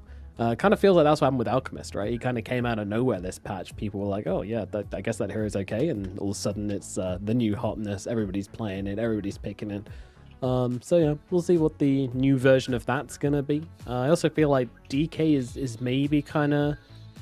It's still very, very popular, but there are still some teams which will kind of let it go or not really worry about it too much. But yeah, I think it's still probably up there in the most contested alongside Alchemist and Lich, I would imagine. Yeah, no, it's hard to predict, right? Like, I feel like when we have been talking about the drafts and the bans are coming to an end, we're like listing 5, 6, 7 heroes that can all be picked, you know, straight away. Yeah, because some teams are picking Batrider first, some are picking Phoenix first, and other teams go back for like the Bristleback, or even we saw Beastmaster as well first picked. So Lycan is coming into the first pick area as well. So it's like it's all over the place, and I think it's just a matter of like, you know, possibly the team you're playing against or how the team is feeling like right that day or whatever. Absolutely. And Magnus as well, also been one which has been coming into contention a lot. It was the second most picked hero at the across all regions in the Wallachia qualifiers, so similar trajectory this time around, as almost everybody is looking at this Magnus hero and wondering what they can do with it. I mean, I like Mag. I think Mag's really fun to watch, at least, so I'm always happy for Magnus to come out in that regard. Always enjoy seeing Magnus being played by different heroes, and seems to be, in other regions it's being played safe lane a lot. In Western EU, we're only seeing it a small amount, not so much. So yeah, see who gets their hands on it this time around, or whether it gets banned out. And of course, Gaming Gladiators won the coin toss and chose first pick. Back to normality. Yeah. Yeah. We had a little bit of a thing yesterday with OG, where people picked. Did I say yesterday? It was today, wasn't it? Yes, it was. It was This morning, yeah. Where our second pick was the choice, but it seems to be just that one series. So everybody prioritizes first pick still. Yeah, no, it's back to normality as kind of expected here. It's only a few teams which are trying to push the boat out in that regard, but whatever works for you, depends on how you draft and who you prioritize, of course. As we get into the draft for game number 1, Tundra Esports versus Gaming Gladiators. Going to be finding out which team comes out on top here and gets one step closer. Now, this isn't like the last qualifiers, okay? This isn't like Dream League, where you win 2 series and you're done. We've got to get through 3 series this time around. So the winner of this will face the winners of Navi Junior versus Night Pulse. I would imagine both of these teams going to feel quite confident against the winner of the other series. I do feel like it, on paper at least, it looks like these two teams are kind of better positioned to make the run all the way through the upper bracket compared to the two on that side. But you never know. Night Pulse have been making upsets. Navi Junior, people are always whispering about them. People are always tweeting about how they're going to be the next big thing. So keep your eyes on them. Okay, will do. Thank you. Tundra Esports turn to ban. Very young team, Navi Junior, and always turning people around.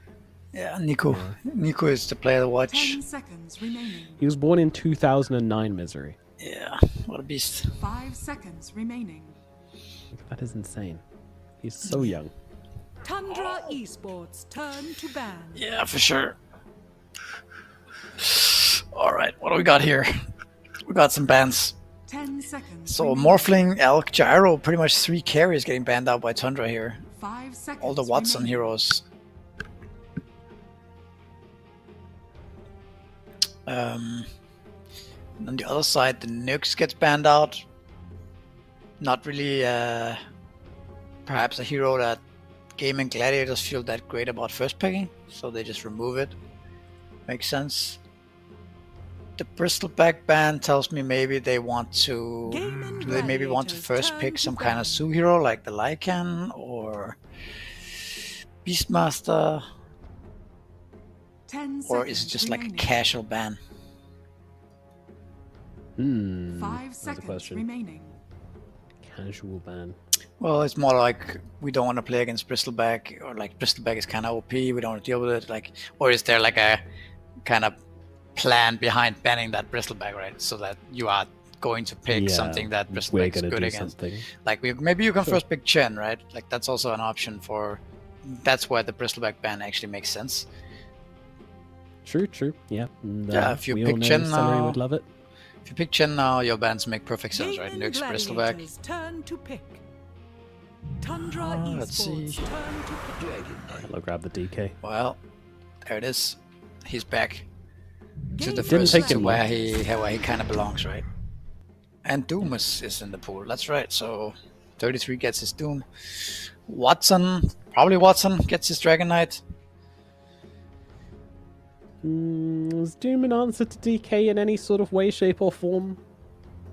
10 seconds. I don't know if it's directly one-to-one kind 5 of. seconds remaining. Like, I don't know if they have that much, going into each other. I think it's just a hero that is comfortable for a Tundra 33.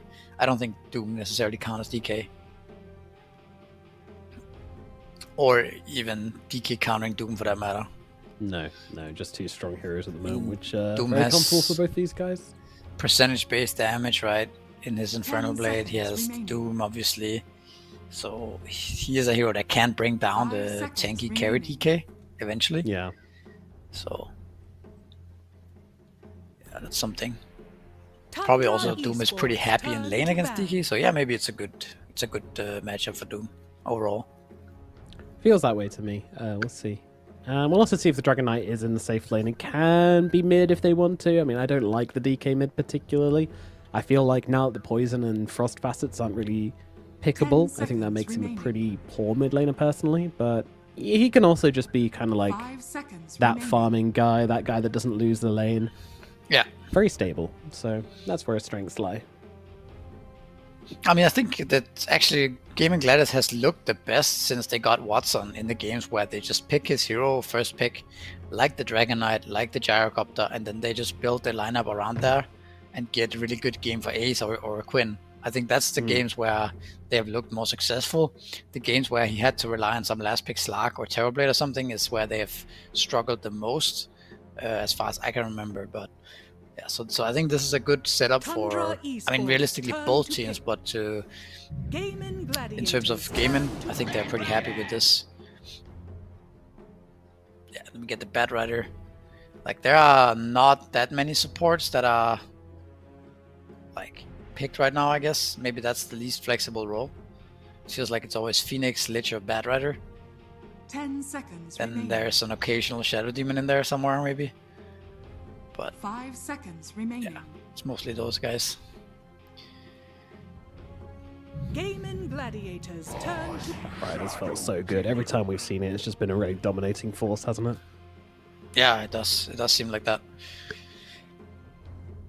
Just breaks the game. Gets a blink dagger, messes with you, but Shadow Demon messes with the Bat Rider as well. If you're ready on the Shadow Demon, you can cancel out 10 seconds that lasso remaining. with a nice cheap normal spell, not even your ultimate. So 5 seconds it's a remaining. nice matchup here for Gaiman coming back the other way, and now they get to pick themselves another hero here. Let's see. So Quinn's heroes are looking pretty limited at the moment, and you probably want to wait until your fourth pick. Yeah, to I think you're grab it. probably gonna pick some kind of tofu hero here, or celery hero, depending on what you do with the Shadow Demon. Tundra Yeah, Esports. Worth is still around, but they'll go for the Hoodwink. Mm-hmm. I haven't been seeing a whole lot of Hoodwink recently.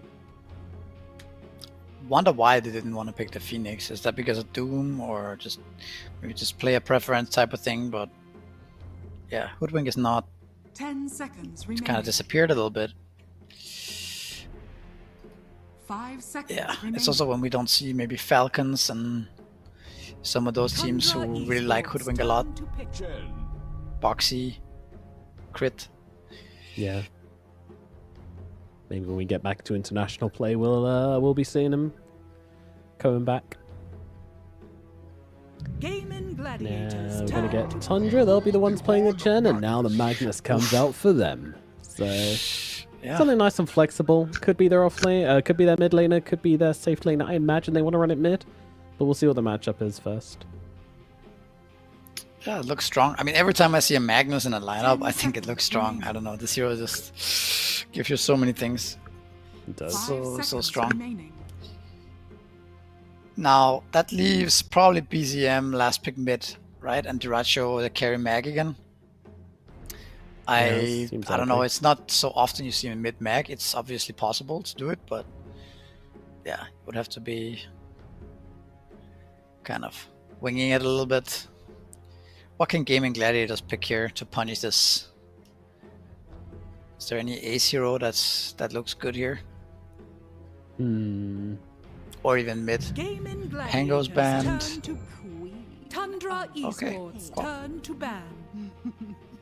Quad coming out. That is a Quinn speciality, that's for sure. Yeah, they also played it in their last series and won with it, so All right. feeling confident with that. Yeah, fresh in their memory.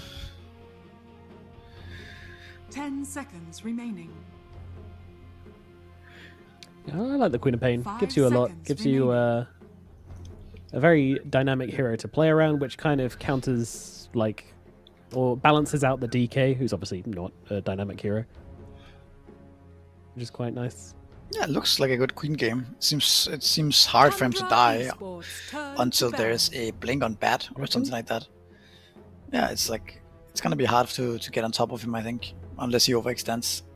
I mean, you've got 3 ultis here which can potentially catch out hero, right? Like Doom, RP, Lasso. I mean, why does that not concern you? eventually, yeah, but they all need blink daggers, right, to catch him. Like, you're not really gonna be able to Doom Quap unless you come from like the fog or Queen already blinks in the middle next to you or something like that, right? Same goes for RP a little bit, and the same goes for Bat Rider, right? So they all need blink daggers.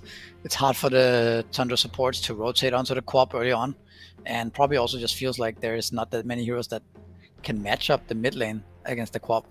Like, I imagine Gaming will ban like Lina now, and then there's like maybe nothing left to pick against the Quap mid that will really beat her. But let's see. Very limited options. Maybe they are not concerned about the Lina. 10 seconds remaining. What else could be mid laner? Monkey's already banned. Pango's banned. Puck's banned. Earth Spirit. These type of guys. Tiny Earth Spirit. Yeah. Yeah, could be one of those as well, but yeah, Tundra like does Spirit, kind of. actually. Yeah, I think Earth Spirit is good too. I think Lina might be a little greedy, but it's gonna pressure Quap. But you end up running Lina Magnus Doom, and this Lina kind of feeling like she needs to do a bit too much. Are you absolutely sure they're not going to run the Magnus mid against Queen? I think is that just too rough? actually, you could. I don't really know if Queen of Pain ever goes Shadow Strike nowadays. I think probably not. If you. I mean, they could, I guess, but I just think it's unlikely, both because you have the last pick, you can counter the Quap, and then there's Lina ban. And then also you just don't see that much mid-mag nowadays, right? Overall, so for that reason it's kind of unlikely in itself. Yeah. Tundra Esports turn to pick. Tidehunter. Alright. Okay. It's a pretty good tide game. Like, really good against Bat. Chen doesn't really pressure you. You can't really RP him. Reduces a lot of max damage, the carry mag that is. Of course you can get doomed, but if you get doomed then it's okay, you know? And then your Quap or the Dragon Knight doesn't get doomed, so 5 seconds remaining. I like the pick. Now you could consider picking something like Ursa and putting the mag mid. Yeah. If you wanted to punish the Tide.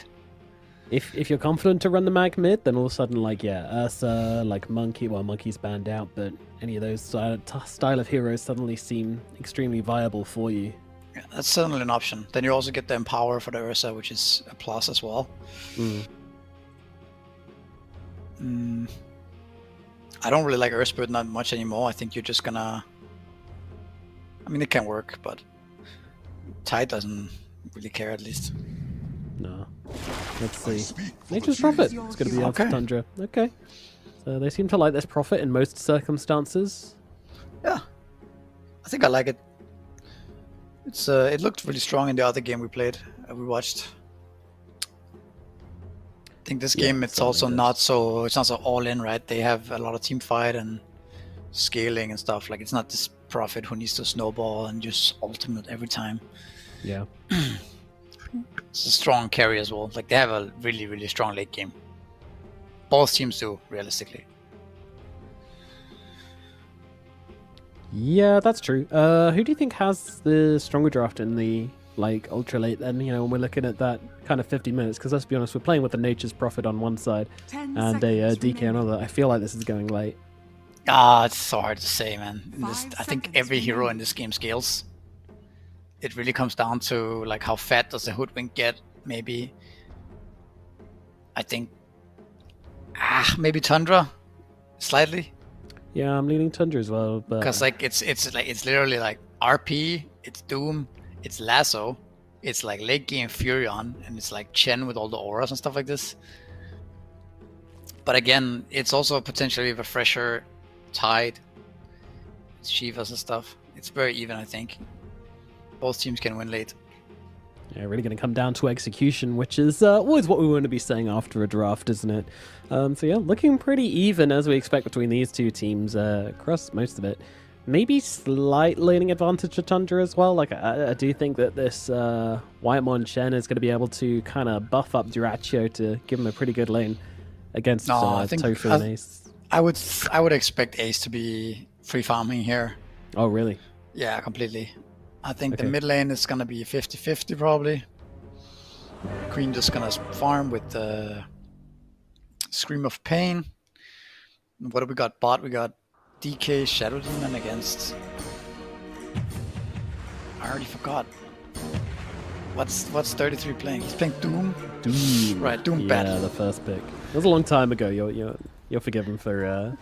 maybe maybe that lane can be the spicy one, where we might see some things happen with the Bad Rider Doom, because they have the potential to actually kill, I think. I'm just humble. Yeah, make some upsets happening as good luck, have fun's come out across the board. Of course, no real bad blood between these two teams. Maybe a bit of spice with Duraccio and Gaming playing against his old team, of course, but that's just par for the course in Dota and esports. That's how it goes. Got a couple of DCs as people reconnect. Of course, Tundra did just play... Well, both these guys played a series just before this one, so... Hot off the presses, ready to go, and hopefully all warmed up, ready for another series. Yeah, long day into the night. Long day for all of us, not just the players. Yeah, we've been going a while. Production as well, been hanging around a while. It's going to be a full day for us, so yeah, strap in.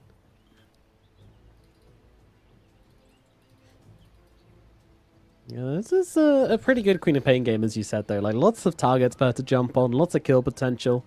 But, of course, when you're playing against this Nature's Prophet, there's always a possibility that you just get outnumbered in every fight, that the Nature's Prophet always rotates and answers you every time you try to make a move. It can feel that way sometimes. Yeah, for sure. Both wards placed in the same place at mid. Kind of cute. And this smoke up from the side of Gaming, not really going to result in anything. They just want to hang out around their own ward. Both teams very defensively positioned, actually, here. Oh, there's a late smoke by Gaming here. Or by Tundra, sorry. Yeah, Tundra seemingly thinking that Gaming have gone for an invasion on them. Which is an interesting read. I think they just haven't seen them on the map yet, so they suspect they're up for something. Yeah, I don't know if... maybe they did it in the other series, or maybe they felt like Gaming might do it with like a tight hunter in front with Gush, right? Some kind of invasion there, trying to get a first blood. The battle begins. Smoke revealed on 33, but they're going to be able to come in and secure this bounty rune anyway, making it going to be 2 for 2 on the bounties. Nothing big happening here. Wow, Ace has a very ugly weapon for Tide Hunter. Well done. So if we're gonna get bullied a bit here, is he gonna maybe die? Tofu, yeah, he's not looking too hot, is he? Body blocked by this darn Saturday Mind Stealer, stealing his mind and wasting his time, but it's actually Duraccio who's got to TP back and try and get back to this lane, which Ace has blocked beautifully, to be fair. He's really brought that one back. Saw that they were bullying his hoodwink and just decided, yep, alright, let's get himself a nice start to this lane.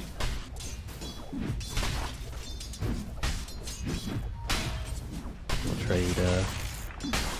trade ranged creeps here as well.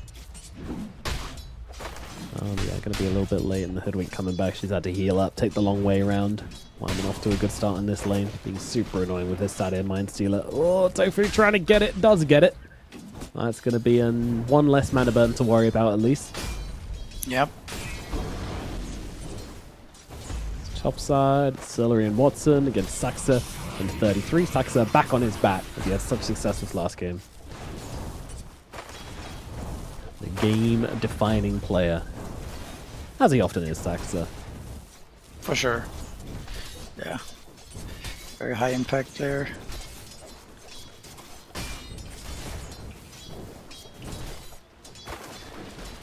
His stand-in TI run was definitely very memorable this year. Yeah, it's Nice. There's like actually a lot of stand-ins. Last few TIs. It's been really impactful in general. Yeah, it's a little bit scary for the consistent players when someone can come in and have so much impact. It always makes you wonder.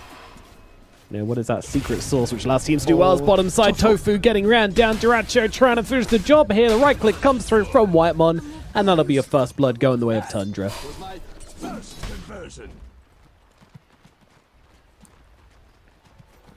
Nice pick up there onto the Hoodwink, who dared to get a little bit too ambitious. You're always looking for those acorn shots, always looking for the right angle, and sometimes just dragging yourself out of position just a little bit. Yeah, it seems like Duracho really likes his mag now, right? He can play so aggressively early on, can farm, can fight. It's like a very flexible hero for him. Yeah, for sure. He can do what he wants. Definitely suits his play style. Something which I'm hoping to see him play more of.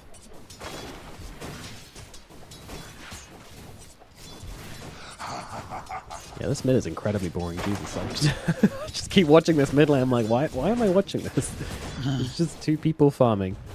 There's a little bit of fun to be had with the greater treant, but yeah, it's not a whole lot. So there's no point in Gush for the Tide. Oh, gets good into tower here. But he has 2 points in Kraken. He should be fine. Yeah, he's just surviving. And now Tofu, wow, gets the 2 hero and entire creep wave inside 1 bushwhack. That's some value right there. Duracho continuing to go aggressive, though, just constantly clicking at ace. Just like last time around, just always prioritizing damage on the enemy hero over securing his own CS. Double mana burner. Oh yeah, double mana burn, double shockwave. Just really laying the hate onto Ace, not letting him stand his ground as this Tide Hunter.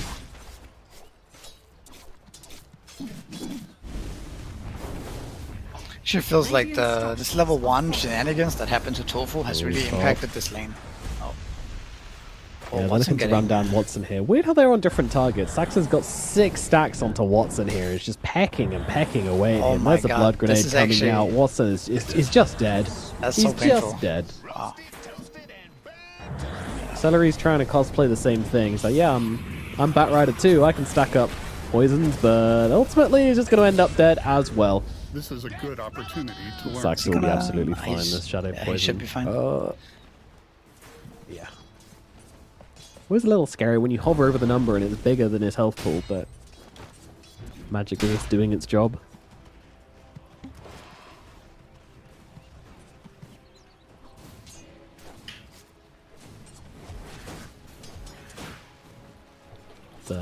Still nothing going on at mid lane. Still just sending in these little Steve the Treants. Yeah, Observer knows what's up. Let's go look at bot as Ace is being bullied once again. Now they've got a ghost creep. What an annoying creep to pick up versus a Tide Hunter. Oh no. Yeah. Oh no. But as I was saying before, I think the level 1 things that happened to Tofu was kind of ruined the lane a little bit. Because I could also see the lane getting to go back into tower again. Oh god. Back we go. There's that ghost creep slowing him down. He's not really gonna die, is he? There's He's a not doing shockwave coming up. any damage to him. Yeah, like he's the actually right not. clicks are a literal like. He will die eventually, it seems, but... Okay, the Fear Alright, nice kill BCM, good job. Wow. That was toxic. He's dead at mid as well, by the way. There was a rotation in from Celery and Tofu, but... Yeah. My god. Can't believe he takes that. But I could also see a world where Tofu comes to lane with full HP and mana, and then they skill Gush on Tide, right? And start like pressuring level 1 with Acorn shot and stuff like this. Yeah, Saxa is gonna get got. Ooh, Celery has Shadow Servant. I love this. Oh yeah. Don't see this too often.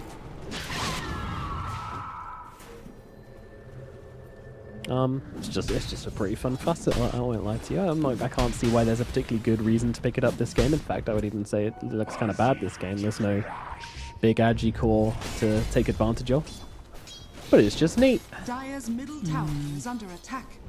Dire Yeah, I don't know. scanning. The other one makes your disseminate stronger, right?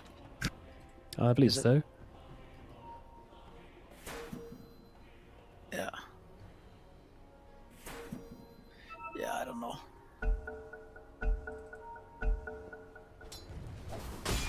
Just creating ever some considered illusion of going- Magnus or a Furion in the fight can be pretty good. Yeah, Furion's probably pretty good, I'd imagine. Mag's gonna feel a little weak without its power, I'd guess, but maybe it's strong. I don't know. Still universal.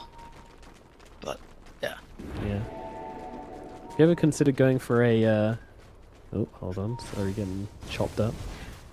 Carry Shadow Demon build utilizing his innate, which does his attacks apply a stacking 2% amplified damage debuff to the enemy for 8 seconds.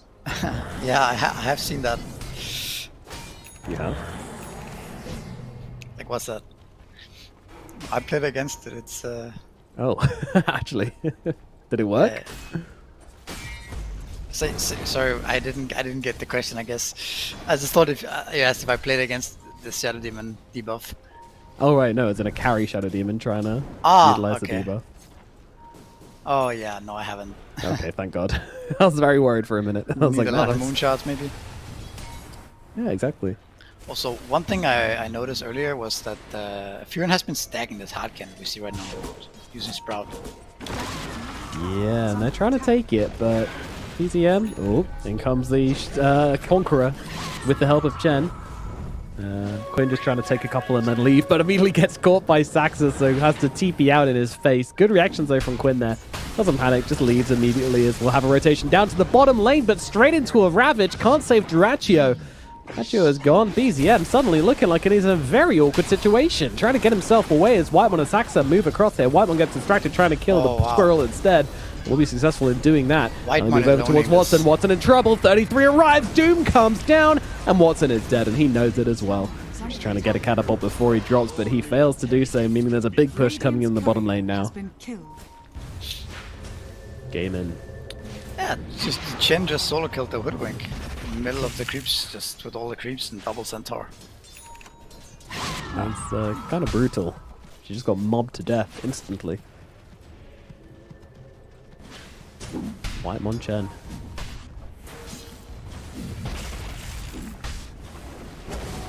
Mid lane, Saxa looking for a target, won't find a target.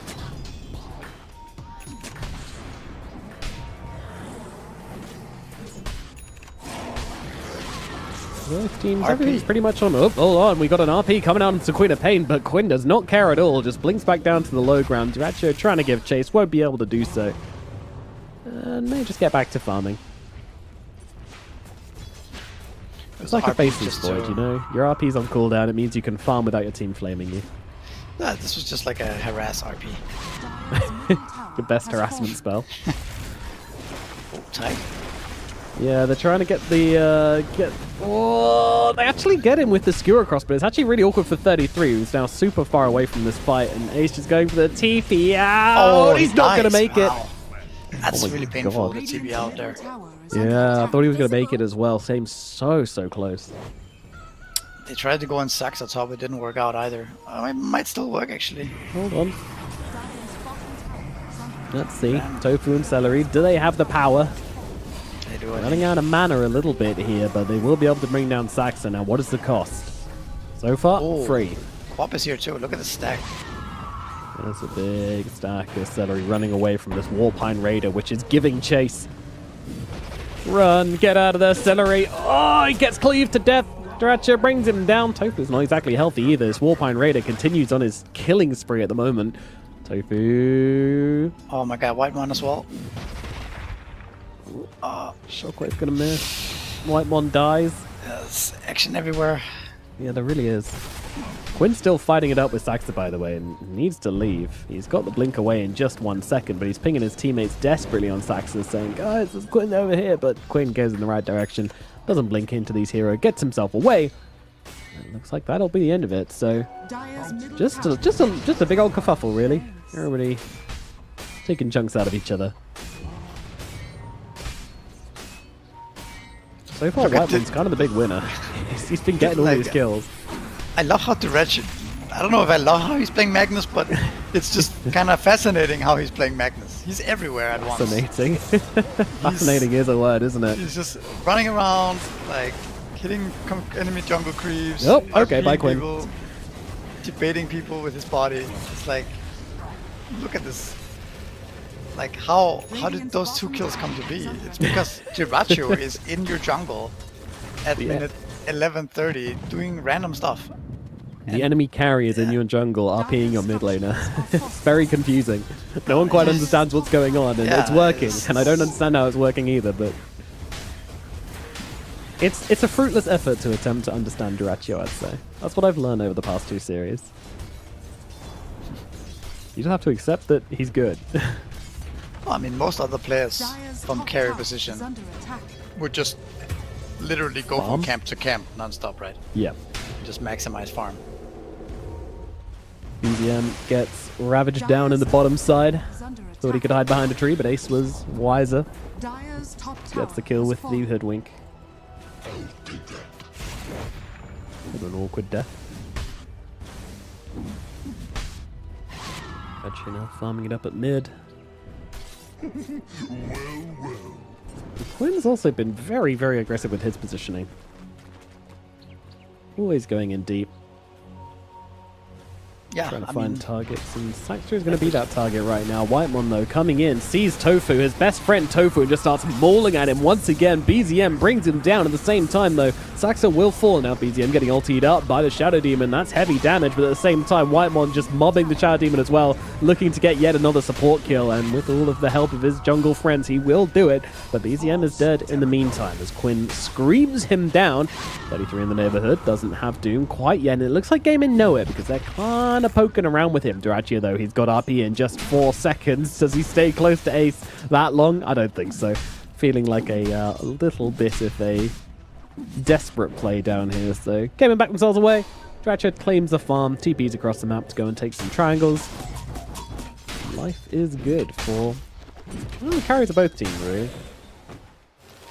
Yeah, pretty even game now, huh? I mean, it was looking really good for Tundra for a little bit, but seems to be evening out now. Queen of Pain's game, like you said, is really good. I mean, actually, Network doesn't look that good, but having Dagon up now is gonna be nice. And a DD. Yeah, Dagon and a DD. What more could you ask for? I love how in every single one of these fights as well, Whitemon is just soloing the game in supports. It's so funny. Yeah, surprised how much damage he's dealt this game in the fights. The creeps are no joke. He's just bullying them. Yeah, against Hoodwink and SD, like they're so squishy to these creeps. Dire's middle tower is under attack. Radiant's bottom tower is under attack. Is the Chen facet just like one of those ones which you don't really see much variance in? People just generally go for Satyr? Yeah, I think the thing about it, the innate creep is that it doesn't. It's not like you get 5 creeps, right? So I was theorycrafting going for the wolf in the beginning because I thought, well, then I am always gonna have a wolf. But the thing is, the little wolf is just so bad in lane, right? Yeah. Like, so I think the only realistic creep in laning phase is that Satyr, right? So all the other options are just bad. Yeah. And I think as the game goes on, you can always create the Satyr, but at some point I think you don't create the Satyr anymore. You just take other creeps. It makes sense. You want the variety as well, so it's kind of just whatever. Yeah. You always have endless jungle camps to find creeps in. As push comes in rather aggressively from Gaming Gladiators. They've got their cooldowns, they're feeling confident. Ravage is available, 33. Coming a little close here, trying to look for a Doom perhaps. Or just baiting them to go on in. No guys, ignore the tower, look at me, come get me instead. But they are not taking that bait. They'll throw an anchor towards him, which seems to be doing decent work. Damage coming through, all the Doom, it's not going to come out. He tried to throw it, he tried to go for it, didn't land. That's going to put 33 in the grave. Tofu did die around the back lines as well though. Sax was able to find his target, now with the Blink Dagger and Lasso. Pretty early on the Blink for Saxter. Caught the little Hoodwink off guard. EZM TPing out, should be alright to do so. It's kind of indecisive by Tundra there a little bit. 33 was kind of just posturing, not really doing much, and they were not really going in, trying to take the fight, so ends up dying for that. But it's also something about their draft, like if they don't have the Bat Rider ready to lasso with Blink, then there's no real easy way to initiate. Speaking of Saxa. Definitely doing of Saxa, yeah, kick it in the teeth. See you later, Saxa. Yeah, and there's your illusion. Hell yeah. Celery's illusions. Look at it go. Dire are scanning. And it just lives until the Bat Rider lives, right? Yeah, I think so. Yeah. Pretty good. Oh, I like this a lot. Go do some scouting, go do some stacking, go shove some waves. All that good stuff. I think that was a kind of peculiar gate usage there. Now you're 5 years bottom. Instead, you could have pushed out top and farmed all these camps in the jungle. Maybe they thought they could find some more picks bottom, but I feel like it would have been a lot more effective to just push top and force rotations to the top lane. Yeah, Gaiman definitely feeling much more kill-oriented this game. And worry about maps or lanes or whatnot. Yeah. Now they have the Doom. The Ice and the Doom here.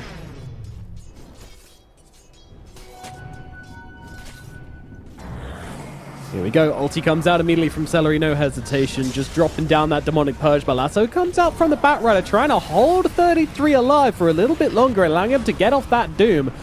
As 33 runs for the hills. Meanwhile, the Dragon Knight just starting to get clicked down here. Celery's going to buy him a little bit of time with the Disruption, which ends the Doom, so Watson might get out of this yet. So far, so many ultis being used and no one really dropping. Dyrachyo coming in, looking for the RP, but stunned. Watson catches him. Ravage to follow up with as well. Dyrachyo trying to survive. Has to use the RP just to live. Hand of God comes out, keeping him alive as 33 finds a kill around the backlines. One support dead. Looking for Tofu to make it a second, and he will not be able to get him as he runs to the tree line, but 33 is critting so hard, oh my goodness. And they'll bring down Ace with the Magnus. 33 gives up the goat on to Quinn, and instead it will be Tofu going down the sidelines instead, as Saxa does find the Hoodwink after all. So 3 dead in the side of Game Gladiators. Big win for Tundra down the bottom lane. Yeah, that was, I mean, just Magnus again is the same as the other game we just casted. This Mag hero is just so tanky. It's 20 minutes in and he has 2,500 HP, right? It's ridiculous. And there's a Chen as well with the Solar Crest. So yeah, just they used everything on him. Ravage, Queen of Pain ult, and he just skewers away. Also was a bit surprised that Tofu used his spells on the Bat Rider there in the bottom fight instead of just chain stunning the Doom. You know what I mean? Because like if you chain stun the Doom there, he doesn't get Doom off. Absolutely. A little bit confusing, but nevertheless, Dyrachyo does take a step too far forward, does cost him his life. Now 33 running to the edge of the cliff, trying to TP out. Oh, that actually getting knocked down to the low ground by Tofu. Doesn't make a blind bit of difference, still dead. I feel like we see this a lot in the games today, where one team wins a big victory and then the other team overextends 1 minute later and kind of gives it all back. Right? Like they overstay a little bit too long, trying to get the tier 2 instead of just backing off in time. It does feel like that, doesn't it? It feels like Valve secretly reduced everybody's respawn time and nobody's noticed yet. Yeah, I mean, it's only 20 minutes in, right? People do respawn fairly fast. That's true.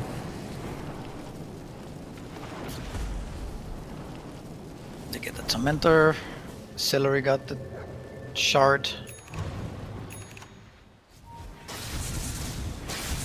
Is it a good game for that?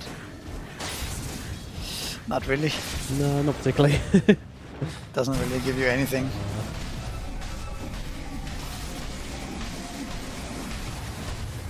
At least the heal is nice. Yeah. On the other side, it would go to Saxa, which, you know, if there was ever a competition for the worst support shard, then Saxa's probably winning that competition right now. Kind of, yeah. But there's also this, you see how it is queued up? There is this trend nowadays with Bat where they start going for treads and more like right-click items, actually. and then if they're untouched in the fight, they deal insane amounts of damage. Oh, really? Yeah. Radiant are scanning. That's kind of funny. Alright, let's see what Sax is cooking. And you get the free shot, right? Then it's more realistic to get there. Makes sense. Smoke up now from Tundra.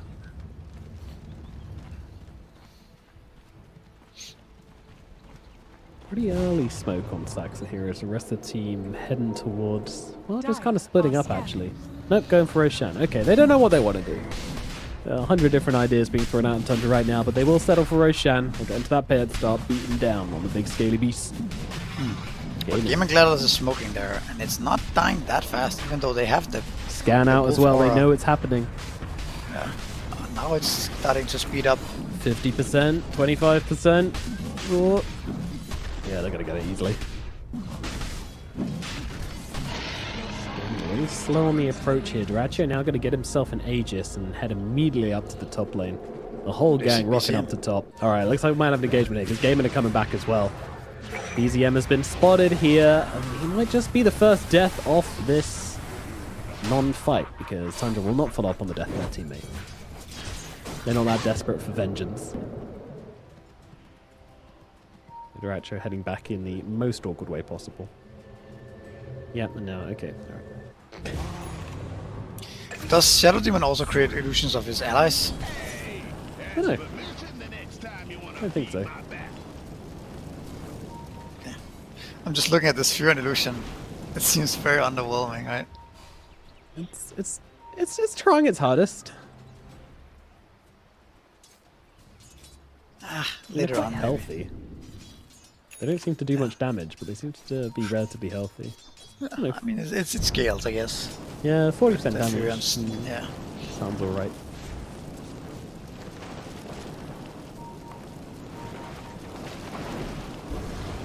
Very even game thus far. Aegis on the mag. Probably just going to help him farm more than anything. Oh, Saxa. And Satanic, interestingly. Saxa got caught there a little randomly, I think. I think he was just waiting on the high ground and the Hoodwink came around and randomly shot a tree up there.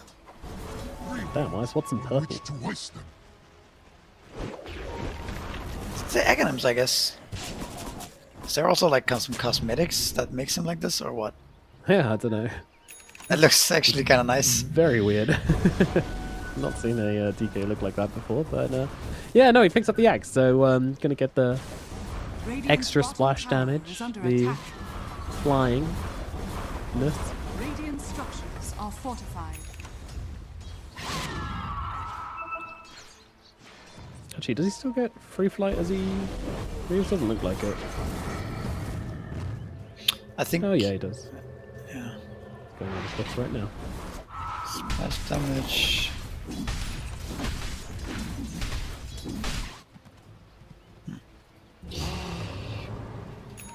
We don't see that much, right? That early on? No, the Axe is very much fallen out of favor, so it's an interesting pickup from Watson for sure. See how it fares as they run into the fight right now. Doom down, and there's big old skewer across. Yacho realizing he doesn't even need to RP these guys as Tofu and Ace just going to lose their lives straight off the bat. Celery following his teammates to the grave. 3 dead in the blink of an eye as Tundra just come running down the bottom lane. Gaming completely caught off guard there. Yeah, also so occupied by the Dragon Knight's Aghanims there. Yeah, a little bit. Didn't see that rotation coming, which, you know, made me really give the Gaming Gladiators an authentic experience of just being surprised that there's suddenly 5 Tundra heroes in the bottom lane, and now coming up onto your high ground. Is this the famous take a good fight, throw it all away? Let's find out. Duracho is going to be taking down this tower. Still has that Aegis for another 1 minute 38. I mean, actually, Gaming Gladiators has no damage, right? Unless Watson gets to sit and hit for a long time. It's very hard for him to kill. He's clicking through this mag reasonably well, but don't forget, this is an Aegis Magnus. He's got another round to go. Hand of God going to come out and give him a little bit of health. By the way, the rest of Tundra are so far away from this that this is just going to be 2 deaths. Unless he can do something really pretty. On the same page here at all. Nah. Hey, what do you know? We called it. Look where Doom is on the map, and the Ratio is hitting high Behind ground. this tier 2. Yeah. Yeah, they had really backed out of that one. What is going on today, Misery? Why does this keep happening? Why can no one push high ground? I don't know. It seems like there's a bit of a disconnection sometimes with the teams, right? Yeah, happened in the other series as well.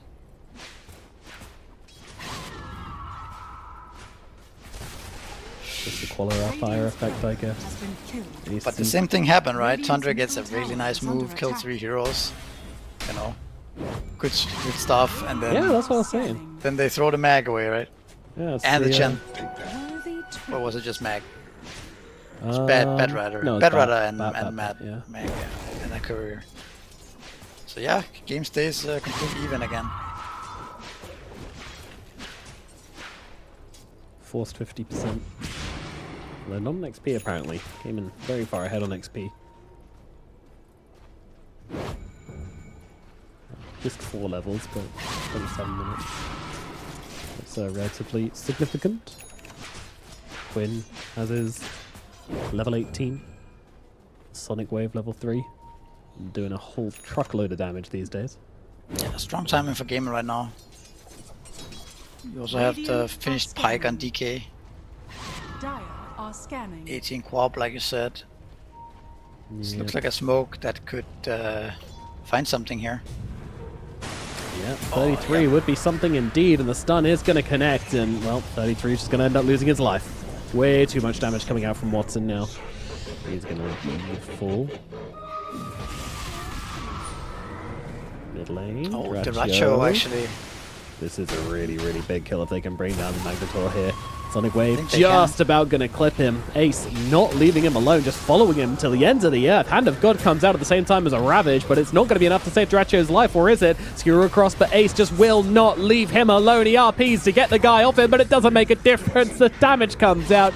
Deracho and Whitemon both going to drop. Oh my goodness.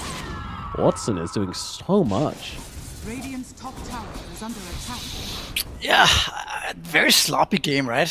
I feel like there's so many small mistakes that are making this game very unpredictable.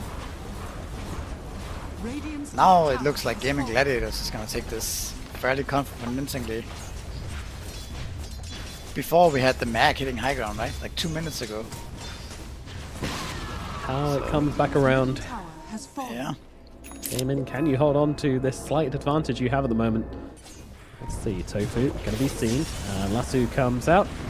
Very greedy Tofu trying to go for these creeps, and will be punished appropriately. Whitemon baiting beautifully with Saxa. But Saxa might pay the price here. Last Dead in the Water's out on him, so Saxa will be going down. Trying very feebly to kill off that anchor. Not going to work. Sanjin Yashas really are the item of the day, aren't they? Sanjin Yasha Tidehunter. Yeah, Sanjin Yasha seems to be the flavor of the month. The only way to get status assist. It's cheap. Build-up's nice. Yep. Oh. Those creeps need to leave. Alright. Yeah. Watson's still hanging around. It's really silly looking at this DK hiding in the trees as if that massive dragon could be hidden by the trees.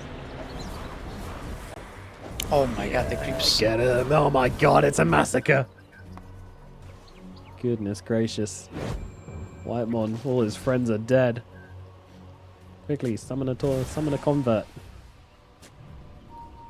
Does it kind of hurt your brain to see the Dragon Knight with 3 Quelling Blade, Stick, and Razor in the backpack casually walk by the secret shop?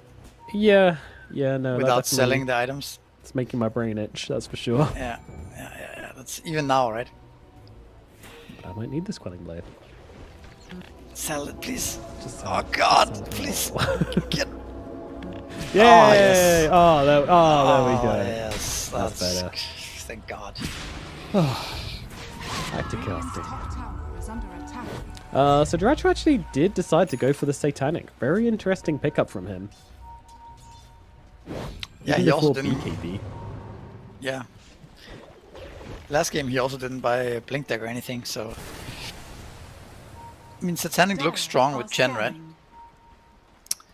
Seems like you're so hard to bring down overall. But also, you gotta be clicking. You gotta have a target to hit in order to get that health back with it. Gaimin running down to the bottom side of the map, setting themselves up for Roshan. Radiant are scanning. Dire's middle tower is under attack. Scan coming out from Tundra. So they know that Gaming Battery in the areas, but they're willing to gamble that Roshan hasn't respawned yet. It's time to head down. Smoke comes out. BZM, of course, shoving the other side of the map. They have no idea what's going on in this pit at the moment. They don't know how low it is. They don't know if he's respawned. Oh, Hop just blinked in. Uh-oh, that's bad. Doom's come out onto the Queen of Pain, but 33's taken so much damage from Watson that he can't actually chase down Quinn here, really. He's got to find a way to get away from this Dragon Knight and he won't be able to do so. He's just dead. And Watson looking over towards Duraccio. Duraccio, he's just got to leave, but Watson's got so much attack range. Duraccio, he can't get away. Celery gonna catch him with the disruption, allow his team to catch up and bring down the Magnus. I think Gaming got this one in the bag. It doesn't look like it can lose a fight anymore. Yeah, not really. It seems like it's kind of hard. I mean, they need to start with Lasso, right? So that you can pull a target into the Furion, because he's actually the one dealing the damage. Dire's top tower is under attack. Easier said than done. Yeah, that was definitely like a bit random, right? Like Quinn had idea they were coming, and he just blinked in and got jumped, and then the fight happened from there. But Tundra wasn't actually ready for it either. You can't blame 33 for going for that. Like, of course, you gotta take that chance, right? But the rest of the heroes were not ready. Just gets killed off by Watson, who's just doing an ungodly amount of damage at this point. Like, he was already doing more than enough damage before, and now he's got a Daedalus to go along with it as well. Yeah, it's gonna be really difficult. First pick DK. Another game. Looks surprisingly similar, right? This guy just farms all game and he shows up. Big dragon.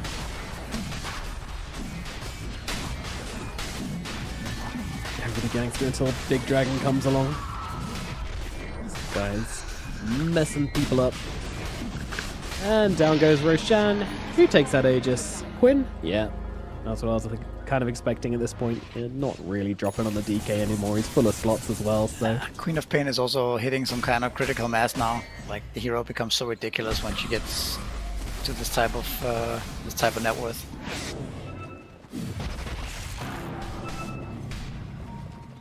Yeah, level 20 helping massively as well with the extra damage on the Scream of Pain.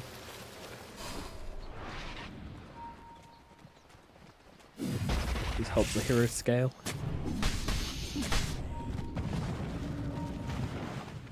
I mean, if you look at the actual damage of Scream of Pain, it's actually almost at exactly 500 with her damage amplification. Oh yeah. Yeah, and that happens every Shadow Strike as well.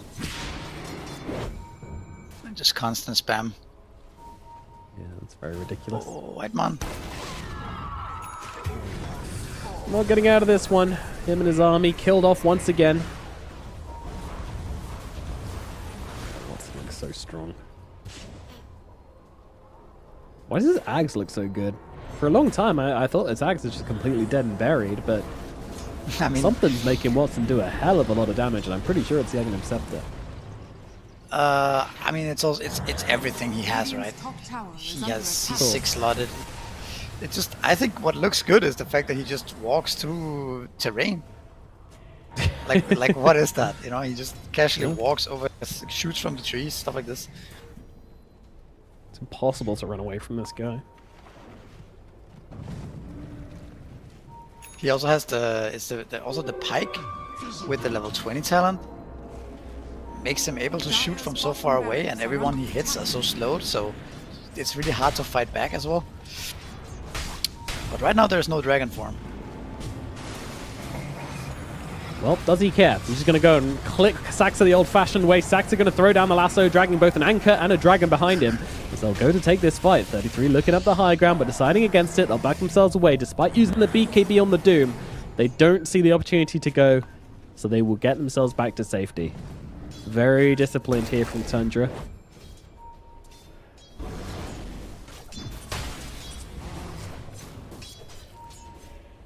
It was a really difficult call to make, but they just didn't find the targets for the Doom. BKB was running out. You need to leave.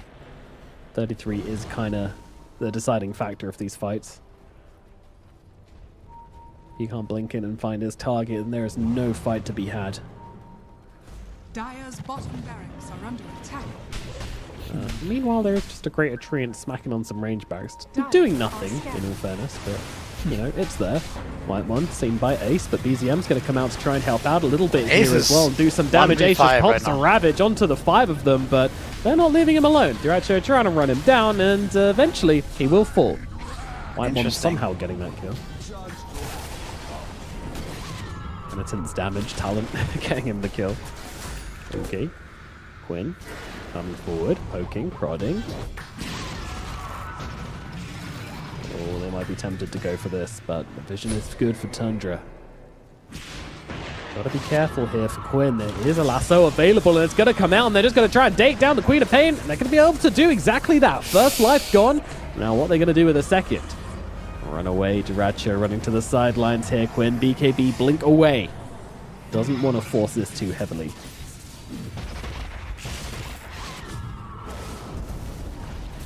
BZM jumps into the front lines here, pops a BKB, but I don't think he can stand his ground against Watson, and yeah, he recognizes that as well, but separates Tofu from the rest of them, and Celery as well, also going to be dropped here. 33 has the dust, leaves Saxa and BZM to clean up their mess. He goes looking in for more, but no one else is going to show. So every single time that Tundra win a fight, it does seem to be these 3 who are dead, which kind of is the ideal situation for game, and if they're going to lose 3 heroes, then you want it to be a 3, 4, and 5, so... But I don't know, what are we doing here as game? And like, there's not even a fight. It's just like completely alone as Tide, you die. Then Queen of Pain is just like still kind of there, but not really going in. And then I don't know. That was just the whole sequence there was very weird. Another strange thing happened in this game. Dire's bottom barracks has fallen. But it's almost like they are getting a bit frustrated that they can't find the fight or the Aegis, right? So they get impatient. Yeah, Quinn forcing things out a little too hard, maybe. But himself get caught. Still, they find the Tormentor. A bit of gold going the way of Tundra. Getting things back on track for themselves. And putting themselves back in the lead, at least when it comes to net worth. But not really too bothered about net worth at this point. You know, if we're going by net worth, then we'd say that, well, the Nature's Prophet is stronger than the Dragon Knight, and I think we all know that's just a lie at this point. I mean, at some point, the Furion can kill the Dragon Knight, right? Then it's more about who gets stunned and who is able to hit. What do we got here? Queen used BKB. Dire's Apparently. tower is under Yeah. attack.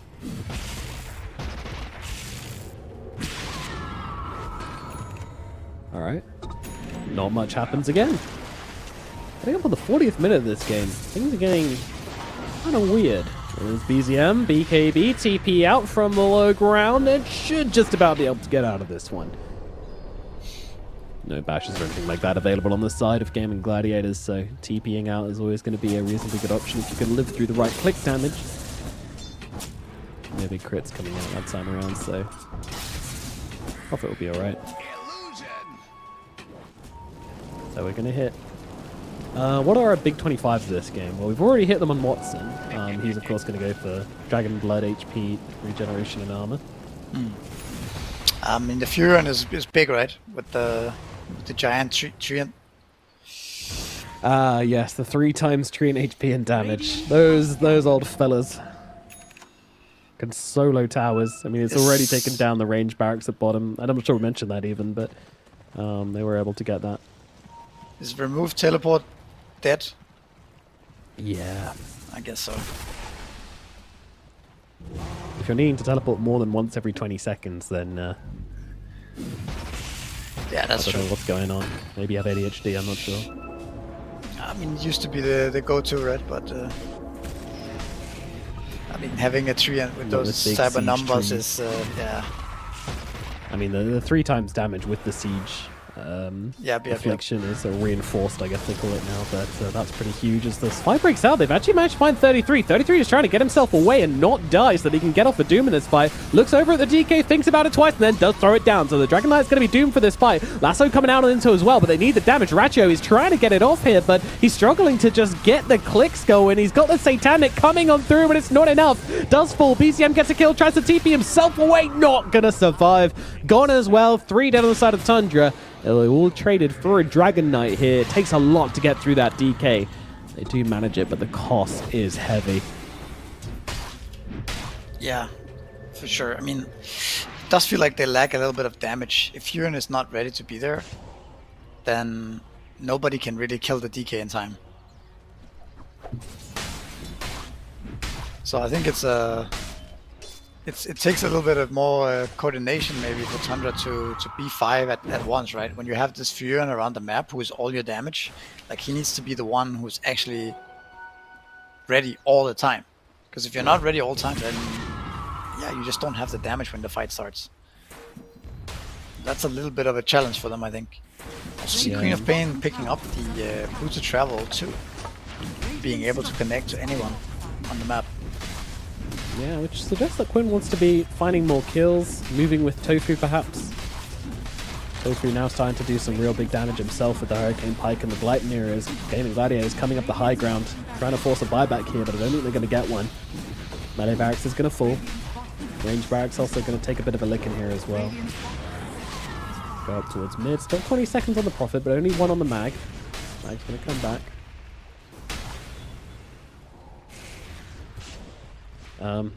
Prophet illusion. Okay, this thing's actually crazy tanky. Okay. Well, this thing wasn't bad. Yeah. It's also annoying to play Doom against all the Saint Yashas, right? It doesn't really feel good to Doom the DK there. It doesn't feel good to Doom the Tide. It's very hard to Doom the Quab. It's a Lincoln Sphere and a... I mean, he's blinking all the time, so...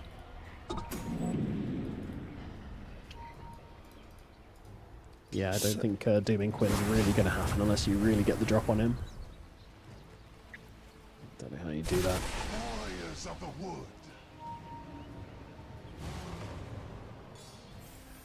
44 minutes in now, and it's been backwards and forwards. I mean, these graphs looking a little crazy.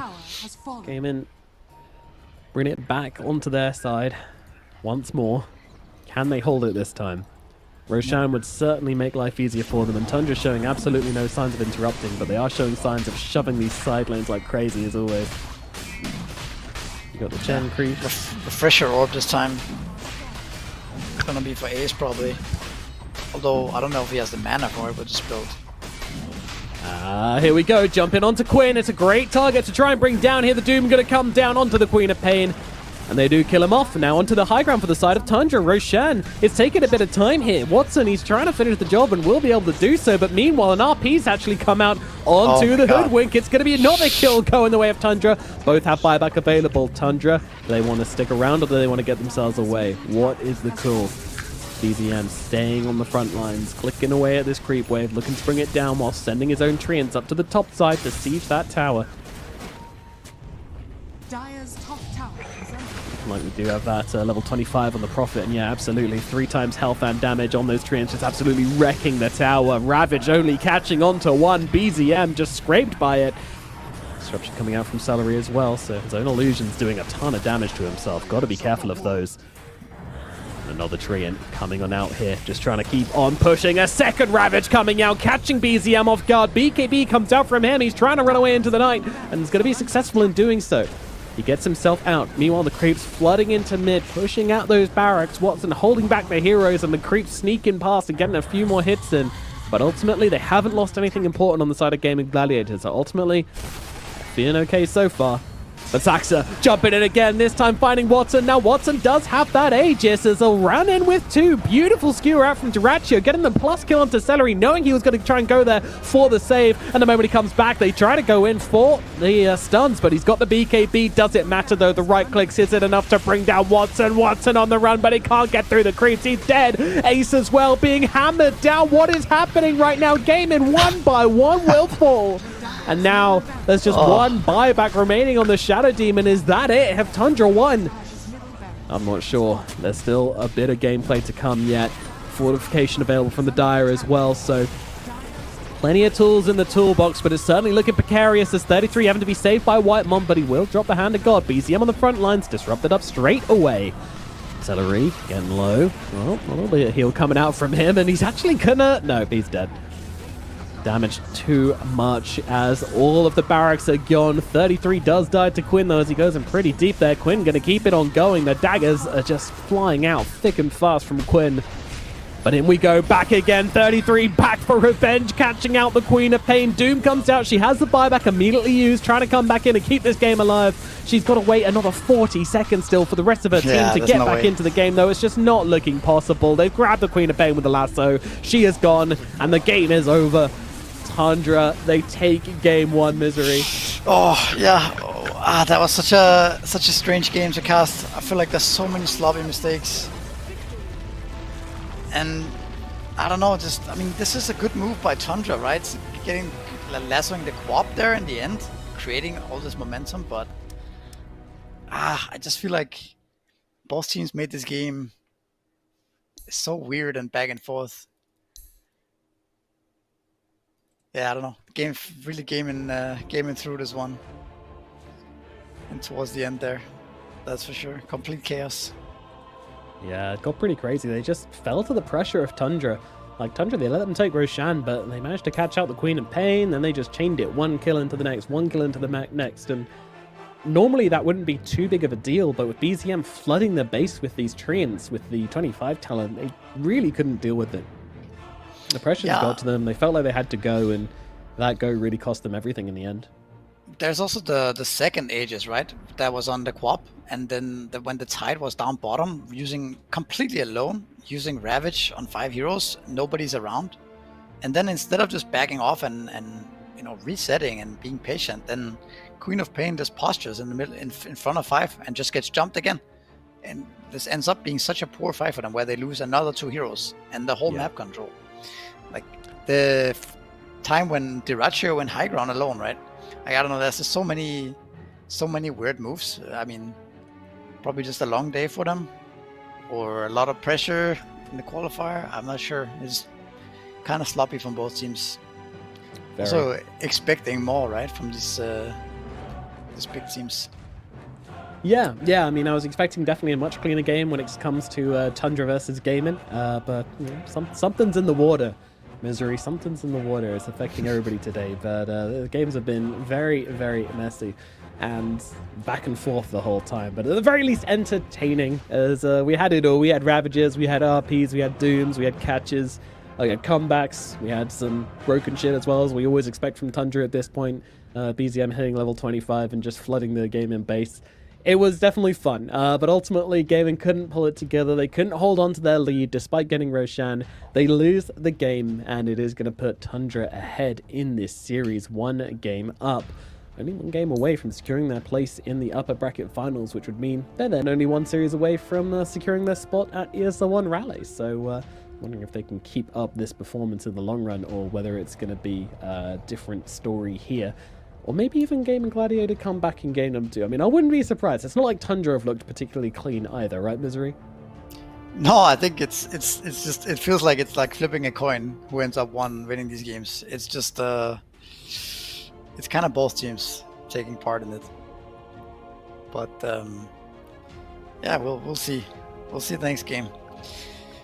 We will indeed. All right, I think we've got a break queued up and ready to go. So we're going to jump over to that break and be with you back again very shortly for game number 2 of Tundra Esports versus Gaming Gladiators, the Watson versus Duraccio showdown, as Duraccio now 1 game ahead and Tundra Esports 1 game ahead. We'll see if they can keep it going for a 2-0 or the Gaming are going to come back and make it a 1-1. We'll see you guys in a bit.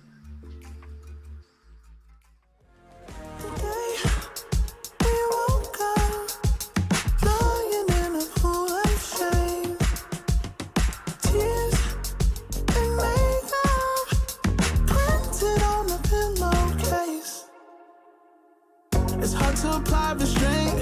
I'm trying to stay away. It's so magnetic. Ooh, I gotta have it now. Let's keep it a private thing. I'll give you a secret name. Let's build a life on a lie. Every time I try to find, try to avoid it, but I was stuck. You turn up the heat when you back it up. Try to stop the flame. I've been disciplined out to wait. It isn't enough to wish for change. You either give in or pull away. We have the will to choose our fate. Whether it's wrong or right, I'm holding on for life. For the ride.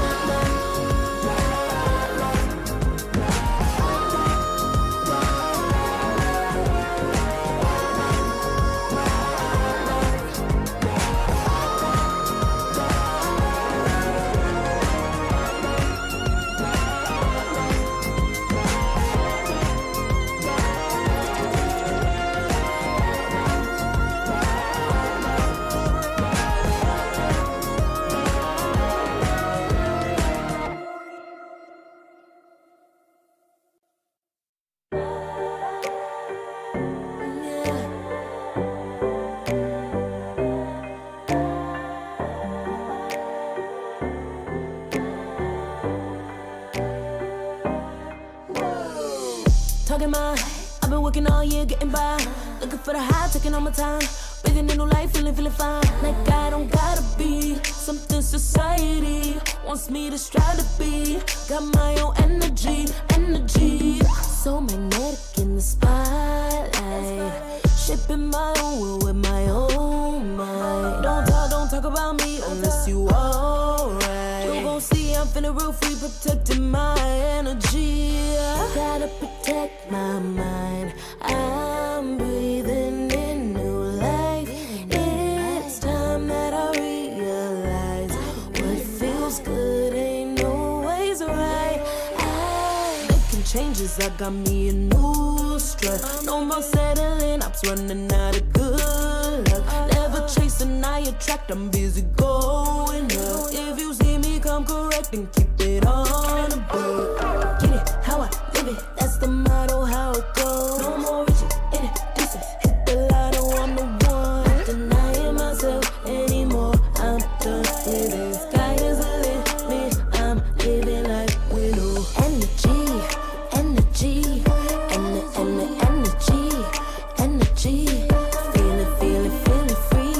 Feeling free. Energy. Gotta protect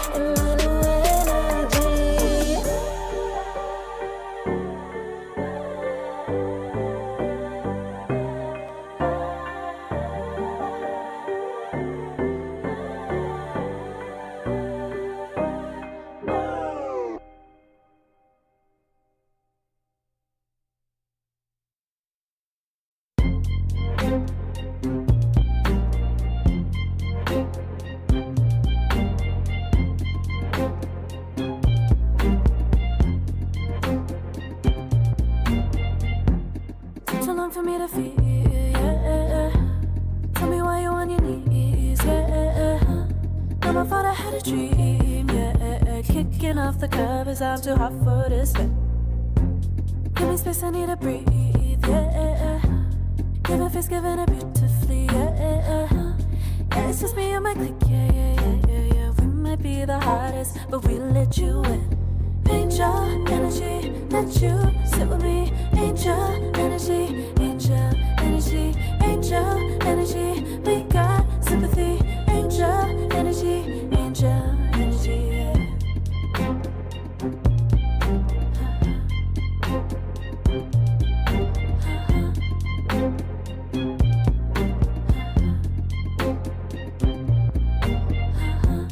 Take the time to breathe and rest. Let yourself feel the best. Feel it all so deeply, so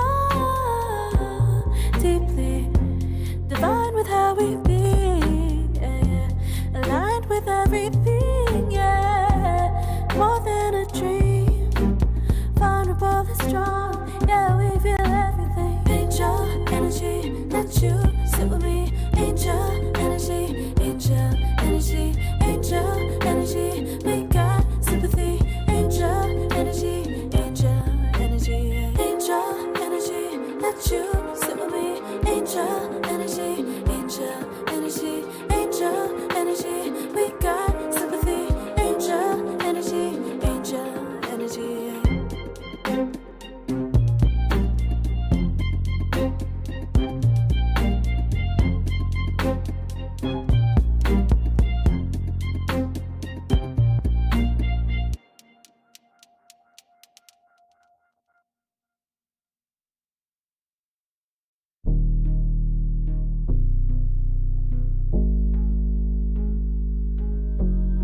Never pressed, but I got the juice.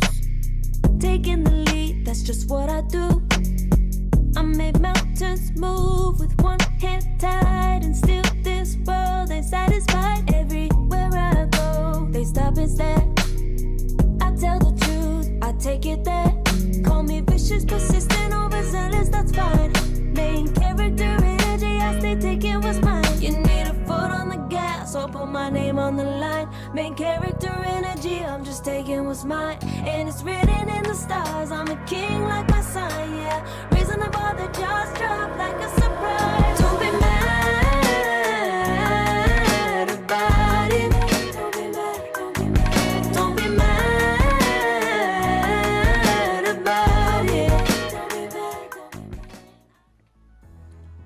Hello friends and welcome back to the ESL One Raleigh Qualifiers. We're here in the Western EU region with Gaming Gladiators versus Tundra Esports. And you know, we're in the middle of a very close, a very strategic, a very cool, calm and collected and, you know, mistake-free series here is what I thought I'd be saying at this point anyway. But that's not the case this time around. Things have been a little bit rocky for these two teams. I don't know what's going on. Maybe a little bit rusty after the break. Who knows? They have had a couple of qualifiers to get into the groove of things. So, don't know.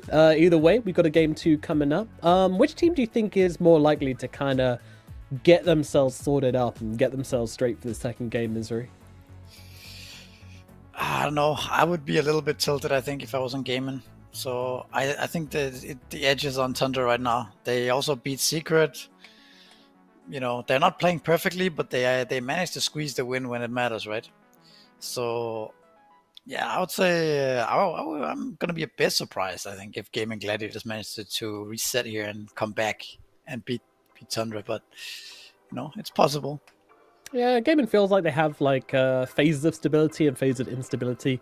I don't want to comment too much on what this area might be, but hopefully they can pull it back together and, you know, show a bit of resilience here in the second game.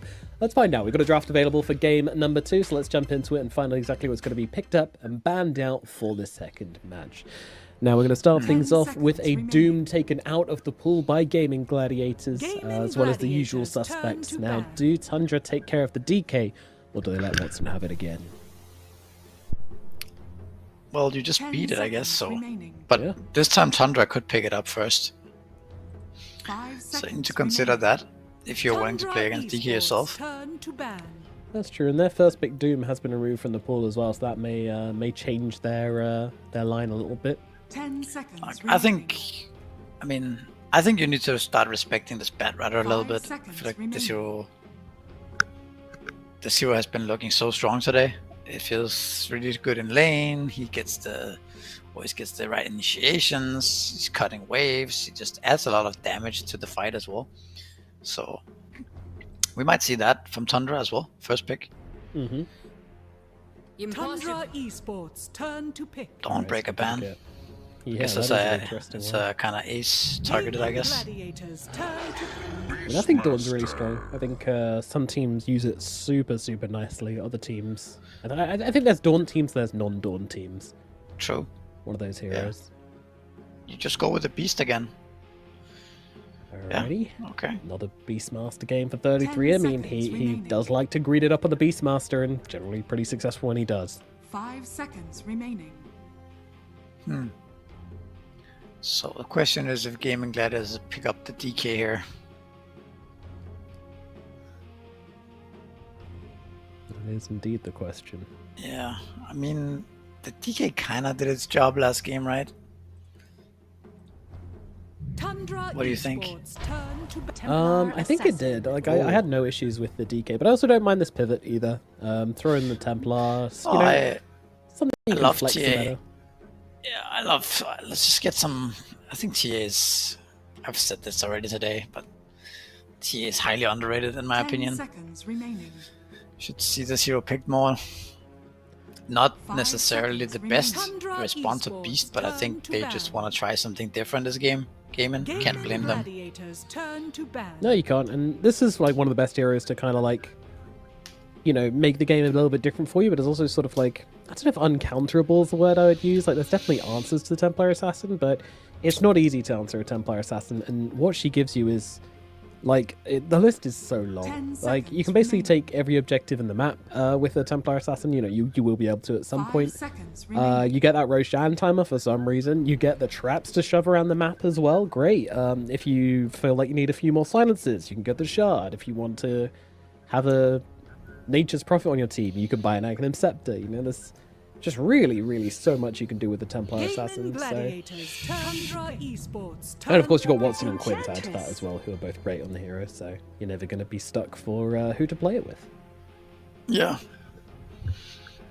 Since they picked the Inch like this, I feel like this is probably going to be their safe lane. Just because it makes sense. 10 seconds Also not remaining. that common to see the TA mid.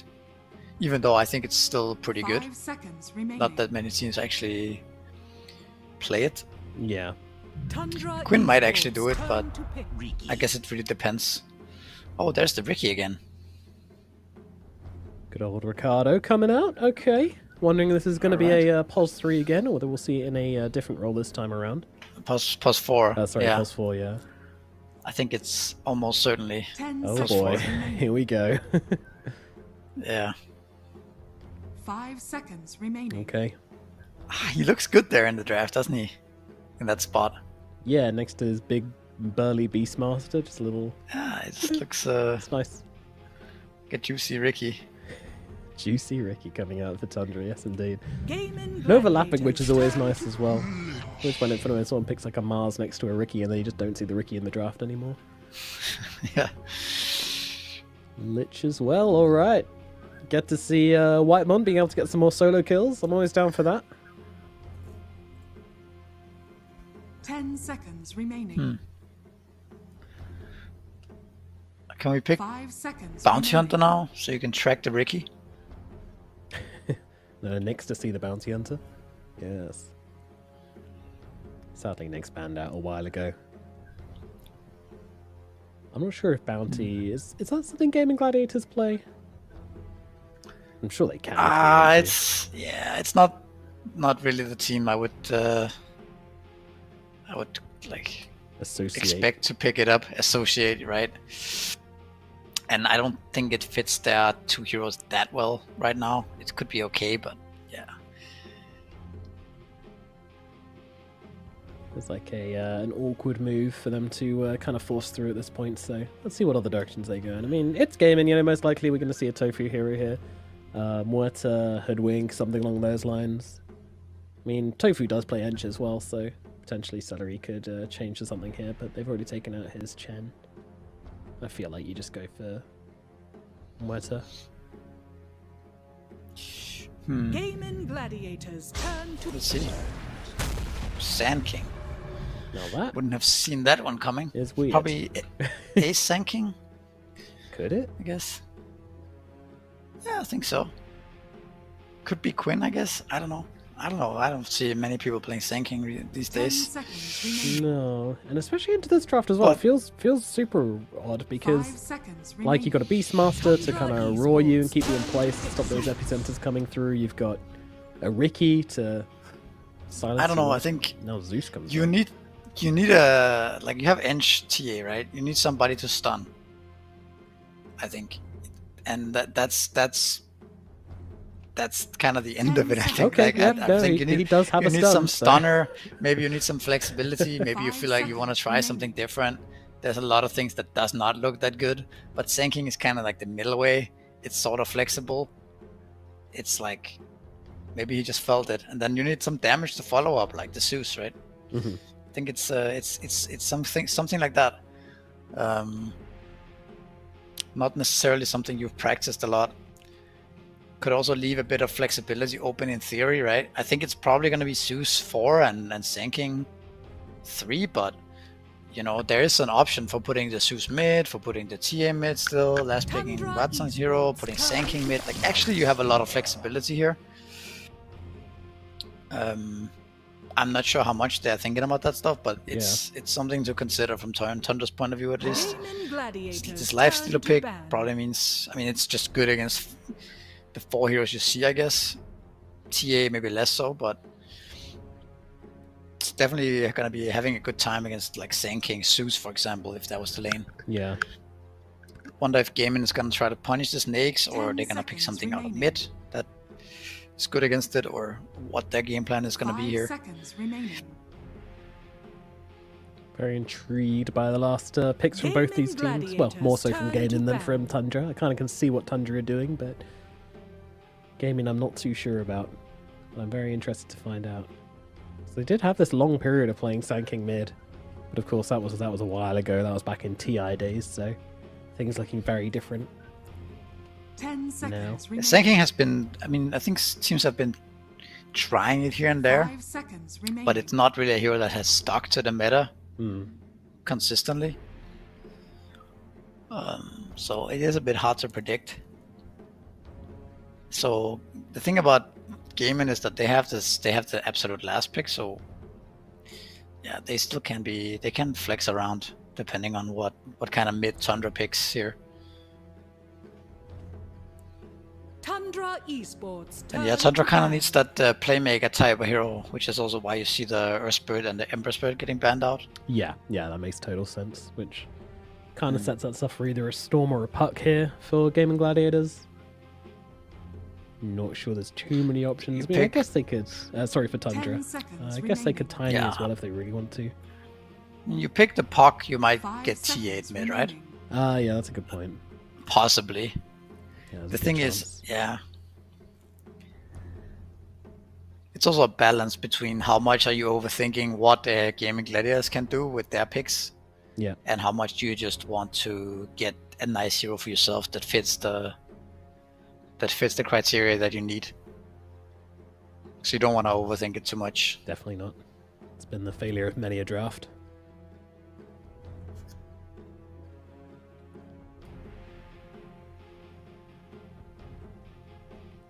You can see Tundra just looking through the entire hero list, because when you've got this much kind of movement, or maybe they know what Gaming are doing, maybe they're pretty sure on it. And Tundra Esports. yeah. Turn to pick. Well, they'll take down the Puck themselves, which Gaming means Gladiators. Turn to they'll pick. take Invoker. Oh, Invoker's still in the pool. Alright, well, that makes sense. Does make sense. Get some BZM Invoker. Now it doesn't really matter what you put against him at mid, he'll probably have a good time. Gaming, let's see what they're gonna do. What's going to be their mid pick? 10 Most seconds. likely to I don't finish know. off this draft. I'm not 5 sure. seconds remaining.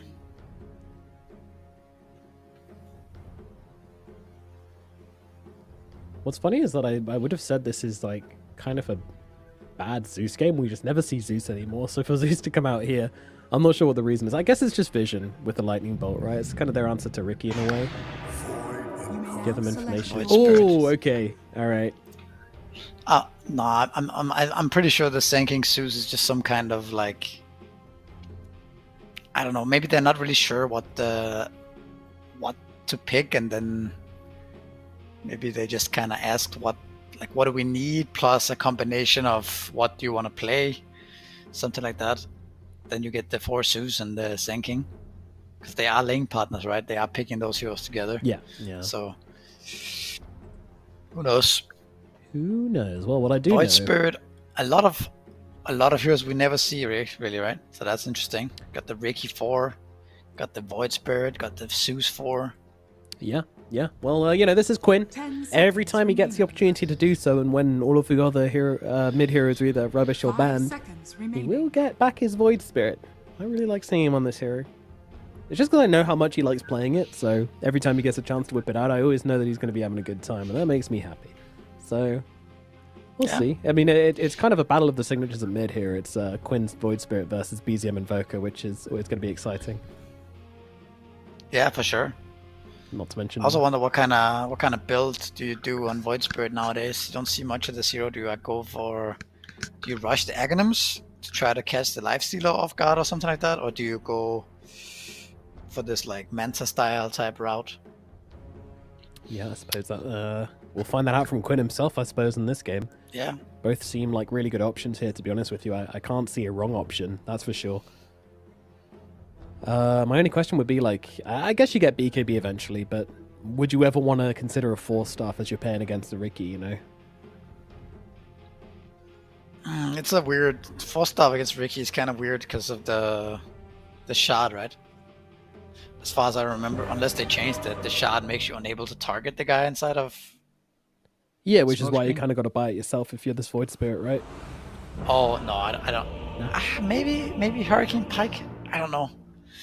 It gives a lot of stats, right? Yeah. I mean, we've seen people just be like, fuck it, I'll buy a Hurricane Pike when they're playing against in certain matchups before. So. I don't think we're going to see first item Hurricane Pike, though.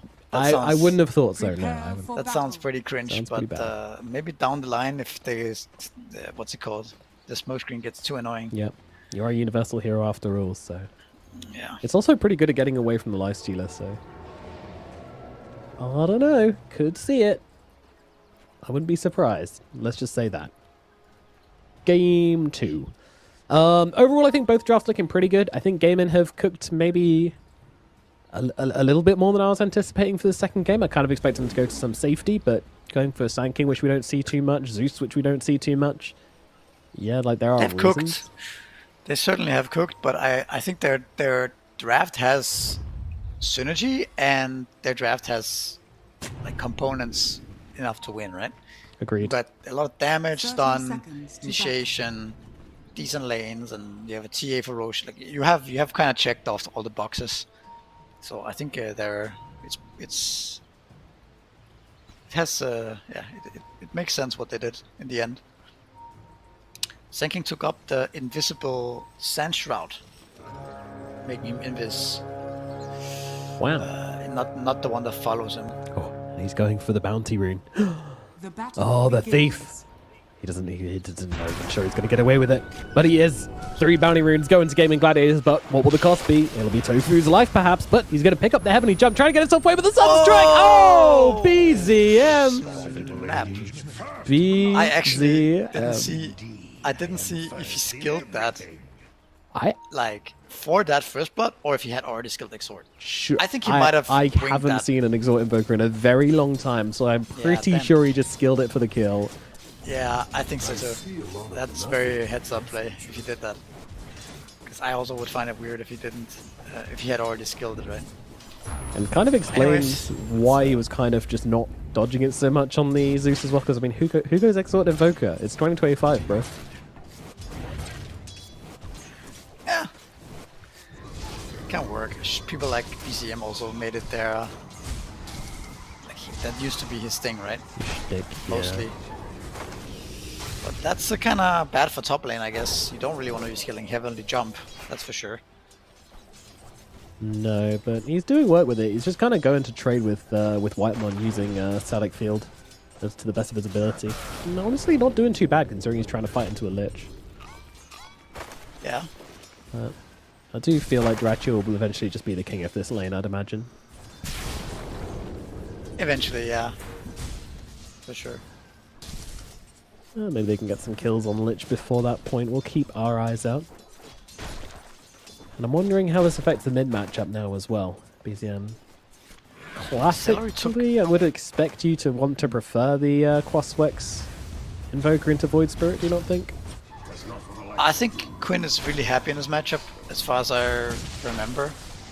So I think it's... I mean, I'm not sure, but as for Quinn, I think he feels the Void Spirit is his favorite. Because you have more base damage. I mean, I guess the base damage is the same, but you have the better attack animation.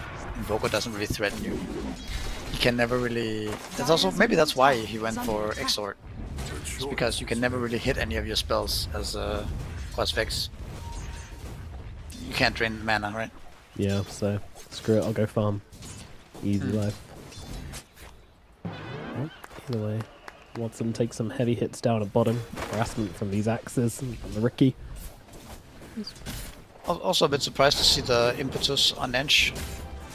I mean, the heal did get nerfed pretty hard not that long ago, but... Not just impetus, actually, but going for Spellbound as well on Celery. He's really busting out the unusual facets today. Yeah. So for those of you that don't know, Spellbound basically gives you attack bonus and attack range on Enchant, as we bait the cameraman into missing Tofu dying in the top lane. But Saxa's also dead here as well, so all is well, unless you're Saxa, who's just died to an impetus to the back of the head. Yeah, his thought process too is probably to be, instead of being this +5 Ench that maxes heal and stuff like this, he's gonna max impetus a bit quicker. So it might not be for the lane as well, it might just be like the way he feels to play the Ench this game, being more of a damage dealer. Get away here, doesn't have refraction though, so could be taking damage, does dodge out the Sunstrike very nicely. Will it matter though? Axe has finished the job. It will not. Watson goes down. Celery's being pinged here as well. 33 ain't done. He didn't hear a bell. He's going to keep it going. Celery on the run. No heal available, of course. So should be easy pickings for 33 here. Inner Beast and Wild Axe is available in just a second. Celery running to Roshan, but I don't think Rosh is going to help her out too much. It's a nice dodge in the Sunstrike though. Didn't save him, but... Still worth getting credit for.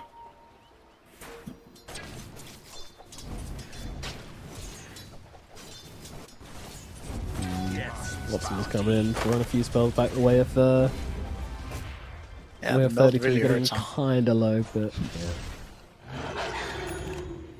Also 33 mixing up his build this game, going for power treads. So he's not gonna do the... I mean, going Helm of the Dominant against Ench doesn't make sense, right? But no, yeah, not. just mixing things up as the game depends. Yeah, I think another reason Celery went for this build as well is probably because you're playing with a Templar Assassin in the safe lane. You know that Watson's bound to have quite a lot of freedom, really.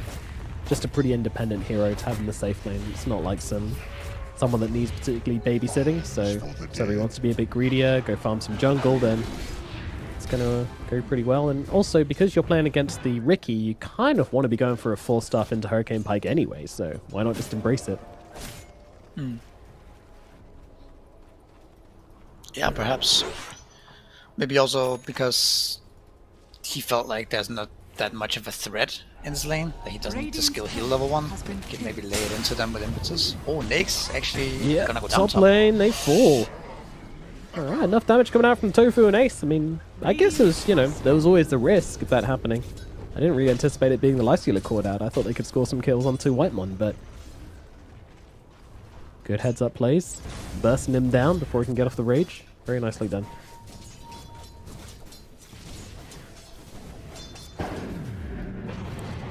Quinn getting jumped here in the middle lane. This is a really good play, actually. He's got the jump away. Oh, did he just double jump with Astral Step? I think he might have done. Either way, he's dead regardless. Quinn will fall. That's such a massive kill if you think about it, right? Like a push 4 Ricky and an Exort Invoker killing off the Void Spirit. It's such a like low probability, very clutch kill. And Tofu getting jumped here as well, trying to guess with the Sunstrike, doesn't quite manage it. Saxa trying to close the gap. He's got the Blood Grenade, but doesn't have another Blink Strike available. And with Quinty being back in, he won't be able to convert this kill, sadly. Still, EZM pushed up to the top of net worth with that play. He's now feeling very, very good about himself in the middle lane. Excellent Invoker working out as a Celery getting jumped down in the bottom. Look at Saxa. He's gonna steal the wisdom potentially. It's about who clicks first. Nobody has mana. Oh my goodness. Oh, he gets it. Gets it. Oh my god, disaster. Quicker fingers. Quicker fingers. What's the age difference between them? I want to know who's younger. It's the only excuse I'll accept as Saxa goes down.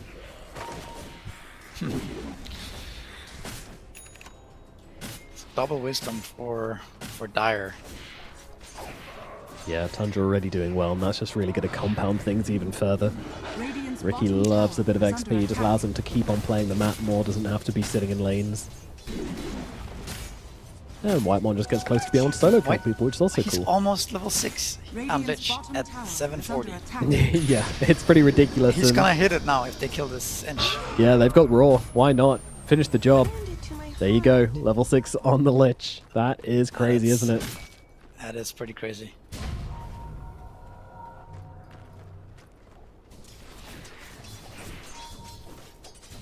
Go on, just chain Frost Quinn in the face. Catch him off guard. They're the same level! What? Whitemon is the same level as Quinn. Yeah.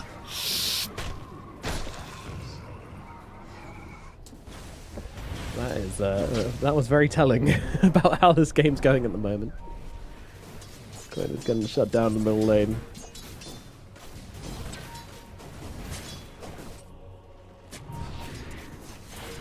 Great start. And BZM, you know, not going for the Midas or like some urn or anything like that. Still just going back in for the old Witchblade. Don't need to change too much about this build. Oh, look at top lane. This Whitemon is actually setting up some kind of kill on Ace here. What a... No way. No. What a boss play, actually. Wow. That is so insane. Yeah, that's kind of... That's so outrageous. It's level 6 Lich at 8 minutes. Solo killing the Sand King. Keeping level with Quinn still from that. Yeah. Oh god. That's some really good shit, actually. Wow. Whitemon is cooking. As I said, you know, these mechanical support players, you put them on Lich and just watch them win the game for you. It's actually criminal how much damage this hero does. Dire's bottom tower is under attack. Yeah, and you can't really do much about the Invoker or the Nags this game.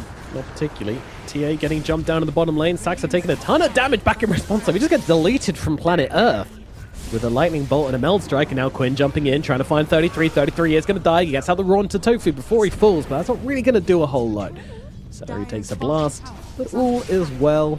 Gaming Gladiators take a successful fight and bring themselves back into the game. And oh, look at that juicy stack. Well, Templar Assassin is very this moment, this last like 2 minutes describes the series. It really does so well, right? The Lich doing the stop, and then they do this random go bottom, random defense. That's so rushed. You have glyphs still. You have Lich armor. Why not just let them waste their time on this tower and farm the whole map? But anyways, now we're gonna chain feed. Yeah. Is that again? I don't think that's the comms, but maybe not far off. Quinn and Celery running away from 33 alone over in the bridge. What I mean is, most like in a, I don't know. Normally, these caliber teams would not panic so much about this bottom tier 1, right? 33 would just be farming the stack, and then Lich would armor the tower, and then they would just glyph and like Meanwhile, Invoker would push mid and stuff like this, right? And then you would get a lot more out of the map this way. But then they make this move where Ricky jumps and dies, and it just turns out to be this giant disaster suddenly. Now they're 1k goal behind. It's just a crazy swing. Dracho getting a little bit carried away here, maybe on Ace, although with Whitemon backing him up, maybe not. Ace getting truly sick of this Chain Frost. It's going to kill him off again. This Lich is such a giga chat. Whitemon is just doing it all at the moment. Is down in bottom lane. Watson will kill off 33. A little roar, a whimper. That wasn't a roar, that was a whimper as he goes down. Gaming Gladiators finding the kill once again. 33's game is kind of destroyed now. They're stealing both his stacks too. Oh god. Yeah, this don't feel great. Exactly what you want to see from your Templar Assassin though. Saxa does take one big creep.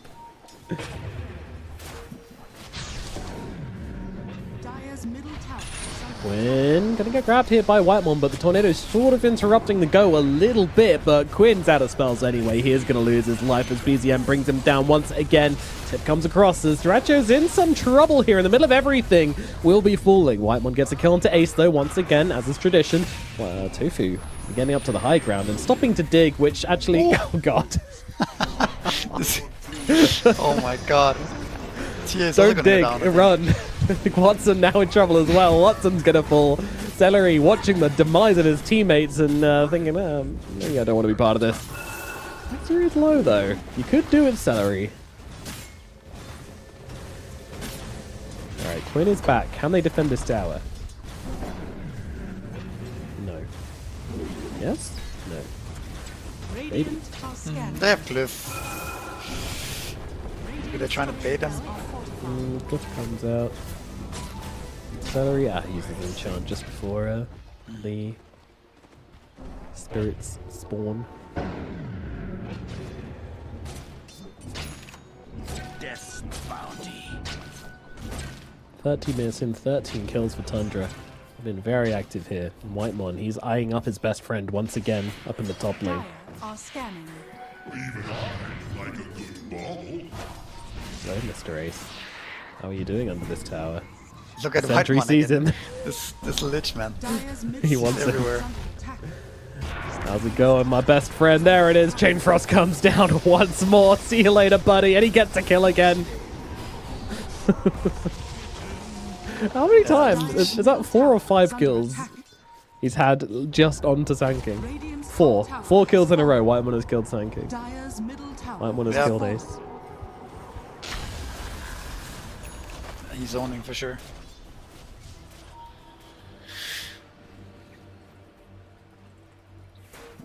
Well, Beastmaster kind of catching up with all this fighting in mid lane and a couple of kills. So he's gonna have his Aghanims very soon. Radiant's middle tower has been denied. Oh, by the way, the Quinn is going Manta style like we talked about before, not Aghanims. Yeah, I think that makes sense. If he was really far ahead in the lane, then maybe you go for the Aghanim Scepter, just break the game. Otherwise, this Manta's sort of needed, so you're not just dying to cold snaps and whatnot every fight. Also very good damage to your Universal Hero. My catch is in here. Yeah, they're going to use the Thunder Gods to try and get a bit of vision. BZM. It seems like he's sniffing it out. Dire are scanning.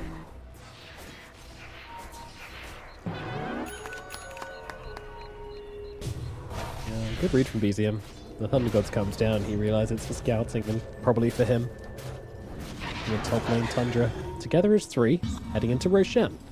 That's because 33's picked up the Aghanim Scepter and does have Beast Mode, so makes Roshan a little bit easier.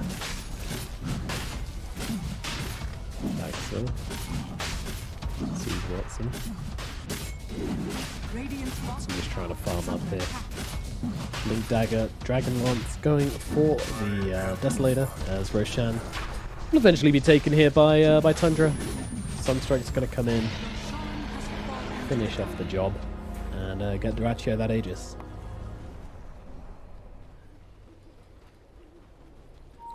Oh no, Ace again. getting hunted. White man wants a 5th kill. He certainly does, yeah. Still doesn't have shard, does it matter? This time around they're hanging there, chilling back a little bit. Bit of an ambitious play to go for.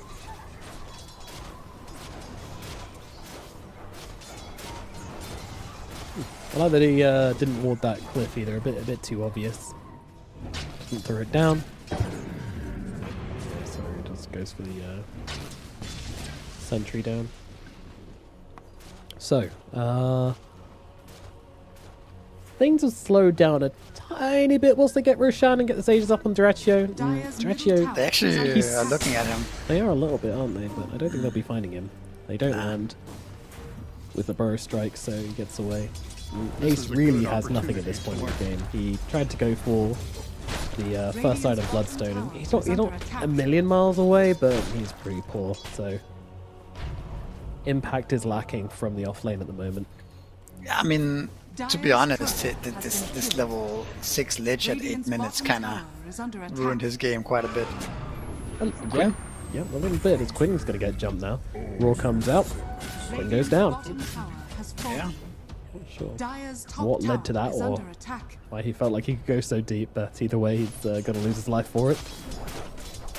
Dire's structures are fortified. Looks like a setup from Saxa or something. Dire's top tower is under attack. Top side, lane being pushed in. Dratch is going to come and defend it all by himself.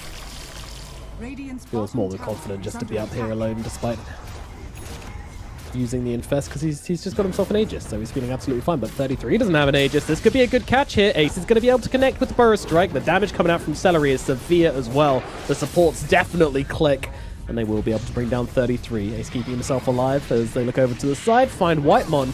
That's another big pick-off here for the side of Gaming Gladiators. Moving into the Aegis timing and getting out 2 big kills from it. Radiant's bottom tower is under attack. Yep. Nice little pick off from them. Duraccio maybe regretting using his Infest to clear the wave earlier on. Now getting stunned up.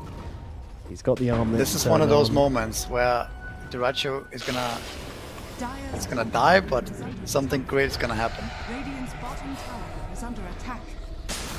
Oh yeah, the Duraccio curse. I mean, looks like he's okay at the moment. Oh, Watson's gonna find him, but the armlet toggles. Finally bringing him down, look how but deep they are. They are extremely deep for this kill, and the cold snap stopping the epicenter from coming off. Duraccio turning it around, and now the chain frost. Oh no, Gaming Gladiator's getting absolutely torn apart. Oh god. Oh yeah. This is the Duraccio classic right It there. really is. It's his bread and butter.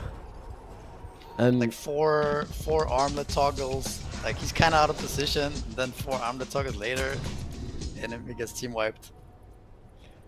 absolutely beautiful stuff, and can't help but feel there's a little bit of tunnel vision there from Gaming Gladiators. Oh, no doubt. Yeah, they look. I don't know, man. Every time a team gets ahead, they just look like they need to get more, like right now or something like that. Like they are. I don't know. It's like a little desperate, I feel. Yeah, I agree. There seems to be some urge to just kill, and not stop killing until you've won the game. Tower, the tower is still standing top, right? Like normally, the correct move is to clear the tower and kill all the camps, right? And let this lifestealer with Aegis leave, run away. It's so unlikely you're gonna kill him twice, but just interesting smoke here. Very deep. They're looking for them coming. Oh, Senki has no idea. No. Wow. Why is it always Ace? And now they can take the Tormentor. Yeah, this is a really nice move from Tundra. Radiant's top tower is under attack.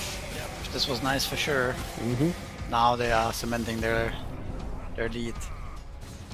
And that's the thing, this wasn't just a kill to get a kill, it's a kill to get a Tormentor, a kill to move across the map now and find a little more. The objectives are the important thing. Celery is going to be able to see Saxa here, but it's even going to matter. They're just going to unleash immediately onto Quinn. Quinn, though, forced away, does get himself out in the end. Max will live for now, is over on the side. Okay, alright, Whitemon just Celery again. Wyvern is going to die for this, thank God, because he is going crazy right now as Watson's going to kill some couriers.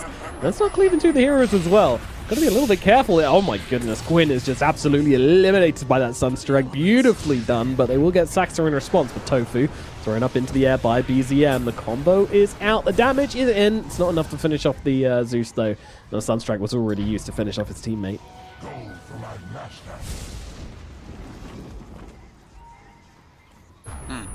Also see the TA is pretty strong right now. She kills the... can kill the lifestealer. Yeah, she has the damage. She has the anti-armor against that strength hero. Well, But again, feel quite good. The white one has to be the best lich, right? Like, he always gets so much out of the zero. Yeah, I kind of feel like he's probably highest damage in the game at the moment. It's, yeah, very possible. Going for the Blink Dagger and the Ghost Scepter. Kind of hoping he goes for the Blink Dagger first and gets a shard from this Tormentor. Let's see. Oh, he's already got one. Never mind. Easy. Oh yeah, they took the enemy Tormentor. Did he get it from that? Yep. All right, take enemy Tormentor, get the shard, go and immediately kill the enemy Enchantress with it.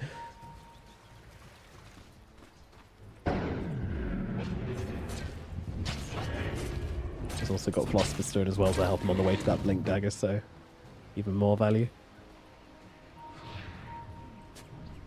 There's also this Ricky hero in this type of scrappy games. Like, his net worth is he's bottom net worth, but I don't think that doesn't reflect his impact in the game, right? Or even his inventory. Like, he still looks pretty strong considering his lowest net worth. Well, he's been doing work, traveling around the map, finding the kills, setting up. Like his got this Diffusal Blade as well as the Power Treads, so yeah. Even if he doesn't start farming more, he's definitely going to start doing more in the fights, getting off damage and causing issues for the enemies. Did manage to dodge both shards, sadly, which he will be really bummed about, because that's kind of part of the Ricky strat they've developed here. Last time they did it as well, where they took both Tormentors and got the shard for their Ricky. Sandra posting very aggressively down here. There's no Beastmaster at all, and Lifesteal is also far behind, so they see the Ricky. They certainly do. Damage coming through. They Yeah, got they're him. going to be able to bring him down. Pretty deep kill. Doesn't feel like the worst in the world, but still a nice kind of pressure relief for Tundra here. For gaming here, knowing that there's not going to be that Ricky just sneaking around their backlines any longer. Diracho mid. Yeah, Silenced. he's trying to play the last hit game, but kind of being Silenced baited again. in a little bit. Dyrachio needs some help. Is he going to find it? Well, he's trying to keep himself alive just by attacking Quinn, and that's a successful move as they'll bring him down, but Dyrachio no infest, which means he is not going to die. Oh my god, the toggles this man. Ace is instead the one who's going to drop some right clicks, comes through, and BZM will finish him off. 33 does die in the meantime to Watson, who's just able to pretty much solo the guys once again. Lich looking to make some magic happen on the sidelines, getting infested by Dyrachio to keep him alive. Damage coming out from BZM as well, finishes off Celery. They'll look over towards it, TA, and Watson's gone as well. The carry is dead, 4 gone, make it 5 as they'll follow up on Tofu as well. BZM is playing a blinder right now. Oh my goodness. But again, who made all that stuff happen? Who gave this ultra kill to BZM? It was Dyrachio. It was all Dyrachio. Setting up it all. Beautiful setting up toggles. BZM for the easiest ultra kill of his life. Tower is under attack. Just next level baiting. Yep. Next level toggles. Don't give this man an armlet. Yeah, Armlet is OP. Clearly. Radiant's middle tower has fallen. Gaming Gladiators starting to sweat in the second game. 1 game down. And Tundra laying on the pressure in the second one. BZM picks up an ultra kill, just turning up the heat. Dyrachio refusing to die through it all. Saxa looking to set up here onto Ace. Ace realizing that he's suddenly healing a bit more than he expected, so they'll close the gap onto him, but they won't be able to finish the job. Now Dyrachio's in a little deep, but he's really not taking too much damage from Watson. Even thinking of going in again, and Whitemon! Whitemon finding the connection onto the Templar Assassin. Bye-bye, Watson. Dead again. You have to respect the Lich. Yeah, that's... How do you actually anticipate that stuff from a Lich? You really need to get used to that. Oh, sinking. They're getting pretty low here at the moment as they're trying to sit down on the low ground. Duracho doesn't care. He's going to keep going aggressive, and Ace is going to be the one to die here. Duracho just trying to find targets to click here, and, well, Quinn is going to be that target. Duracho on the edge.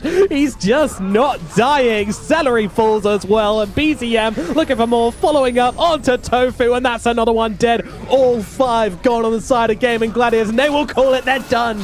GG comes out. They are not playing anymore. This isn't fair.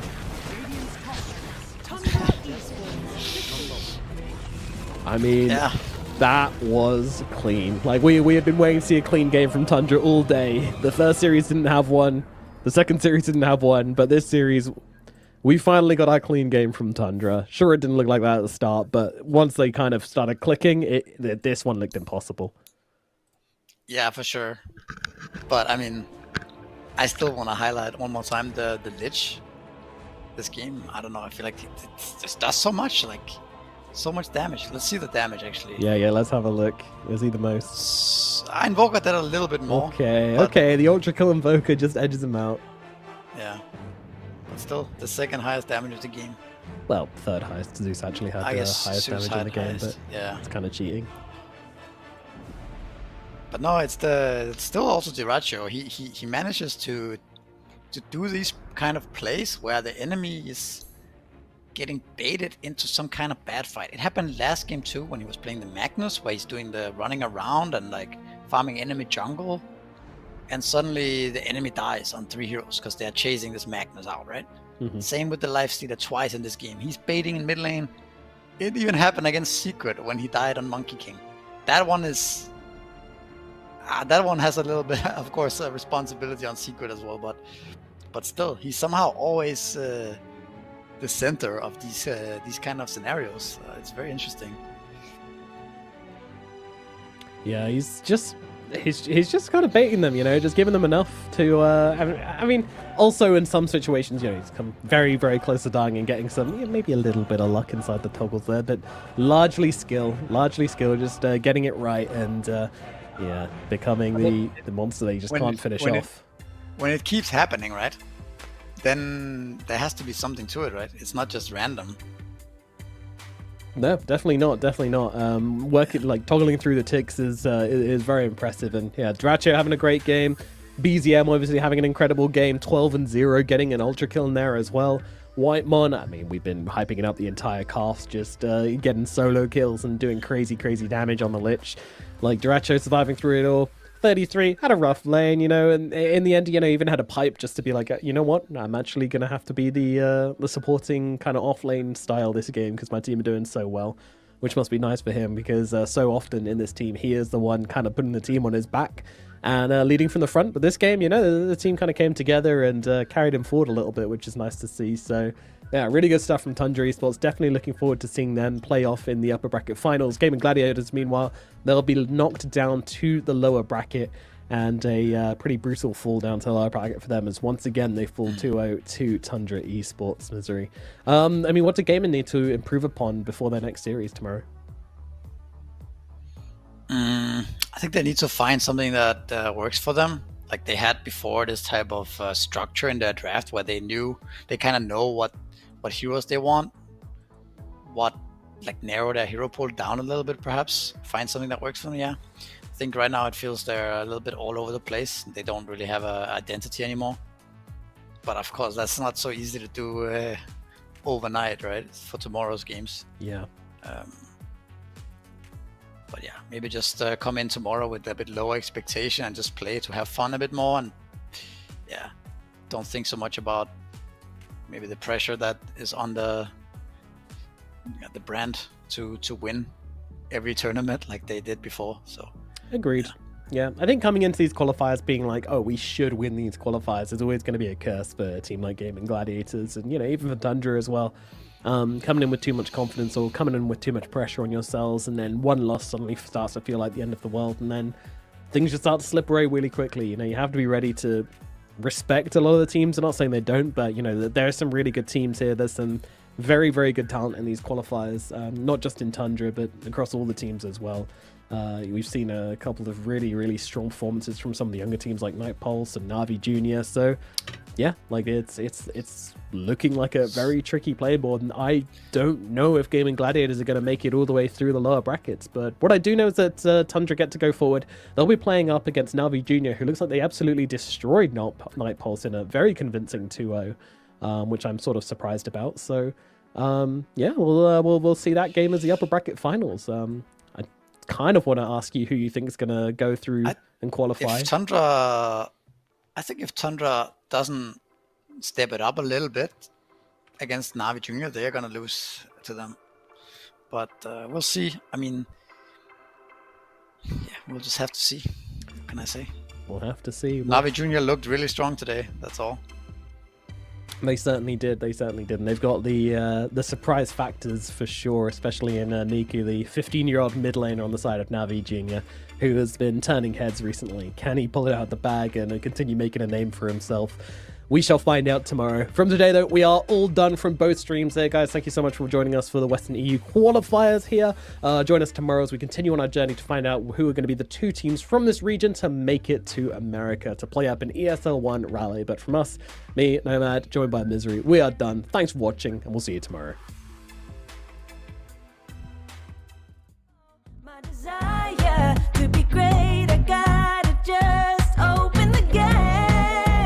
All I need is saving from hitting the pavement, understanding when I'm impatient, that only I give to me. All I need is a little love in lonely places, the strength to stare fear in the face, that only I give to me.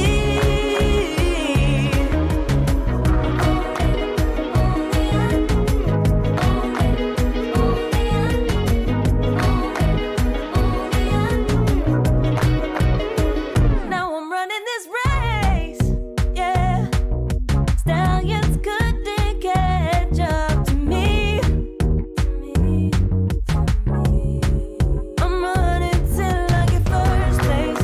I'm running till I get everything, everything I ever wanted in my dream. No, I ain't a stranger to the fire, burning up all my desire to be greatest days coming in waves. And no, I ain't no stranger to the fire, burning up all my desire to be great. I got